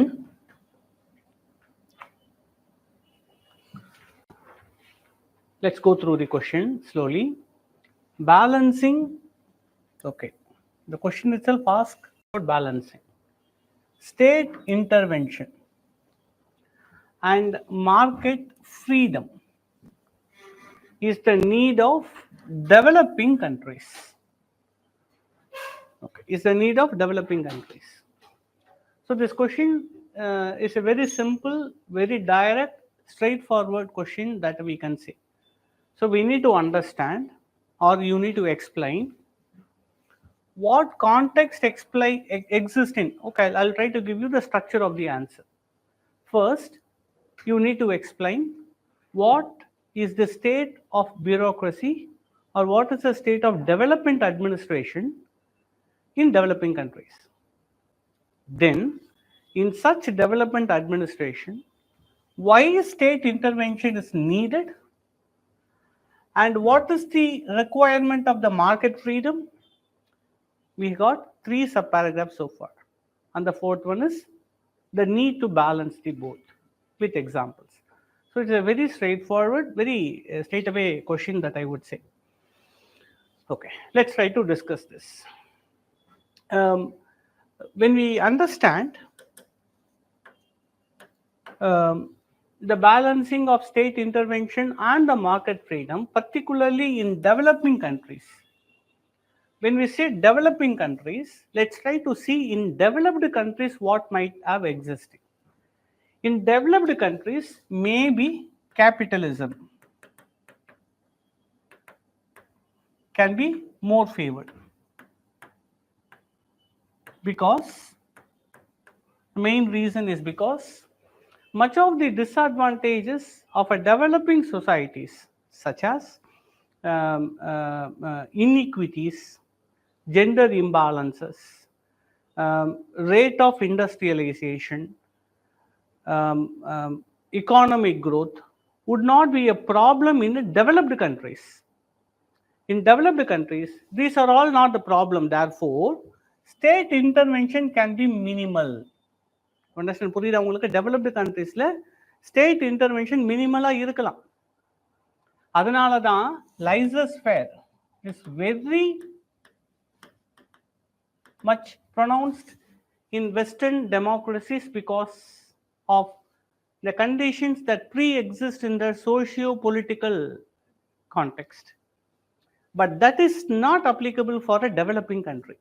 The advantage is not for developing country. So in developing country, there is a need for state intervention also. நீங்க என்ன கவனிக்கணும்னா, as a developed country அவங்க என்னவா இருக்காங்க புரிஞ்சுக்கங்க. in a developed country, they are mostly playing the role of a regulator. State is mostly playing the role of a regulator. But in a developing country, what they have to do? They have to do regulator plus promoter of social welfare. So they have to do this job. But in a developed country, it is enough for them just to do the job of a regulator. It's a regulatory state. But in a developing country, it has to be a regulatory state combined with welfare state. இதுதான் முக்கியமான டிஃபரன்ஸாக நீங்கள் கவனிக்கணும். இந்த கொஸ்டினோட முக்கியமான டிஃபரன்ஸே அதுதான். therefore there is some different context condition that exist in developing countries, therefore we need to balance the both இப்படின்றத நம்ம சொல்றோம். சரி, why it is relevant for developing countries? Why it is relevant for developing countries? One, limited resources. therefore இப்போ limited resources இருக்கு, அந்த இடத்துல market கிட்ட நீங்க எல்லாத்தையும் விட்டுட்டீங்கன்னா there will be widening gap between the haves and the have-nots. Even for a country like India, the income disparity is considered to be very huge. அதாவது top 10% of the Indian population contributes to 90% of the GDP. என்னடா இது குழப்பமா இருக்கு? That's what the truth is. So there is a huge income disparity. 10% of the population contributes to 90% of the GDP. So இது இருக்கும் பொழுது limited resources இருந்தா அந்த இடத்துல டிஸ்ட்ரிபியூட்டிவ் ஜஸ்டிஸ் எப்படி நடக்கும்? So because of limited resources and to ensure distributive justice.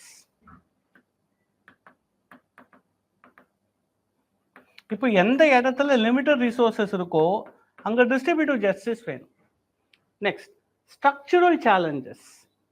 Okay, and the third is socio-economic disparities. So in the மூணு முக்கியமான reasonsனால we can say that it needs a balanced approach. We need market as well as state intervention. This actually started in India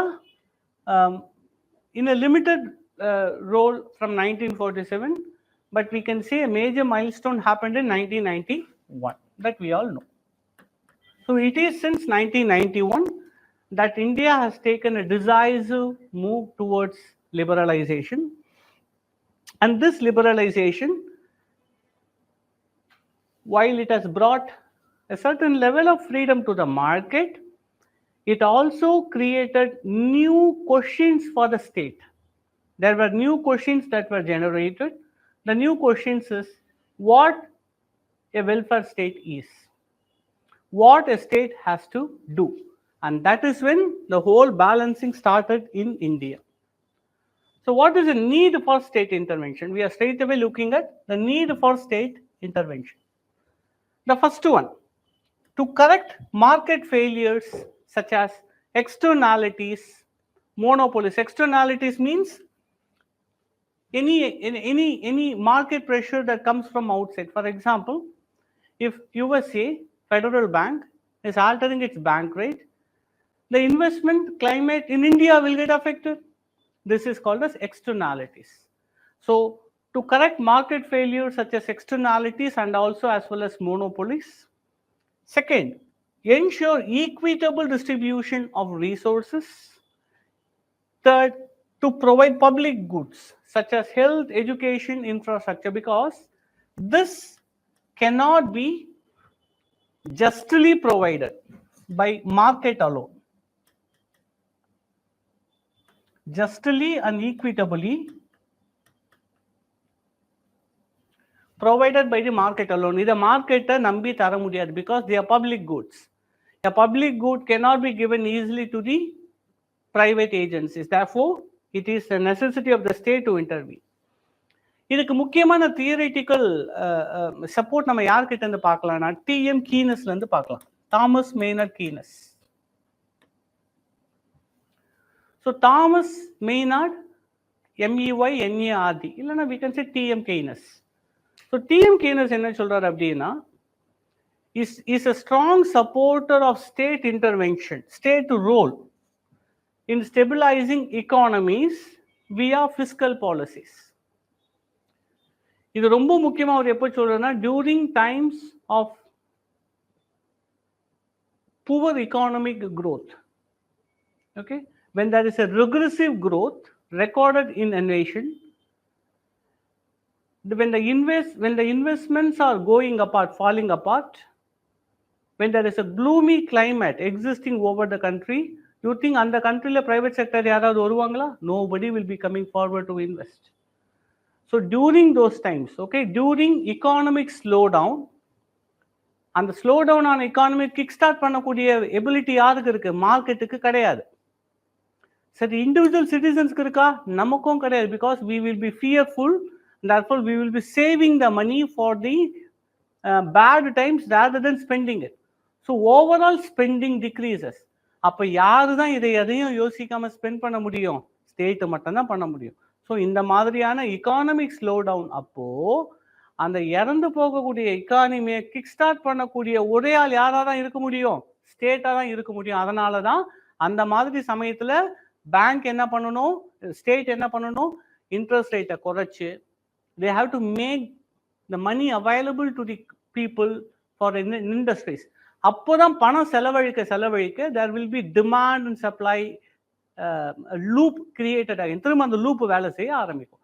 இதை சொல்றவர் யாருன்னா Thomas மெய்னார்ட் Keynes. மற்ற எந்த நேரத்தில் பண்றோமோ இல்லையோ, economic slow down அப்போ மட்டும் கண்டிப்பா ஸ்டேட்டோட இன்டர்வென்ஷன் இருக்கணும்னு அவர் சொல்றாரு. அதுதான் ஸ்டேட் இன்டர்வென்ஷனோட நீடு ரொம்ப முக்கியமா நம்மளுக்கு வலியுறுத்தக்கூடிய ஒரு கொள்கைன்னு சொல்லலாம். Thomas மெய்னார்ட் Keynes. State role in stabilizing economies, particularly during economic slowdowns. Okay, சரி சரி, இது செய்கிறோம். பட் இதில் இருக்கக்கூடிய சேலஞ்சஸ் என்ன? What are the challenges? Because this is not without a challenge.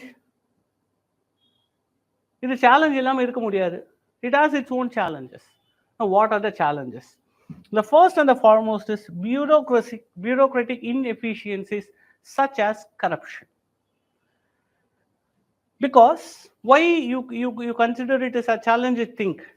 This talks about need for state intervention. Who is responsible for executing the state policies? Bureaucracy. But the bureaucracy is having the inefficiency. So that is the challenge. So bureaucratic inefficiencies such as corruption in the PDS. Second, risk of over intervention stifling private enterprises. This is actually called as crowding out effect.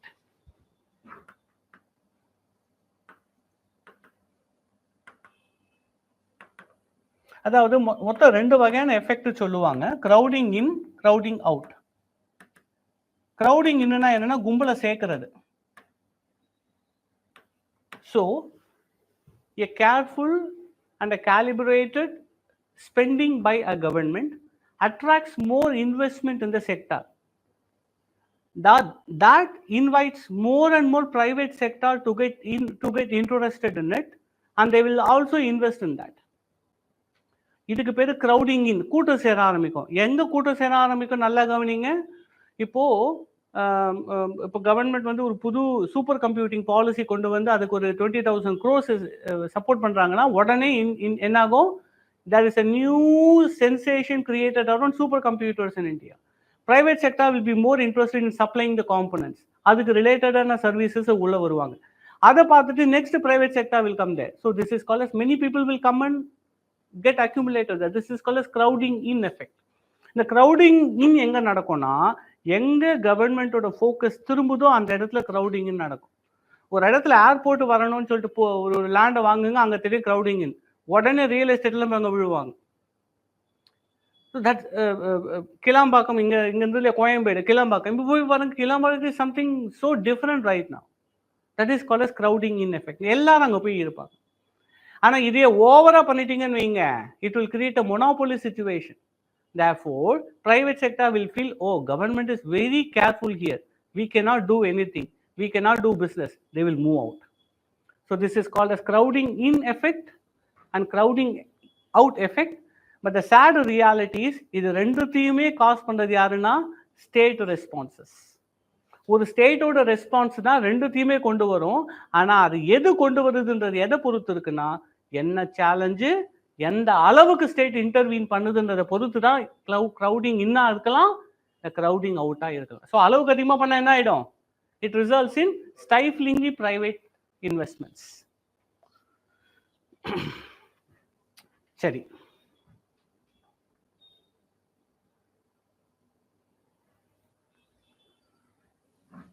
now what is the importance of market freedom? நம்ம state intervention பத்தி பார்த்தோம்.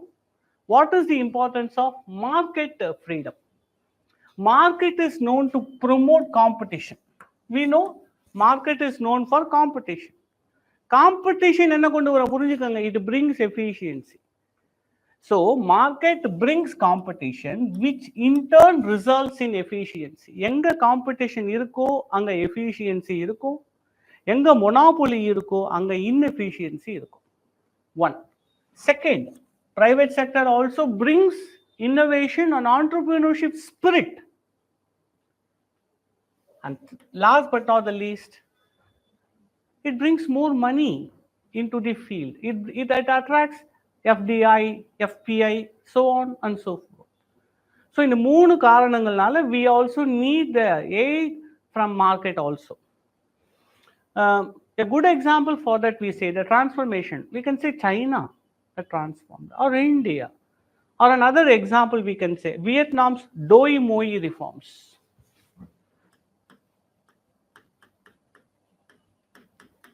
Vietnam's Doi Moi reforms. It's a market-oriented policies undertaken in 1980. Market-oriented policies, Doi Moi reforms, market-oriented policies undertaken to promote export-oriented growth. இதை கொண்டு வந்தவங்க Vietnam. சரி,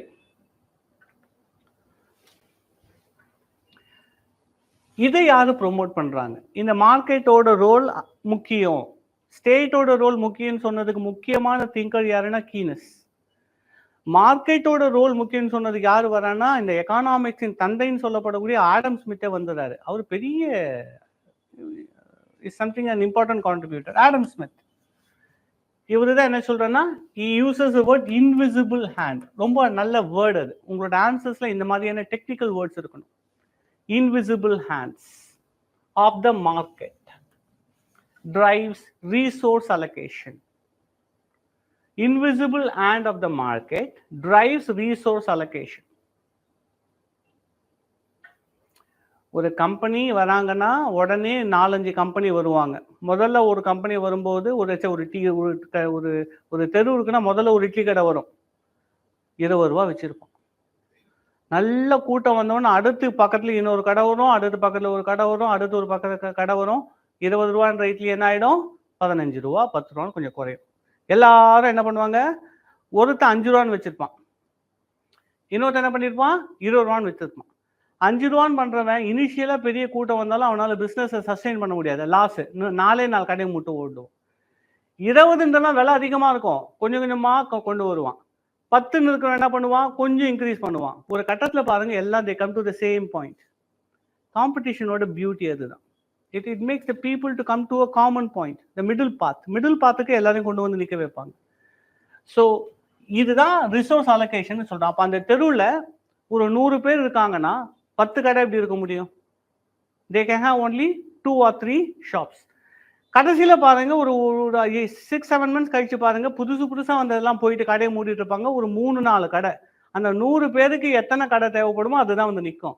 இதை ஒன்னும் சொல்றாரு, யாரும் இதுக்கு கவர்மெண்ட் வரணுமா? கிடையாது. மக்களே அந்த பிரைஸை வச்சு எவ்வளவு டிமாண்ட் அவங்க வைக்கிறாங்களோ இதை வச்சு நேச்சுரலா நடக்கும்ன்றாரு Adam Smith. So you don't want anything, it's invisible, கண்ணுக்கு தெரியாத ஒரு கைன்றாரு. he call it as invisible hand of the market. இது ரொம்ப நல்ல டேர்ம், இதை யூஸ் பண்ணுங்க. மார்க்கெட் சம்பந்தப்பட்ட கொஷின்ஸ் ஏதாவது வந்ததுன்னா you write to use Keynes and Adam Smith. Keynes for state intervention particularly during economic slowdown, and Adam Smith used the word invisible hand. Sorry, but there are challenges also. There are important challenges also. The first one is market can also be a failure. So market failures, for example, while economic growth may happen on one hand, on the other hand it may result in environmental degradation also. So that is one aspect of a failure. So market failure, example, environmental degradation. Illana pollution, rising pollution. Next, failure, widening inequality, digital divide, urban rural divide. We have so many divides like that. So these kind of divides are also the products of the market. இது மார்க்கெட்டினுடைய விளைவுகளாக தான் நம்ம பார்க்குறோம். சரி, இன்னொன்று நம்ம பார்க்குறோம். சரி, இந்த மார்க்கெட்டு நம்ம ஓட ரோல் என்னன்னு பார்த்தோம். when the market is doing well, they will give these kind of benefits. But what are the ways that we deal? இப்போ இதை நம்ம என்ன பண்றோம், இதை எப்படி நம்ம கொஞ்சம் பேலன்ஸ் பண்ண ட்ரை பண்றோம், இல்லை in what ways that we promote this? ஒரு 3 இம்பார்ட்டண்டான பேலன்சிங் ஆக்ட் நான் சொல்றேன். strategies of balancing. We need state intervention, we need market also. How we try to balance it? One good example என்ன தெரியுமா? PPP model, public private. பாருங்க, ரெண்டும் ஒண்ணா வந்திருக்காங்க. Public private partnership, PPP model. In fact, India's much of the infrastructure is driven by PPP model alone. One. Second, regulatory frameworks. Regulatory frameworks. For example, sectors are freed for market while open for scrutiny by regulators. While open for scrutiny by regulators. அதாவது ஒரு செக்டாரை free பண்ணிடுவோம், ஆனால் அதை அப்படியே விட மாட்டோம். அதை மேற்பார்வை வச்சுக்கிறதுக்கு ஒரு ஏஜென்சியை நம்ம வச்சிருப்போம். For example, banking sector is overseen by RBI as a regulator. இப்போ இங்கே என்ன ஆகுது, ப்ரைவேட்டும் இருக்காங்க, பப்ளிக்கும் இருக்காங்க. நம்ம எப்படி பேலன்ஸ் பண்ண ட்ரை பண்றோம்னு கவனிங்க. நம்மளுக்கு ரெண்டுமே வேணும்னு பார்க்குறோம். So we try to balance it by this. நிறைய methods இருக்கு. This two represent some examples. How do we balance it? These two examples. But what are the challenges in this? Okay, what are the challenges? Okay, I would like to say one more thing. I give 2 examples for this PPP and market regulators like RBI, SEBI. But in the hybrid approach, நமக்கு என்ன தரும்? What it gives to us? What this hybrid approach will give us? One, what the state will give, what the market will give. We say state ensures equity. State can give equity, whereas market can give efficiency. So that is what both are giving us to us. So therefore, நம்மளுக்கு equity வேணுமா, efficiency வேணுமானா, ரெண்டுமே ரெண்டு கண்ணு மாதிரி. ஒரு கண்ணு இது விட்டுட்டு இன்னொரு கண்ணுல ஒத்த கண்ணுல சுத்த முடியாது.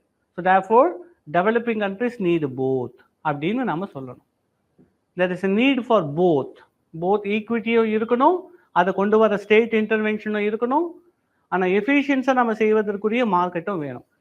சரி, இந்த ஹைபிரிட் அப்ரோச்ன்றமே இதை கொண்டு வரதுக்குரிய ப்ராப்ளம்ஸ் என்ன? Okay, we need both, but what are the challenges? The first challenge is institutional weaknesses.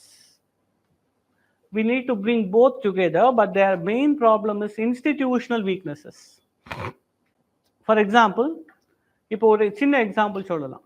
Once we bring market as a partner in development.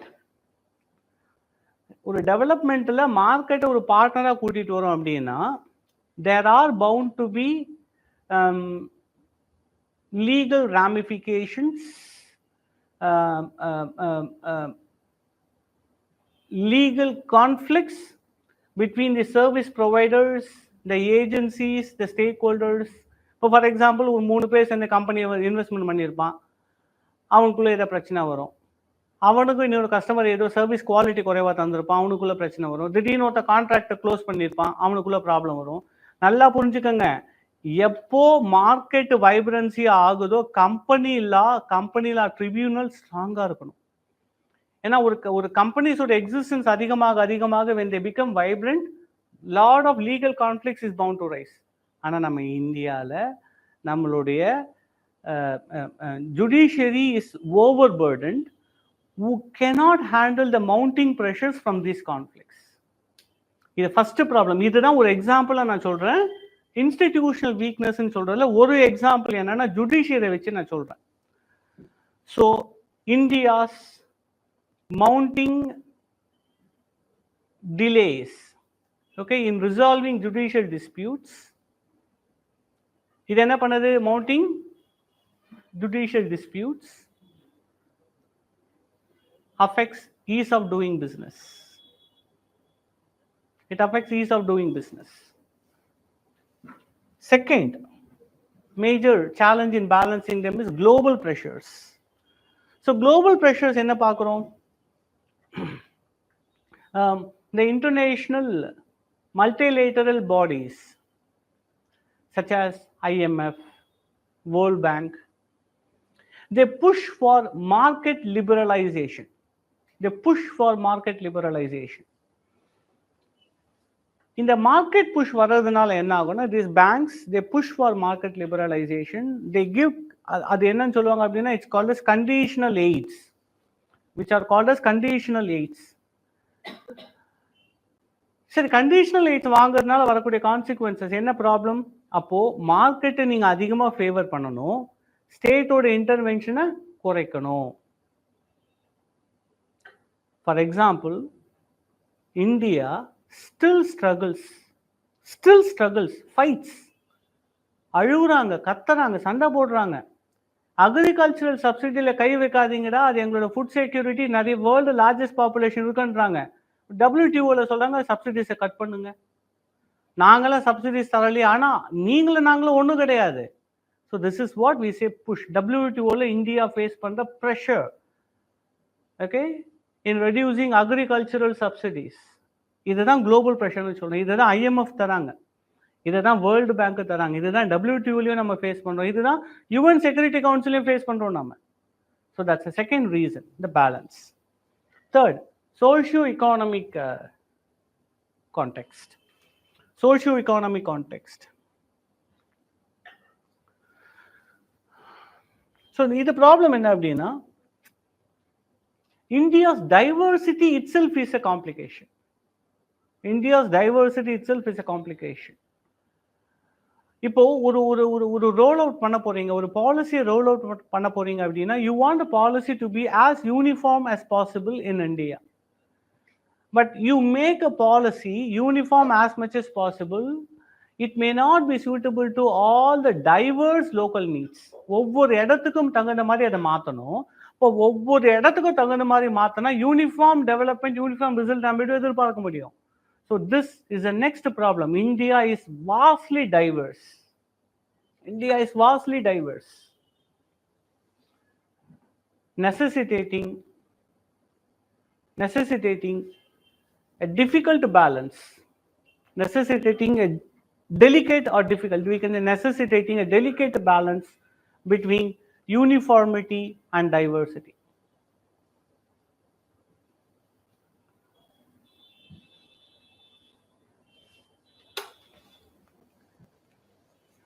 Okay, now that's what the ending of this is. But how can we conclude this question?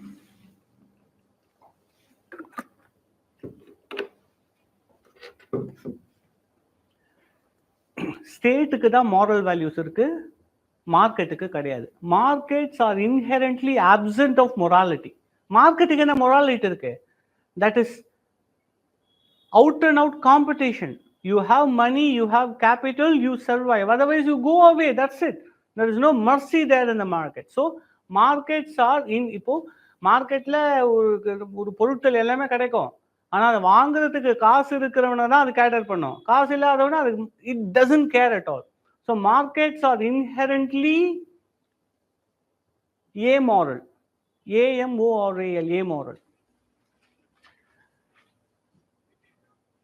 Morality is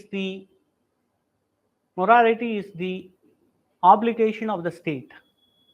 State க்கு தான் obligation இருக்கு. So therefore, only therefore, state should strategically harness the market by being responsive, inclusive and sustainable. இதன் மூலமா தான் நம்ம balance பண்ண attempt பண்ணணும். That's what we can conclude as an answer for this question. சரி,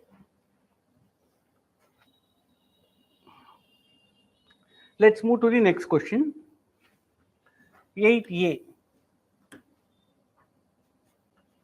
bureaucracy in developing countries faces several challenges. ரொம்ப straightforward சொல்லிட்டோம். Bureaucracy in developing countries faces several challenges, and tackling these will make them more responsive, adaptive, and aligned with development needs. அதாவது discussion சொல்லிட்டான். So என்ன சொல்லணும், bureaucracy in developing countries ஓட challenges என்ன, ரொம்ப straight forward. Second, how to address it. மூணாவது, அதை address பண்ணும்பொழுது how it aligns with the development needs. That's it. That's the three part of this question. So let's discuss this now. So the relevance of this question we need to understand. The relevance of the question is India is marching towards 2047 Amrit Kal goals. So 2047 Amrit Kal goals, India is still a developing country. India may be the fourth wealthiest, but it is still a developing country. So it is in this context there is a need for the transformation of bureaucracy from command control to development facilitation. So the command control model irundhu development facilitation ku maatano. That is the only way that we can reach Amrit Kal goal of 2047.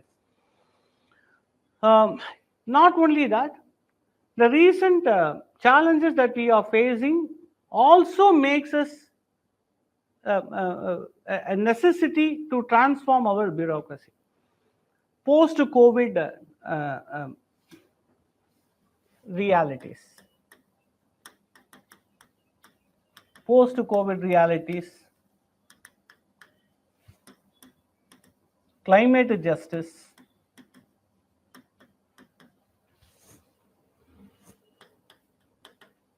digital explosion.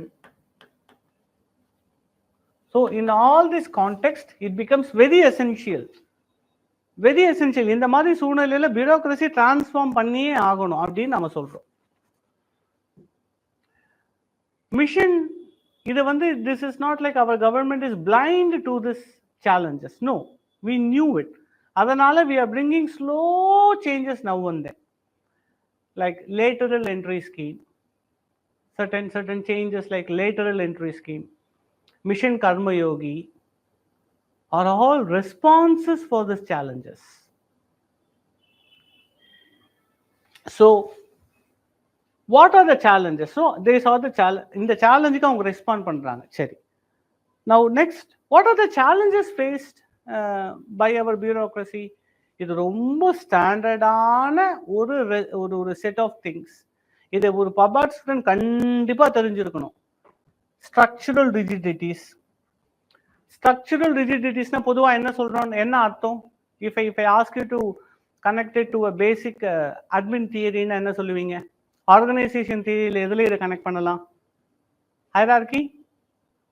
Structural ரிஜிடிட்டின்னு எதை connect பண்ணுது? ஹைரார்கியை connect பண்ணுது.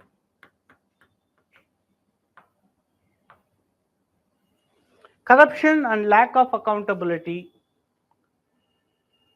capacity constraints, political interference. So when we say political interference, immediately namalukku yaar nyabagam varanga? Who can we know? Woodrow Wilson? Politics admin dichotomy? Yes. Resistance to technology. And next, socio-cultural barriers. ரொம்ப ஸ்டாண்டர்டான straight forward criticisms that we always will say about bureaucracy. வேணும்னா இல்லைன்னா இதை எழுதிக்கிட்டு இதை நல்லா memorise பண்ணிடுங்க. பியூரோக்ரஸியை பற்றி ஏதாவது சேலஞ்சுன்னு கேட்டால் இது எழுதுனா it will be very very very relevant always. Always. So very standard list of criticism that we can use against Indian bureaucracy. இல்ல முக்கியமா பாத்தீங்கன்னா இல்ல மத்ததெல்லாம் விட முக்கியமா என்னன்னா ஸ்ட்ரக்சரல் ரிஜிடிட்டியை சொல்லணும், பொலிட்டிக்கல் இன்டர்ஃபரன்ஸை சொல்லணும், சோசியோ கல்ச்சுரல் பேரியர்ஸ், இந்த மூணு முக்கியமா இருக்கணும். These three. Right. Shall I change?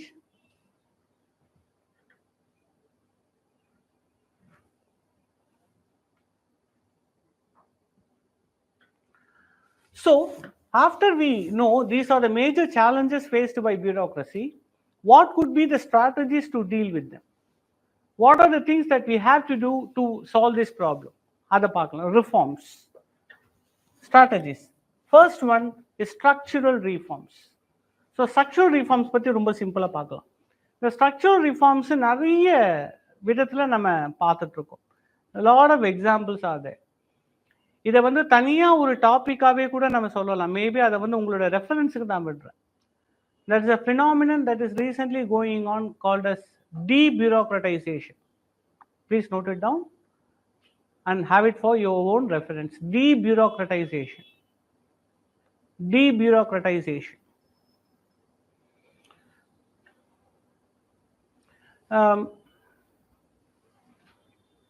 So this is structural reforms. இந்த ஸ்ட்ரக்சரல் ரிஃபார்ம்ஸ் பியூரோக்ரஸியோட ஸ்ட்ரக்சரே ரீஃபார்ம் பண்ணணும்னு நினைக்கிறாங்க. அப்போ என்ன ஐடியா சொல்லலாம்? What are the structural reforms we can say? Administrative decentralisation. Some examples includes என்ன செய்யணும்? Administrative decentralisation, flatter hierarchies and rule flexibilities. Flatter hierarchies and rule flexibilities. This is what Gabler's reinventing government stands for. Gabler NPMU தானே innovate பண்ணாரு Gabler. Gablerோட reinventing government ஆக்சுவலா என்னன்னா, it is about the structural reforms. Next, enhancing accountability. The next major is enhancing accountability. So how can we enhance accountability? ஒரு accountability-னா நீங்க கவனிக்கணும்.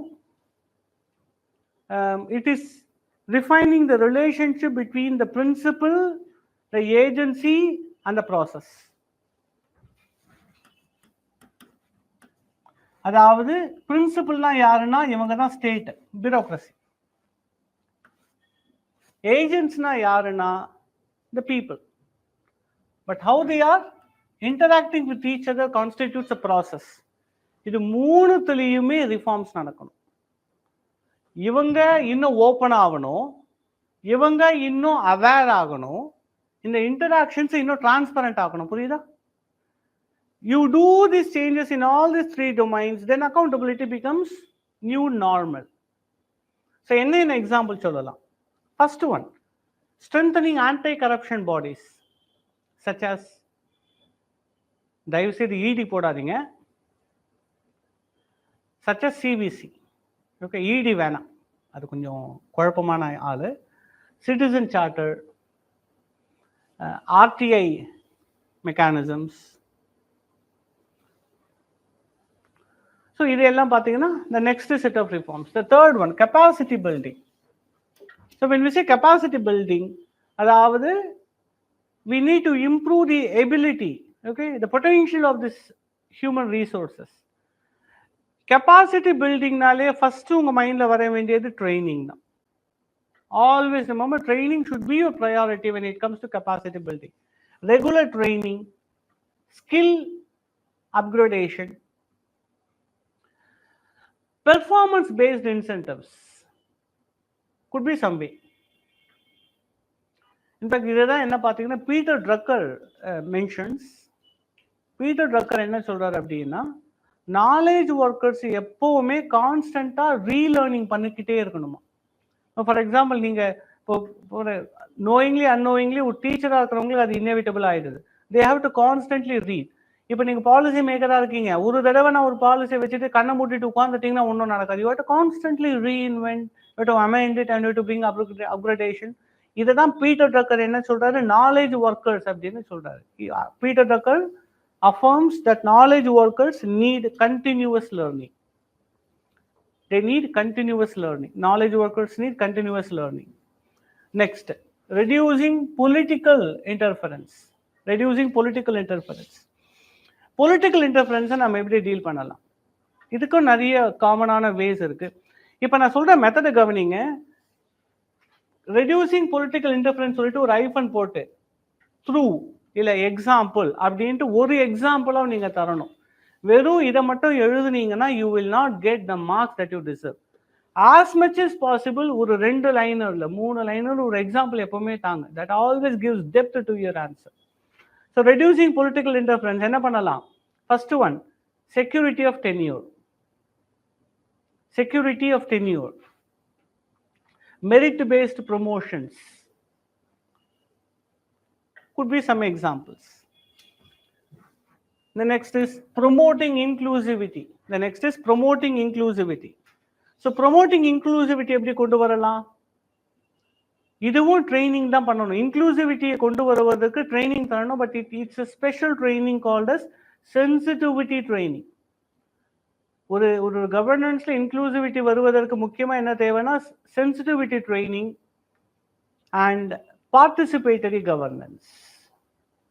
Participatory governance. So this could be some ways we do it. Now alignment with the development needs. This is kind of final analysis மாதிரி நம்ம எப்பவுமே சொல்றோம். இப்போ நீங்க கவனிச்சீங்கன்னா தெரியும் ஏன் இந்த மாதிரியான ஒரு பேராகிராஃபா தர. நல்லா கவனிங்க. கொஸ்டின்ல என்ன சொல்லியிருக்காங்க? What are the parts of the question? Please see. நீங்க கொஸ்டினோட பார்ட்ஸ் கவனிங்க. 2 பார்ட் இருக்கா கொஸ்டின் நீட்ஸ். கொஸ்டின்ல 2 பார்ட் இருந்தாலும் அப்போ நீங்க என்ன பண்ணுவீங்க? இன்ட்ரடக்ஷன் ஒரு பேராகிராஃப் வரும், இது செகண்ட் பேராகிராஃப் எழுதுவீங்க, இது தேர்ட் பேராகிராஃப் வரும், 4வது conclusion. No no no no, that's not right. எப்போவுமே இந்த 2 பேராகிராஃப் எப்போ கொஸ்டின் கேட்டாலும் whatever the question it's, I'm saying use it as a general formula. இந்த 2த்தினுடைய ஒரு இன்டிகிரேட்டட் அனாலிசிஸ் ஒரு தேர்ட் பேராகிராஃபை கொண்டு வரணும் ஆல்வேஸ். அதுதான் அங்கே பண்ணியிருக்கோம் நம்ம. இதை ஒரு ரூலாகவே வச்சுக்கோங்க. கொஸ்டின்ல நீங்கள் எழுதக்கூடிய இது 2 பேராகிராஃப் பார்ட்ஸாக இருந்தாலும் அதை சிந்தசைஸ் பண்ணி அதை அனாலிசிஸ் பண்ணி அதை பேலன்ஸ் பண்ணணும், அதை ஒன்று சேர்க்கணும் அப்படின்ற மாதிரி ஒரு தேர்ட் பேராகிராஃப் கண்டிப்பாக இருக்கணும். That's what we are doing here. Alignment with development needs. Alignment with development needs. So bureaucracy should revisit their priorities. நம்ம என்ன பண்ணணும்? bureaucracy அவங்களோட ப்ரையாரிட்டிஸை ரீவிசிட் பண்ணணும். So they have to realign, revisit, realign என்ன வேணா சொல்லலாம். They have to realign their priorities towards poverty alleviation, not rule boundedness. Rule boundednessன்றதை விட்டுட்டு poverty alleviation அவங்களோட கோலா வைக்கணும்.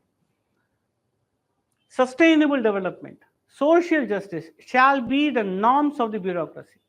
bureaucracy நார்ம்ஸ் என்ன இருக்கணும்?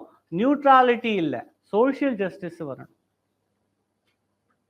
அந்த மாதிரி அவங்களுடைய ஐடியல்ஸ் இருக்கு இல்லையா, பியூரோக்ரஸியோட ஐடியல்ஸை மாற்றி அமைக்கும் பொழுதுதான் இந்த டெவலப்மெண்ட்டோட ஃபோல்டுக்குள்ள பியூரோக்ரஸி வர முடியும். That is a way that we bring them together into it.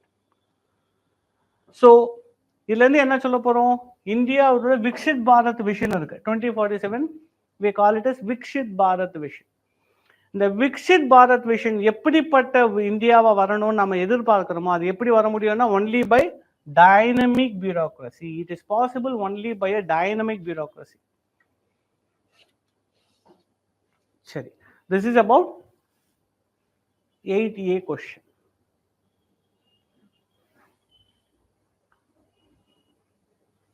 Eight B. Modern economists think public debt. Okay. Public debt.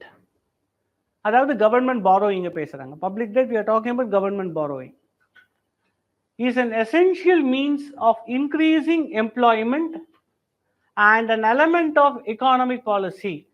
அதாவது மாடர்ன் economists think என்ன நினைக்கிறாங்க அப்படின்னா public debt is an essential means of increasing employment. அதாவது எம்ப்ளாய்மெண்ட்டை increase பண்ணணும்னா முக்கியமா dead public dead மூலமா தான் பண்ண முடியும்.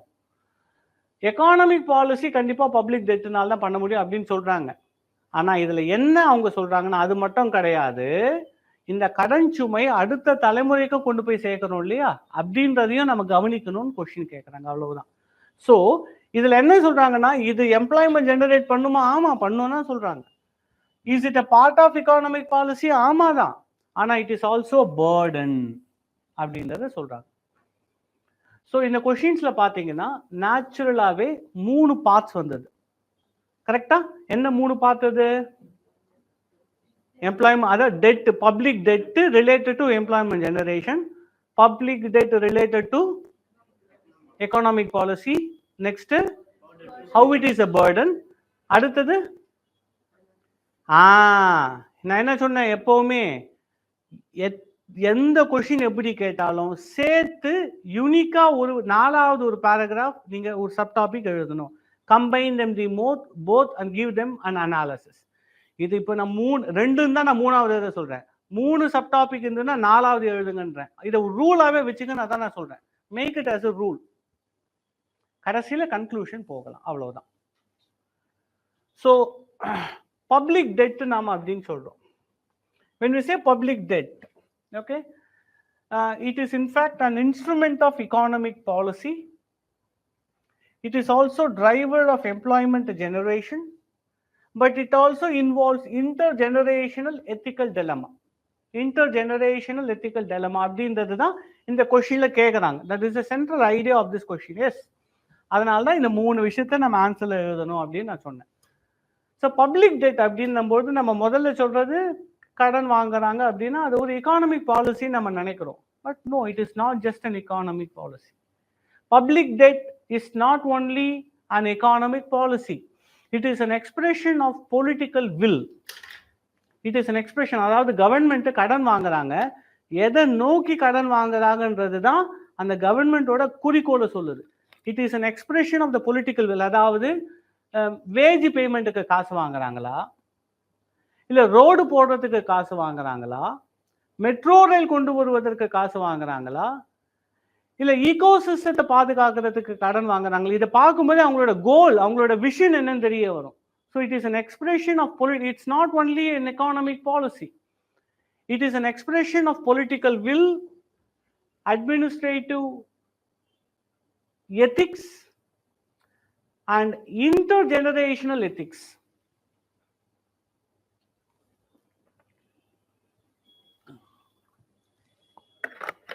அதாவது நான் என்ன சொல்றேன்னா, அரசாங்கம் வாங்கக்கூடிய கடன் 3 விஷயங்களை சொல்லுது. எக்கானமிக் பாலிசியை மட்டும் சொல்லல, அது அந்த அரசாங்கத்தின் குறிக்கோளை சொல்லுது. பொலிட்டிக்கல் வில், அட்மினிஸ்ட்ரேட்டிவ் எத்திக்ஸ், அந்த அட்மினிஸ்ட்ரேஷன் எதை கடமையா நினைக்கிறாங்க, அண்ட் தேர்ட் இன்டர்ஜெனரேஷனல் எத்திக்ஸ். இந்த 3 விஷயத்தையுமே நம்ம பப்ளிக் டெட்ல தெரிஞ்சுக்க முடியும். In the recent times, India faced a huge mounting economic issues. அதனால அதோட டெட் அதிகமாயிட்டே போயிட்டு இருக்கு. Particularly the recent challenges, அதாவது இந்த பப்ளிக் டெட்ல இந்தியாவுக்கு வந்த ரீசன்ட் சேலஞ்சஸ் என்ன, பேண்டமிக் அவுட் பிரேக். அது நிறைய ஸ்ட்ரெஸ்ஸை கொண்டு வந்தது. நீங்க நிறைய சொல்லலாமா, இது ஓப்பன் எண்டட்மா. Demonetisation brought lot of stress to the MSME sector. Introduction of GST have also caused disturbances to the informal sector. MSME-லும் அது கொண்டு வந்தாங்க. I can give some recent example. எது வந்து இந்த பப்ளிக் டெட் அதிகப்படுத்துது அப்படின்ற சில ரீசெண்ட் எக்ஸாம்பிள்ஸ். ஸோ இந்த public dead எந்த அளவுக்கு ஒரு அரசாங்கம் கடன் வாங்குதுன்றது எதுக்கு கடன் வாங்குறாங்க? They wanted to bring the social welfare to the people. ஆனா அதற்காக சோசியல் வெல்ஃபேர் வரணுன்றதுக்காக பணத்தை சும்மா பிரிண்ட் பண்ணிட்டே இருந்தோம்னா என்ன ஆகும்? Inflationary tendencies will come. அவங்க எதுக்காக ஒரு பணத்தை பிரிண்ட் பண்றாங்களோ அதுவே வேல்யூ இல்லாம போயிடும். அப்போ பேலன்ஸ் பண்ண தெரியணும், எவ்வளவு டெட்டு எவ்வளவு பெனிஃபிட் பேலன்ஸ் பண்ணணும். So please understand, public debt involves balancing. Public debt involves the balancing of welfare spending and fiscal prudence. It involves a balancing between welfare spending and fiscal prudence.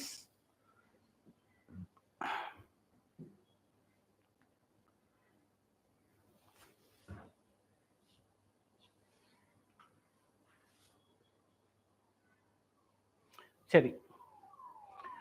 How public this debt can act as a means of increasing employment? As I said earlier, Thomas Maynard, JL,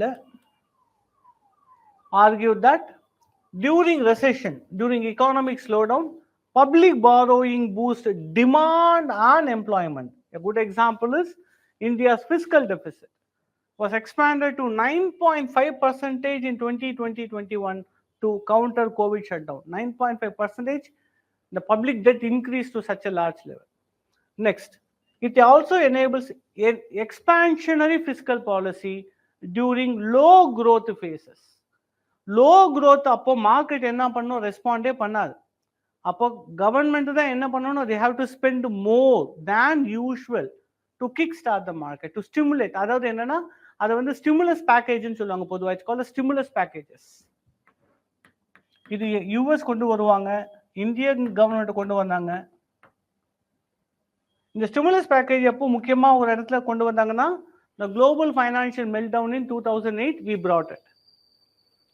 So these are all examples of the belief that this extended stimulus, the fiscal expenditure, creates new jobs in the market. It creates new jobs in the market. Now we are spending more and more into this.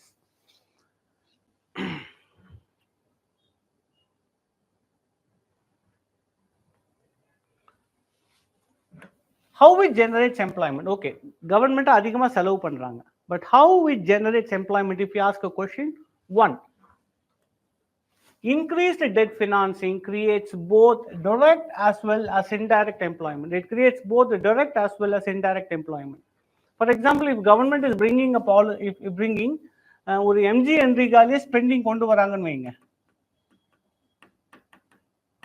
இல்ல பாத்தீங்கன்னா there are direct wages இருக்கும் to the rural population. அது மட்டும் இல்லாம indirect என்னன்னா, அந்த book keeping பண்ணக்கூடிய out source agencies, ஏன்னா அது எல்லாமே பொது அவுட் சோர்ஸ் பண்ணி வச்சிருப்பாங்க. அதை மானிட்டர் பண்ணக்கூடிய கான்ட்ராக்டர்ஸ், அந்த கான்ட்ராக்டர்ஸ் கீழே வேலை செய்யக்கூடிய normal people who get employed. So ஒரு சின்ன எம்ஜிஎன்ரிகால நீங்க இன்க்ரீஸ் பண்ணாலே மக்களுக்கு தான் நீங்க போகுதுன்னு நினைப்பீங்க பணம். அது கிடையாது. அதுக்கு நடுவில் இருக்கிற நிறைய informal people and also formal, they also get employment. So any debt financing spent by the government increases both direct and indirect employment. Example, MG Enrica. Also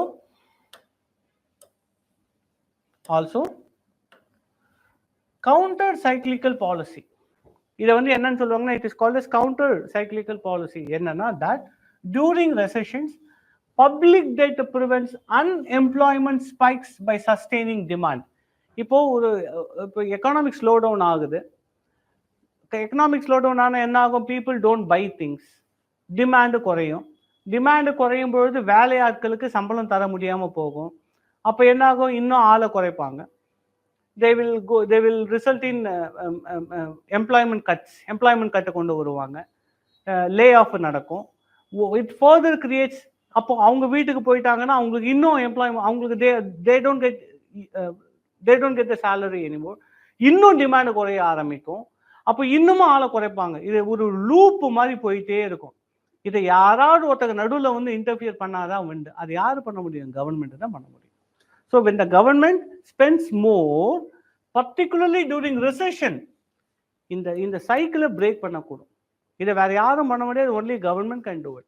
So இதுதான் என்ன சொல்றாங்கன்னா, counter cyclical policy that ensures during recessions public debt prevents unemployment spikes by sustaining demand. So இது வந்து என்ன அப்படின்னா, first we talked about how it helps in growing economy. Second, how it helps in boosting employment. But now the third part is how it can be a burden on the future generations. How இந்த public dead அப்படின்றது எப்படி வருங்காலத்திற்கு வந்து அது ஒரு கடன் சுமையா மாறும் அப்படின்னு நம்ம பார்க்கிறோம். How it can be. First one, intergenerational equity. Okay, equity concerns such as debt repayment. இப்போ நம்ம debt financing பண்றோம், but how about paying it back? Because much of these loans are taken sometimes on short term, sometimes on medium term, sometimes on long term. இப்போ 20-year debt வாங்குறோம். let's say we bought some let's say ஒரு 1 lakh crore debt வாங்கியிருக்கோம் 20 yearல. அதுக்கு இன்ட்ரெஸ்டே we have to pay substantial amount and we also have to pay back the principal, and who is going to face it? The next generation. So இதில் இருக்கக்கூடிய முக்கியமான problem இன்டர்ஜெனரேஷனல் concerns என்ன? One, debt repayment. that is the first problem that we have, debt repayment. பணத்தை திரும்ப தரணும். next, opportunity cost. opportunity cost என்ன? opportunity cost இப்போ நீங்க அந்த டெட்டுக்கு வாங்கி அந்த பணத்தை நீங்க you spent it on one activity, it means you cannot spend that same money for any other activity. that is called as opportunity cost. இப்போ நான் ஒரு 100 ரூபாய் தான் நான் கையில வச்சிருக்கேன். அந்த 100 ரூபாயில ஏதாவது ஒன்று தான் நான் வாங்க முடியும். அப்போ ஒன்று நான் வாங்கிட்டேன், 100 ரூபாய் கொடுத்து ஒரு பொருளை நான் வாங்கிட்டேன். நீங்க என்ன நினைப்பீங்கன்னா அந்த பொருளினுடைய விலை 100 ரூபாய் நினைப்பீங்க. கிடையாது. உண்மையான விலை என்னன்னா நான் எதெல்லாம் வாங்க முடியாதோ அதுதான் அதோட விலை. எல்லாத்தையும் வித் சாக்ரிஃபைஸ் பண்ணிட்டு தானே ஒரே ஒரு பொருளை நான் வாங்குறேன். That is called as opportunity cost, an important aspect in economy, macro economy. அப்போ கவர்மெண்ட் ஒரு ஆக்டிவிட்டிக்கு செலவு பண்றாங்க அப்படின்னா மற்ற எந்த ஆக்டிவிட்டியும் பண்ண முடியல. For example, C after Pakistan attack, India is forced to spend much more on defense projects and acquisitions. அப்போ அதனால என்ன ஆயிடுது? சோஷியல் வெல்ஃபேர் அடி வாங்குது. That is opportunity cost. You want defence, you forget social welfare. You want to go for social welfare, you may not have ecological security. So that is what called as opportunity cost. So next problem is opportunity cost. Third one, crowding out effect. Crowding out effect ஏற்கனவே இதை பற்றி நான் சொல்லிட்டேன். இப்போ dead financing பண்ணுறாங்க, நிறைய செலவு பண்ணுறாங்க. அப்போ ப்ரைவேட் செக்டர் என்ன பண்ணுவாங்க? மற்ற ஏஜென்சிஸ் கவர்மெண்ட் எவ்வளோ செலவு பண்ணால் they won't be there, they will move out. Crowding out effect. Next so இதுதான் first problem. Second problem என்ன? There are economic risk also. There are economic risk when too much of debt financing is happening.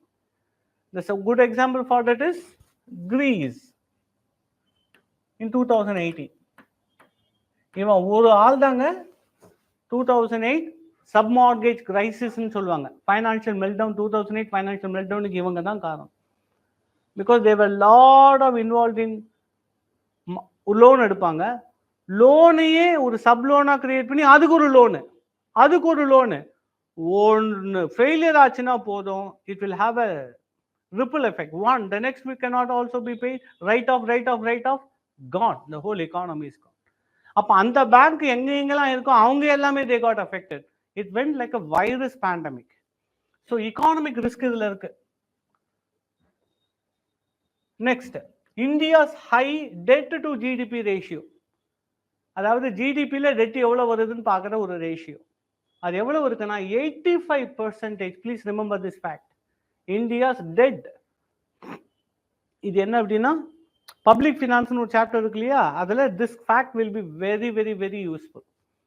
So high debt to GDP ratio இந்தியாவோட present rate என்னன்னா 85% இன் 2023. They risk fiscal crisis. And last but not the least, government அதிகமாக செலவு பண்ண என்ன ஆகும்? It leads to inflationary pressures. More the money in the market, more the inflationary tendencies also. இது எல்லாமே இருக்கக்கூடிய பிரச்சனைங்க. Now coming back, Indian context-ல இந்த ப்ராப்ளம் டெட் ஃபினான்சிங் ரெண்டு விஷயத்தை வச்சு நான் சொல்றேன். Please note it from two perspectives. Indian கான்டெக்ட்ல ரெண்டு விஷயத்தை சொல்றேன். இந்த டெட் ஃபினான்சிங் ரெண்டு பேர் பார்க்குறாங்க. ஒன்று NITI Aayog.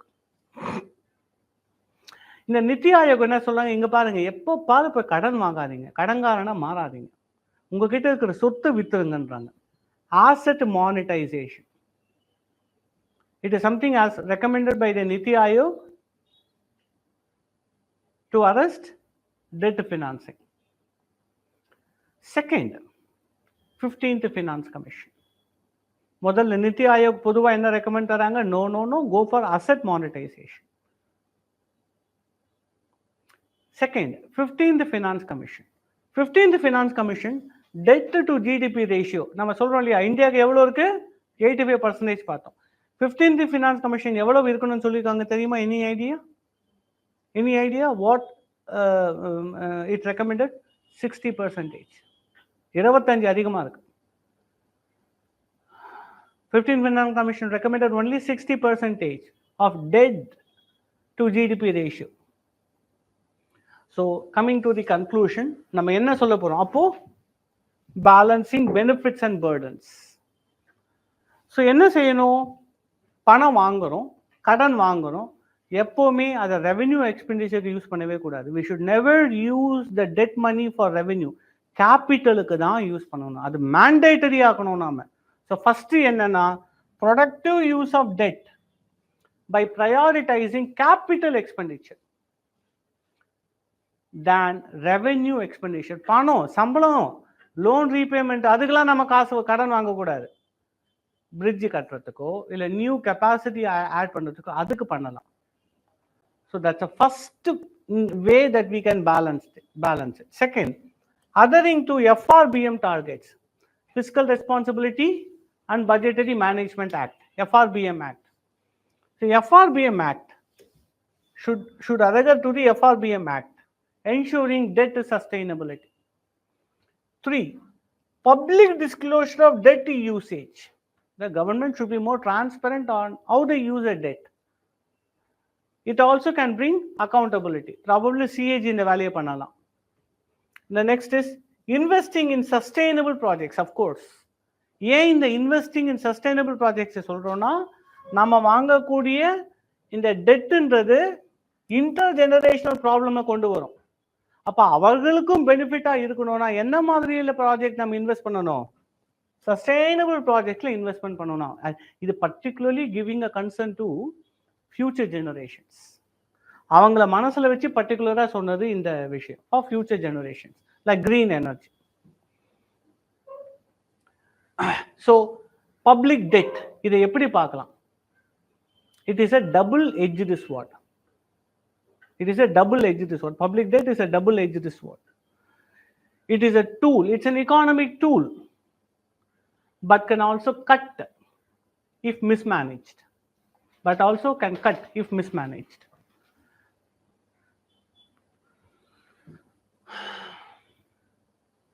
So that would be the conclusion we can say. Coming to the last question. 8C.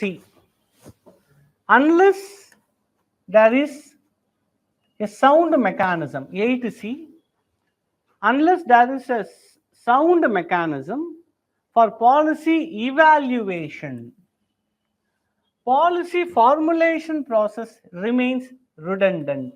It remains redundant. Enna nenikreenga? What do you think the question asks? Can you please explain me the meaning of the question? Unless there is a sound mechanism for policy evaluation, policy formulation processes remains redundant. என்ன நினைக்கிறீங்க? கொஸ்டின்ல என்ன கேக்குறாங்கன்னு நினைக்கிறீங்க? Exam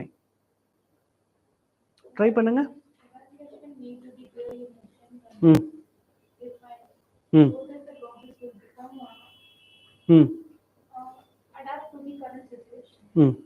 Okay. Okay.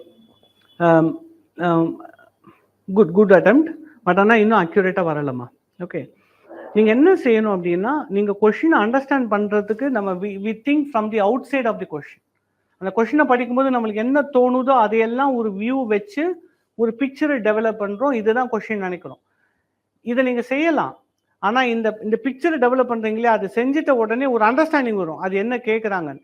அந்த understanding வந்த உடனே திரும்பவும் கொஷினை பியூராக படிக்கணும்.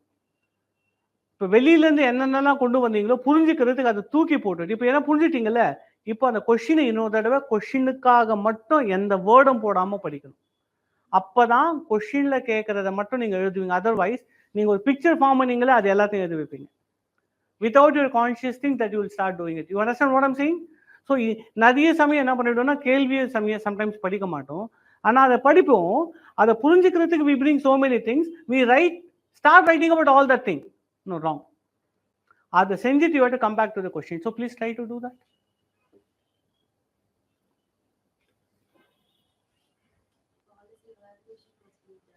Okay.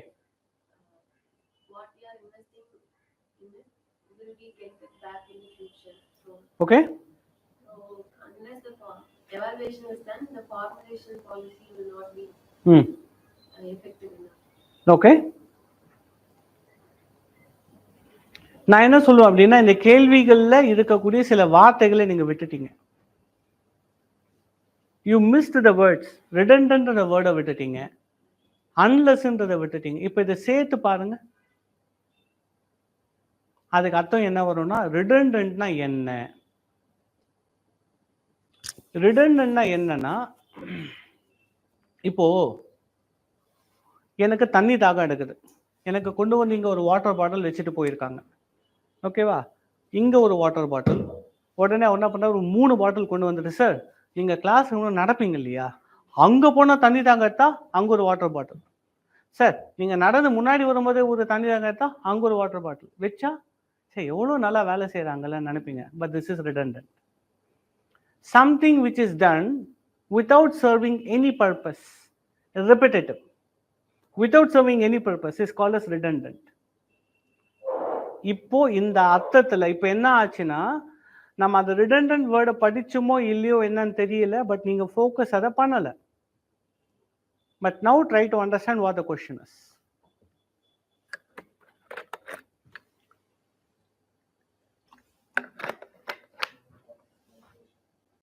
Yeah. Unless there is no policy evaluation, policy formulation process will be always like repetitive, will be going on process. So there is need of a policy evaluation, mechanism for policy evaluation.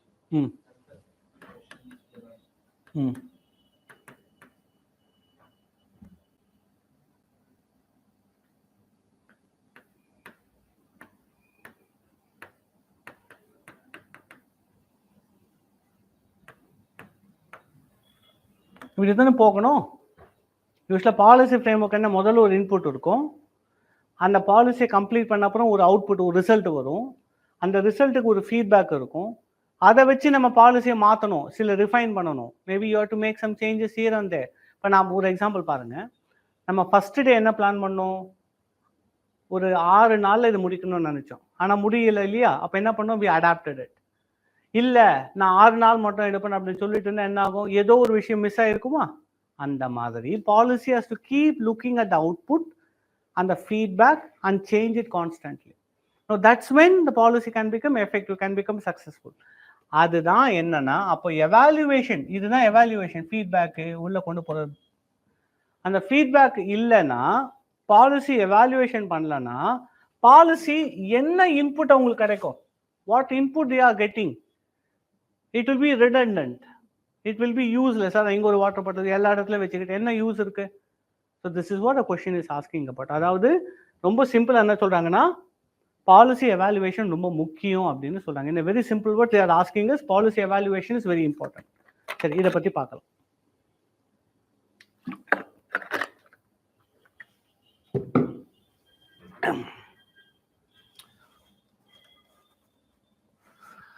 Okay, so the central idea, the main focus of this question is, without policy evaluation, the formulation lacks feedback.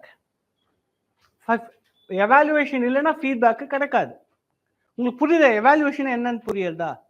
Evaluation பண்ணாம feedback கிடைக்காது. feedback இல்லாம அது என்ன ஆயிடும் அப்படின்னா, it becomes repetitive and useless.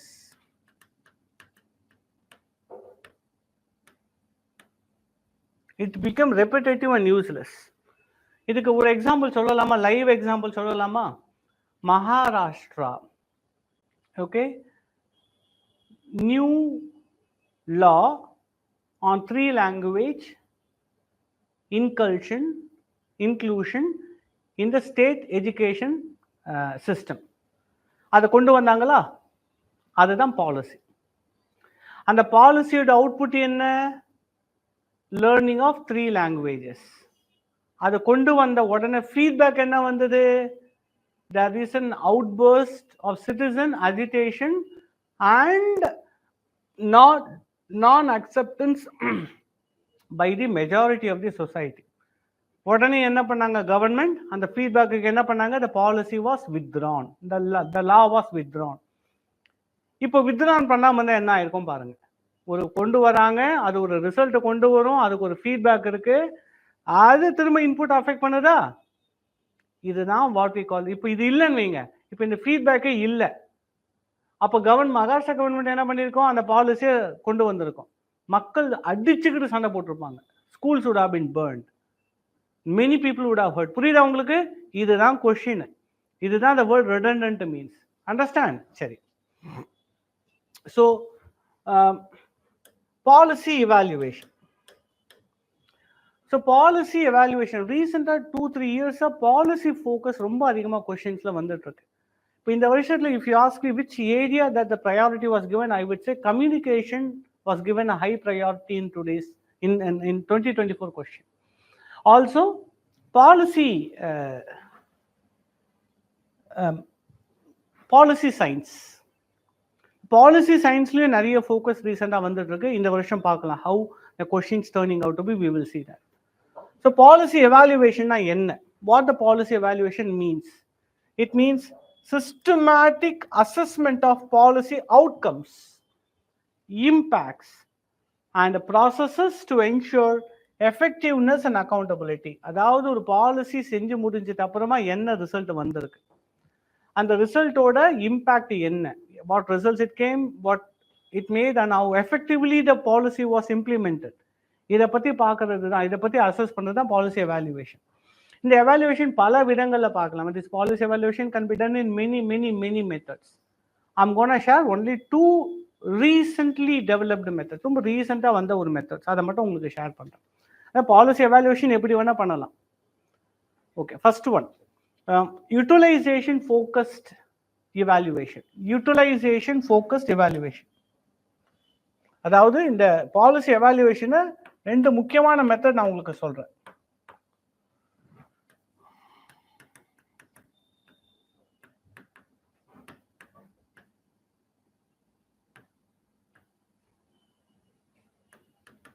Utilisation focused evaluation இதை யார் கொண்டு வந்தாங்கன்னா queen pattern.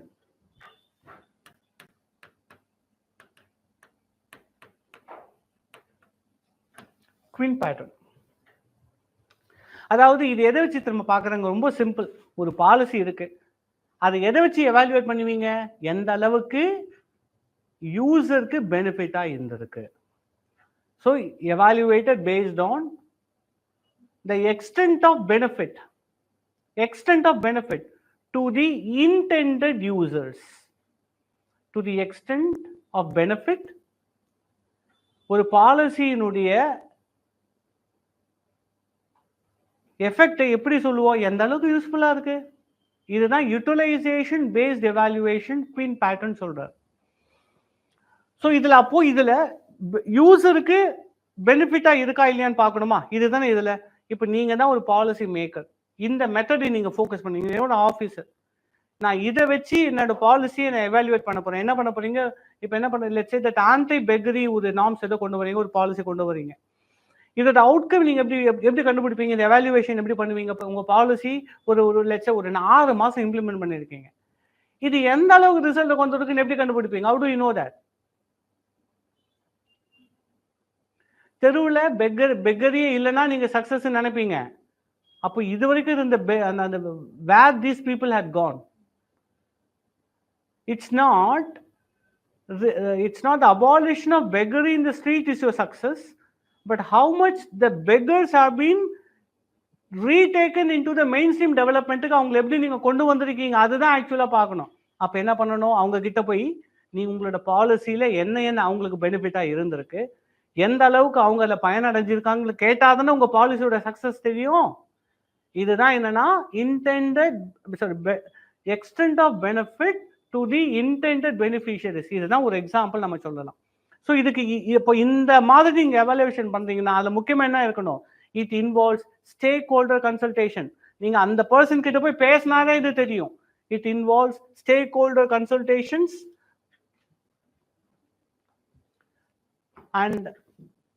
and flexibility in decision making.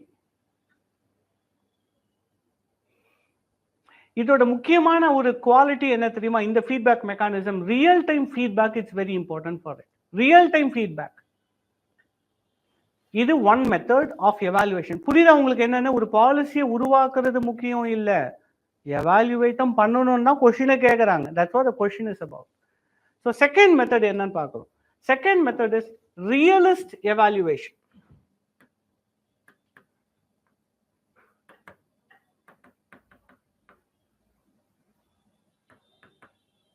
The second method is realist evaluation. Pawson and Tiley அவங்க சொல்றது. Pawson and Tiley.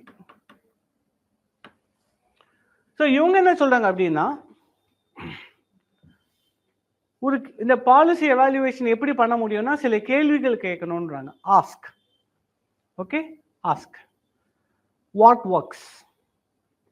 ஒரு பாலிசி எப்படி எவாலுவேட் பண்ணணும்னா இந்த கேள்விகள் கேட்கணும்ன்றாங்க. Ask what works, for whom, யாருக்கு, எப்படி, இன் வாட் சர்க்கம்ஸ்டன்சஸ், எந்த சூழ்நிலையில், அண்ட் ஒய், எதுக்காக.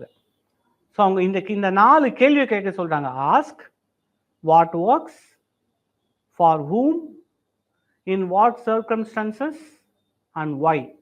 இந்த 4 கேள்வியை கேட்டால் நம்ம அந்த பாலிசியை எவாலுவேட் பண்ண முடியும் அப்படின்னு சொல்றாங்க. This is realist evaluation, Pawson and Tilley. So இது என்ன அப்படின்னா, இதுல முக்கியமா நம்ம எதை ஃபோக்கஸ் பண்றோம்னா, it focuses on context based mechanisms. யாருக்கு, எப்போ, ஏன், அந்த சூழ்நிலையை சுற்றி இருக்கிறதுனால it focuses on context based factors. So இதுதான் பாலிசி எவாலுவேஷன் பத்தி நீங்க தெரிஞ்சுக்கணும். இது மேபி நீங்க படிச்சிருக்க மாட்டீங்கன்னு நான் நினைக்கிறேன். இந்த சாப்டர் நிறைய பேர் படிக்க மாட்டாங்க, விட்டுடுவாங்க. ஸோ அதனால I have taken some time to say about this policy evaluation a little. சரி, இம்பார்ட்டன்ஸ் ஆஃப் பாலிசி எவாலுவேஷன். எதுக்காக நம்ம பாலிசி எவாலுவேஷன் பண்ணணும்? 2 மாடல் பார்த்தோம். பட் எதுக்காக பாலிசி எவாலுவேஷன் பண்ணணும்? as I said earlier, we need to know whether policies meet objectives. அந்த குறிக்கோளை அந்த பாலிசி ரீச் பண்ணுதா இல்லையான்றது எப்படி பார்க்க முடியும்? only by evaluating policies. Second, என்ன சக்சஸ், என்ன ஃபெயிலியர் தெரிஞ்சாதான் அடுத்த ஃபியூச்சர் பாலிசி கொண்டு வர முடியும். Identifying success and failures for future policies. Next, improves efficiency and detects resource wastages and inefficiencies. For example, DBT கொண்டு வந்தோம். இப்போ டிபிடின்ற ஒரு பாலிசியை கொண்டு வந்தோம். அதை எவாலுவேட் பண்ணணும்னா எப்படி பண்ணலாம்? முதல் விஷயம், எந்த அளவுக்கு லீக்கேஜ் குறைஞ்சிருக்கு. டிபிடிக்கு முன்னாடி என்ன லீக்கேஜ் குறைஞ்சிருக்கு, டிபிடி வந்த அப்புறமா டைரக்ட் பெனிஃபிட் டிரான்ஸ்ஃபர், டிபிடினா டைரக்ட் பெனிஃபிட் டிரான்ஸ்ஃபர் எப்படி குறைஞ்சிருக்கு, அதை வச்சு நம்ம சொல்லிட முடியும் இல்லையா? டிபிடி, இந்த டிபிடி பாலிசியோட எஃபிஷியன்சி சொல்லிட முடியும் இல்லையா? That is a third importance. Fourth, transparent evaluation builds citizen confidence such as RTA. Transparent evaluation. இந்த எவாலுவேஷன் பண்ணணும், ஆனால் டிரான்ஸ்பரண்டா பண்ணணும். டேக் ஃபார் எக்ஸாம்பிள், இப்போ recently there were certain serious allegations against police brutality in Tamil Nadu. இப்போ இதை எவாலுவேஷன் பண்ணணும். கண்டிப்பாக they will appoint a committee, internal committee, they will go through the problems. ஆனால் இதை டிரான்ஸ்பரண்டாக மக்களுக்கு சொல்லணும், அவங்களுக்கு மட்டும் அதை வச்சுக்க கூடாது. So as they are transparent in these findings, people will have trust in these institutions. So in evaluation, transparent இருக்கணும் to build the public trust அப்படின்றத நம்ம சொல்றோம். சரி, எவாலுவேஷன் பண்ணணும். இந்த எவாலுவேஷன் பண்ண வரக்கூடிய முக்கியமான பெனிஃபிட்ஸ் என்னன்னு பார்க்கணும். ஒருவேளை எவாலுவேஷன் தப்பா பண்ணா என்ன நடக்கும்? Consequences of weak evaluation. இது கொஸ்டின்ல கேட்கல, நான் ஆட் மட்டும் பண்றேன். சார் இது இம்பார்ட்டண்டா தேவையில்லை, but I'm just adding it to you. கொஞ்சம் எக்ஸ்ட்ரா ரெலவென்ஸ்க்காக நான் சொல்றேன். கான்சிக்வன்சஸ் ஆஃப் வீக் எவாலுவேஷன் என்ன? First one, it is called as goal displacement occurs. Consequences என்னன்னா, 1, கோல் டிஸ்பிளேஸ்மெண்ட். அதாவது எதை நோக்கி நம்ம போகிறோன்றதே நமக்கு தெரியாது எப்போ எவாலுவேஷன் ஒழுங்கா பண்ணலன்னா. Goal displacement occurs. Second, resource misallocations. Resource misallocation. நீங்கள் லோன் வேவர் தரீங்க, ஆனால் யார் டார்கெட்னு ஒழுங்காக பண்ணலைன்னா தேவையில்லாதவங்களுக்குலாம் லோன் போகும், லோன் வேவர் நடக்கும். Resource misallocation will happen. Second. Third, failure of learning lessons. Failure of learning lessons. இது முக்கியமா இதை நாம சொல்றோம்.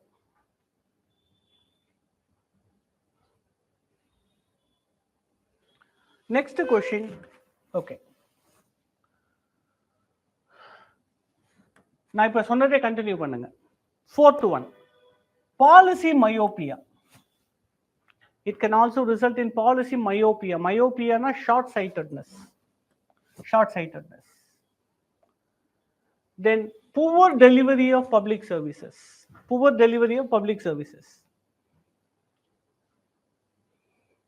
These are the 5 important consequences of weak evaluation.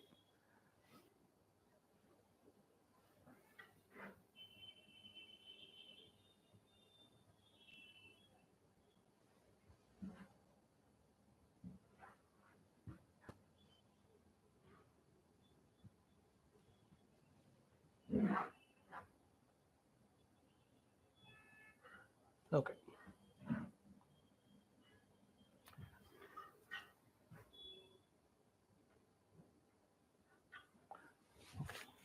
So it is in this context. Okay, let's talk about Dro, an important personality involved in policy studies. Dro.